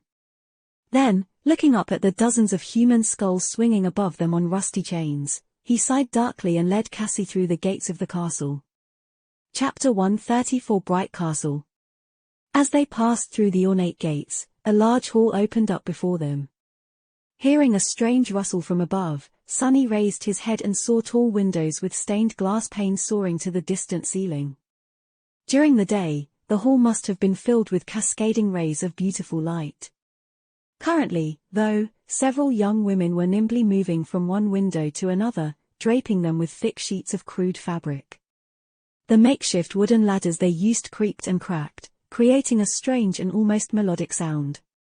It seemed as though the sheets of fabric were being fastened in a way that prevented even the smallest glint of light from escaping the castle during the night. Sunny suspected that every window in the marble fortress was currently being covered in the same way. Just as this thought appeared in his mind, a loud noise thundered behind their backs. Turning around, he saw the ornate gates closing. The two guards who had met them outside were already sliding a heavy iron bolt into the sockets, their faces red from strain. The massive bar must have weighed more than the two of them combined. The castle was now sealed from the outside world, ready to face the onslaught of cursed darkness. Suddenly, Sunny felt like an animal caught in a cage. Trying to calm himself down, he looked around and noticed an opulent wooden desk that looked completely out of place in the grand hall. It must have been dragged here from some other part of the marble citadel. Behind the desk, a gaunt young man with nervous eyes was writing something down on a piece of parchment. The whole thing looked strangely similar to a reception desk in a luxurious hotel or, rather, to what Sunny imagined such a thing would look like. He had never actually been to a hotel, of course. Hesitating for a few moments, he walked over to the desk and addressed the young man. "Hey. We've been told that someone will meet us inside." The castle receptionist flinched and looked up from his paper, a fearful expression appearing on his face. When he realized who was speaking to him, though, the fear disappeared, replaced by a tentative smile. The young man had a thin face and a pale, unhealthy complexion. He looked hungry and weak, much more like those poor souls in the outer settlement than someone who lived in the castle. His clothes, however, were clean and tidy, without any signs of wear and tear like that of the people outside. Guests, sorry, you gave me a fright there. Welcome to the Bright Castle. Whoa, you were just in time. A couple of minutes later, and the gates would have been closed. Saying that, he threw a tense glance at the two guards and then quickly looked away. Anyway, my name is Harper. I'm responsible for guest accommodations today. Let's get you. I don't seem to recognize you. Guys. Is this your first time paying the tribute? Sunny stared at him for a couple of seconds, feeling Cassie squeeze his shoulder a little tighter, then said, "Yes." Harper smiled. "Congratulations, you might not even suspect it, but I was once in your shoes myself. In fact, it was just a few months ago. But ever since Lord Gunlorg graced me with his kindness, I've been living in the safety of the castle. You'll love it here too, I'm sure." Right. Sunny didn't know if the young man was sincere in his gratitude to the local tyrant or was simply saying these things for the guards to hear, and honestly, he didn't care.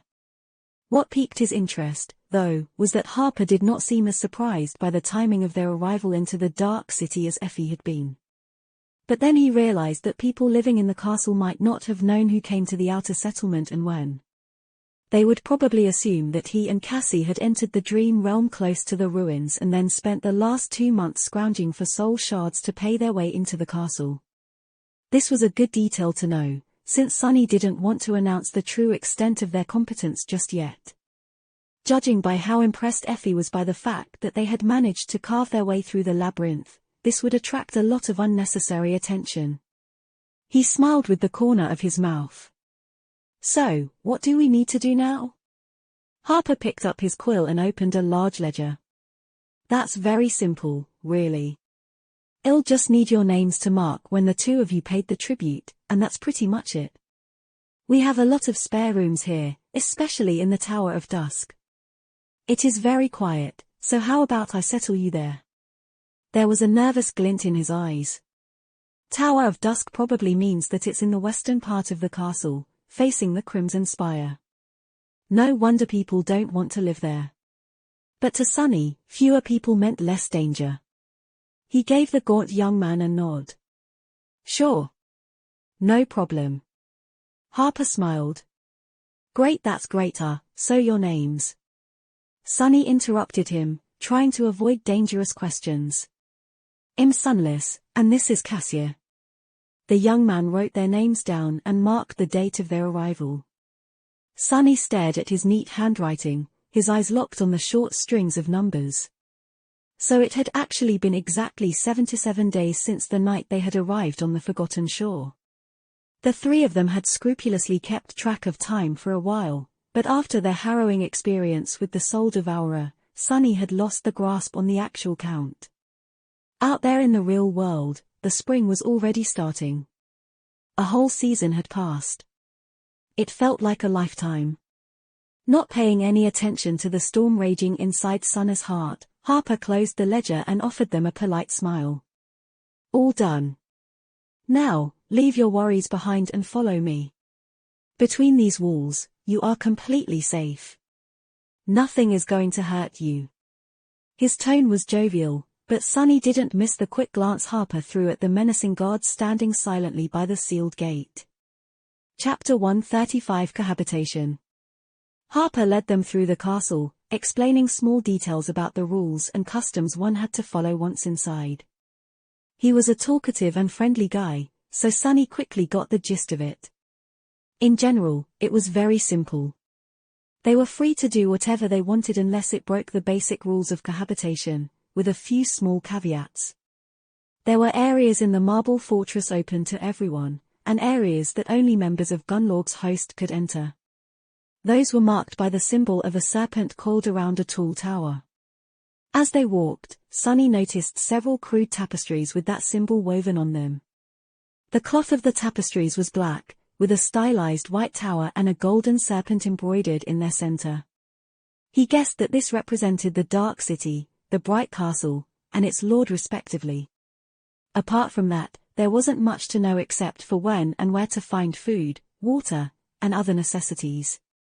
The last thing Harper said was about how they should behave around other inhabitants of the fortress. People here are very nice, but you still must remember to have manners. Especially when you are interacting with the guards and the hunters. These guys protect us and risk their lives to provide for us, so they deserve our respect. If there's a misunderstanding, be mindful of their burdens. Yes.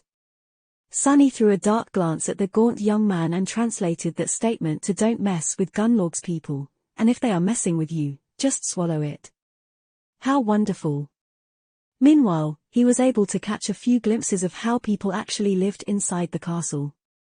To Sunny's surprise, they didn't seem nearly as put down and miserable as he had expected. In fact, everyone seemed to be more or less fine, going about their business with mundane casualness. Of course, there were signs of worry, stress and pressure on their faces, but the same could be said about people in the real world. All in all, the inhabitants of the castle looked surprisingly ordinary. I guess humans can adapt to anything. Anna's changing star had taught him, adaptability was the greatest strength. As long as there was some semblance of stability, humans would find a way. And it seemed as though the tyrannical master of the ancient fortress, hateful as he was providing the sleepers trapped on the forgotten shore with that stability. Effie's words about how the bastard was the only thing holding this place together echoed in Sunny's mind. Perhaps Hes a necessary evil. Finally, they reached the westernmost tower of the castle. Indeed, it was mostly empty and quiet. Few people seemed to want to stay here, driven away by the unnerving vision of the crimson spire looming in the distance. However, for the two of them, it was perfect.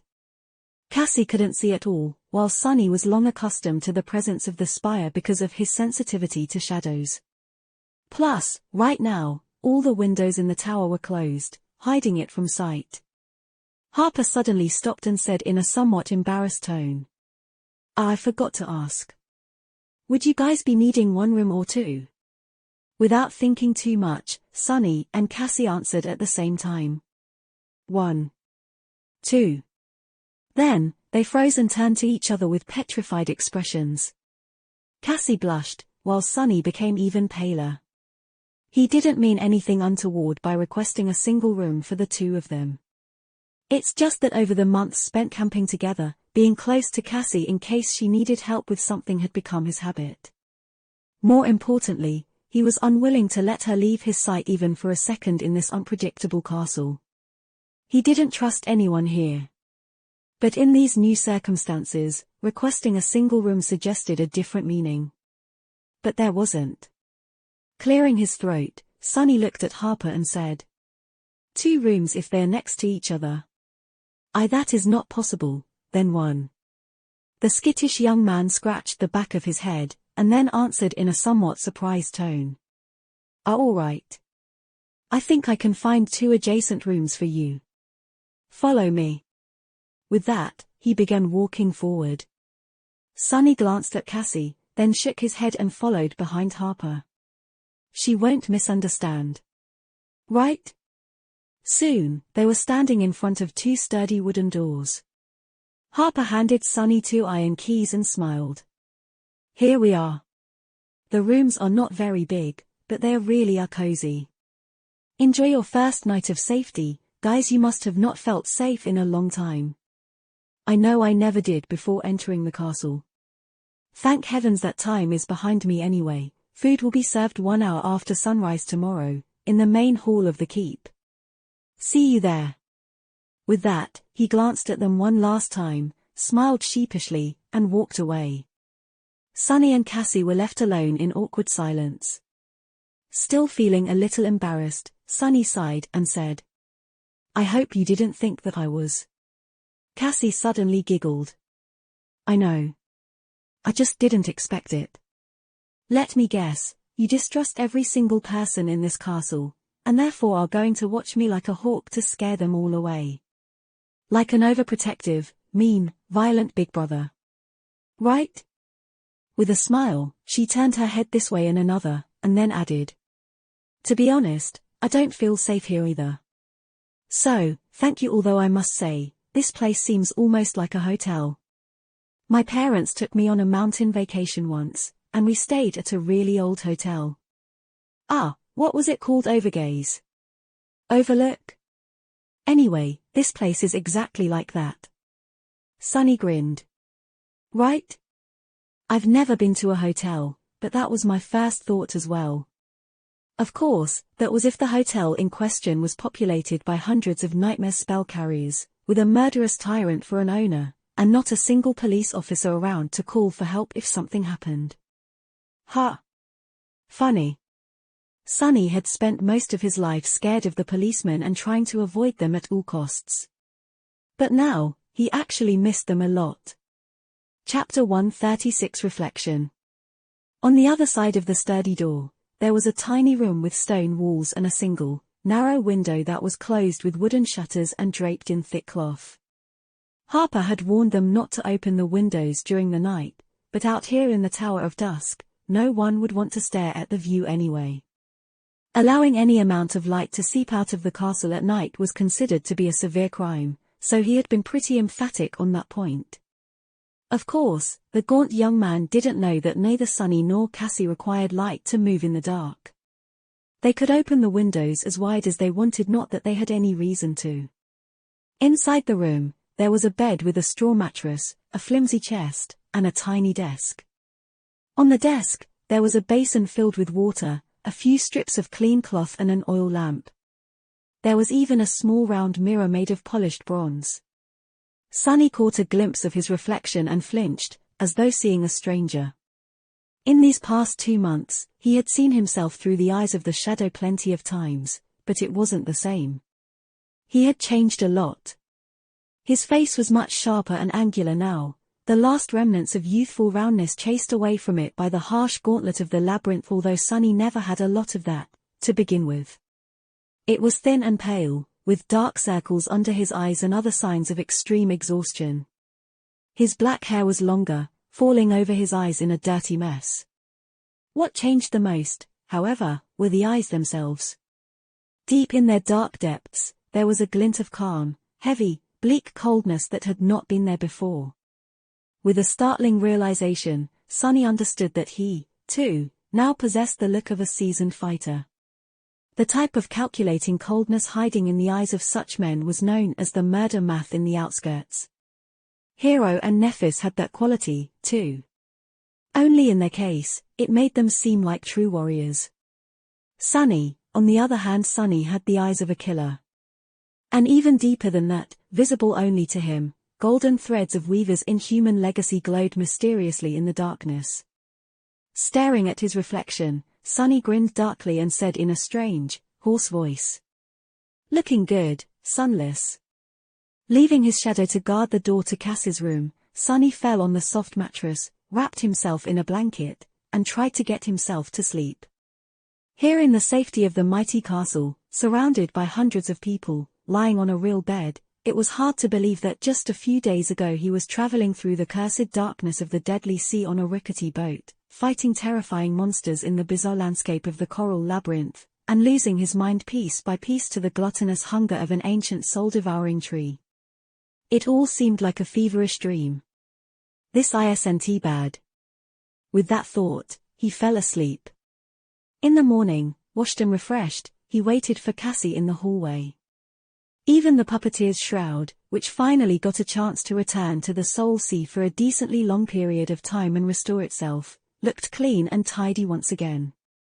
That poor armor had gone through enough abuse to kill a dozen sleepers, yet it still held fast, saving his life on numerous occasions.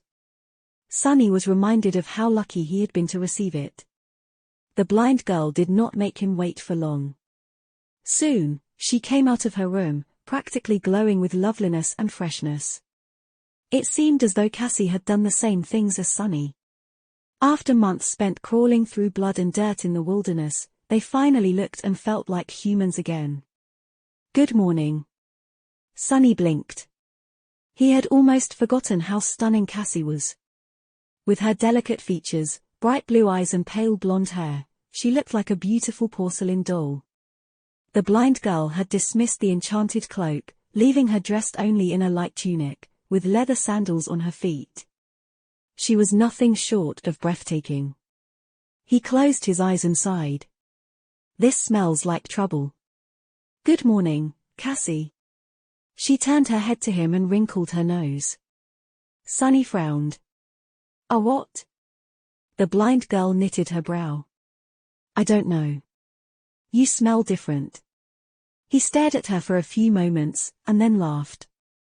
"If this is your way of saying that I used to reek, then thank you, I guess." Giggling, Cassie came closer and put her hand on his shoulder. "That's not what I meant anyway, let's go eat." The two of them were in a strangely good mood. Sonny guided Cassie to the main keep of the castle, following the route that Harper had explained to them the previous evening.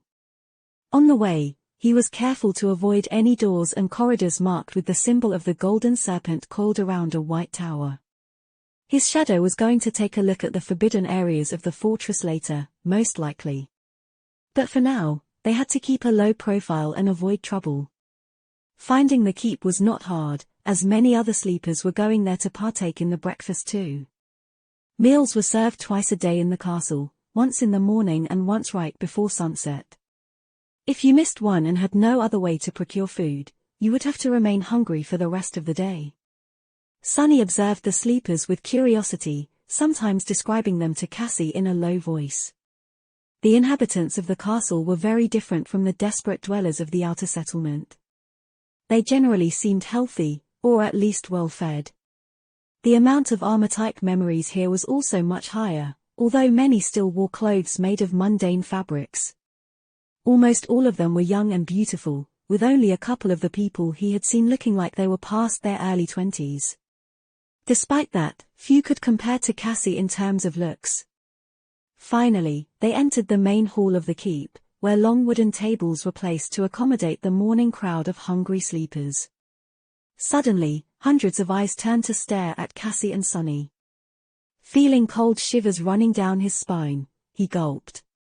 Crap. Chapter 137 All Eyes on Me. The main hall of the mighty castle was grandiose and majestic in appearance. The gentle light of the morning sun was cascading through the tall windows and reflecting from the white marble walls, filling it with a bright radiance. The walls were decorated with intricate carvings that spanned dozens of meters, creating a regal tapestry.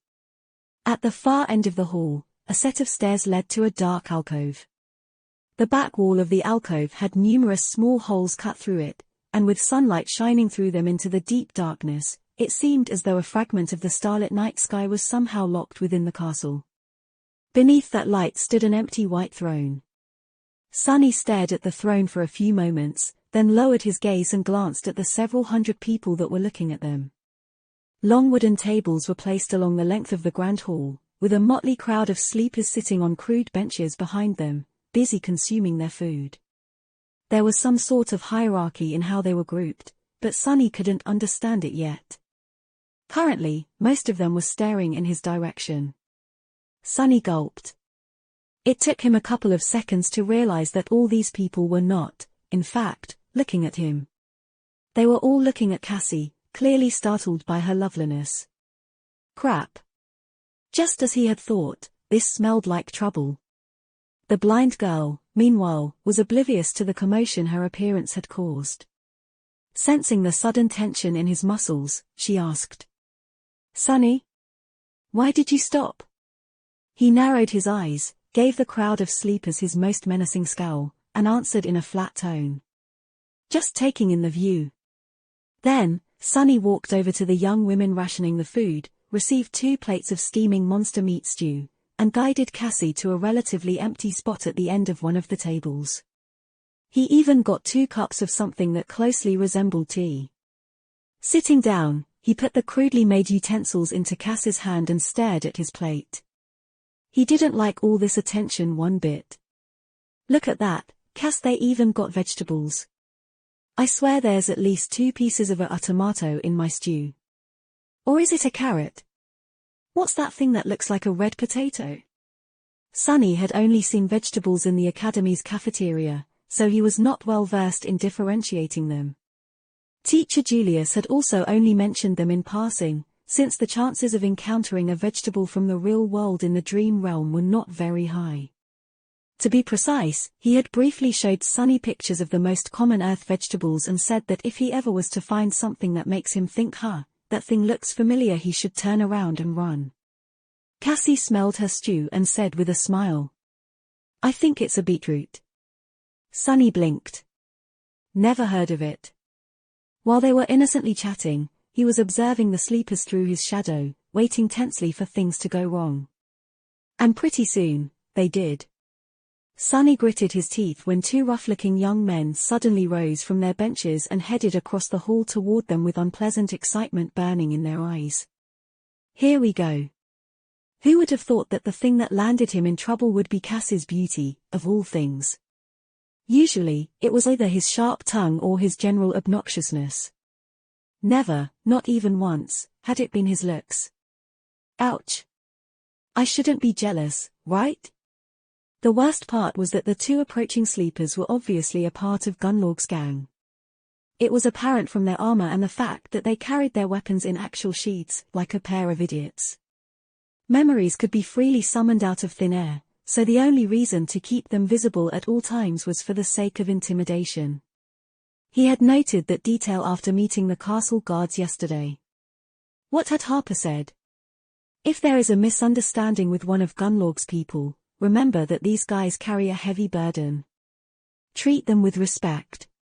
In other words, swallow it. The young men approached their corner of the table with vulgar smiles. They were clearly undressing Cassie with their eyes. Sunny turned his head and looked up at them. The sleepers sitting nearby turned away with heavy looks, clearly afraid and uncomfortable. Maybe they just want to say hi. Sunny opened his mouth. "Respectful, remember, be respectful." And said, "What the fuck are you degenerates staring at?" The whole hall was suddenly enveloped in silence. Once again, Sunny had found himself in the center of attention. But this time, everyone was actually staring at him instead of Cassie. I guess that's better. The few nearby sleepers who had pretended to not notice anything a few seconds earlier lowered their heads, as though trying to become smaller and disappear completely. Sunny glanced at them with disdain and turned back to the pair of young men who were currently towering above him, a dark and dangerous light dancing in their eyes. To be honest, his incendiary reaction had caught Sunny by surprise. The anger had taken the better of him for a moment, forcing the words out of his mouth. But the damage had already been done. It seemed as though his brotherly instincts were not only still alive, but also somewhat overwhelming. To hell with this. They want to see dark and dangerous. I'll show them. He glared at the two idiots, knowing that, at this point, there was no way back. Beside him, Cassie turned her head, an alarmed expression on her face. One of the idiots grinned. Ha! We were just hoping to politely introduce ourselves to this lovely little doll, but hey, we can get acquainted with the ugly little clown first. How about it? He glanced at the other sleeper, who was looking at Sunny with no humor in his eyes whatsoever. Cassie frowned, then said, "Why are you?" However, at that moment, the second young man took a step forward and growled, interrupting her. "What did you just say, clown? Do you know who we are?" Fool, we're Gunlorg's men. His hand was resting on the pommel of his sword. Sunny knew that escalating the situation was not a wise thing to do, but at this point, he didn't have a choice. Backing down now would only lead to a disaster. He knew this type of people well. The moment they felt a weakness, it was all over. They understood only two things: fear and strength. Outstretching one hand, he scowled, looked the young men right into the eyes, and said, "Congratulations. Now get lost before I make you dead men." Perhaps recognizing something in his voice, or maybe in his eyes, the sleeper who had his hand on the pommel of the sword hesitated. For a second, Sunny almost believed that his threat worked. But then the young man furtively glanced around, and this tiny hope evaporated. If they were alone, maybe the sleeper would have reconsidered his desire to antagonize Sunny any further. But with all these people watching, he couldn't show fear. Sunny failed to account for one crucial detail. All bullies were cowards, but what they feared the most was people finding out about their cowardice. Gunlorg's man bared his teeth in a threatening grin. "Those are terribly big words, coming from a puny weakling like you. You know what? I think your girl needs to keep better company. Why don't we help her out by making you disappear?" Sunny smiled. "I guess I'm going to kill a couple of fools today." Cassie, meanwhile, was not happy with what was happening at all. The frown on her face deepened. "I'll decide what company to keep myself. Now, please." However, they weren't listening to her. Sunny was already bracing himself for the worst-case scenario, prepared to summon the Midnight Shard at a moment's notice. But then, suddenly, a calm voice sounded from behind his back. "Leave them alone, please. They are my friends." Caught by surprise, Sunny hurriedly shifted his perspective to the shadow and glanced back. Behind him, a tall and confident young man stood calmly with his hands resting at his hips. He had brown hair and a gentle, handsome face. His eyes sparkled with friendly humor. It was Caster? Chapter 138: Unexpected Reunion. Without a doubt, it was Caster, the only person Sunny had ever seen defeat Nephis in a fight, even if it was just during training. Back at the academy, Caster had been a star of their batch of sleepers. Handsome and friendly, he was not only popular, but also respected. And although it pained Sunny to admit it, that wasn't only because of his lofty status of a legacy. Even other legacies looked up to him. Many even considered him to be the true king of the rankings, speculating that Changing Star had gotten her first place by mistake. Caster was powerful, skilled, and charming. He was also humble and had an amiable personality that made it hard for anyone not to like him. His background was impeccable, and his future was unquestionably bright. Basically, he was the polar opposite of Sunny. Damn, I knew that voice sounded familiar. Sunny turned his head and stared at the handsome young man in utter bewilderment. What was that guy doing here? The two sleepers, who didn't even know how close they had come to tasting the sharp edge of the Midnight Shard, were doing the same. There was no more excitement on their faces. "Oh. It's you." That was my line. Caster looked at them with a silent smile. There was no apparent hostility in his eyes, but for some reason, Gunlorg's men seemed to lose their desire to stir trouble. After glancing at each other, one of them said in a hesitant tone. You know this guy, Castor? He gave them a nod. Yeah. We were in the academy together. Don't mind his rude behavior, guys, that's just how he is. Rough around the edges, but really nice once you get to know him well. Since when do we know each other? Sonny was irrationally angry at that statement, but forced himself to keep his mouth shut. He understood that Castor was just trying to defuse the situation. Actually, his arrival had been very timely. Sonny was sure of his ability to dispatch a couple of thugs, but what would happen next? He doubted that other members of Gunlorg's host would just sit and watch. Becoming involved in a conflict with the masters of the castle on his first day here would have been less than ideal. The thugs in question, meanwhile, had given up. Trying to keep the appearance of being in control, they glared at Castor darkly and backed down. Teach your friend some manners, Castor. Next time we won't be so lenient. With that, they turned around and retreated back to their seats, throwing menacing looks at anyone who dared to stare at them. Soon, the grand hall was once again filled with the hum of voices. Castor followed them with his eyes and then turned to Sonny, his smile becoming a little somber. That wasn't a very smart thing to do, my friend. Sonny scoffed. Yeah, well, who says that I'm smart? Wait, no, that didn't come out right. The tall young man stared at him for a few seconds and then sighed. In any case, it is very nice to see you. Both of you.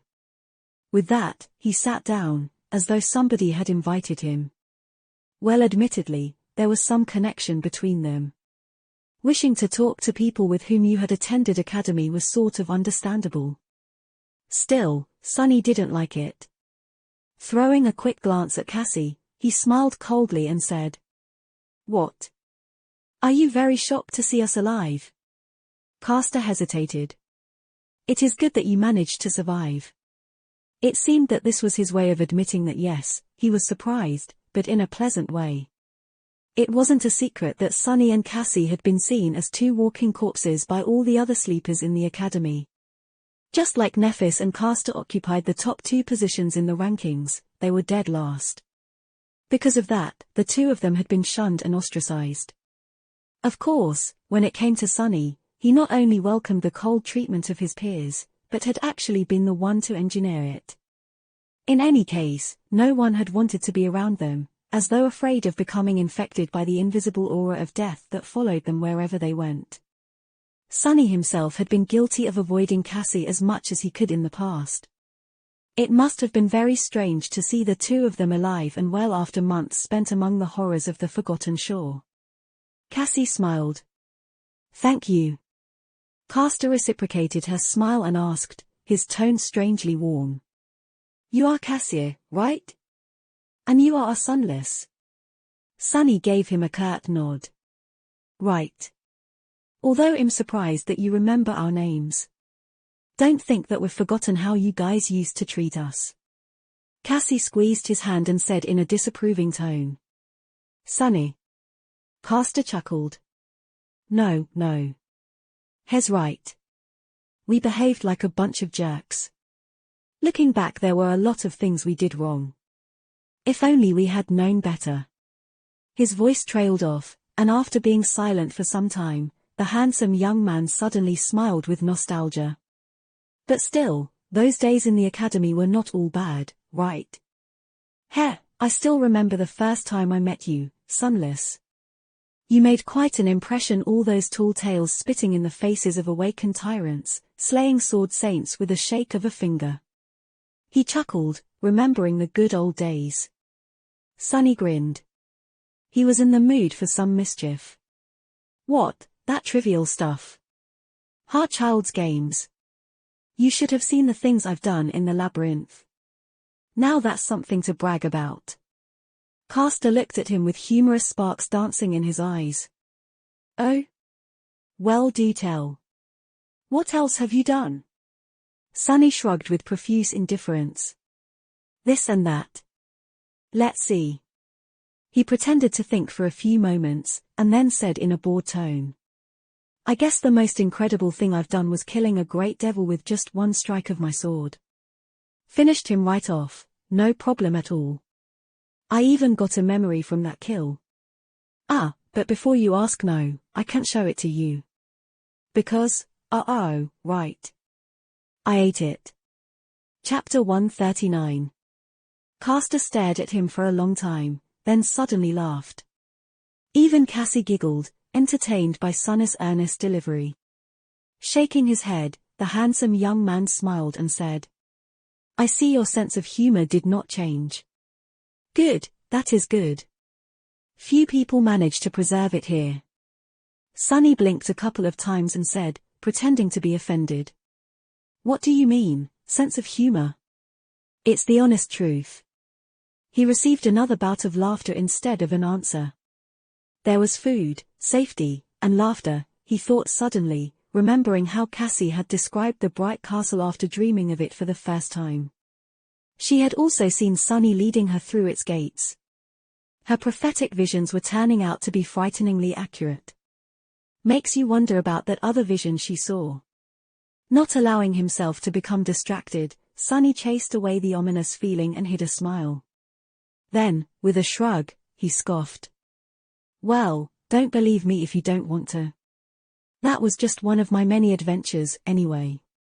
Although the other ones were, admittedly, less remarkable, the usual stuff, slaying dozens of awakened creatures, being resurrected from the doors of death by a beautiful princess, summoning ancient horrors from the depths of the cursed sea, outsmarting ancient fiends to escape from their clutches, sailing through the abyss on a boat made of demon bones, fighting gargantuan leviathans underwater, and so forth. Mundane crap like that. As he was talking, Cassie gradually stopped laughing and turned to him with a somewhat startled expression on her face. It seemed as though it was only now, with the harrowing journey already behind them, that she had finally realized how outlandish it all actually was. Put together, the facts of their bloody struggle to survive sounded like something out of a fairy tale. But they both knew that all of that had actually happened. It had happened to them. Castor chuckled. Wow.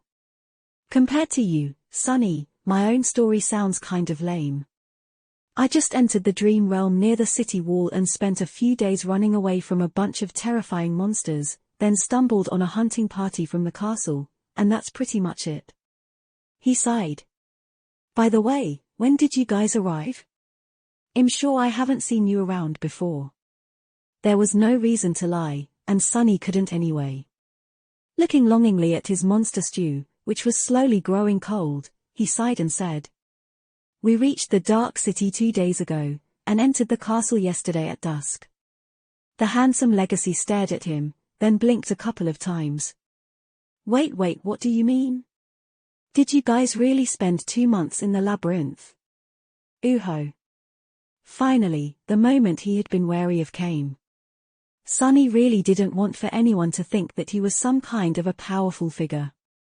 First of all, there was no better advantage than being underestimated by the enemy. Secondly, he still had to hide the fact that Changing Star had not been the only one to receive a true name in the first nightmare. Luckily, he had long thought of an exceptionally convincing excuse. When in trouble, blame everything on Nephis. Laughing inwardly, Sunny pretended to shiver and sighed. Yeah. I don't even want to think about it. That place, it's pure hell. Honestly, if it wasn't for Changing Star, both of us would have been long dead. She wouldn't have survived without his help, too, but Castor didn't need to know that. Sunny was pretty sure that mentioning Neff's name anywhere near the names of two losers like Cassie and him were believed to be would make anyone think that she had single-handedly carried the both of them to safety on her back. As it turns out, he was right. As soon as he mentioned Nephis, something changed on Castor's face. With a strange look in his eyes, the handsome man leaned forward a little and asked in a deceptively calm tone. Changing Lady Nephis is alive. She is here. He had already forgotten all about how unlikely it was for someone like Sunny to survive a long journey through the deadly nightmare of the labyrinth. Sunny narrowed his eyes slightly. Castor's reaction was a little bit more intense than he had anticipated. It was on the border of being weird. But then again, the tall and handsome Legacy had seemed to be strangely enamored with Nephis even back at the academy. You bastard. Enraged for some unknown reason, Sunny gritted his teeth and said. Yeah. She's around. Turning her head slightly in his direction, Cassie hesitated for a moment, and then added. We only had 2 soul shards when we came to the castle. So she is staying in the outer settlement. For now. Castor leaned back, a hint of disappointment appearing on his face for a fraction of a second. Then, he inhaled deeply and said.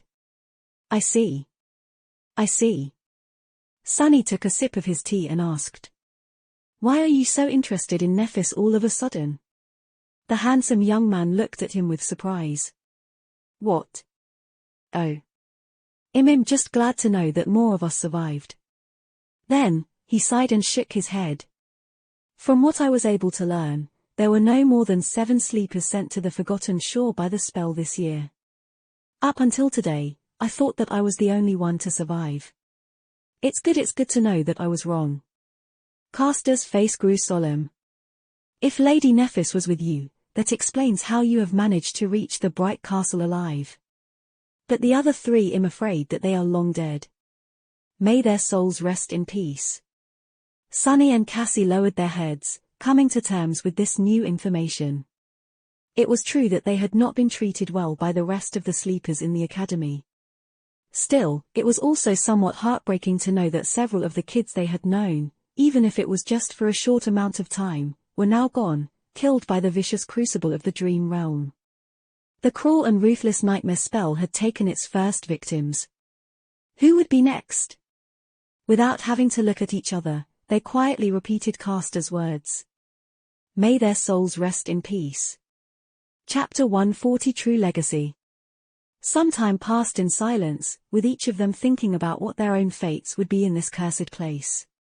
Finally, Sunny extricated himself from this dark reverie and asked. So you've been here all this time? How are you able to afford to live in the castle? Don't tell me that you have joined this Golden Serpent's army. Castor sighed. No, I didn't. Although I'm going to lie if I say that I haven't been tempted to.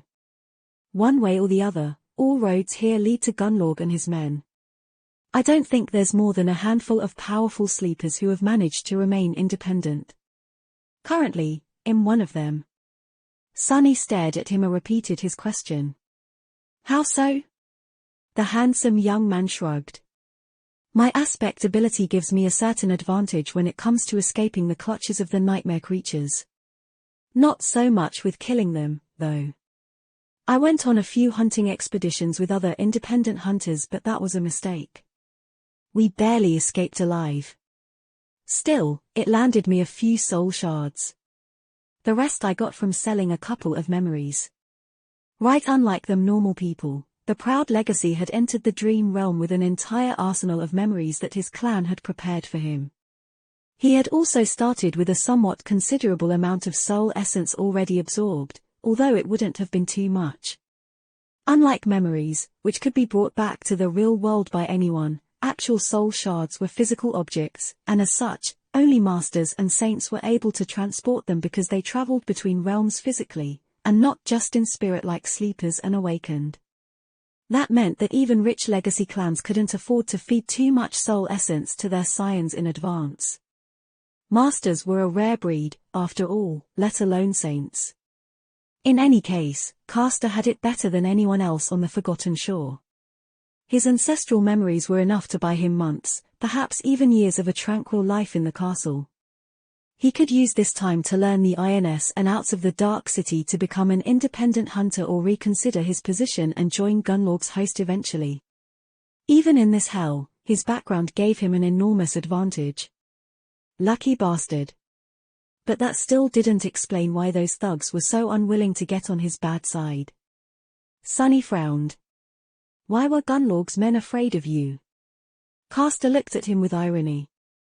Those two. Oh, right. You have just arrived at the castle. Well, basically, there are different kinds of people serving Gunlorg. The guys you have so carelessly offended are members of the castle guard. They are at the bottom of the totem pole. They are also the weakest and have little to no real battle experience. What minor reputation I have is enough to make them think twice before messing with me. For a second, there was a dangerous gleam in his eyes. Because of Castor's amiable personality, when talking to him, it was easy to forget what the word legacy really meant. Legacies were trained to fight and kill since they could barely walk. Every one of them was a true powerhouse. Sonny had no doubt that Castor's actual reputation in the castle was not as negligible as he would have them believe. After all, he was the only human actually, the only being Sonny knew of that had managed to defeat Nephis in combat. And in terms of personal power, Nephis was as high as one could get in Sonny's heart. No one else could even compare. He was also sure that Castor's reputation was earned by spilling blood. I really hope that I won't have to face this guy in battle one day, Sonny thought, feeling a cold sensation that he desperately hoped was not a premonition. With a sigh, he tried to hide this unease and asked. So I shouldn't be worried about their retaliation? The amiable young man gave him a nod. The two guards you have humiliated might try to do something on their own, but there won't be any reaction from the host itself. But I doubt that they will. Just don't antagonize them any further. He suddenly grew serious. However, if they were hunters or, even worse, one of the Pathfinders, even my name would not have protected you. You'd simply be dead. So, please, watch your actions in the future. This castle, in a sense, it can be as dangerous as the city outside.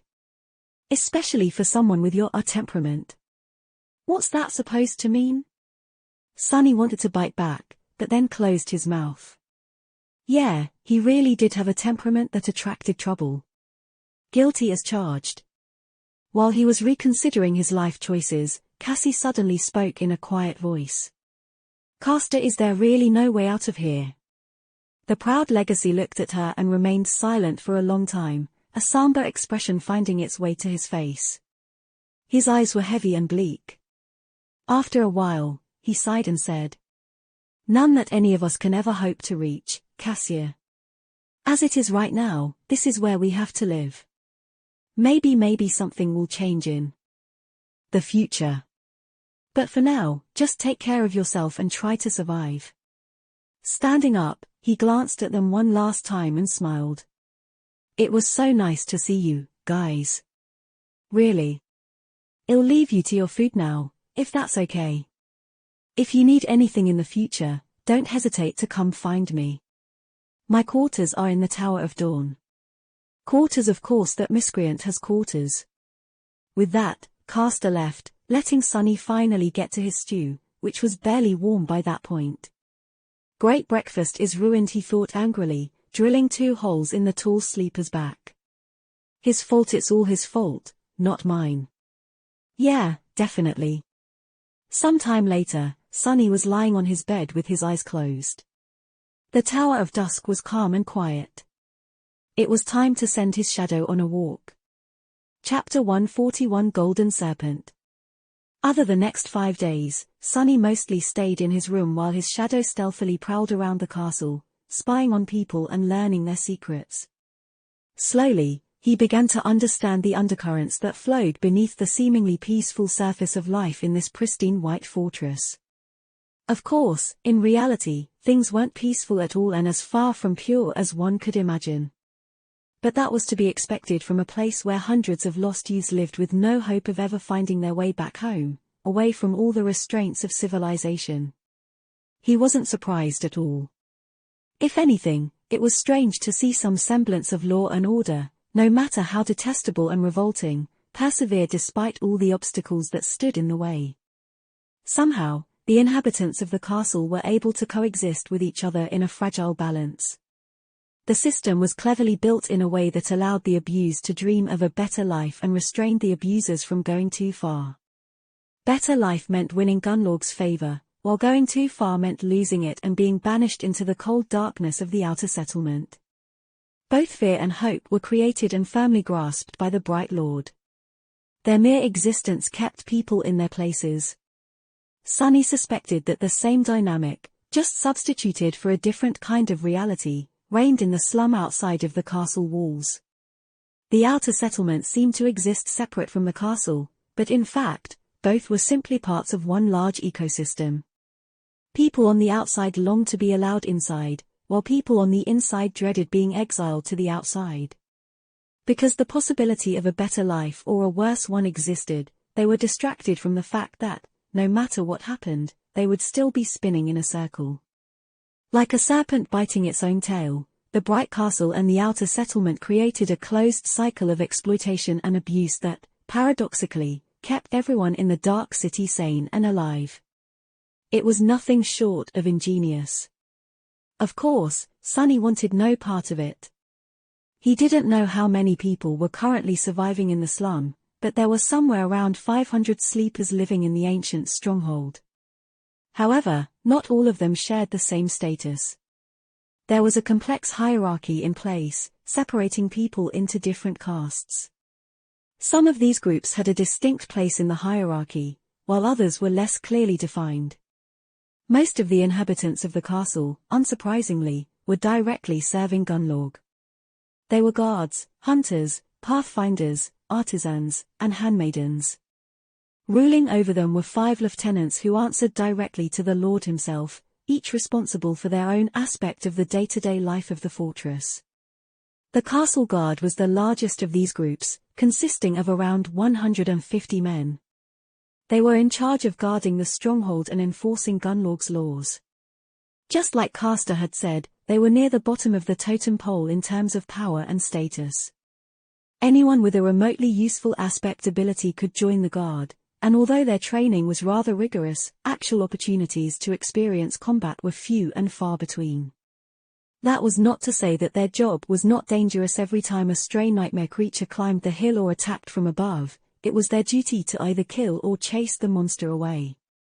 And out here in the Dark City, no monster was anything less than terrifying and absolutely deadly. The castle guard was led by a morose giant of a man named Tessai, who was one of Gunlorg's most trusted lieutenants and perhaps the oldest sleeper on the Forgotten Shore. He was just 2 years short of 30. Tessai was a ferocious fighter and ruthless commander, holding his subordinates in an iron grip. Above the castle guard, there were hunters. These were the elites of Gunlorg's forces, each possessing a powerful combat aspect, rich battle experience, and sharp wit to make use of both. There were around 50 of them, divided into 7 hunting parties. Each morning, as soon as the gates of the castle opened, one of the parties left the safety of the impregnable marble walls and ventured into the harrowing maze of the Dark City to hunt and kill awakened creatures. It was thanks to their efforts that people in the ancient stronghold had food on their plates. Without them, none of this would have been possible. Hunters were recruited from the ranks of guards, and becoming a hunter was a dream come true. That was because these professionals enjoyed plentiful rewards from the Lord, such as living in a room of their own as opposed to cramped barracks, better food, and access to various luxury items, best memories and tools the Bright Castle could provide, as well as many other things. Of course, the other side of the coin was that their lives were often the shortest. Despite all their experience and preparations, many never returned from the hunts. And the only reason any did at all was the Pathfinders. Pathfinders served as guides for the hunting parties. Just as Effie had said, the secret to surviving in the Dark City was to find and kill comparatively weaker creatures without stumbling into something far more deadly. They made sure to do just that, track the awakened monsters without leading the pack of hunters into the jaws of fallen abominations. There were so few Pathfinders that Sunny even questioned whether they could be categorized as a group. In the whole castle, there were less than a dozen. Each of them was a seasoned veteran who earned his role through surviving long years of bloody battles in the ruins, and thus had a chance to live long enough to learn large areas of the Dark City like his own 5 fingers. Needless to say, all of them were incredibly fearsome combatants and enjoyed lavish, sometimes even decadent lifestyles. Both hunters and pathfinders were led by a charismatic man called Gemma. Gemma came to the Forgotten Shore in the same year as Gunlorg, and had helped him take control of the castle. Together, These three groups, guards, hunters, and pathfinders, formed Gunnlaug's army, which was simply known as the Host. Chapter 142 Behind the Scenes. There were two other groups of people that belonged to Gunnlaug. The first of them consisted of sleepers with useful utility abilities and their helpers. These people, known as artisans, played a very important role in the life of the castle. They were responsible for creating and maintaining various items that were either vital to survival or made existing on the Forgotten Shore less unbearable, such as clothes, tools, equipment, utensils, and various gear. Each artisan had a small team of less gifted sleepers helping them craft the necessary items. All in all, there were around 100 of them in total, with most of that number consisting of the assistants. They were led by a young woman called Kido, who was a talented manager and had an ability that allowed her to change attributes of certain plants. The vegetables in Sunnis stew came from her garden. Since such an ability was nothing short of priceless on the Forgotten Shore, where food was scarce and mostly homogeneous, it wasn't surprising that she had become one of the lieutenants despite being much younger than the rest of them. The status of artisans was somewhat of a tense subject in the Bright Castle. Because they were largely non-combatants, guards felt that their position should be inferior to that of people actually risking their lives in vicious battles against nightmare creatures. Artisans, on the contrary, believed that the rarity of utility aspects and the vital role they played in maintaining the living conditions inside the castle should land them more prestige than the castle guard, which basically recruited any random nobody, enjoyed. This conflict had been simmering for a long time, and was not going to be resolved anytime soon. Funnily enough, hunters, who risked their lives the most, did not care about the issue one way or another. Their leader Gemma, however, was silently supporting the artisans and their chief, Kido, which prevented the guards from being too forceful in their argument. The last group of people who belonged to Gunnlaug was the handmaidens. These were the young women Sunny had seen quietly performing various chores around the castle, like making sure that windows were properly closed before the onset of the night or preparing and handing out food during mealtime. They were responsible for maintaining the castle itself, as well as serving the high-ranking members of the host. There were also around 100 of them.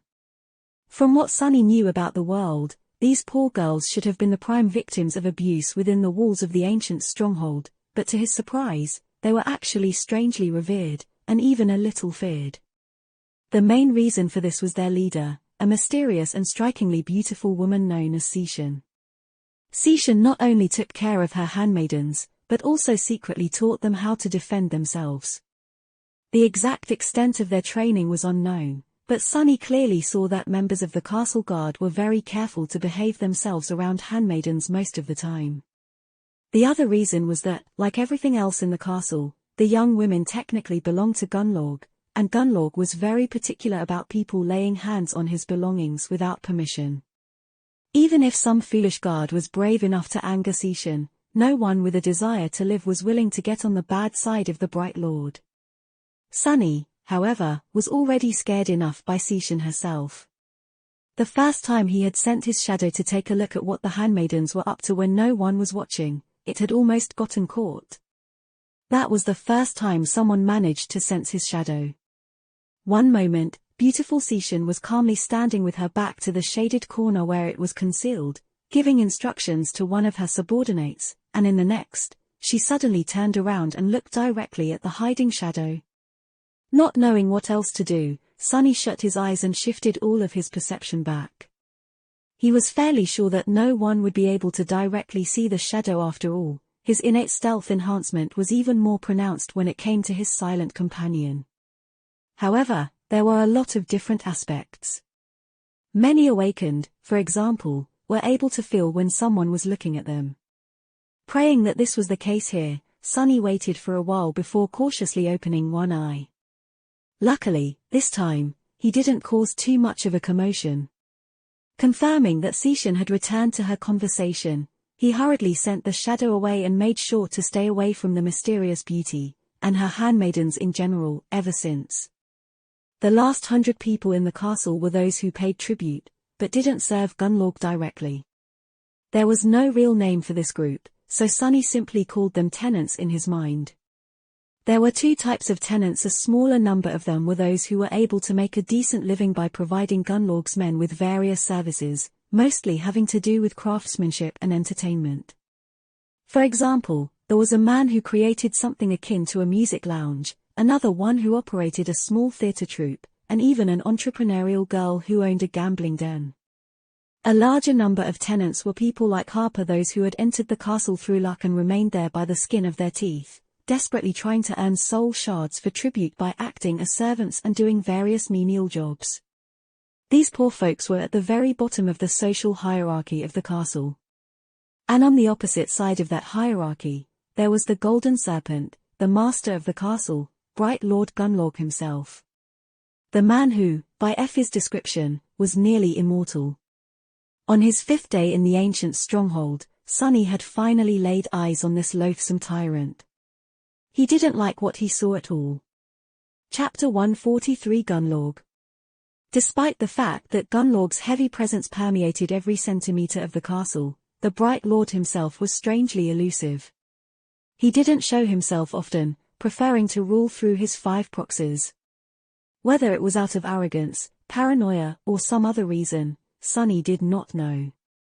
After the incident with Seishan, he was afraid to let his shadow walk too freely and tried to avoid going anywhere near the fearsome master of the ancient stronghold. Because of these precautions, he had not seen Gunnlaug until their 5th day in the castle. As it turned out, when Golden Serpent did show up, he liked to leave an impression. Sonny and Cassie were about to receive their usual breakfast when the whole grand hall suddenly grew deathly silent. Feeling that something was wrong, they turned to the entrance just in time to see a torrent of guards pouring inside. Sonny's heart skipped a beat. What's this? Fearing for the worst, he tried to think of the best way to escape, but luckily, the menacing soldiers of the host paid them no attention. Instead, they quickly dispersed around the hall and moved the long tables to the walls, creating a large open space in the middle. Cassie grasped Sonny's shoulder and whispered, "What is going on?" He hesitated, then answered uncertainly, "I'm not sure." Suddenly, he caught sight of Castor standing among the crowd. The handsome young man had a solemn look on his face. His gaze was turned to the dark alcove at the far end of the hall. One by one, all the sleepers turned to face the same direction. Sonny followed their example. Slowly, 5 figures stepped out of the darkness of the alcove and stood at the steps leading up to the throne. They were Gemma, Tessai, Seishan, Kido, and the last of the 5 lieutenants. When Sonny noticed him, an involuntary shudder ran through his body. The 5th lieutenant had no official duties in the Bright Castle, but everyone here feared him the most. It was a strange, pale man with a bony face and glassy, emotionless eyes. His spine was twisted, making him appear deceptively short. The hunchback was wearing simple black clothes with no adornments and holding himself with a bit of awkwardness, as though uncomfortable with all the attention. His name was Harris, and he was Bright Lord's hidden blade and executioner. When someone needed to be disposed of, he was sent to carry out the punishment. If Gunnlaug wanted everyone to know about his displeasure, there would be rivers of blood left in his wake. If not, there wouldn't be even a single drop. People would just disappear, as though they had never existed. Harris was Gunnlaug's murderous shadow. Many of the inhabitants of the castle had seen nightmares in which they awoke only to see his glassy, cold eyes staring at them from the darkness. For some, those nightmares became a reality. Harris was willing and eager to follow any command of his master, no matter how vile. What disturbed Sonny the most, however, was that looking at Harris was like looking at a dark mirror. Despite the fact that they were almost nothing alike, for some reason, he couldn't help but recognize traces of himself in the sadistic butcher. Or, to be precise, of a possible future version of himself. No way, I am much more pleasant on the eye. Forcing himself to look away before the hunchback felt his stare, Sonny turned his head and looked at the tall man who had finally appeared from the darkness. At least he assumed that it was a man, and not some golden demon. Bright Lord Gunnlaug was clad in a strange, gilded armor that covered his tall figure from head to toe, not leaving even his eyes exposed. It seemed simultaneously solid and liquid, almost flowing over his mighty muscles and broad, powerful shoulders. In the place where his face should have been, a smooth and empty expanse of polished gold reflected the frightened faces of hundreds of sleepers back at them. Sunny saw his own reflection staring at him and suddenly realized how small and weak he was in front of this brilliant giant. His legs trembled. The pressure Gunnlaug exerted on the space around him was almost palpable. All the people near Sunny were going through a similar kind of experience as him. Their faces were pale, their eyes wide, drops of sweat appearing on their temples. Even the lieutenants seemed slightly uncomfortable, affected by this oppressive aura just like the rest of them. God damn it, that's not an aura, that's a mind attack. Protected by the doubtless trait of the puppeteer's shroud, Sunny was more resistant to such attacks than most. Gritting his teeth, he shook off the effects of Gunnlaug's psychic pressure and drew in a deep breath. Then, he glanced at Cassie, concerned about her well-being. To his surprise, the blind girl was doing absolutely fine. Unlike the rest of them, she wasn't showing any signs of distress. Sunny stared at her and blinked a couple of times. The reflection This all started when I saw my reflection in the visor of that bastard's weird armor, but Cassie is blind, so. It seemed as though Gunnlaug wasn't actually attacking them. It was just an enchantment of that strange golden armor of his. Whoever looked at its mirror-like face was immediately assaulted by a crippling feeling of awe, dread, and the crushing desire to submit. What kind of a memory can practically paralyze several hundred people just from its passive effect? Sunny thought, astonished. How was this possible? Meanwhile, Gunnlaug approached the empty white throne and gracefully sat down. The light falling from the numerous holes in the back wall of the alcove reflected from his armor, making it appear as though he was enveloped by a bright radiance. The golden mirror that served him as a face turned to gaze at the rows of sleepers trembling at his feet. A few moments later, a deep and insidious voice resounded from all around them, as though the castle itself was whispering into their ears. "Ah, what a nice day it is today. A perfect day for justice, don't you think, my precious wards? I've heard that there's a criminal hiding among us today. Well, am I not fair? Am I not just? Let me show you how just I am." Chapter 144 Rite of Challenge. Sunny felt cold sweat running down his back. Shaken by Gunnlaug's serpentine voice, he was tempted to fall to his knees and beg for forgiveness. However, he also understood that every person in the Grand Hall currently felt the same urge. Everyone here had done something that might be considered a crime by the tyrant. He almost expected to hear people begin confessing their sins, but at that moment, a strange commotion at the doors attracted his attention. Moving with menacing determination, two guards dragged a man to the center of the hall and threw him on the floor. The man was dressed in rags and painfully lean, which betrayed his nature as a dweller of the outer settlement. However, there were ropes of powerful muscles rolling under his thin skin, and an angry, fearless look in his eyes that made the man appear proud and defiant.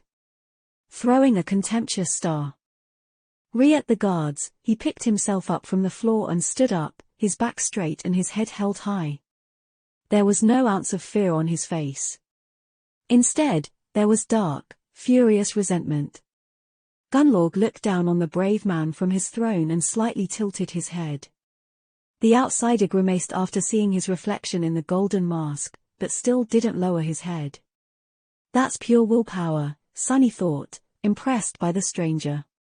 Meanwhile, Bright Lord's voice resounded in the Grand Hall once again. "My wards. We have a guest today. This man, called Jubei, is visiting us from the outer settlement. Recently, he had been leveraging an accusation against one of my men. As a just and benevolent lord, I have invited Jubei here to plead his case and expose the criminal. We must get to the bottom of this matter after all. The law is our only guiding star in this dark world." Despite being free from the psychic pressure emanated by Gunnlaug's armor, Sunny still felt strangely affected by his deep, soft voice. He even got goosebumps. With or without the golden memory, Bright Lord possessed a powerful and ingratiating charisma. It was hard not to listen to him. But the man called Jubei just smirked. That's right. I'm here to accuse one of your thugs, Gunlorg. Let's see how you'll get out of this one, bastard. With that, he raised one hand and pointed a finger at the group of hunters watching the proceeding from their usual corner of the Grand Hall. That man right there, one of your so-called pathfinders, is guilty of murder. He had killed an innocent kid in the most repugnant of ways. I've been watching you and your minions commit all sorts of vile crimes over these years, but enough is enough. Today, you'll see him answer with his life for what he did. A wave of shocked whispers ran through the crowd. Accusing a pathfinder was not something a sane person would ever do. Due to their venerated status, these men were nearly untouchable. And yet, Jubei seemed unrelenting. Gunlorg spoke. Is that so? That is a heavy accusation, Jubei. Please, tell us more. The man from the outer settlement gritted his teeth. That scum and his people lured a naive kid into their party by promising him all kinds of rewards and riches. They told him that he is going to become one of them and come to live in your damn castle. But in reality, they just fed him to the monsters as bait. He spat on the floor. You dare to call yourself hunters, you damn cowards. Don't you have any shame? A heavy silence settled in the Grand Hall. People were now staring at the group of hunters with dark expressions on their faces. The inhabitants of the castle were used to pretending to be blind to all kinds of wicked deeds, but all those deeds were committed by humans against other humans. What they couldn't forgive was a human being betraying another of their kind to the nightmare creatures. In the Dark City, this was tantamount to sacrilege. Gunlorg turned his head to face the hunters, who shivered under his gaze. Is this true? The oldest of the group, the Pathfinder, glanced darkly at Jubei and scowled. There must be some kind of a misunderstanding, my lord. The boy in question was a highly valued member of my party. We all had high hopes for his future. His death saddened all of us a great deal. His voice was steady and calm. Perhaps even a little too calm. Jubei snarled. Lies. I happened to be hunting on that day myself and saw everything with my own two eyes. I know what you did, bastard. Gunlorg turned to face the crows and sighed. After some time had passed, he solemnly said. What an unfortunate situation. It seems that it is your word against his, Jubei. What to do, what to do? I trust my brave men wholeheartedly, of course. Who would be so ungrateful as to distrust these heroes when they are the ones keeping you all alive? Surely, there's no one that vile and wicked among you, my precious wards. Sunny held his breath, feeling singled out by the insidious voice. The chilling threat hidden behind these words was not very subtle. Gunalug was silent for a few moments, battering the crowd with his oppressive psychic aura. Then, he turned away, letting the people breathe, and said, But it would be unbecoming of me to play favorites in such a grave matter. And this matter, oh, it is grave indeed. What a dilemma. How do we uphold justice, my wards? In the ensuing silence, Gemma, the leader of both hunters and pathfinders, suddenly spoke. My lord, if I may speak. Isn't there a law that suits this situation perfectly? It has existed for as long as humans lived in this ancient castle. I'm talking, of course, about the right of challenge. He glanced at Jubei and smiled. If this brave hunter has any shadow of doubt about his accusation, he should step down. If not, he can challenge the criminal and prove it with blood. Of course, the real culprit here is me. As the person responsible for these men, any crime they commit in their roles as hunters is my fault. Gemma's charismatic smile was wide and friendly. So how about, Jubei? Will you step down? Or do you want to challenge me? The hunter from the outer settlement glared at him for a while, his eyes burning with fury and contempt. Finally, he spat. Do you think I'm afraid of you, lapdog? Sure, why not? I challenge you. Chapter 145 Justice. The whole spectacle was so smoothly orchestrated that Sunny was almost tempted to believe in it. Of course, he knew better. The only thing he didn't know was whether the bits performed by the Pathfinder and Gemma were rehearsed in advance or improvised on the fly to fulfill their lord's desire to maintain appearances while having the man who had dared to speak openly against him publicly executed. And that was what this was, an execution. Sunny didn't believe for a second that Gunnlaug was going to give the brave hunter a chance to leave the Grand Hall alive. No, he wanted him dead, and he wanted everyone to see him die. Lest they get the idea that it was possible to run their mouths against him and escape unscathed. And yet a tiny ember of hope still burned in Sunna's heart. From the looks of it, Jubei was an experienced hunter. A capable, seasoned warrior who faced numerous monsters and ended up on top every time. He was very strong, with enough willpower and resolve to crush rocks into dust. Perhaps a miracle would happen. No matter how small, there was a possibility. That's why Sunny couldn't understand why Gunnlaug would be willing to risk his right-hand man's life in this farce. As though reading his thoughts, the Bright Lord spoke. A challenge. Ah, so be it. This is a sacred tradition, indeed. As long as good men are willing to put their lives on the line for the sake of righteousness, depravity can't win. The crowd of sleepers exploded into whispers. Some of them were tense and somber, others filled with dark anticipation. The corner of Sunny's mouth turned downwards. From what he could see, depravity had already won, or at least gotten the upper hand. But Gunnlaug wasn't done speaking.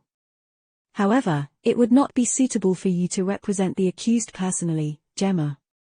The Bright Castle can't afford to lose you, my friend. Jubei, would you mind if the accused chose another champion? The hunter from the outer settlement simply shrugged and said. Bring your worst, cowards. Bright Lord turned to the Pathfinder and tilted his head. With his suddenly pale face reflected in the eerie mask of the strange golden armor, the murderer remained silent for a few moments, and then said in a quiet voice. I choose Harris, my lord.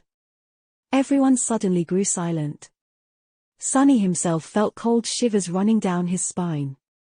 Why did it have to be that creepy wicked cripple? In the deathly silence, Jubei smirked and spat with grim satisfaction. Even better. It seemed that he had a score to settle with the silent hunchback, too. Harris, who had looked a little bored and uncomfortable through the whole procedure, stared at the Pathfinder who had named him with no particular expression on his bony face, and then slowly walked down the steps. The other lieutenants reacted to this unexpected turn of events differently. Gemma frowned and threw a quick glance at Gunnlaug before stepping back with a dark expression. Tessai grinned, as though expecting a good spectacle. Kido grew a little pale and took a little step sideways, trying to distance herself from the descending hunchback as much as possible. Only Sishin remained silent and indifferent, not allowing any emotion to appear on her cold, beautiful face. Realizing what was about to happen, Cassie squeezed Sunny's arm and whispered. Sunny, I want to leave. After a short pause, he answered in a raspy voice. I'm sorry. We can't leave now. Despite the fact that he didn't want to be anywhere near Gunnlaug's scarecrow, he knew that leaving now would draw too much attention. They couldn't risk that in the presence of all 5 lieutenants, not to mention Golden Serpent himself. What's more, his mission in the castle was to gather as much information as possible. He couldn't miss the chance to see one of the most dangerous creatures in this deceptively peaceful stronghold in action. And there was this dark feeling deep within his heart that one day, somehow, he and Harris were going to end up blooded, with only one of them walking away alive from the fight. It was as though an invisible thread connected them together. Perhaps it was a string of fate. Meanwhile, the hunchback descended from the steps and stopped opposite Jubei in the empty space that had been cleared in the center of the Grand Hall. His face was still motionless and a little bored. Sunny held his breath. As Gunnlaug sat silently on the white throne, Jubei summoned his memories. A flexible armor made out of red scales appeared on his body, complete with a winged helmet and a kite shield. In his hand, a curved scimitar weaved itself from the sparks of light. Its blade was as sharp as a razor. The hunter glanced at Harris and said in a steady voice, "Let's see what you're capable of, butcher." The hunchback just looked at him with his glassy eyes and silently allowed his thick cloak to fall on the floor. Then, he grimaced and straightened his spine as much as he could, suddenly losing the appearance of a small and fragile cripple. At his full height, Harris towered above most of the sleepers in the Grand Hall, losing only to the giant Tessai. His monstrous, twisted shape radiated a sense of deep, bestial power. He didn't bother to summon any memories, staring at the hunter with the same cold indifference. Jubei scowled. So be it. Full of anxiety, Sunny held his breath. The proud hunter lunged forward, raising his shield and at the same time slashing with the scimitar. His movements were incredibly fast and nimble, his technique sharpened by years of bloody battles in the Dark City and guided by rich experience. Good as good. Did Jubei really have a chance? As Sunny's eyes widened, Harris seemed to miss the attack completely. As though forgetting that he wasn't armed, the hunchback simply raised a hand to meet the razor-sharp blade. And gripped it with his bare fist, stopping Jubei's strike in its tracks. For a fraction of a second, everyone in the Grand Hall froze in astonishment except for the hunter, who immediately tried to wrestle his scimitar from the iron grip of the Gunlord's killer. But it was of no use. It was as though the saber was stuck in stone. It wouldn't have mattered anyway. In the next moment, Harris moved forward with a snake-like speed and put his large hand on Jubei's shoulder. Then, with a sickening sound, he effortlessly tore the entire arm off. Somebody screamed. As blood spilled on the marble floor, the proud hunter stared at the stump that had suddenly replaced his dominant arm in disbelief, not yet feeling the terrible pain that would soon follow. However, it never did. Before Jubei could even react, Harris grasped his head with both hands and snapped his neck in one brutal, violent motion. Then, he hit the hunter in the chest, shattering his ribs and sending the body flying back a dozen meters. The broken corpse of the defiant challenger fell on the floor, rivers of blood flowing from its terrible wounds onto the pristine white stones. From start to finish, the whole fight took no more than 5 seconds. Harris looked at his hands, shook a few crimson droplets off, and then silently returned to his place beside the master of the castle, his expression still cold. However, it wasn't bored anymore. Instead, it was full of subtle glee. After all, he had just helped his lord pass down judgment. This was law, this was tradition. This was justice. Chapter 146 Power. Several hundred sleepers stared at the disfigured body, horrified.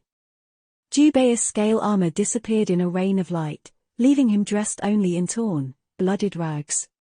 A surprised, dazed expression was still frozen on his face.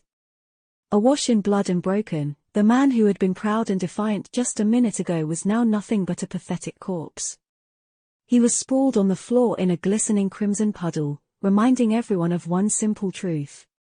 Never, ever dare to disobey Gunlord, the Bright Lord. Or you'll end up just the same. Sunny was probably one of the only 2 people in the Grand Hall who wasn't looking at the corpse. Instead, he was looking at Harris. Harris himself was staring at the wall, absolutely disinterested in the gruesome fruit of his dark labor. What else was I hoping for? Stupid. Hope is a poison. It will only get you killed. Sunny knew all the facts, but only now had he finally understood how hopeless it was to even think about challenging the Golden Serpent.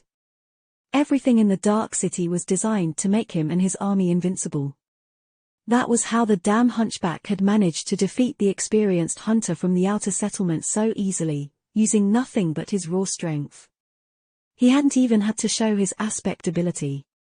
Why was the divide in their physical prowess so vast?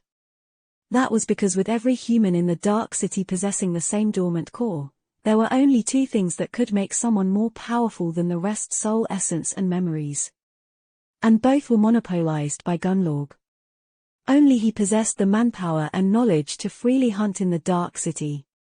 This way, he had become the only person with a reliable source of both soul shards and memories in his possession. Whatever crumbs the independent hunters were able to acquire would inevitably end up in his hands, too, because Gunnlaug also controlled the primitive economy in this cursed place. By providing food and safety in exchange for the Sokal tribute, he made sure that all the resources would flow in only one direction. Into his hands. With soul shards and a vast arsenal of memories, he could make his army stronger, which in turn would bring him more soul shards and memories, which in turn would make his army stronger, and so forth. It was a simple, perfect, and harrowing cycle that made his power more and more absolute with each revolution.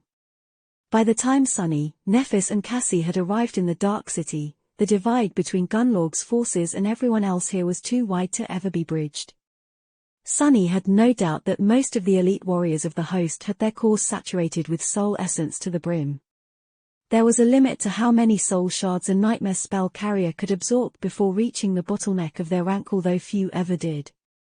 Advancing to the next rank removed that bottleneck and enhanced their bodies according to the saturation level of the core. But with no way to advance, people in the Dark City could only rely on the raw amount of soul essence to accumulate power. This meant that within these ancient walls, sworn into servitude to a single man, there lived the most powerful group of sleepers to ever exist in human history. And this was the man Nephis planned to kill. With a shudder, Sunny remembered Effie's words: "No sleeper can defeat Gunnlaug, ever. It's simply impossible." He also remembered dozens of skulls swinging in the wind above the castle gates. Curse it all, what is she going to pull me into this time? I really have to persuade her to give up for once. My life might depend on it. But somehow, he doubted that Changing Star even knew how to give up. At least not when it came to her mysterious goal. Curses. Sunny was so consumed by these dark thoughts that he even neglected to listen to Gunnlaug's farewell speech. He had the general idea of what kind of bullcrap the bastard was proselytizing anyway. Soon, the Bright Lord had left his white throne and disappeared into the darkness behind it. The lieutenants followed, with Harris being the last one to leave. As soon as they were gone, the body of Jubei was unceremoniously dragged away, and a group of handmaidens silently wiped the puddle of blood off the pristine marble floor. The tables were moved back to their places, and the crowd of sleepers was invited to return to their breakfast. As if nothing had happened. However, Sunny had completely lost his appetite. Leading Cassie away, he glanced at the plates full of food and thought without humor. I guess there's a first time for everything.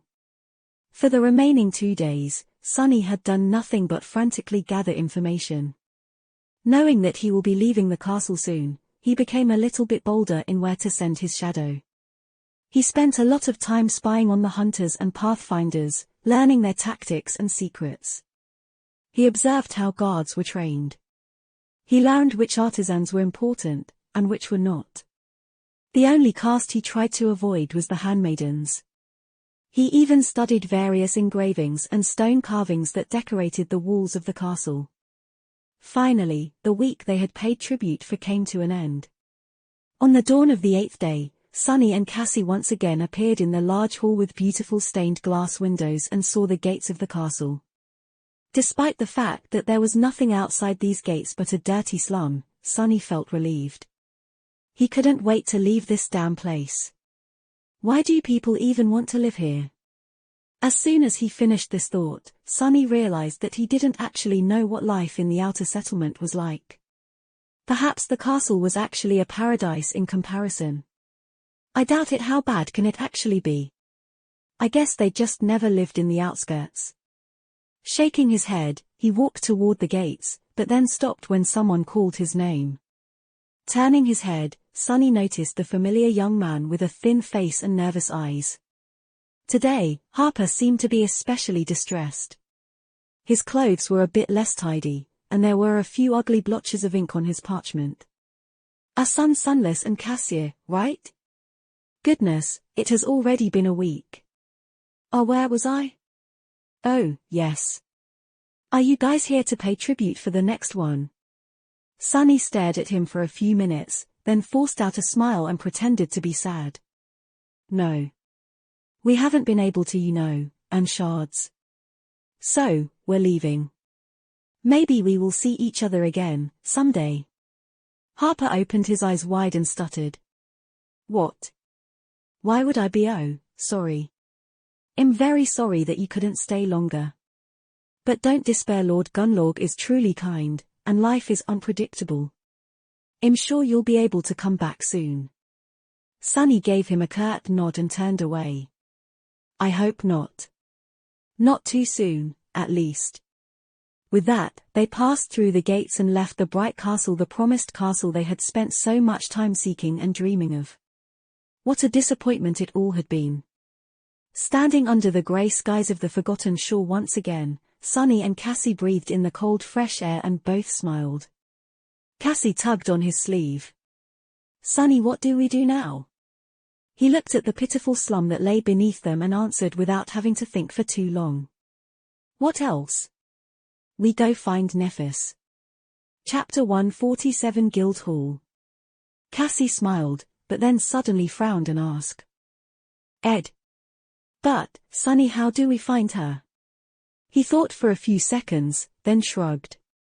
I'm not sure. Follow the sounds of mayhem. This place is not that big. I'm sure we'll manage. They descended the stairs and entered the slum, with Sunny looking around in search of the distinct tall figure.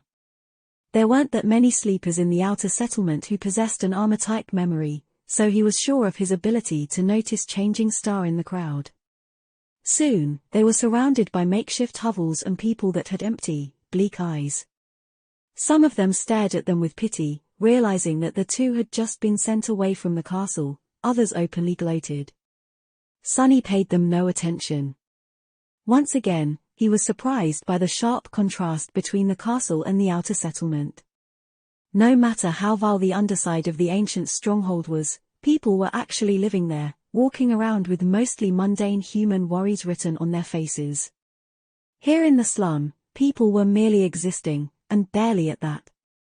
In their eyes, there was a more dire need and a more consummate fear: the need to find food for the day, the fear of being devoured by some unseen monster in the night. They were all gaunt, cold, and listless. The only time hope appeared on their faces was when their gazes accidentally fell on the bright castle.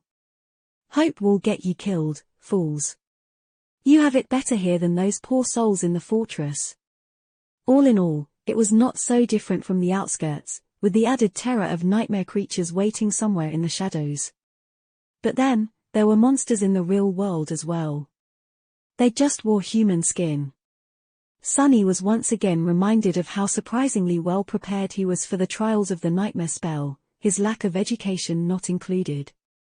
Surprisingly, there was no sign of Nephis anywhere. They walked through the entire settlement before finally catching the glimpse of her. At the very edge of the slum, perched precariously above the vertical fall from the stone platform, stood an uncharacteristically spacious dwelling. It was crudely put together out of slabs of stone that had been unceremoniously scavenged from the ruins, with many of them still bearing the intricate carvings left behind by the original inhabitants of the Dark City. This barbarous atrocity was the closest to the road of white stone out of the entire outer settlement. Perhaps that was why it seemed to be a bit sturdier than the rest of the hovels. The lodge even had a small addition built on top of it, somewhat resembling a second story. Changing Star was sitting on its roof with her legs crossed, gazing at the rising sun and the cursed city below. In the pale light of dawn, her ivory skin and silver hair looked beautiful and eerie. She had dismissed her armor and was wearing a crude tunic, with a piece of rope tied around her waist. Sensing their approach, Nephis turned her head and glanced in their direction. Then, she stood up and jumped down, landing lightly on the stone surface of the vast platform. Sunny grinned. Hey, Neph. Long time no see. Nephis led them inside the stone lodge, which had turned out to be her new residence. The interior was Spartan and austere, with pieces of broken furniture lying here and there and cold winds sweeping freely through the spacious hall of the first floor. Despite its larger size and superior craftsmanship, the lodge had been empty when she found it. No one wanted to live this close to both the edge of the platform at the threshold of the road, where the risk of being attacked by nightmare creatures was the highest. But Changing Star didn't mind. Looking around, Sunny scoffed. Gee. This place surely needs some work. Neff shrugged, seemingly not very concerned with her living conditions. Well, they did spend the past 2 months sleeping on nothing but rocks and dirt, so in a sense, even this ramshackle mess was an enormous improvement. With some improvements, it could even become somewhat of a decent place. Suddenly, Sunny felt a little guilty about all the comfort and warmth he had experienced in the castle. He was even fed delicious fresh food twice a day. Speaking of food, Cassie smiled and handed Neff a small bundle. Concerned about her friend, she had not eaten her supper the previous evening, choosing to save it for this moment. Here, Neff. I brought you something to eat. Changing Star received the bundle with a faint smile and lingered a little before saying, Thank you. Do you guys want breakfast? With that, she walked over to a flimsy wooden table that stood near one of the walls and removed a piece of cloth from it. Beneath, there was a pile of juicy roasted meat. It was sizable enough to feed 10 people in the castle for a day or two. Sunny stared at the meat blankly, then moved his eyes to stare at Neffis. Where the hell did you get all this meat? We thought you would be starving here in the outer settlement. She touched her hair in embarrassment. Oh, a few nights ago, a big monster came from the road. I and a few other people managed to kill it. This is my share of the spoils. Cassie opened her eyes wide. But I thought that Gunlorg's men were supposed to fight off nightmare creatures. Changing Star remained silent for a few seconds. They do if the castle is attacked, either from the slopes of the hill or from the sky. If the monsters come from the road, they usually don't bother to do anything. So that's why all the nearby hovels were empty. Who would want to live in the direct path of attacking nightmare creatures, especially since people who were supposed to fight them weren't going to move a finger to help? Sunny smiled darkly. That's the glorious castle guard for you. Wait. He blinked, then glared at Neffis. If that is true, then why on earth, Dream Realm, would you choose to live in this pit, of all places? She stared at him for a while, then said in a flat tone. It's quiet here. Then, a small smile appeared on Neff's lips. Turning to a window, she added. I like it. Chapter 148 Last Harvest. Behind the window, a striking vista of the cursed city sprawled far below. The morning sun washed the ruins in a pale light, making them look menacingly mysterious. Neffis smiled. Besides, what can compete with this killer view? As though answering her words, a ghastly wail resounded from somewhere far away, echoing in the wind like a dying scream. Sunny trembled. I guess she meant it literally. With a sigh, he put Changing Star's strange choice of habitat at the back of his mind and approached the pile of meat. Let's eat first. The three of them sat on the stone floor and ate monster meat, passing around Cassie's beautiful glass bottle between each other. It was just like the good old times, provided that those times were not actually that old, and there had certainly not been anything good about them. Almost. When all three of them were satiated, Neffis looked at Sunny with calm intensity. For some reason, he was reminded of the unseen waves of pressure that Gunlorg created anywhere he went. What have you learned in the castle? He sighed. This was going to be a long conversation. Sunny started by describing the general order of things in the ancient stronghold. He told Neff about the 6 different castes and the complex relationships that existed between them, as well as briefly explaining how the members of each caste lived their lives. Sometimes, Cassie would add a few details of her own. Changing Star frowned. Wait, did you say that there were 500 people living in the castle? Sunny gave her a nod. Yes, somewhere around that. Why? She thought for a bit, then said. That doesn't make sense. There are almost as many people here in the outer settlement, perhaps even more. That would put the human population of the Dark City at around 1,000. Most of them are fairly young, too, which would mean that each year, hundreds upon hundreds of us are sent to the Forgotten Shore, with most somehow managing to survive and reach the Bright Castle. She paused. But I haven't seen a single sleeper of our crop here in the slum. As far as I know, we three are the only ones to come to the Dark City after the recent solstice. Sunny scratched the back of his head and said with reluctance. Actually, it's 4. Castor is also here. Hes living comfortably in the castle. Nephis suddenly grew strangely animated. Castor of the Hanley clan? He is here. No need to be so enthusiastic, damn it. Sunny tried not to grimace. Yeah. He had been here pretty much this entire time. Actually, Castor had told us that there were only 7 sleepers sent to the Forgotten Shore by the spell this year. Strange, I know. He paused for a few moments, and then added. Truth be told, I noticed this discrepancy as well. But there is an explanation. You see, there seems to be a pattern to how many people the spell sends here. 15 years ago, when a bunch of crazy humans first laid claim to the castle, there would be just a dozen or so newcomers each year. Then a few dozen. Then 100. In the past few years, it was several hundred each time. Sunny gestured at the 3 of them. Until this year, that is, when mere 7 sleepers arrived. Since the spell is obsessed with the number 7, some people believe that this marks the end of a 14-year-long cycle and the first year of a new one. I think it's plausible. Changing Star thought for a bit, then asked. How does Castor know the total number of new arrivals? That was a good question, naturally. One that Sunny had asked himself many times before finally convincing himself to go find the handsome Legacy and ask him directly. There's an artisan in the castle with a weird type of revelation ability. She can trace the general location of everyone a person had ever met. Castor paid her a bunch of soul shards to check if any of his acquaintances made it to the Forgotten Shore. She told him there were 6. Nephis was silent for a few moments, then simply said. Continue. Sunny did. He briefly mentioned the main points of everything he had been able to learn, including all the vile crap he had to witness and his own thoughts on how things worked under the pristine white surface of the magnificent fortress. Inevitably, he had to describe how ingenious and unassailable Bright Lord's hold over the Dark City was. Cassie grew pale and quiet during his somber account. Changing Star's face grew darker and darker with each word. When he told her about the travesty of a trial that ended with Jubaeus' harrowing death and shared his own thoughts on how powerful the host truly was, the corners of her mouth turned downward. Finally, he came to the conclusion.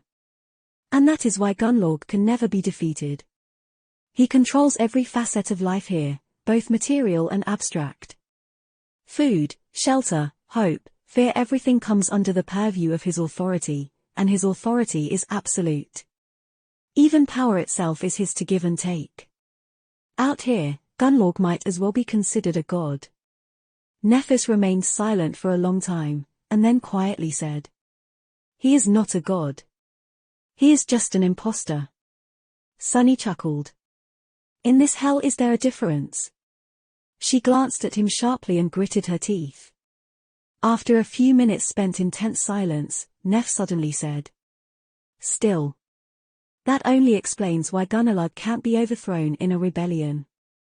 Why didn't anyone simply kill him in his sleep? Why didn't one of his lieutenants stage a coup? After all, this is how tyrants usually end, by the hand of their most trusted ally. Sunny smiled darkly. Ah, well. That is because up until now, I only told you about his power as a ruler. Which is, by all accounts, nothing short of terrifying. But his personal power? He shivered, then added in a hoarse voice. It's way, way worse. Chapter 149 Dark Diver. Sunny was silent for a while, then sighed. Do you remember how Effie told us that he might as well be considered immortal? Well, she wasn't wrong. Apart from the fact that Gunlorg has probably absorbed more soul essence and has more experience fighting both Nightmare Creature and Awakened than anyone else on the Forgotten Shore, there's more to him than that. Nephis frowned. Is his aspect ability uniquely powerful? Sunny shook his head. His aspect ability is that he is able to breathe and move with incredible speed underwater. But it is connected to what I am about to tell you. He hesitated. You see, Gunnlaug came to the Dark City around 8 years ago. Since his ability was of no use in the ruins, he quickly became an outcast. From what I was able to learn, things were even darker in the castle back then. Strength decided everything, and anyone without strength wasn't even considered to be human. Sunny shuddered. He could imagine it vividly. This was, by far, the most cruel and bloody time in the history of the Bright Castle. Right after the last member of the original cohort to conquer the ancient stronghold had perished and before Gunnlaug took control, things balanced at the edge of madness for a while. Say what you want about the bastard, but at least he kept the humans here from turning into animals completely. Sunny continued. But Gunnlaug, he turned out to be mad even by those standards. Because he actually began to hunt in the Dark Sea. Changing Star blinked. What? He nodded. Yes. At dusk, he would dive from the city wall into the black water to scavenge the soul shards from the monsters of the labyrinth that were crushed by the flood, racing against the approaching horrors of the depths.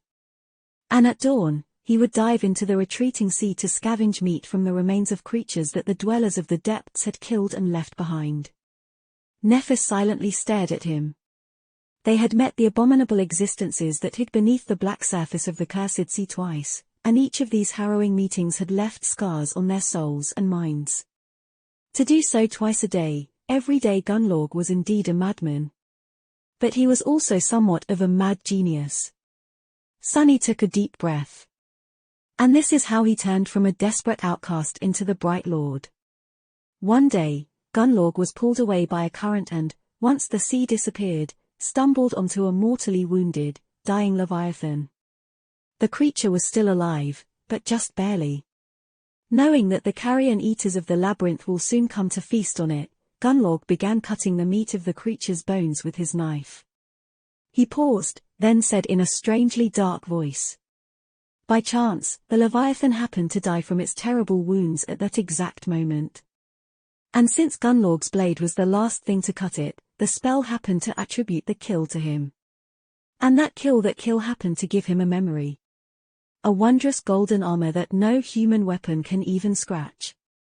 No one really knew a lot about the dwellers of the depths, but Sunny and Nephis had once witnessed 2 carapace centurions retrieve 2 transcendent souls shards from the carcass of one of them.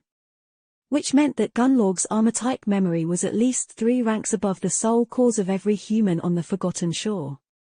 Almost every weapon-type memory they possessed was either of dormant or awakened rank. Even if someone managed to kill a fallen creature and acquire an ascended weapon from it, the weapon would most likely still be ineffective against the transcendent armor.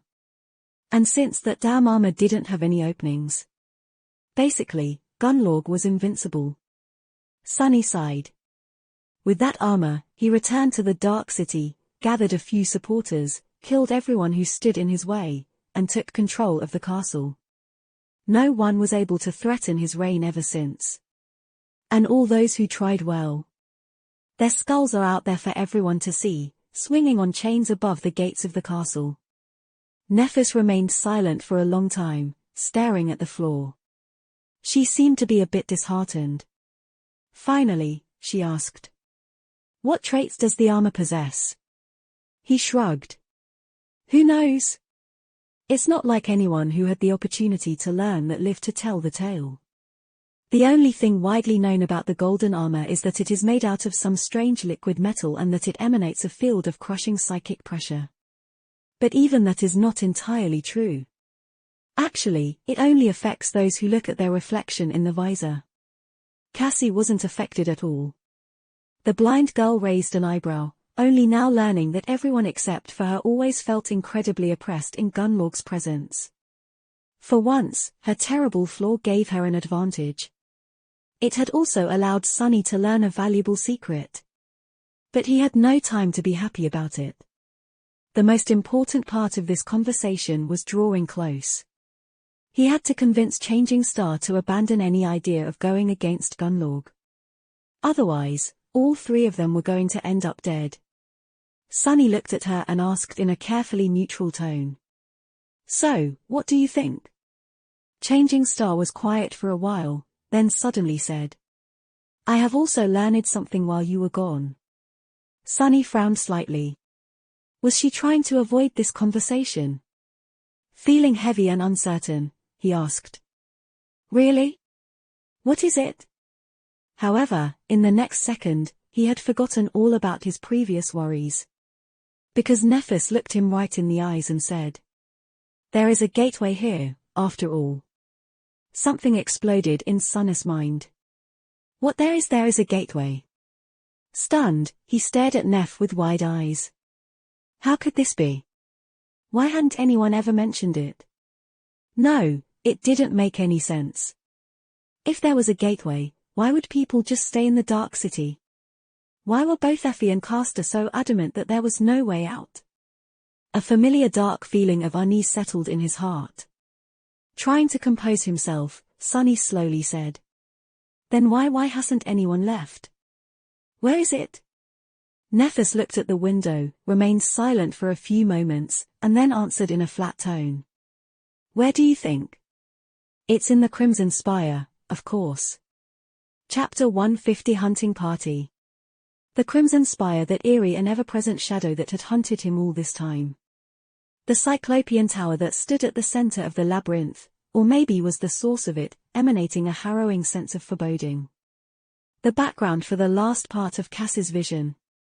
Of course, the damn gateway just had to be in that damn spire. Sunny sighed. This was unwelcomed, but not unexpected news. After all, Inspector Rock did warn them that, should they ever find themselves in a region of the Dream Realm without an established human citadel, they should look for the gateway either around or inside the most prominent landmark there. The Crimson Spire loomed over the entire forgotten shore like an axis connecting heaven to earth. It was hard to imagine anything more prominent. Ever since Cassie had first told them about it, deep down, Sunny always suspected that they were going to end up having to enter that creepy tower at some point. After the revelation that there was no gateway in the human castle, that suspicion only grew stronger. But, wait. There was something else that Instructor Rock had told them. Work together to defeat the Gateway Guardians, wasn't these his words? So who is guarding the Crimson Spire? Glancing at Nephis, he asked darkly. So what is inside the spire? I gather that it's not something pleasant. Otherwise, there wouldn't be 1,000 sleepers choosing to live in a city full of vicious monsters instead of going there. Changing Star nodded. Without changing her expression, she looked away and answered. A fallen terror. Sunna's heart skipped a bit. A fallen terror, the nightmare creature one whole class above the dreaded tyrants, with 6 mighty soul cores providing it with profane power, would certainly do the trick. So, going there is suicide. No amount of sleepers could ever hope to defeat a fallen terror. The possibility of surviving such an encounter, let alone emerging victorious, was zero. It was even less probable than breaking through Gunlorg's indestructible armor. Impossible. He chuckled. What irony to not only be trapped in this hell, but also be forced to stare at the path to freedom every day, knowing that you'll never be able to reach it. That was such a cruel torture. Sunny would even go as far as to say that it was a type of hell in and of itself. No wonder the Tower of Dusk was so unpopular. Living there would simply drive some people insane.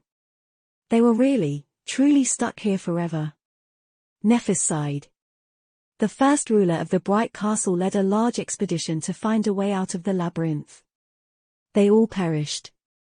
The second ruler, the last member of the original cohort, tried to reach the gateway instead. They all died, too. After that, no one tried to find a way out anymore. The three of them remained silent for a long time, their mood grim and somber. Now that they had a chance to spend some time in the small human enclave on the Forgotten Shore and gather information, there were no more excuses to deny it. Everything that Effie had told them was true. They were going to spend the rest of their lives here, however long that might be. Sunny sighed, then looked at Changing Star.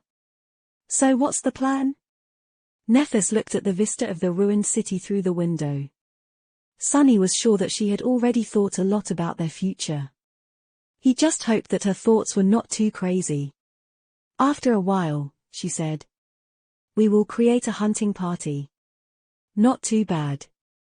Despite the fact that becoming independent hunters was going to be a long and perilous journey, it was at least achievable. They just had to be smart and careful about it. He scratched the back of his head. Going into the dark city blind will be very dangerous. Nephis shrugged, then turned to face him. You are right.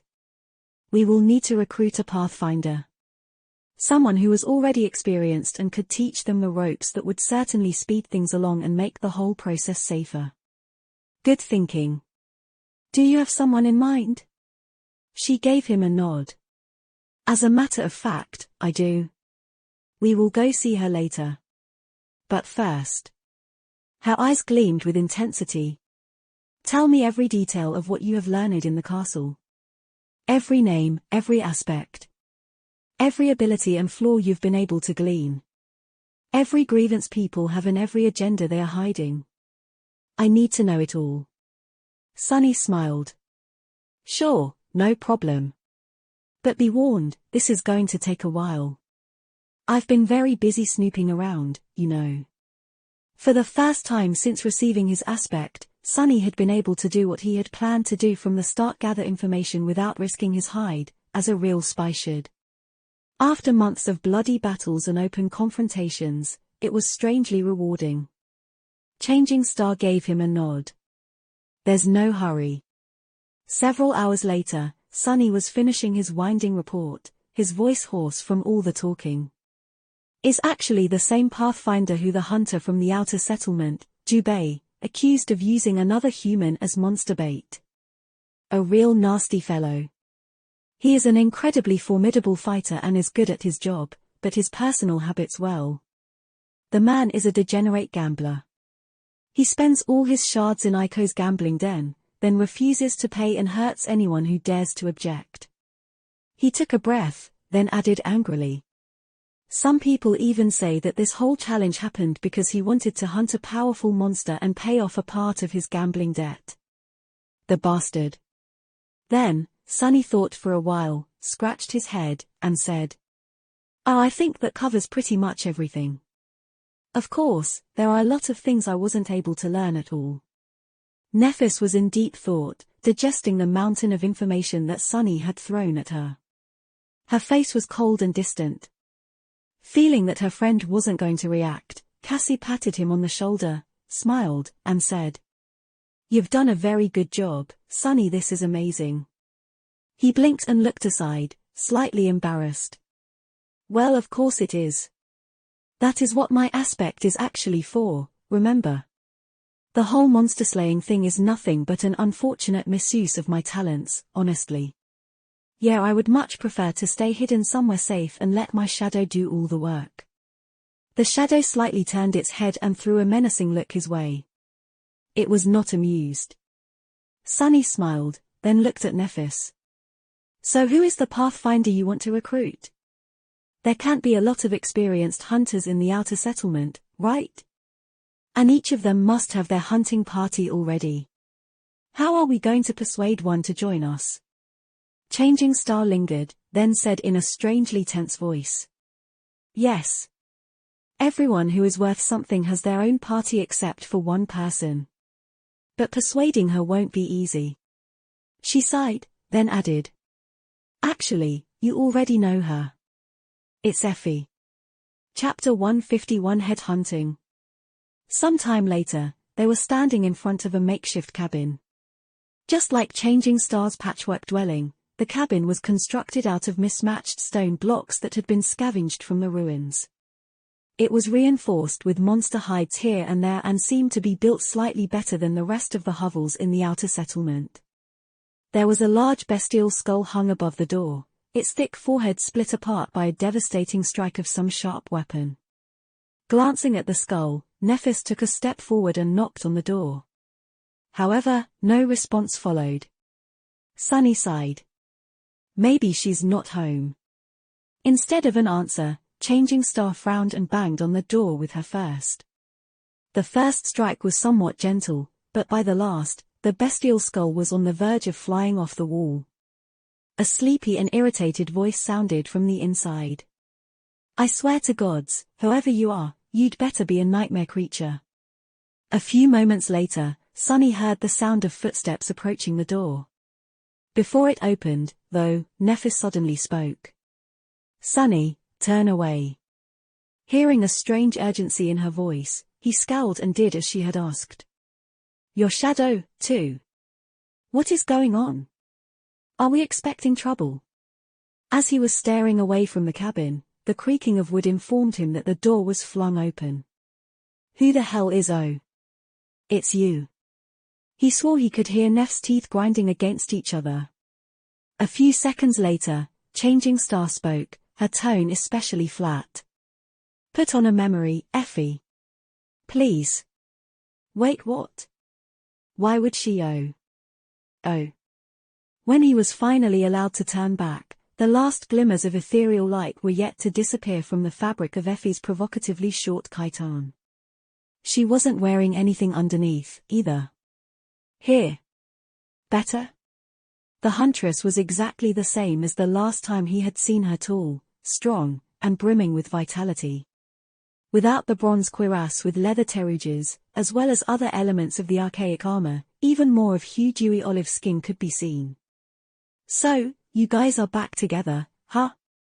Judging by how clean and shiny the other two look, I'm guessing that their stay in the castle was pleasant. Sunny glanced at Cassie, then said in a reserved tone. Not particularly. Just like you said, the ambience there is well an acquired taste, I guess. Effie grinned. Well said anyway, how can I help you? Changing Star motioned at the door. Can we come inside? The unruly huntress glanced back, then shrugged. Sure. Why not? Inside, the cabin was small and cozy. One of its corners was occupied by a large pile of furs that served Effie as a bed.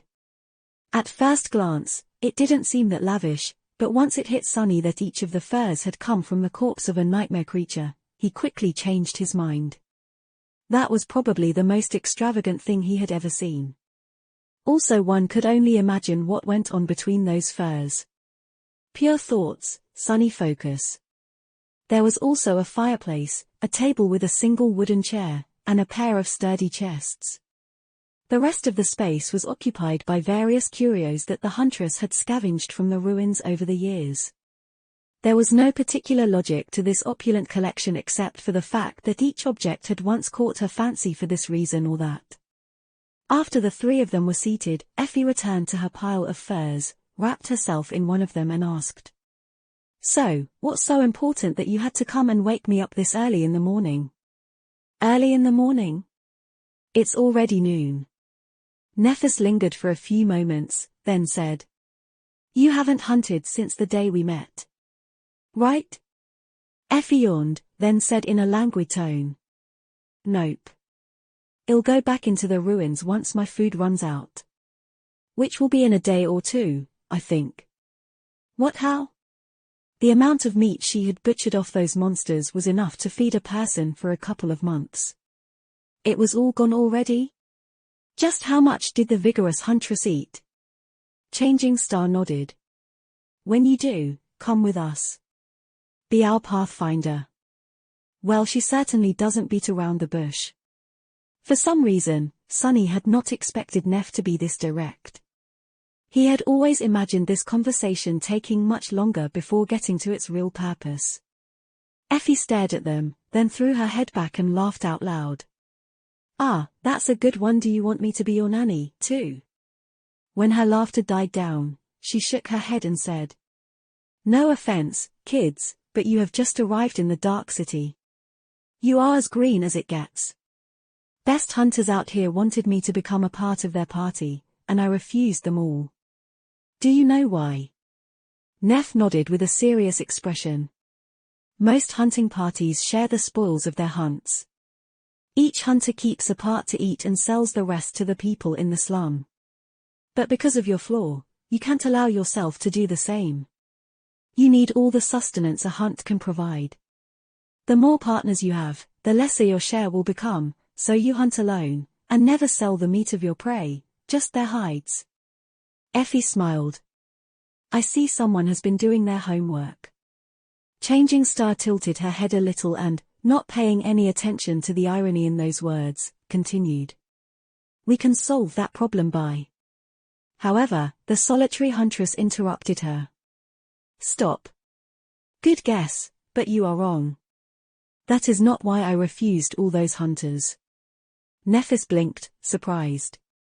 After a long pause, she asked, a hint of confusion in her voice. Then why? The smile disappeared from Effie's face. Because they are weak. Every one of them is weak. Even the most successful of them are. And do you know why? Something dark gleamed in her hazel eyes. They are weak because Gunlorg will never allow anyone strong to exist outside of his control. So I am not going to be your pathfinder. Sorry, princess. Changing Star froze, obviously flustered by that answer. She opened her mouth to say something, then closed it again and awkwardly pressed her lips together. No matter how much she had honed her social skills during their journey through the labyrinth, this conversation still seemed to be too much for her. In the ensuing silence, Sunny suddenly spoke, his voice calm and slightly provoking. Hes allowing you to exist. Effie looked at him, raised one eyebrow with a smile, and didn't say anything. Finally, Nephis was able to compose herself. We might be new here, but we are not weak. Between the two of us, Sunny and I had killed dozens upon dozens of awakened creatures in the labyrinth. The huntress interrupted her once again. Even if that's true, that was there. Out here in the Dark City, things are very different. The two of them stared at each other, one with a relaxed smile on her lips, the other with stubborn flames burning in her eyes. Oh, I don't like this. Eventually, Changing Star grimaced and said. So, if we prove that we have strength, you might reconsider. Effie chuckled. Damn, you say it like it's easy. You do know how many people can't even step a foot into the ruins, right? If you guys survive in this hell for a few years, maybe then we can talk again. Nephis looked at her for a while, and then smiled darkly. We will talk again in the evening. Then, you will change your mind. Chapter 152 There and Back Again. Outside, the sun was already moving past its zenith. There wasn't that much time left before the sunset, so Sunny was really unsure about what Nephis could do to change Effie's mind before evening. However, judging by the determined expression on her face, Changing Star wasn't just throwing words to the wind. She had something specific in mind. He hesitated. So, what exactly are we going to do now? Neph glanced at him, white flames dancing in the depths of her cold grey eyes. Then, she turned away and said, Follow me. With that, she walked forward in the direction of the castle. Castle? Why are we going to the castle? Somewhat uneasy, Sunny gently took Cassie by the arm and hurried to catch up to Nephis. When he did, she suddenly threw over her shoulder. Tell me about that pathfinder again. The one who was accused of murder 3 days ago. Sunny frowned, then repeated what he knew about the guy. When he was almost finished, she asked. What's his aspect ability? He hesitated, then said. He can make any weapon become incredibly sharp when it's in his hands. Sharp enough to cut stone, maybe even steel. It's a very powerful combat ability. Changing Star was quiet for some time, then said. What about his flaw? Sunny shook his head. That I have no idea about. People are very protective of their flaws, you know. Not everyone goes around telling everyone about their greatest vulnerability like that lunatic, Effie. Cassie, who seemed to be very protective of him today, decided to support this claim. Sunny is right, Neph. We don't even know what his own flaw is, remember?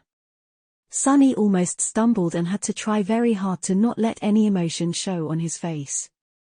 Cassie was right, of course.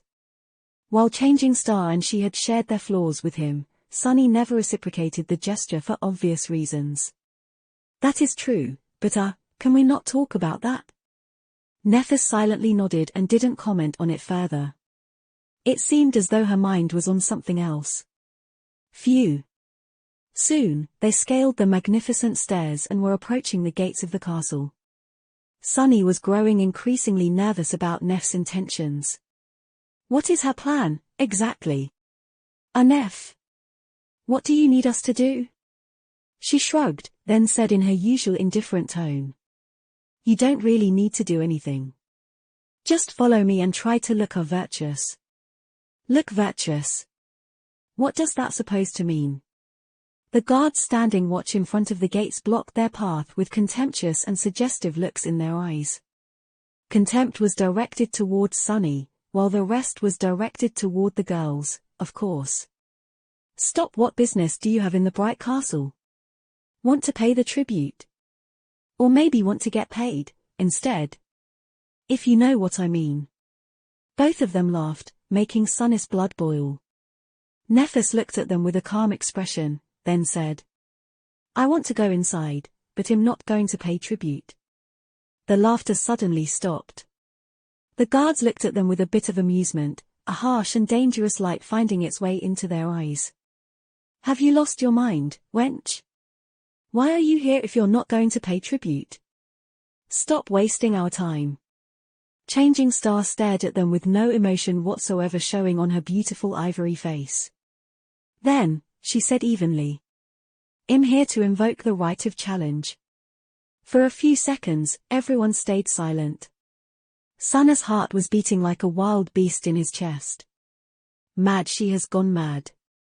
But no, Changing Star was not mad. Although Sunny liked to joke inwardly about how crazy Nephis was, she was anything but. In fact, her ability to remain cool-headed and rational in any situation was one of the main reasons that made her so dangerous. Which meant that there was some opportunity she saw here that he didn't. At least he hoped that this was the case. Meanwhile, one of the guards frowned. Stop joking around, little girl. Shut your mouth and get lost if you want to live. Neph didn't move. Instead, she said, I'm not joking. The other guards stared at her, then shook his head. Those slum rats have really all gone crazy, huh? I thought that this recent show would teach them a lesson, but it seems as though it did not. He sneered. Listen, lass. The right of challenge is not a laughing matter. It's a fight to the death. No one is going to go easy on you just because you have a pretty face. Do you understand? Changing Star simply nodded.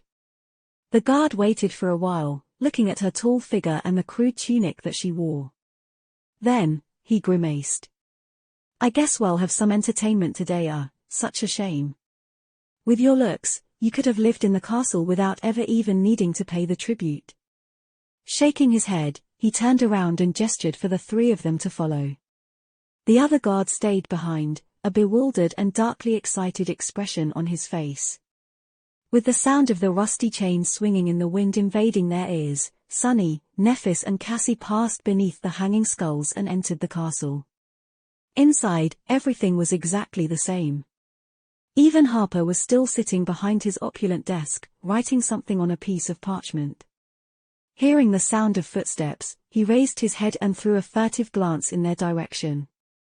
An expression of confused surprise appeared in his eyes. Sunless and Cassia.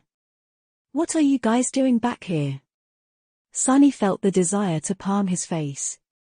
When he had said to the gaunt young man that they might see each other in the future, he certainly did not mean that that future would be on the same damn day.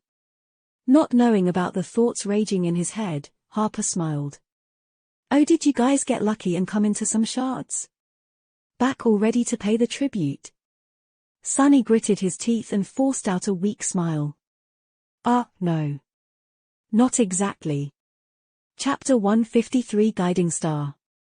By the time the three of them were led to the grand hall of the castle, the news that there was going to be another challenge had yet to spread through the entire fortress. Because of that, there was no crowd there, just a few dozen people who had happened to walk past and heard the commotion. However, their number was growing with each minute. Standing before the entrance to the hall, Nephis was calmly looking forward, her thoughts a mystery. She seemed to be steady and collected. Sunny, on the other hand, was very nervous. Just what was Changing Star planning? Glancing around to make sure that no one could eavesdrop on their conversation, he leaned to her and whispered. "You're not really going to fight one of Gunlorg's lieutenants, are you? Because that would be suicide." No matter how talented and strong Neph was, she couldn't hope to win against someone like that, at least not before absorbing enough soul shards to even the odds at least a little. Those people had not gotten to where they were by pure accident, too. They had talents of their own. Nephis didn't turn her head and simply said, "The walls have ears." Sunny gritted his teeth and was about to retort, but at that moment, the guard that had led them inside appeared from the grand hall, threw a dark look at them, and spat. "Come on in, fools." Changing Star simply walked forward, leaving Sunny and Cassie no choice but to follow. Inside the hall, a small crowd of people was staring at the entrance. When they saw Nephis, a wave of confused whispers ran through their ranks. "Who is that? Never seen her before. There's something strange about that girl." The whole situation was much less ostentatious and theatrical than that on the day of Jubaeus' death. Most of the lieutenants weren't even here, not to mention the Bright Lord himself. Only the leader of hunters, Gemma, was sitting on the steps leading up to the empty white throne. On his face, there was a slightly sullen expression. To Sunny's relief, Harris was nowhere to be seen. When the guard led the three of them inside, Gemma raised his head and glanced in their direction with a frown. "Did I hear it correctly? One of you three wants to invoke the right of challenge?" Nephis took a step forward, looked him right in the eyes, and answered in her usual errant voice. "I do." Her calmness was in direct contradiction with the heavy meaning behind those words. It was the polar opposite of the impassioned, scornful, furious speech of condemnation that Jubae had given in this hall 3 days ago. The confused frown on Gemma's face deepened. "You do know what that means, right, little girl?" She continued to stare at him without showing any sign of fear, then repeated. "I do." The tall hunter sighed. "Listen, it is indeed true that anyone has the right to invoke the right of challenge. But throwing your life away is a really stupid thing to do. I'm sure that you had to suffer a lot to make it this far. Everyone here did, pretty much. So how about you think about it some more and reconsider?" His voice wasn't unfriendly. In fact, it seemed sincere, as though Gunlorg's lieutenant really did not want to see her die for no reason. However, his words fell on deaf ears. Neph just tilted her head a little and said, "No need." Gemma sighed again, then shook his head. "Fine, have it your way then. Who are you here to accuse?" Sunny already had the idea. That's why he wasn't surprised to hear her next words. "I am here to accuse the Pathfinder known as Andal." Andal was the person whose crime had led to Jubaeus' challenge, and then death. As another wave of whispers rose from the crowd, Gemma blinked. With an unhappy scowl on his face, he said, "As I've told the last time, I am the leader of both hunters and pathfinders. Any crime they commit while performing their duties is my crime, so I will be the one to answer for it. Are you sure you want to challenge me, kid?" Sunny held his breath, knowing that Neph's next words would decide their fates. Despite the older man's heavy tone, she did not even flinch. However, she did pierce him with a cold gaze, then slowly shook her head. "I'm not here to accuse him of murdering the young man from the outer settlement. I'm here to accuse him of theft. Andal has lost a considerable amount of soul shards while gambling, but refused to pay. That is stealing. Since it was done on his private time and not while performing any official duties, you have nothing to do with it." Gemma stared at her, a bewildered look written clearly on his face. Sunny was doing the same. Well, that was unexpected. Kind of ingenious, actually. Who knew Neff can be so crafty? By shifting the accusation from a crime committed during a hunt to a misdemeanor that had nothing to do with Andal's role as a pathfinder, she effectively prevented any of the lieutenants from fighting on his behalf. At least if they remained true to their claim of being just. But was a seasoned pathfinder any less of a threat than one of Gunlorg's proxies? And would Gemma even allow a challenge like that to proceed? As though responding to his questions, the tall hunter raised his eyebrows and said in disbelief. What? A gambling debt? You want to? Did Iko send you? Nephis shook her head again. No. I've never even met her. Everyone in the Grand Hall looked at her as though she was insane. The charismatic lieutenant was no exception. With some exasperation finding its way into his voice, he asked. If you don't even know the person Andal owes the shards, why are you here challenging him on her behalf? Neff simply shrugged. Do I need to personally know the victim of the crime to punish the criminal? Gemma stared, clearly finding the whole situation ridiculous. It's just a gambling debt. I can pay the shards myself, and we all can. However, Changing Star interrupted him. Her voice was still inexplicably calm and even. It's not about shards. It's about justice and law. After all, the law is our only guiding star in this dark world. Without its light, there's only darkness. Her words echoed in the Grand Hall and put a grim expression on Gemma's face. By repeating what Gunlorg had said here a few days prior, she left him with little choice but to satisfy the request for a challenge. After all, going against it would be tantamount to going against the Bright Lord's will. How devious did she learn that from me? The hunter looked away with regret, remained silent for some time, and then said to one of the guards in a dark tone. Go and bring Andal here. Tell that bastard that after he kills this stupid girl, he and I will have a long conversation about his life choices. Then, he glanced at Neff and said. And you say your goodbyes and prepare for battle. Oh, right. What is your name? Tell us. That way, you will at least be remembered. Looking him right in the eyes, Nephis stayed quiet for a bit, and then answered. Her clear voice resounded loudly in the Grand Hall. I am Changing Star of the Immortal Flame Clan. Suddenly, everything became silent. Chapter 154 Light of the Seven. Everyone grew quiet. Even Gemma seemed to be slightly stunned by that proclamation. The only person to not react to it at all was Castor, who had entered the Grand Hall a bit earlier and was now standing by one of the walls, watching Nephis with a complex expression. Her full name was shocking to hear for two entirely different, but equally earth-shattering reasons. Firstly, she had called herself not by a human name, but by a true one. In the entire history of human civilization, only a handful of awakened had managed to earn a true name in their first nightmare. Needless to say, none of them was among the 1,000 sleepers currently trapped on the Forgotten Shore. Even Gunlorg himself did not have one. But Nephis did. And Sunny too, of course, but no one had to know that. Secondly, she had announced herself to be a legacy, and not just any legacy at that, but one from the legendary Immortal Flame Clan. A clan that had been responsible for propelling the entire human species forward not once, but twice, first by helping conquer the second nightmare, then the third. A combination of these facts was enough to set off a metaphorical explosion in the middle of the Dark City.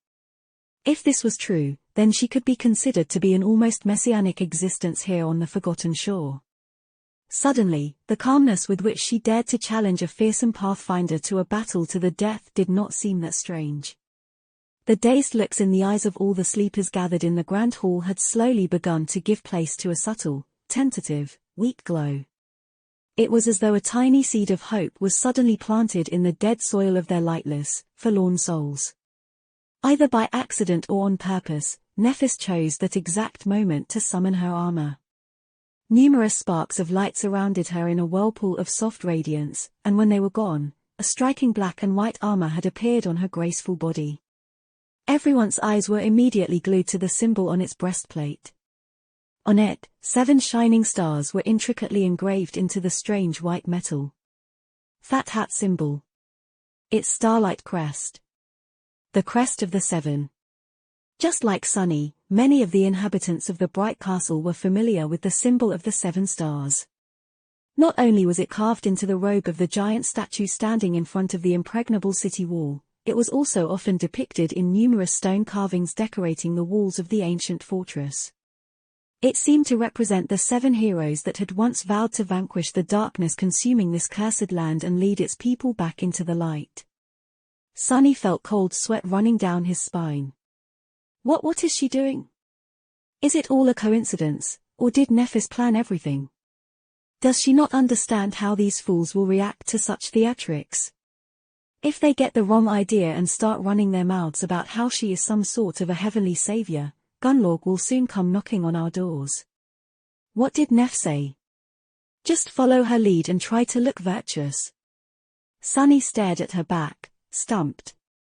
How would he even do that? There had never been a single drop of virtue in his entire body. Meanwhile, Gemma had finally managed to compose himself and threw an evaluating look at Changing Star. If there had been nothing but neglect and disregard in his eyes before, now there was a hint of dark wariness in them. Slowly, the leader of Hunters smiled. Ah. In that case, nice to meet you. I must say, it's a very impressive name you have there. Makes one wonder where it came from. The implication behind these words was easy to understand. Gemma was insinuating that Nephis was lying. It seemed as though this insinuation had removed a veil from everyone's eyes. Most people quickly lost their wistful expressions, once again looking at her either somberly or with dark anticipation. Only now, there were also hints of mocking disdain on some of their faces. And yet, several of them were still staring at her with expressions full of hesitant, timid faith. Changing Star did not react to any of that in any way. She simply remained calm and indifferent. As though she existed slightly apart from the dirt and despair of this world. Soon, Andal the Pathfinder was led into the Grand Hall. The Pathfinder was of average height and solid build, with menacing blue eyes and a sharp jaw. His head was shaved on the sides, with the remaining hair weaved into a short braid. He appeared to be slightly older than the rest of the sleepers gathered in the Grand Hall, with the exception of Gemma himself. Andal was probably around 24 years old. He looked like a skilled, seasoned, and ruthless fighter. Every Pathfinder was nothing less than an elite among elites, and he was no exception. Even those who hated Andal stared at him with fear and respect, even veneration. Entering the hall, Andal threw a dark look at Nephis and walked forward to the base of the steps leading to the White Throne. There, he stopped and bowed, showing his respect to the leader of Hunters. "I'm here." Gemma stared at him with an irritated, contemptuous expression, and then sighed. "You know why I've summoned you?" The Pathfinder smirked. "Some wench wants to challenge me. Good. I was very sad to let Harris have all the fun last time." Several angry whispers sounded from the crowd, but no one dared to reveal their hatred toward the arrogant murderer openly. The corner of Gemma's mouth turned downward.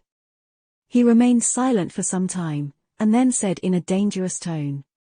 "Fun? Did you say fun? Well, Andal, if you lacked excitement in your life, you should have just told me. How about this? After you kill that girl, I will show you what real fun is." With that, he gestured to the guards that the fight could begin. Andal frowned a little, but then turned around with a dark smile on his lips. Sunny and Cassie were led to the side, where they joined the crowd of spectating sleepers. By that point, there was a considerable amount of them gathered in the Grand Hall. Everyone looked at the fearsome Pathfinder and Nephis with a mix of tension and anticipation. Some were here just to see a macabre show, waiting with excitement for blood to flow. To them, it didn't matter who lived and who died, although none believed that the girl from the outer settlement had any chance of surviving in a duel against the experienced Pathfinder. Others wanted to see Andal punished for his crimes. But even these people seemed to believe that Neph was doomed to die. They just hoped that she would manage to make the bastard bleed a little before she did. Perhaps only Sunny, Cassie, and Castor knew that the result of this fight was not as predictable as everyone seemed to think. Not wasting any time, Andal summoned his weapon and walked toward Changing Star. In his hand, a vicious, crudely forged falchion suddenly gleamed with polished luster, its edge turning sharper than that of a razor. With a shudder, Sunny realized that not even the Starlight Legion armor would stop such a blade. The Pathfinder's movements were soft and deceptive, betraying years of experience in bloody battles against both nightmare creatures and humans. The dark smile had never left his lips, and there was bloodlust burning in his eyes. After years spent hunting monsters, he looked like a monster himself. However, Nephis just stood there calmly and watched him approach, not even trying to summon her sword. What is she doing? Trying to mimic Harus? When the distance between them shortened to that of only several steps, everyone held their breaths. Suddenly, Andal flourished his cleaver and lunged forward with astonishing, almost inhuman speed. His push was so powerful that dust flew into the air from under the soles of his boots. Sunny clenched his fists. What is she? Just a fraction of a second before the magically enhanced blade cleaved her apart, Nephis suddenly sidestepped the strike and threw her arms into the air, simultaneously summoning her longsword. The ethereal sparks of light passed through the blade of Andal's falchion, forming into silvery steel only on the other side of it. The Pathfinder's eyes widened. Forever. Without anything separating it from the enemy's flesh, the longsword that had just formed from the thin air behind the falchion bit into his neck, cleanly severing Andal's head from his shoulders. As blood shot into the air from the Pathfinder's neck, his head rolled on the floor like a macabre ball and stopped near the steps that led to Gunlorg's white throne. It seemed as though all oxygen was suddenly sucked out of the great hall. In the deathly silence, Andal's body heavily fell on the white marble. Everyone was staring at Nephis in utter disbelief, the sleepers, the guards, even Gemma. Honestly, Sunny himself was a bit stunned. Of course, he had suspected that Changing Star might win the duel. But even he did not expect that she would kill an actual Pathfinder, one of the most fearsome warriors in the Bright Castle, with just one strike. Dismissing her sword with a cold expression on her face, Nephis walked over to the marble steps, picked up the severed head by the hair, and looked up at the leader of the hunters. Then, with a well-practiced polite smile, she said, "Oh.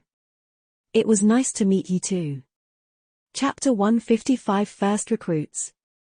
The blood was still dripping from Andal's severed head when they left the castle. Nephis was holding it by the hair, her face as indifferent as always. It seemed as though carrying human heads was not even something worthy of changing facial expressions. Suddenly, Sunny saw Changing Star in a new light.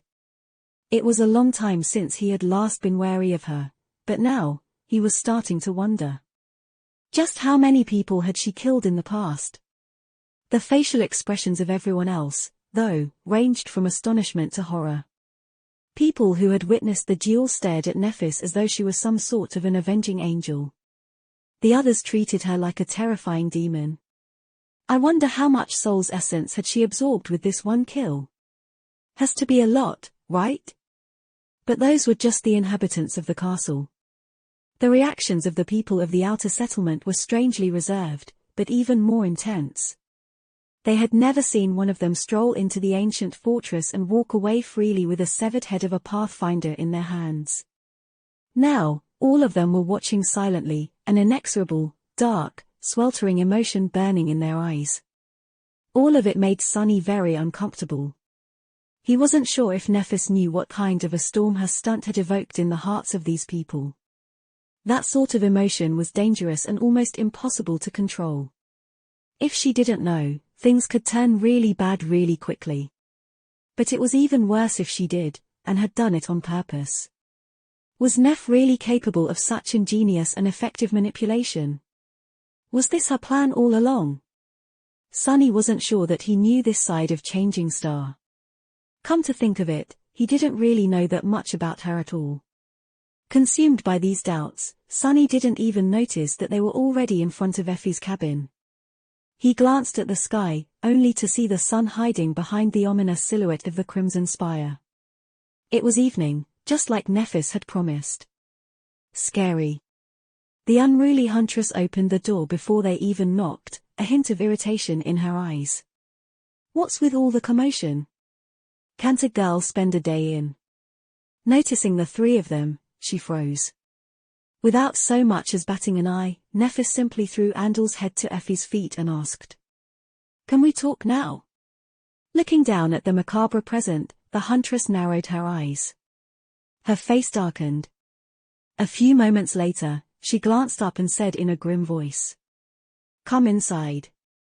As soon as the door closed behind them, Effie asked in a furious whisper, "What the hell have you done, princess?" Nephis tilted her head and slightly frowned. Then, she said with a hint of sincere confusion in her voice, "You wanted me to prove my strength. Did you not?" The huntress stared at her in disbelief. Misunderstanding her silence, Neph blinked, then added, "Oh. That head belonged to.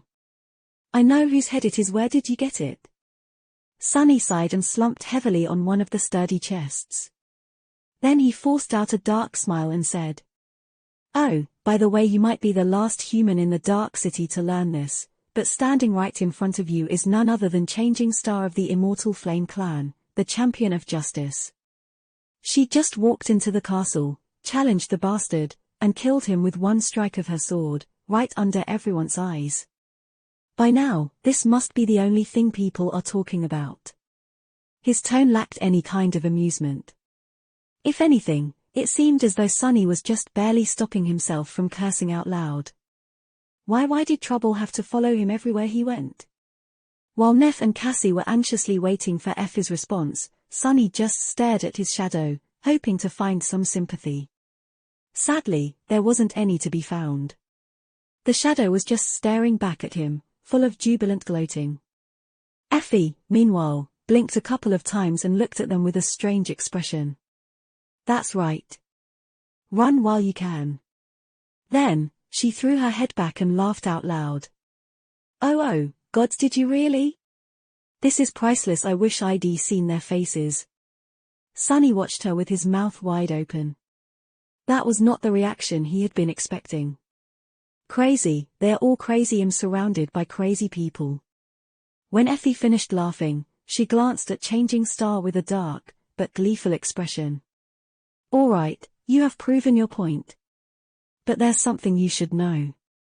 Back when I refused to join the host, Gunlorg made it clear that if he can't have me, no one else will. Ever since, any group that dared to invite me to join them ended up regretting their decision. By hiring me as a guide, you will be putting yourself in his crosshairs. Are you sure you want to do this?" So there was more to her story. No wonder she was so solitary. In the ensuing silence, Sunny was the first one to speak. His voice sounded bitter and dejected. "I mean, it's a bit late to worry about that. Don't you think?" The next morning, they were preparing to go on a hunt. A small crowd of slum dwellers gathered around to see them off, their dark eyes burning with a strange mix of hope and anguish. By now, the story of Changing Star's clever ruse and heroic battle against villainous Pathfinder Andal had already flown all over the place, growing more and more unbelievable with each retelling. Now, these people came to witness her with their own eyes. They were especially interested in the Starlight Legion armor and the symbol engraved on its breastplate. Who knew that the memory of a simple carapace centurion would have such an effect on the inhabitants of the Dark City? Sunny was not happy about it at all. The previous evening, he had a chance to ask Nephis a few questions after they had returned to their lodge. However, he kept most of them to himself, not knowing how to properly express his feelings. In the end, he only asked about how she had managed to defeat her human opponent, who was much more powerful in terms of physical prowess, so easily. Changing Star's answer was very simple. She just shrugged and said, "An old legacy trick." Which pretty much explained everything and nothing at all. And now, they were going into the Dark City to hunt monsters. When the four of them were ready to set off, a sudden hum of voices made them turn around. The slum dwellers stepped aside, letting a tall young man walk through. Sunny frowned. Great. What is he doing here? Walking closer, Castor stopped a few meters away from them and gave a polite bow. Lady Nephis, Huntress Athena, Cassia, Sunny. Good morning to all of you. I, Castor of the Hanley clan, would like to join your hunting party. Will you have me? Everyone grew quiet for a few moments. Despite Sunny's dislike of the handsome legacy, having him on their side would be an incredible boon. Genius fighters like Castor were hard to come by anywhere, let alone on the Forgotten Shore. He felt torn. A buzz of whispers rose from the crowd. People were shocked to see a warrior from the castle volunteering to join an outer settlement cohort. And one of such fearsome reputation, too. After some time had passed, Changing Star simply shrugged. If you want. Just like that, the proud scion of the Hanley clan had become the 5th member of their hunting party. It was strange to see their numbers grow after months spent alone in the labyrinth, but that was probably inevitable. What else did Sunny expect? That it would be just the 3 of them forever. Stupid. Together, the 5 sleepers left the slum of the outer settlement behind and stepped on the road of white stone that lead into the cursed ruins. And just like that, the fates of every human in the Dark City were sealed. The end had begun. Chapter 156 Free Lunch. Their first hunt was surprisingly uneventful. Guided by an experienced pathfinder and augmented by Sunny's stealthy shadow, they managed to avoid any fallen creatures and arrive at the destination in one piece. There, the group hid in the ruins and waited for their prey to show up. The plan of battle was discussed beforehand. After Effie had described the type of monster they were here to kill, complete with a detailed list of its strengths and weaknesses, Nephis quickly assigned different roles to different people. Sunny had expected that things would work just like back in the labyrinth, but to his surprise, they did not. Just like before, Neph was going to take most of the risk and lure the enemy into revealing its vulnerability. However, Castor was going to be the one to make use of it and deal the fatal blow, not Sunny. Which made sense, really. After all, his ability was not a combat one, at least not officially. It was rational to entrust the role to someone with an incredibly powerful combat ability, as the one Castor possessed. Still, for some reason, Sunny felt angry about it. It felt as though he was being replaced. Not wishing to appear childish, he swallowed his bitterness and remained silent. When the monster did show up, everything went perfectly. Nephis and Castor were able to finish the creature off without sustaining any injuries. Their teamwork, while not effortless, was strangely harmonious, probably because both were legacies and had received similar kind of training. Sunny, whose task was to join the fray if things went wrong, ended up not having to lift a finger. Neither did Effie, who simply stayed with Cassie in case the blind girl needed protection. After everything was over, she laughed. "Ha, this is the easiest meal I've ever earned." Effie's status in the party was a bit strange. Unlike the rest of them, she had not shown any desire to join the cohort officially. Instead, she was somewhat of a hired worker. Her responsibilities included guiding the party through the ruins and providing them with information, and nothing else. She wasn't even required to fight side by side with them. After the nightmare creature was dead, they quickly butchered it and left the scene of the battle loaded with a heavy weight of meat. Before the shadow of the Crimson Spire fell on the Dark City, the cohort was already approaching the marble arch at the base of the hill. This was when something unexpected finally happened. And it happened because of Nephis. After giving a fair share of the spoils to the vigorous huntress, she glanced at Sunny, Cassie, and Castor. Then, Changing Star said, "I would like for you 3 to entrust me with your part of the meat." "What? What is that about?" Before Sunny had an opportunity to ask a question, Cassie already smiled and said, "Of course, Neph." Castor did not linger, either. With a small bow, he nodded. "As you wish, Lady Nephis." Sunny gritted his teeth. After that, he would have looked like a complete jerk if he were to start interrogating her.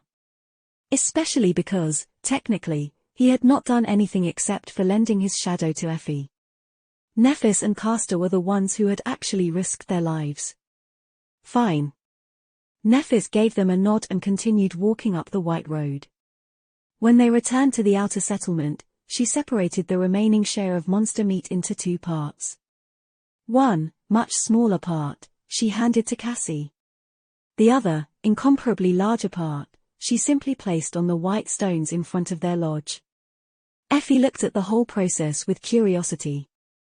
So did the slum dwellers who had gathered to welcome them back. Sunny frowned. "What are you doing?" Changing Star glanced at him and then gestured to the small bundle of meat in Cass's hands. "This is for us to sustain ourselves. We will eat that meat until our next hunt." Somebody from the crowd shouted. "What about the rest? Are you selling it? What is your price?"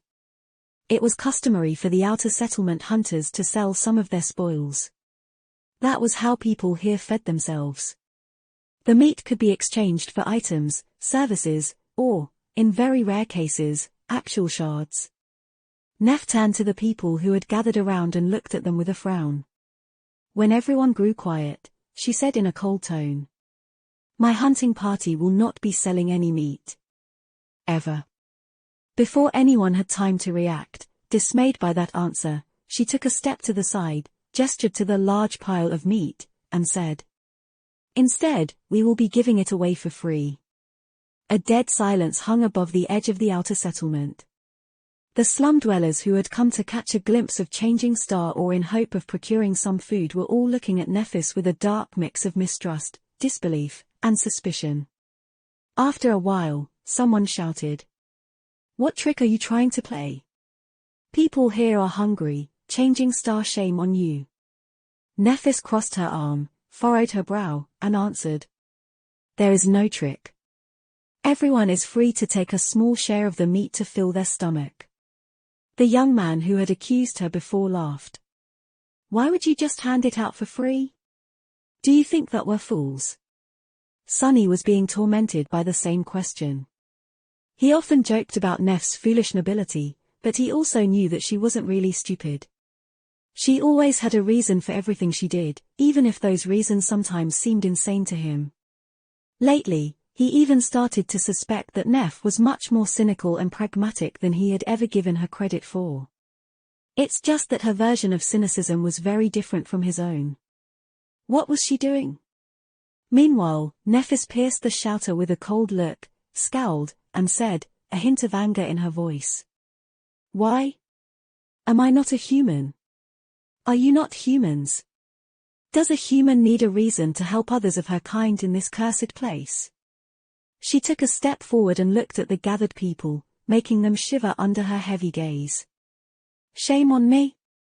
No. Shame on you all for forgetting who you are. We are people, not beasts. In the real world or in the dream realm, this is who we are." Her words echoed above the white stones, mixing with the howling wind. "Now come forward and take some food if you're hungry." The slum dwellers were still not convinced. However, their hunger was stronger than their wariness. Soon, the first of them stepped forward, tentatively took a small strip of meat, threw a furtive glance at Nephis, and then hurriedly walked away. When the others saw that nothing happened to him, they became braver. Young men and women dressed in rags formed a messy line. One by one, they came forward, received their tiny piece of meat, and then disappeared with haste, afraid that it will be taken back. Slowly, a new kind of light appeared on their faces. It was the same timid, weak emotion that Sunny had noticed in the eyes of the castle inhabitants after Neff had announced her name. It was something that precipitated hope, or maybe faith. With a dark expression on his face, Sunny looked up, at the tiny silhouettes of guards observing them from the walls of the magnificent fortress. Nephis was right when she said that they were all still people. However, she was wrong about everything else. Because people were much worse than beasts. He did not like what was happening at all. Chapter 157 Wind of Change. After that day, things moved with a speed that left Sunny disoriented. It was as though he was being pulled forward by an overpowering current, helpless to slow down or change direction. Before he could react to one change, another would happen, making him feel like he was losing control. Everything was happening so fast that he found it difficult to adjust. It was hard not to fear that, eventually, he would simply be left behind. After that first hunt where Nephis had chosen to give most of the spoils away, she led them on several more. Not all of those hunts went as smoothly, but they did manage to return victorious, if a little battered. Every time, she paid Effie her share of the meat, took a small amount for them to consume, and gave the rest to the people of the outer settlement free of charge. Because of how little their own share was, the group was forced to hunt every other day instead of once or twice a month. Sunny did not understand at all why they were taking on all that unnecessary risk.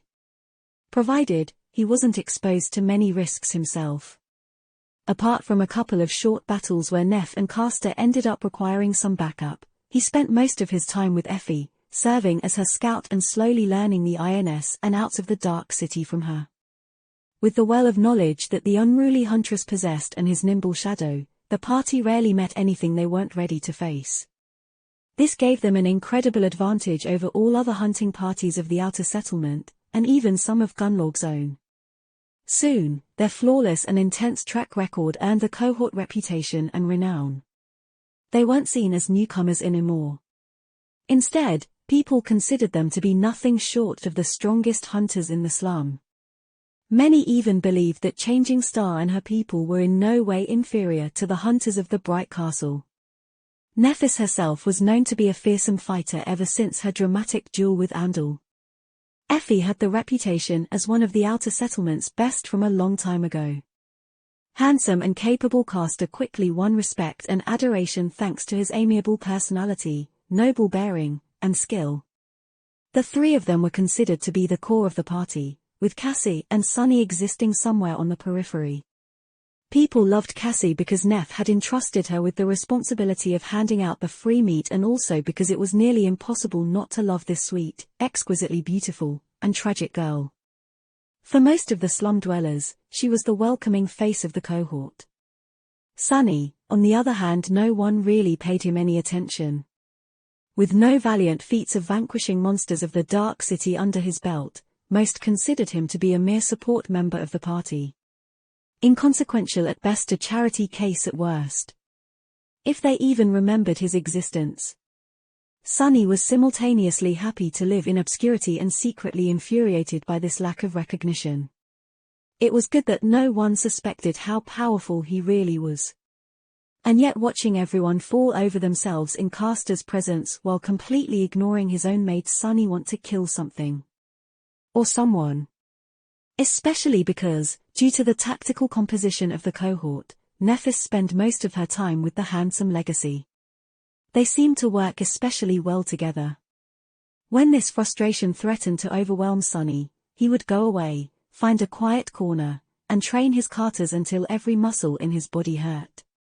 Usually, the whistle of the Midnight Shard's blade cutting air was enough to calm him. He trained his swordsmanship day after day, finding strange comfort in it.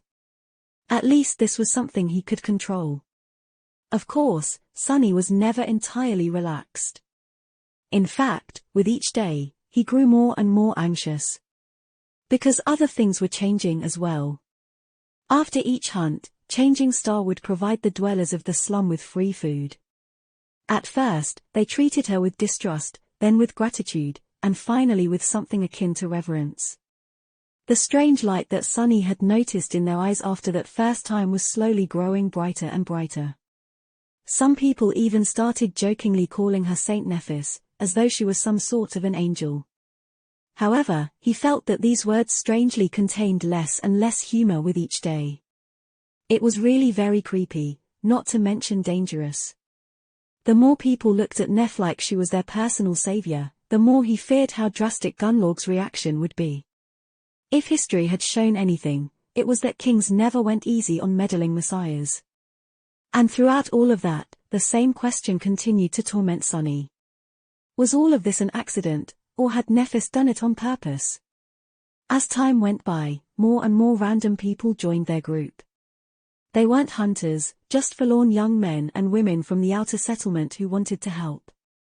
They tended to monster hides that the cohort brought back from the hunts, maintained various tools and gear that needed to be used, assisted Cassie with handing out food, and did other kinds of small but useful things. Soon, the ramshackle lodge was full of them. Sunny didn't even know all of their names. It seemed as though every day, someone new would appear, acting as if they had always been a part of the group. What's worse, not all of them seemed to know who he was, either. No once and not twice, someone would smile at him and ask in a friendly tone, "Are you new?" Of course, bastards never said the same thing to Castor. Sunny felt like he was slowly becoming a stranger in his own home. The feeling was rather unpleasant, not to mention how perfectly it fit all his insecurities. What's worse, these new people really made him uncomfortable. He wasn't really sure of whether they were Changing Star's helpers, or if they were her followers. Were they loyal, or devout? One night after a couple of weeks of this, he was suddenly woken by Cassie tugging on his sleeve. The blind girl was whispering, "Sunny, wake up." A moment later, he was already on his feet, ready to summon the Midnight Shard. A light coming from the other room told him that Neff was awake, too. "Gunlorg? Did someone betray us? What's wrong?" Cassie covered the candle she was holding in her hand and answered in a worried voice. Something is coming from the road. I've dreamt of it. A nightmare creature." Knowing what had to be done, Sunny simply nodded, gripped her shoulder for reassurance, and walked over to meet Nephis. Since their lodge was on the edge of the slum, right in front of the entrance of the ancient road, they had no choice but to fight. That night, the three of them, Changing Star, Sunny, and Castor, battled a devil that had wandered up the hill and fought it off before it could reach the outer settlement. When dawn came, terrified people walked out of their hovels on shaking legs and saw the horrible marks left on the white stones by the beast's claws, as well as puddles of blood, both human and that of a monster, steaming in the morning cold. They also saw Changing Star leaning tiredly on her silver sword. Sunny, who was sitting with his back against the wall of the lodge and breathing heavily, was looking at her, too. Back when he was describing to Nephis why Gunlorg could never be defeated, he had told her that every facet of life here was under his control: food, safety, hope, fear, even power itself. Now, Changing Star had given these people food. By protecting the outer settlement, she had given them safety. She had even given them hope. There was also the fear that the inhabitants of the castle felt after Neff had easily beheaded one of their pathfinders. All that remained was power. Finally, the question that pressed heavily on his mind had an answer. No, none of this was a coincidence. Everything that had happened, from choosing the outermost building in the slum as their base to insisting on giving away the food for free, was part of Changing Star's strange but methodical plan. She knew what she was doing all along. But why was she doing all this? What was her ultimate goal? Uneasy, Sunny stared at Nephis and wondered about the future. Chapter 158 Invisible. After about a month of living in the outer settlement, Sunny woke up one morning with the feeling of not belonging anywhere in this world. This familiar feeling had pursued him for most of his life, and had returned recently after being gone for some time. With a sigh, he rose from his narrow cot and summoned the puppeteer's shroud. The stone lodge was already full of sounds and voices. The tempting smell of breakfast filled the air. Coming out of his small room, Sunny saw a bunch of Neff's helpers rushing here and there, busy with various tasks. Some of them stopped to greet him, others did not. He paid no attention to them and went outside to wash his face and take a look at the sky. The grey sky of the Forgotten Shore looked as it always did. Nothing ever really changed in this loathsome hell. On his way back, Sunny noticed a gaunt figure standing hesitantly near the doors of the lodge. The ragged young man looked very familiar. Reaching into his memory, Sunny identified him as the friendly, but nervous receptions from the castle. His clothes were much less clean and tidy than they had been before, and his face had become even thinner. The young man had clearly seen better days. What is he doing there? Coming closer, Sunny called out to the young man. Harper, right? How come you're here? Harper flinched, then looked at him with anxious eyes. Oh Sunlisits, it's so nice to see you. Sunny stared at him for a while, then asked bluntly. Did they kick you out of the castle? Harper's face instantly fell. Lowering his gaze, he stayed silent for a few moments, and then said quietly. I haven't been able to pay the tribute anymore. So yes. I guess they did. Then he glanced up, hesitated, and asked in a weak voice. I heard that I can get some food here. Sunny tried to give him a reassuring smile. Sure. Usually, we give out meat after the hunts.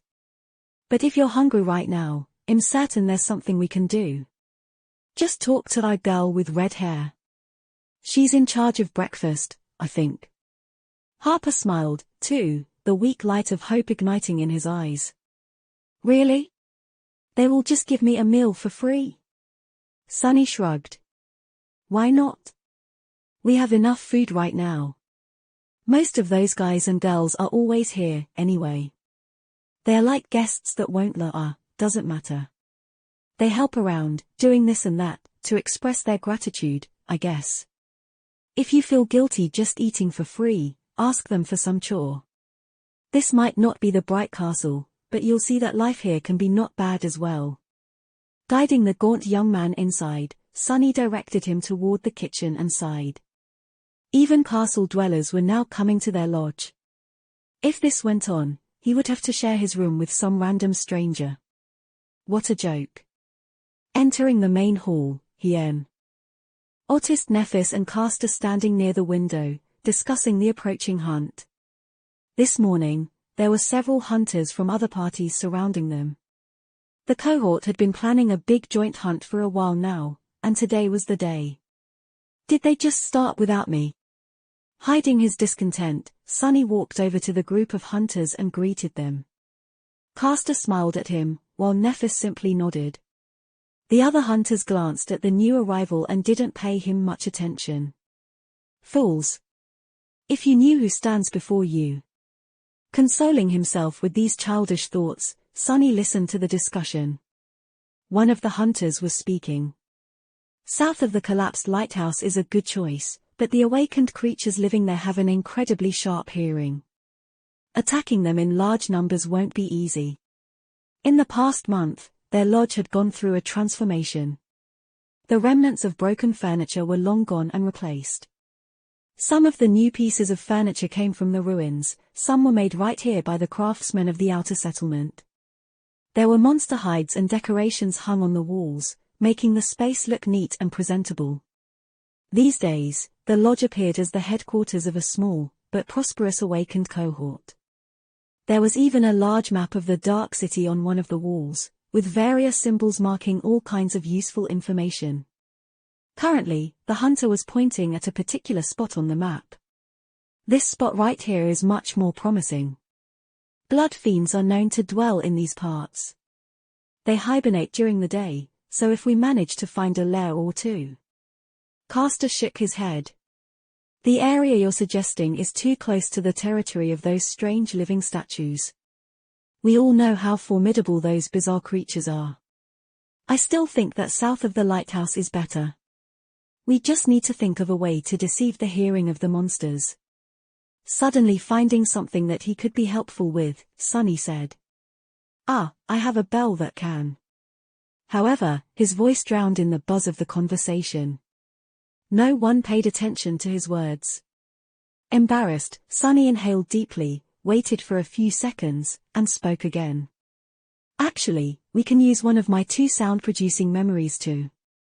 But right at that moment, Castor seemed to come up with a brilliant idea. Everyone listened to him, turning their backs to Sunny. It was as though he was completely invisible. What's even the damn point? Sunny stood there for a minute or two, feeling awkward, angry, and utterly stupid. Then he simply turned around and walked away. Finding his way to the roof of the lodge, He climbed on top of the second-story addition and sat there, solemnly watching as the sun slowly climbed up. After a while, Sonny sighed and closed his eyes, letting the shadow slip back into the building. Just as he had expected, no one even noticed his absence. Not surprised, he sent the shadow around the lodge, watching all the people who were busy making Nef's mysterious plans happen. Everyone seemed full of energy, enthusiasm, and a sense of belonging. Why was he the only one who couldn't fit in? Even that guy from the castle, Harper, had already found some friends. He was currently helping the red-haired girl who was in charge of breakfast wash the dishes. Sonny frowned. Something wasn't quite right with Harper. He couldn't put his finger on it, but the gaunt young man seemed a little off, somehow. Forgetting all about his bad mood, Sonny concentrated on watching the timid sleeper. Harper seemed to do just what any newcomer would do, helping people, learning their names, and asking questions about how things worked in the Changing Stars party. It seemed as though he wanted very badly to stay in the lodge and become useful. Which was understandable. But something was wrong. Sonny's suspicions were confirmed when, about an hour later, Harper left the lodge and went back into the slum. With the shadow stealthily following him from behind, the gaunt young man made sure that no one saw him and hurriedly dove into a secluded alley. Deep in the darkness of that alley, a man was waiting for him. Sonny frowned, recognizing one of the high-ranking guards from the castle. So that's what all this is about. The guard, meanwhile, glared at Harper and asked in a rough, unfriendly tone. Well. Harper looked down, his fear and anxiousness apparent. Yes, sir. I've done what you told me. It wasn't very hard. The guard smiled. Good. It seems that you really do want to return to the castle. Harper glanced up, a desperate light igniting in his eyes. Really? So I can return? Even though I don't have any shards to pay the tribute? The smile disappeared from the guard's face. You will be able to return after you gather all the information that I told you to learn. If you do, I'll invite you inside myself. No need to even worry about the tribute. But remember, I need to know everything about the core members of the cohort, including Saint Nephis herself. Their aspects, their abilities, their flaws. I even want to know what hand they use to wipe. Understand? Harper paled. But, sir, things like that, it won't be easy to learn them, especially for a simple servant like me. The guard frowned. Didn't you say that you knew 2 of the cohort members already? This is why I gave you this chance to begin with. Did you lie to me, boy? The gaunt young man flinched. No, I do know them. I actually spoke with Lady Changing Stars Scout already. He is a friend of mine. A wide, menacing smile appeared on the guard's face. What's the problem? Just get that fool talking. Rats like him will tell you everything as long as you pay them a little attention, believe me. I'm willing to bet that this useless freeloader is walking around full of jealousy and delusions of grandeur. Pretend to respect him even a little, and he won't be able to shut up. Ouch. Harper nodded, then suddenly hesitated. After a few moments of silence, he asked in a timid voice. Sir, you won't hurt them, will you? They are good people. The guard stared at him for a second or two, then said in a dark, mocking tone. Why do you ask if you already know the answer? Hearing those words, Harper deflated. His face darkened, and he lowered his head, as though ashamed to look straight. However, he didn't object. That bastard, just wait and see. Sonny was already planning the beating he was going to give the cowardly young man before throwing him out of the lodge, but at that moment, a voice called out for him. It was Effie. Hey, doofus, are you asleep? Come down, the hunt is starting. Torn away from the shadow's perspective, Sonny threw a dark glance at the tall huntress, called his shadow back, and sighed. I'll deal with him after we return. But by the time he returned, Sonny was in no state to deal with anything. Chapter 159 Revelation. Despite all his misgivings and unease, Sunny had never expected that this hunt was going to change everything. He was just going through the motions, somewhat on edge because of the scale of this joint operation, but also strangely reassured by the large number of hunters surrounding him. The unusual hunting party left the outer settlement at noon, heading east, to the massive ruin of a collapsed lighthouse that was situated at the edge of the city. There were almost 20 of them gathered together, all carefully making their way through the deadly maze of narrow streets, with Effie serving as the chief pathfinder and Sunny helping her by scouting ahead. The plan was as straightforward and simple as possible. However, nothing was really ever safe in the Dark City. Everyone was prepared for the worst. And pretty soon, their fears came true. Halfway to their destination, a sudden sound made Effie freeze in place. Raising a fist to signal everyone to stop, she peered into the fog, a dark and foreboding expression on her face. Feeling that something bad was about to happen, Sunny commanded his shadow to return and moved closer to Cassie.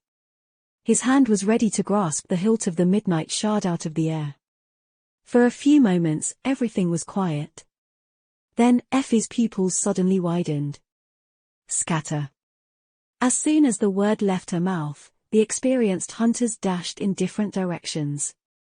Sunny himself grabbed Cassie and lunged to the side, dragging her along with him.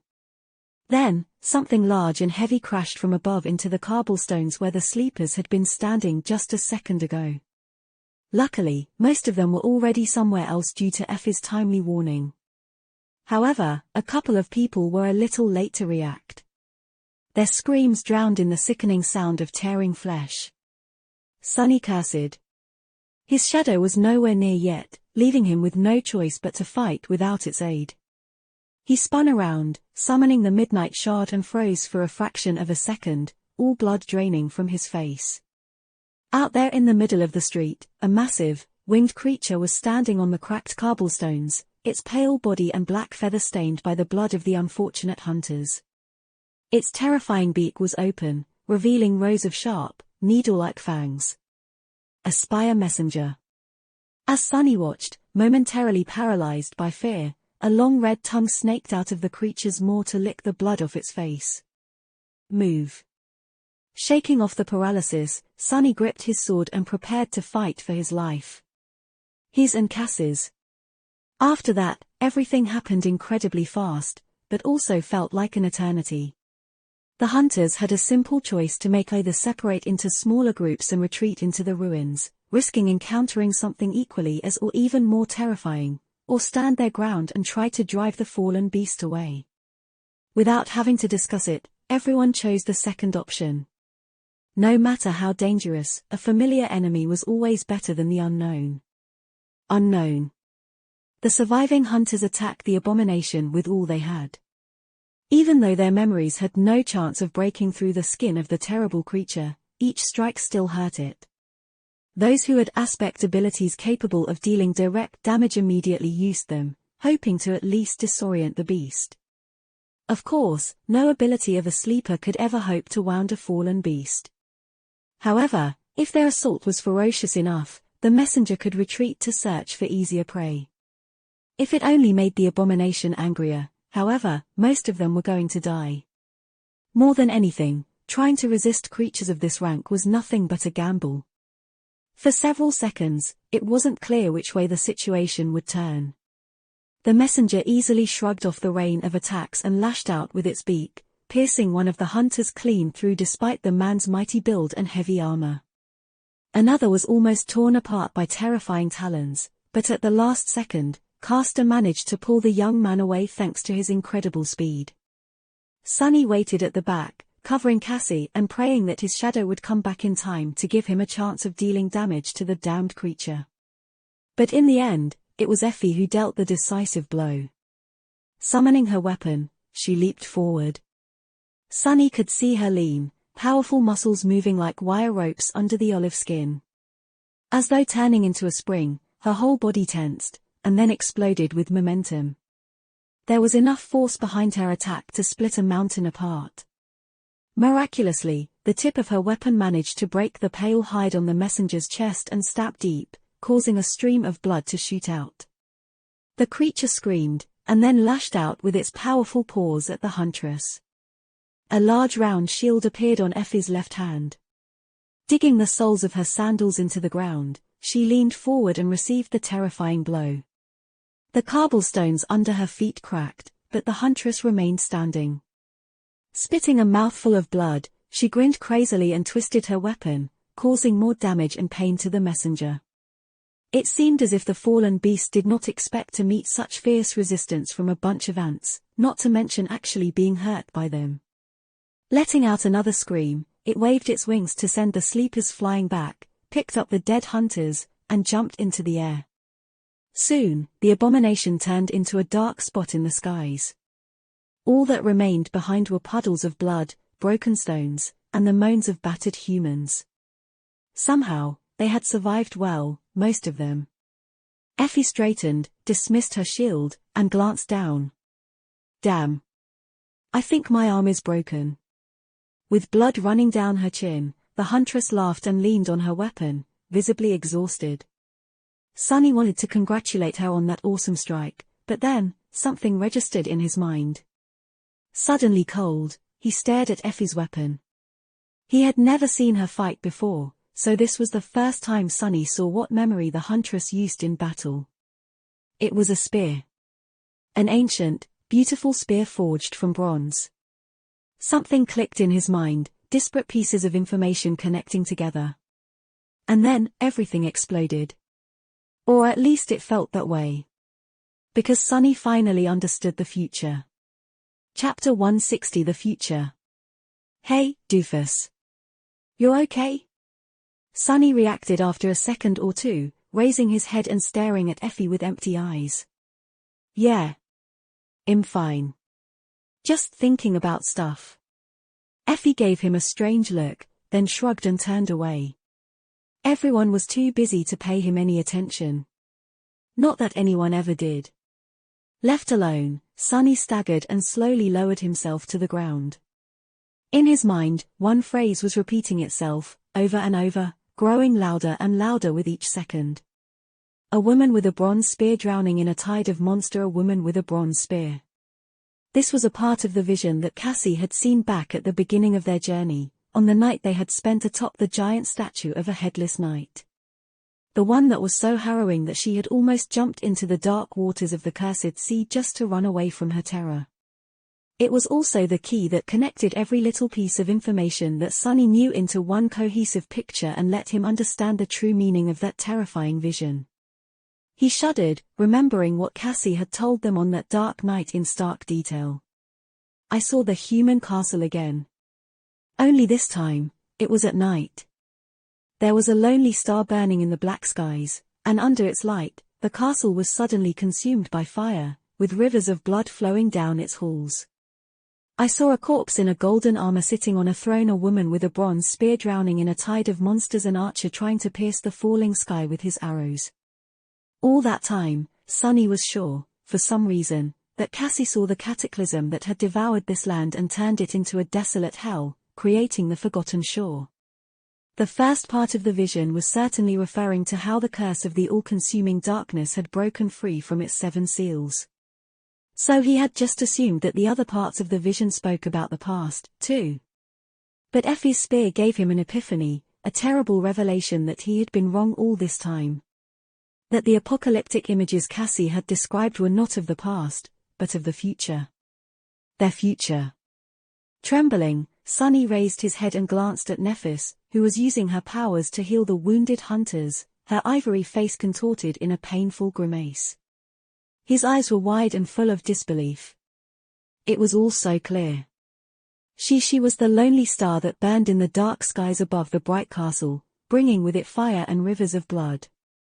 After all, her name was Changing Star. Or, depending on the runes used to write it, Star of Misfortune. The Star of Ruin. Sunny spent so much time fearing what Gunlorg was going to do with Nephis, but he should have been scared of what she was going to do to him, instead. A corpse in a golden armor sitting on a throne. Why hadn't he realized the truth after seeing the bright lord for the first time? It was him. Gunlorg was the corpse in Cass's vision. Effie was the woman drowning in the sea of monsters. The archer Sunny didn't know yet, but he was sure that they would meet soon. Maybe only to die together. He had always known that Nephis was guided by some mysterious, overwhelming goal. He didn't know what that goal was, but it was certainly not here, on the Forgotten Shore. To achieve it, Changing Star had to find a way to return to the real world. That's why she had always been so unwavering and relentless in her ambition to move forward, overcome any obstacle, endure any pain. At times, it even seemed as though her conviction was more akin to an obsession. Nephis was willing to do anything to fulfill her dream. The comforting words she had told him on their first day in the dark city suddenly resounded in his mind. Only now, there was another, colder, and much darker meaning hiding beneath their surface. We will find a way to return. No matter what has to be done, we will. No matter what has to be done. There was only one way to leave the Forgotten Shore, and it lay in the Crimson Spire. No sleeper could ever hope to reach that gateway in one piece. They would need an army to even try. Maybe then, walking on corpses, 1 or 2 survivors would be able to escape from this cursed place. But Nephis didn't have an army. Yet. To gather one, she would need to kill Gunlorg, usurp his power and eliminate all opposition, drowning the bright castle in blood. Only then would she be able to rally every single sleeper left in the dark city and lure them into following her on a suicidal crusade. Knowing all too well that most of them would die because of it. No sane person would follow her. They won't. Right? Sunny remembered the faces of the young men and women that had become part of their group in the last few weeks. The strange light of hope, or maybe faith, burning in their eyes. The almost religious reverence they felt toward Nephis, no, not Nephis. Toward Changing Star of the Immortal Flame Clan. Their personal angel. Were they sane, still? Finally, he understood every part of Neph's plan. Looking at the beautiful young woman with silver hair, Sunny shivered. And then there was the last part of the prophecy. On their way back, Sunny felt as though he was in a feverish dream. The magnitude of the revelation was too much for him. His mind felt weak, unsteady, and on the verge of breaking apart. He had never experienced such a deep feeling of shock. It was as though the very core of his being was violently shaken. He wasn't equipped with the right tools to cope with it. It felt as if he was on the verge of losing it. Sunny was truly horrified. Don't waste time trying to deal with your emotions. This is not the right time for feelings. You need to figure out how all of this affects you personally, and what you need to do to turn things to your advantage. After all, what was there to be scared of? That many people would die. What did their lives and deaths have to do with him? Yes. As long as he was the one left standing in the end, this whole thing might actually turn out to be beneficial. Hadn't he spent the last weeks being afraid of what Gunlorg was going to do to them? Well, now he knew that Gunlorg was going to end up as a corpse. Problem solved. Wasn't he crushed by the news that he would spend the rest of his life in this odious hell? Well, now that wasn't a certainty anymore. That last part of the prophecy. Everything was well. Better than ever. And yet, no matter how much Sunny was trying to be rational, he just couldn't help but be filled with terror. In the crimson light of sunset, he found a reason to leave the lodge and walk to the edge of the stone platform. No one really cared that much about his whereabouts, so it wasn't hard to disappear for a while. No one noticed that something was bothering Sunny either. They were all accustomed to his moody behavior, anyway. Only Cassie seemed to have picked up on something. And Castor, who pretended to be carefree, but actually had a habit of watching anyone close to Nephis like a hawk. The bastard. Reaching the very end of the stone platform, Sunny turned around and looked at the outer settlement and the magnificent castle towering above it, with hundreds of sleepers rushing to find shelter before the coming of night. A cold and harrowing feeling gripped his heart. All these people are going to die. Neph was going to kill them. Was he willing to help her do it? For some reason, Sunny wanted to laugh. This whole situation was so sick and appalling that it was almost ridiculous. He was never an altruistic type, really. More than that, he always prided himself on being a cynical, selfish, and vicious person. But this was too much even for him. Grabbing his head, Sunny moaned. "What am I going to do?" At that moment, the sound of steps suddenly attracted his attention. A gaunt figure appeared from the slum and walked toward him. Sunny frowned. "Oh, right. That guy, I have completely forgotten about him." Harper stopped a few paces away and smiled timidly. "Sunlissa, can we talk?" Chapter 161 Rubicon. Harper stared at him with that pathetic timid smile frozen on his lips. In his eyes, there was fake friendliness, worry, and desperation. For some reason, Sunny felt a violent urge to erase the smile of his face. "You scum." In his rattled state, he was having trouble controlling his emotions. Something must have shown on his face, because Harper suddenly blinked and took a step back. But in the end, the desire to be allowed back into the bright castle won over his caution. He forced himself to stay still, hesitated for a few moments, and said, I want to thank you for inviting me into your home this morning." Sunny looked at the gaunt young man. In the twilight of dusk, his pale face was hidden in deep shadows. Finally, he answered, "Yeah. We can talk." "Think, Sunny, think." But his mind was refusing to obey. Most of it was drowning in the sea of cold terror that had been summoned by the revelation of the future. What little remained was utterly disoriented. Sunny raised one hand and rubbed his face. "He's a spy. He's here to make it easier for Gunlorg to kill us." "What should be done?" In the morning, yes, back before everything changed, Sunny had seen Harper reporting to one of the guards. He wanted to give the cowardly young man a beating and throw him out of the lodge, but that would be a wrong decision. The best thing to do was not to expose the unfortunate spy, but to feign ignorance and feed him false information. Yeah, that was the optimal way to deal with moles. As an aspiring spy himself, Sunny knew these things well. But would he even able to deceive Harper? By accident, the failed informant had chosen a perfect person as his mark. Sunny knew a lot of secrets and was incapable of lying. But he was also a master of deception. So, Sunless. Sunny flinched and glanced at the gaunt young man. "Sorry. I am a bit out of sorts after today's hunt." "You wanted to talk?" Reassured, Harper smiled again. "You see, I wanted to thank you for everything that you had done for me, and for all the people here in the settlement. When I left the castle, I brought a very special item with me. I thought of sharing it with you." Sunny frowned. "A special item? I should see what his plan is exactly, feed him a couple of little truths along with the lies, and then report to Neff in the morning. Right?" Harper, meanwhile, was nodding energetically. "It's a bottle of liquor. Every month, a few are sold by the artisans working in the garden. Getting one is very hard, but I was lucky. Would you like to come and try? My hut is nearby." Sunny got distracted for a few moments, but then forced his Mel to concentrate. What was Harper talking about?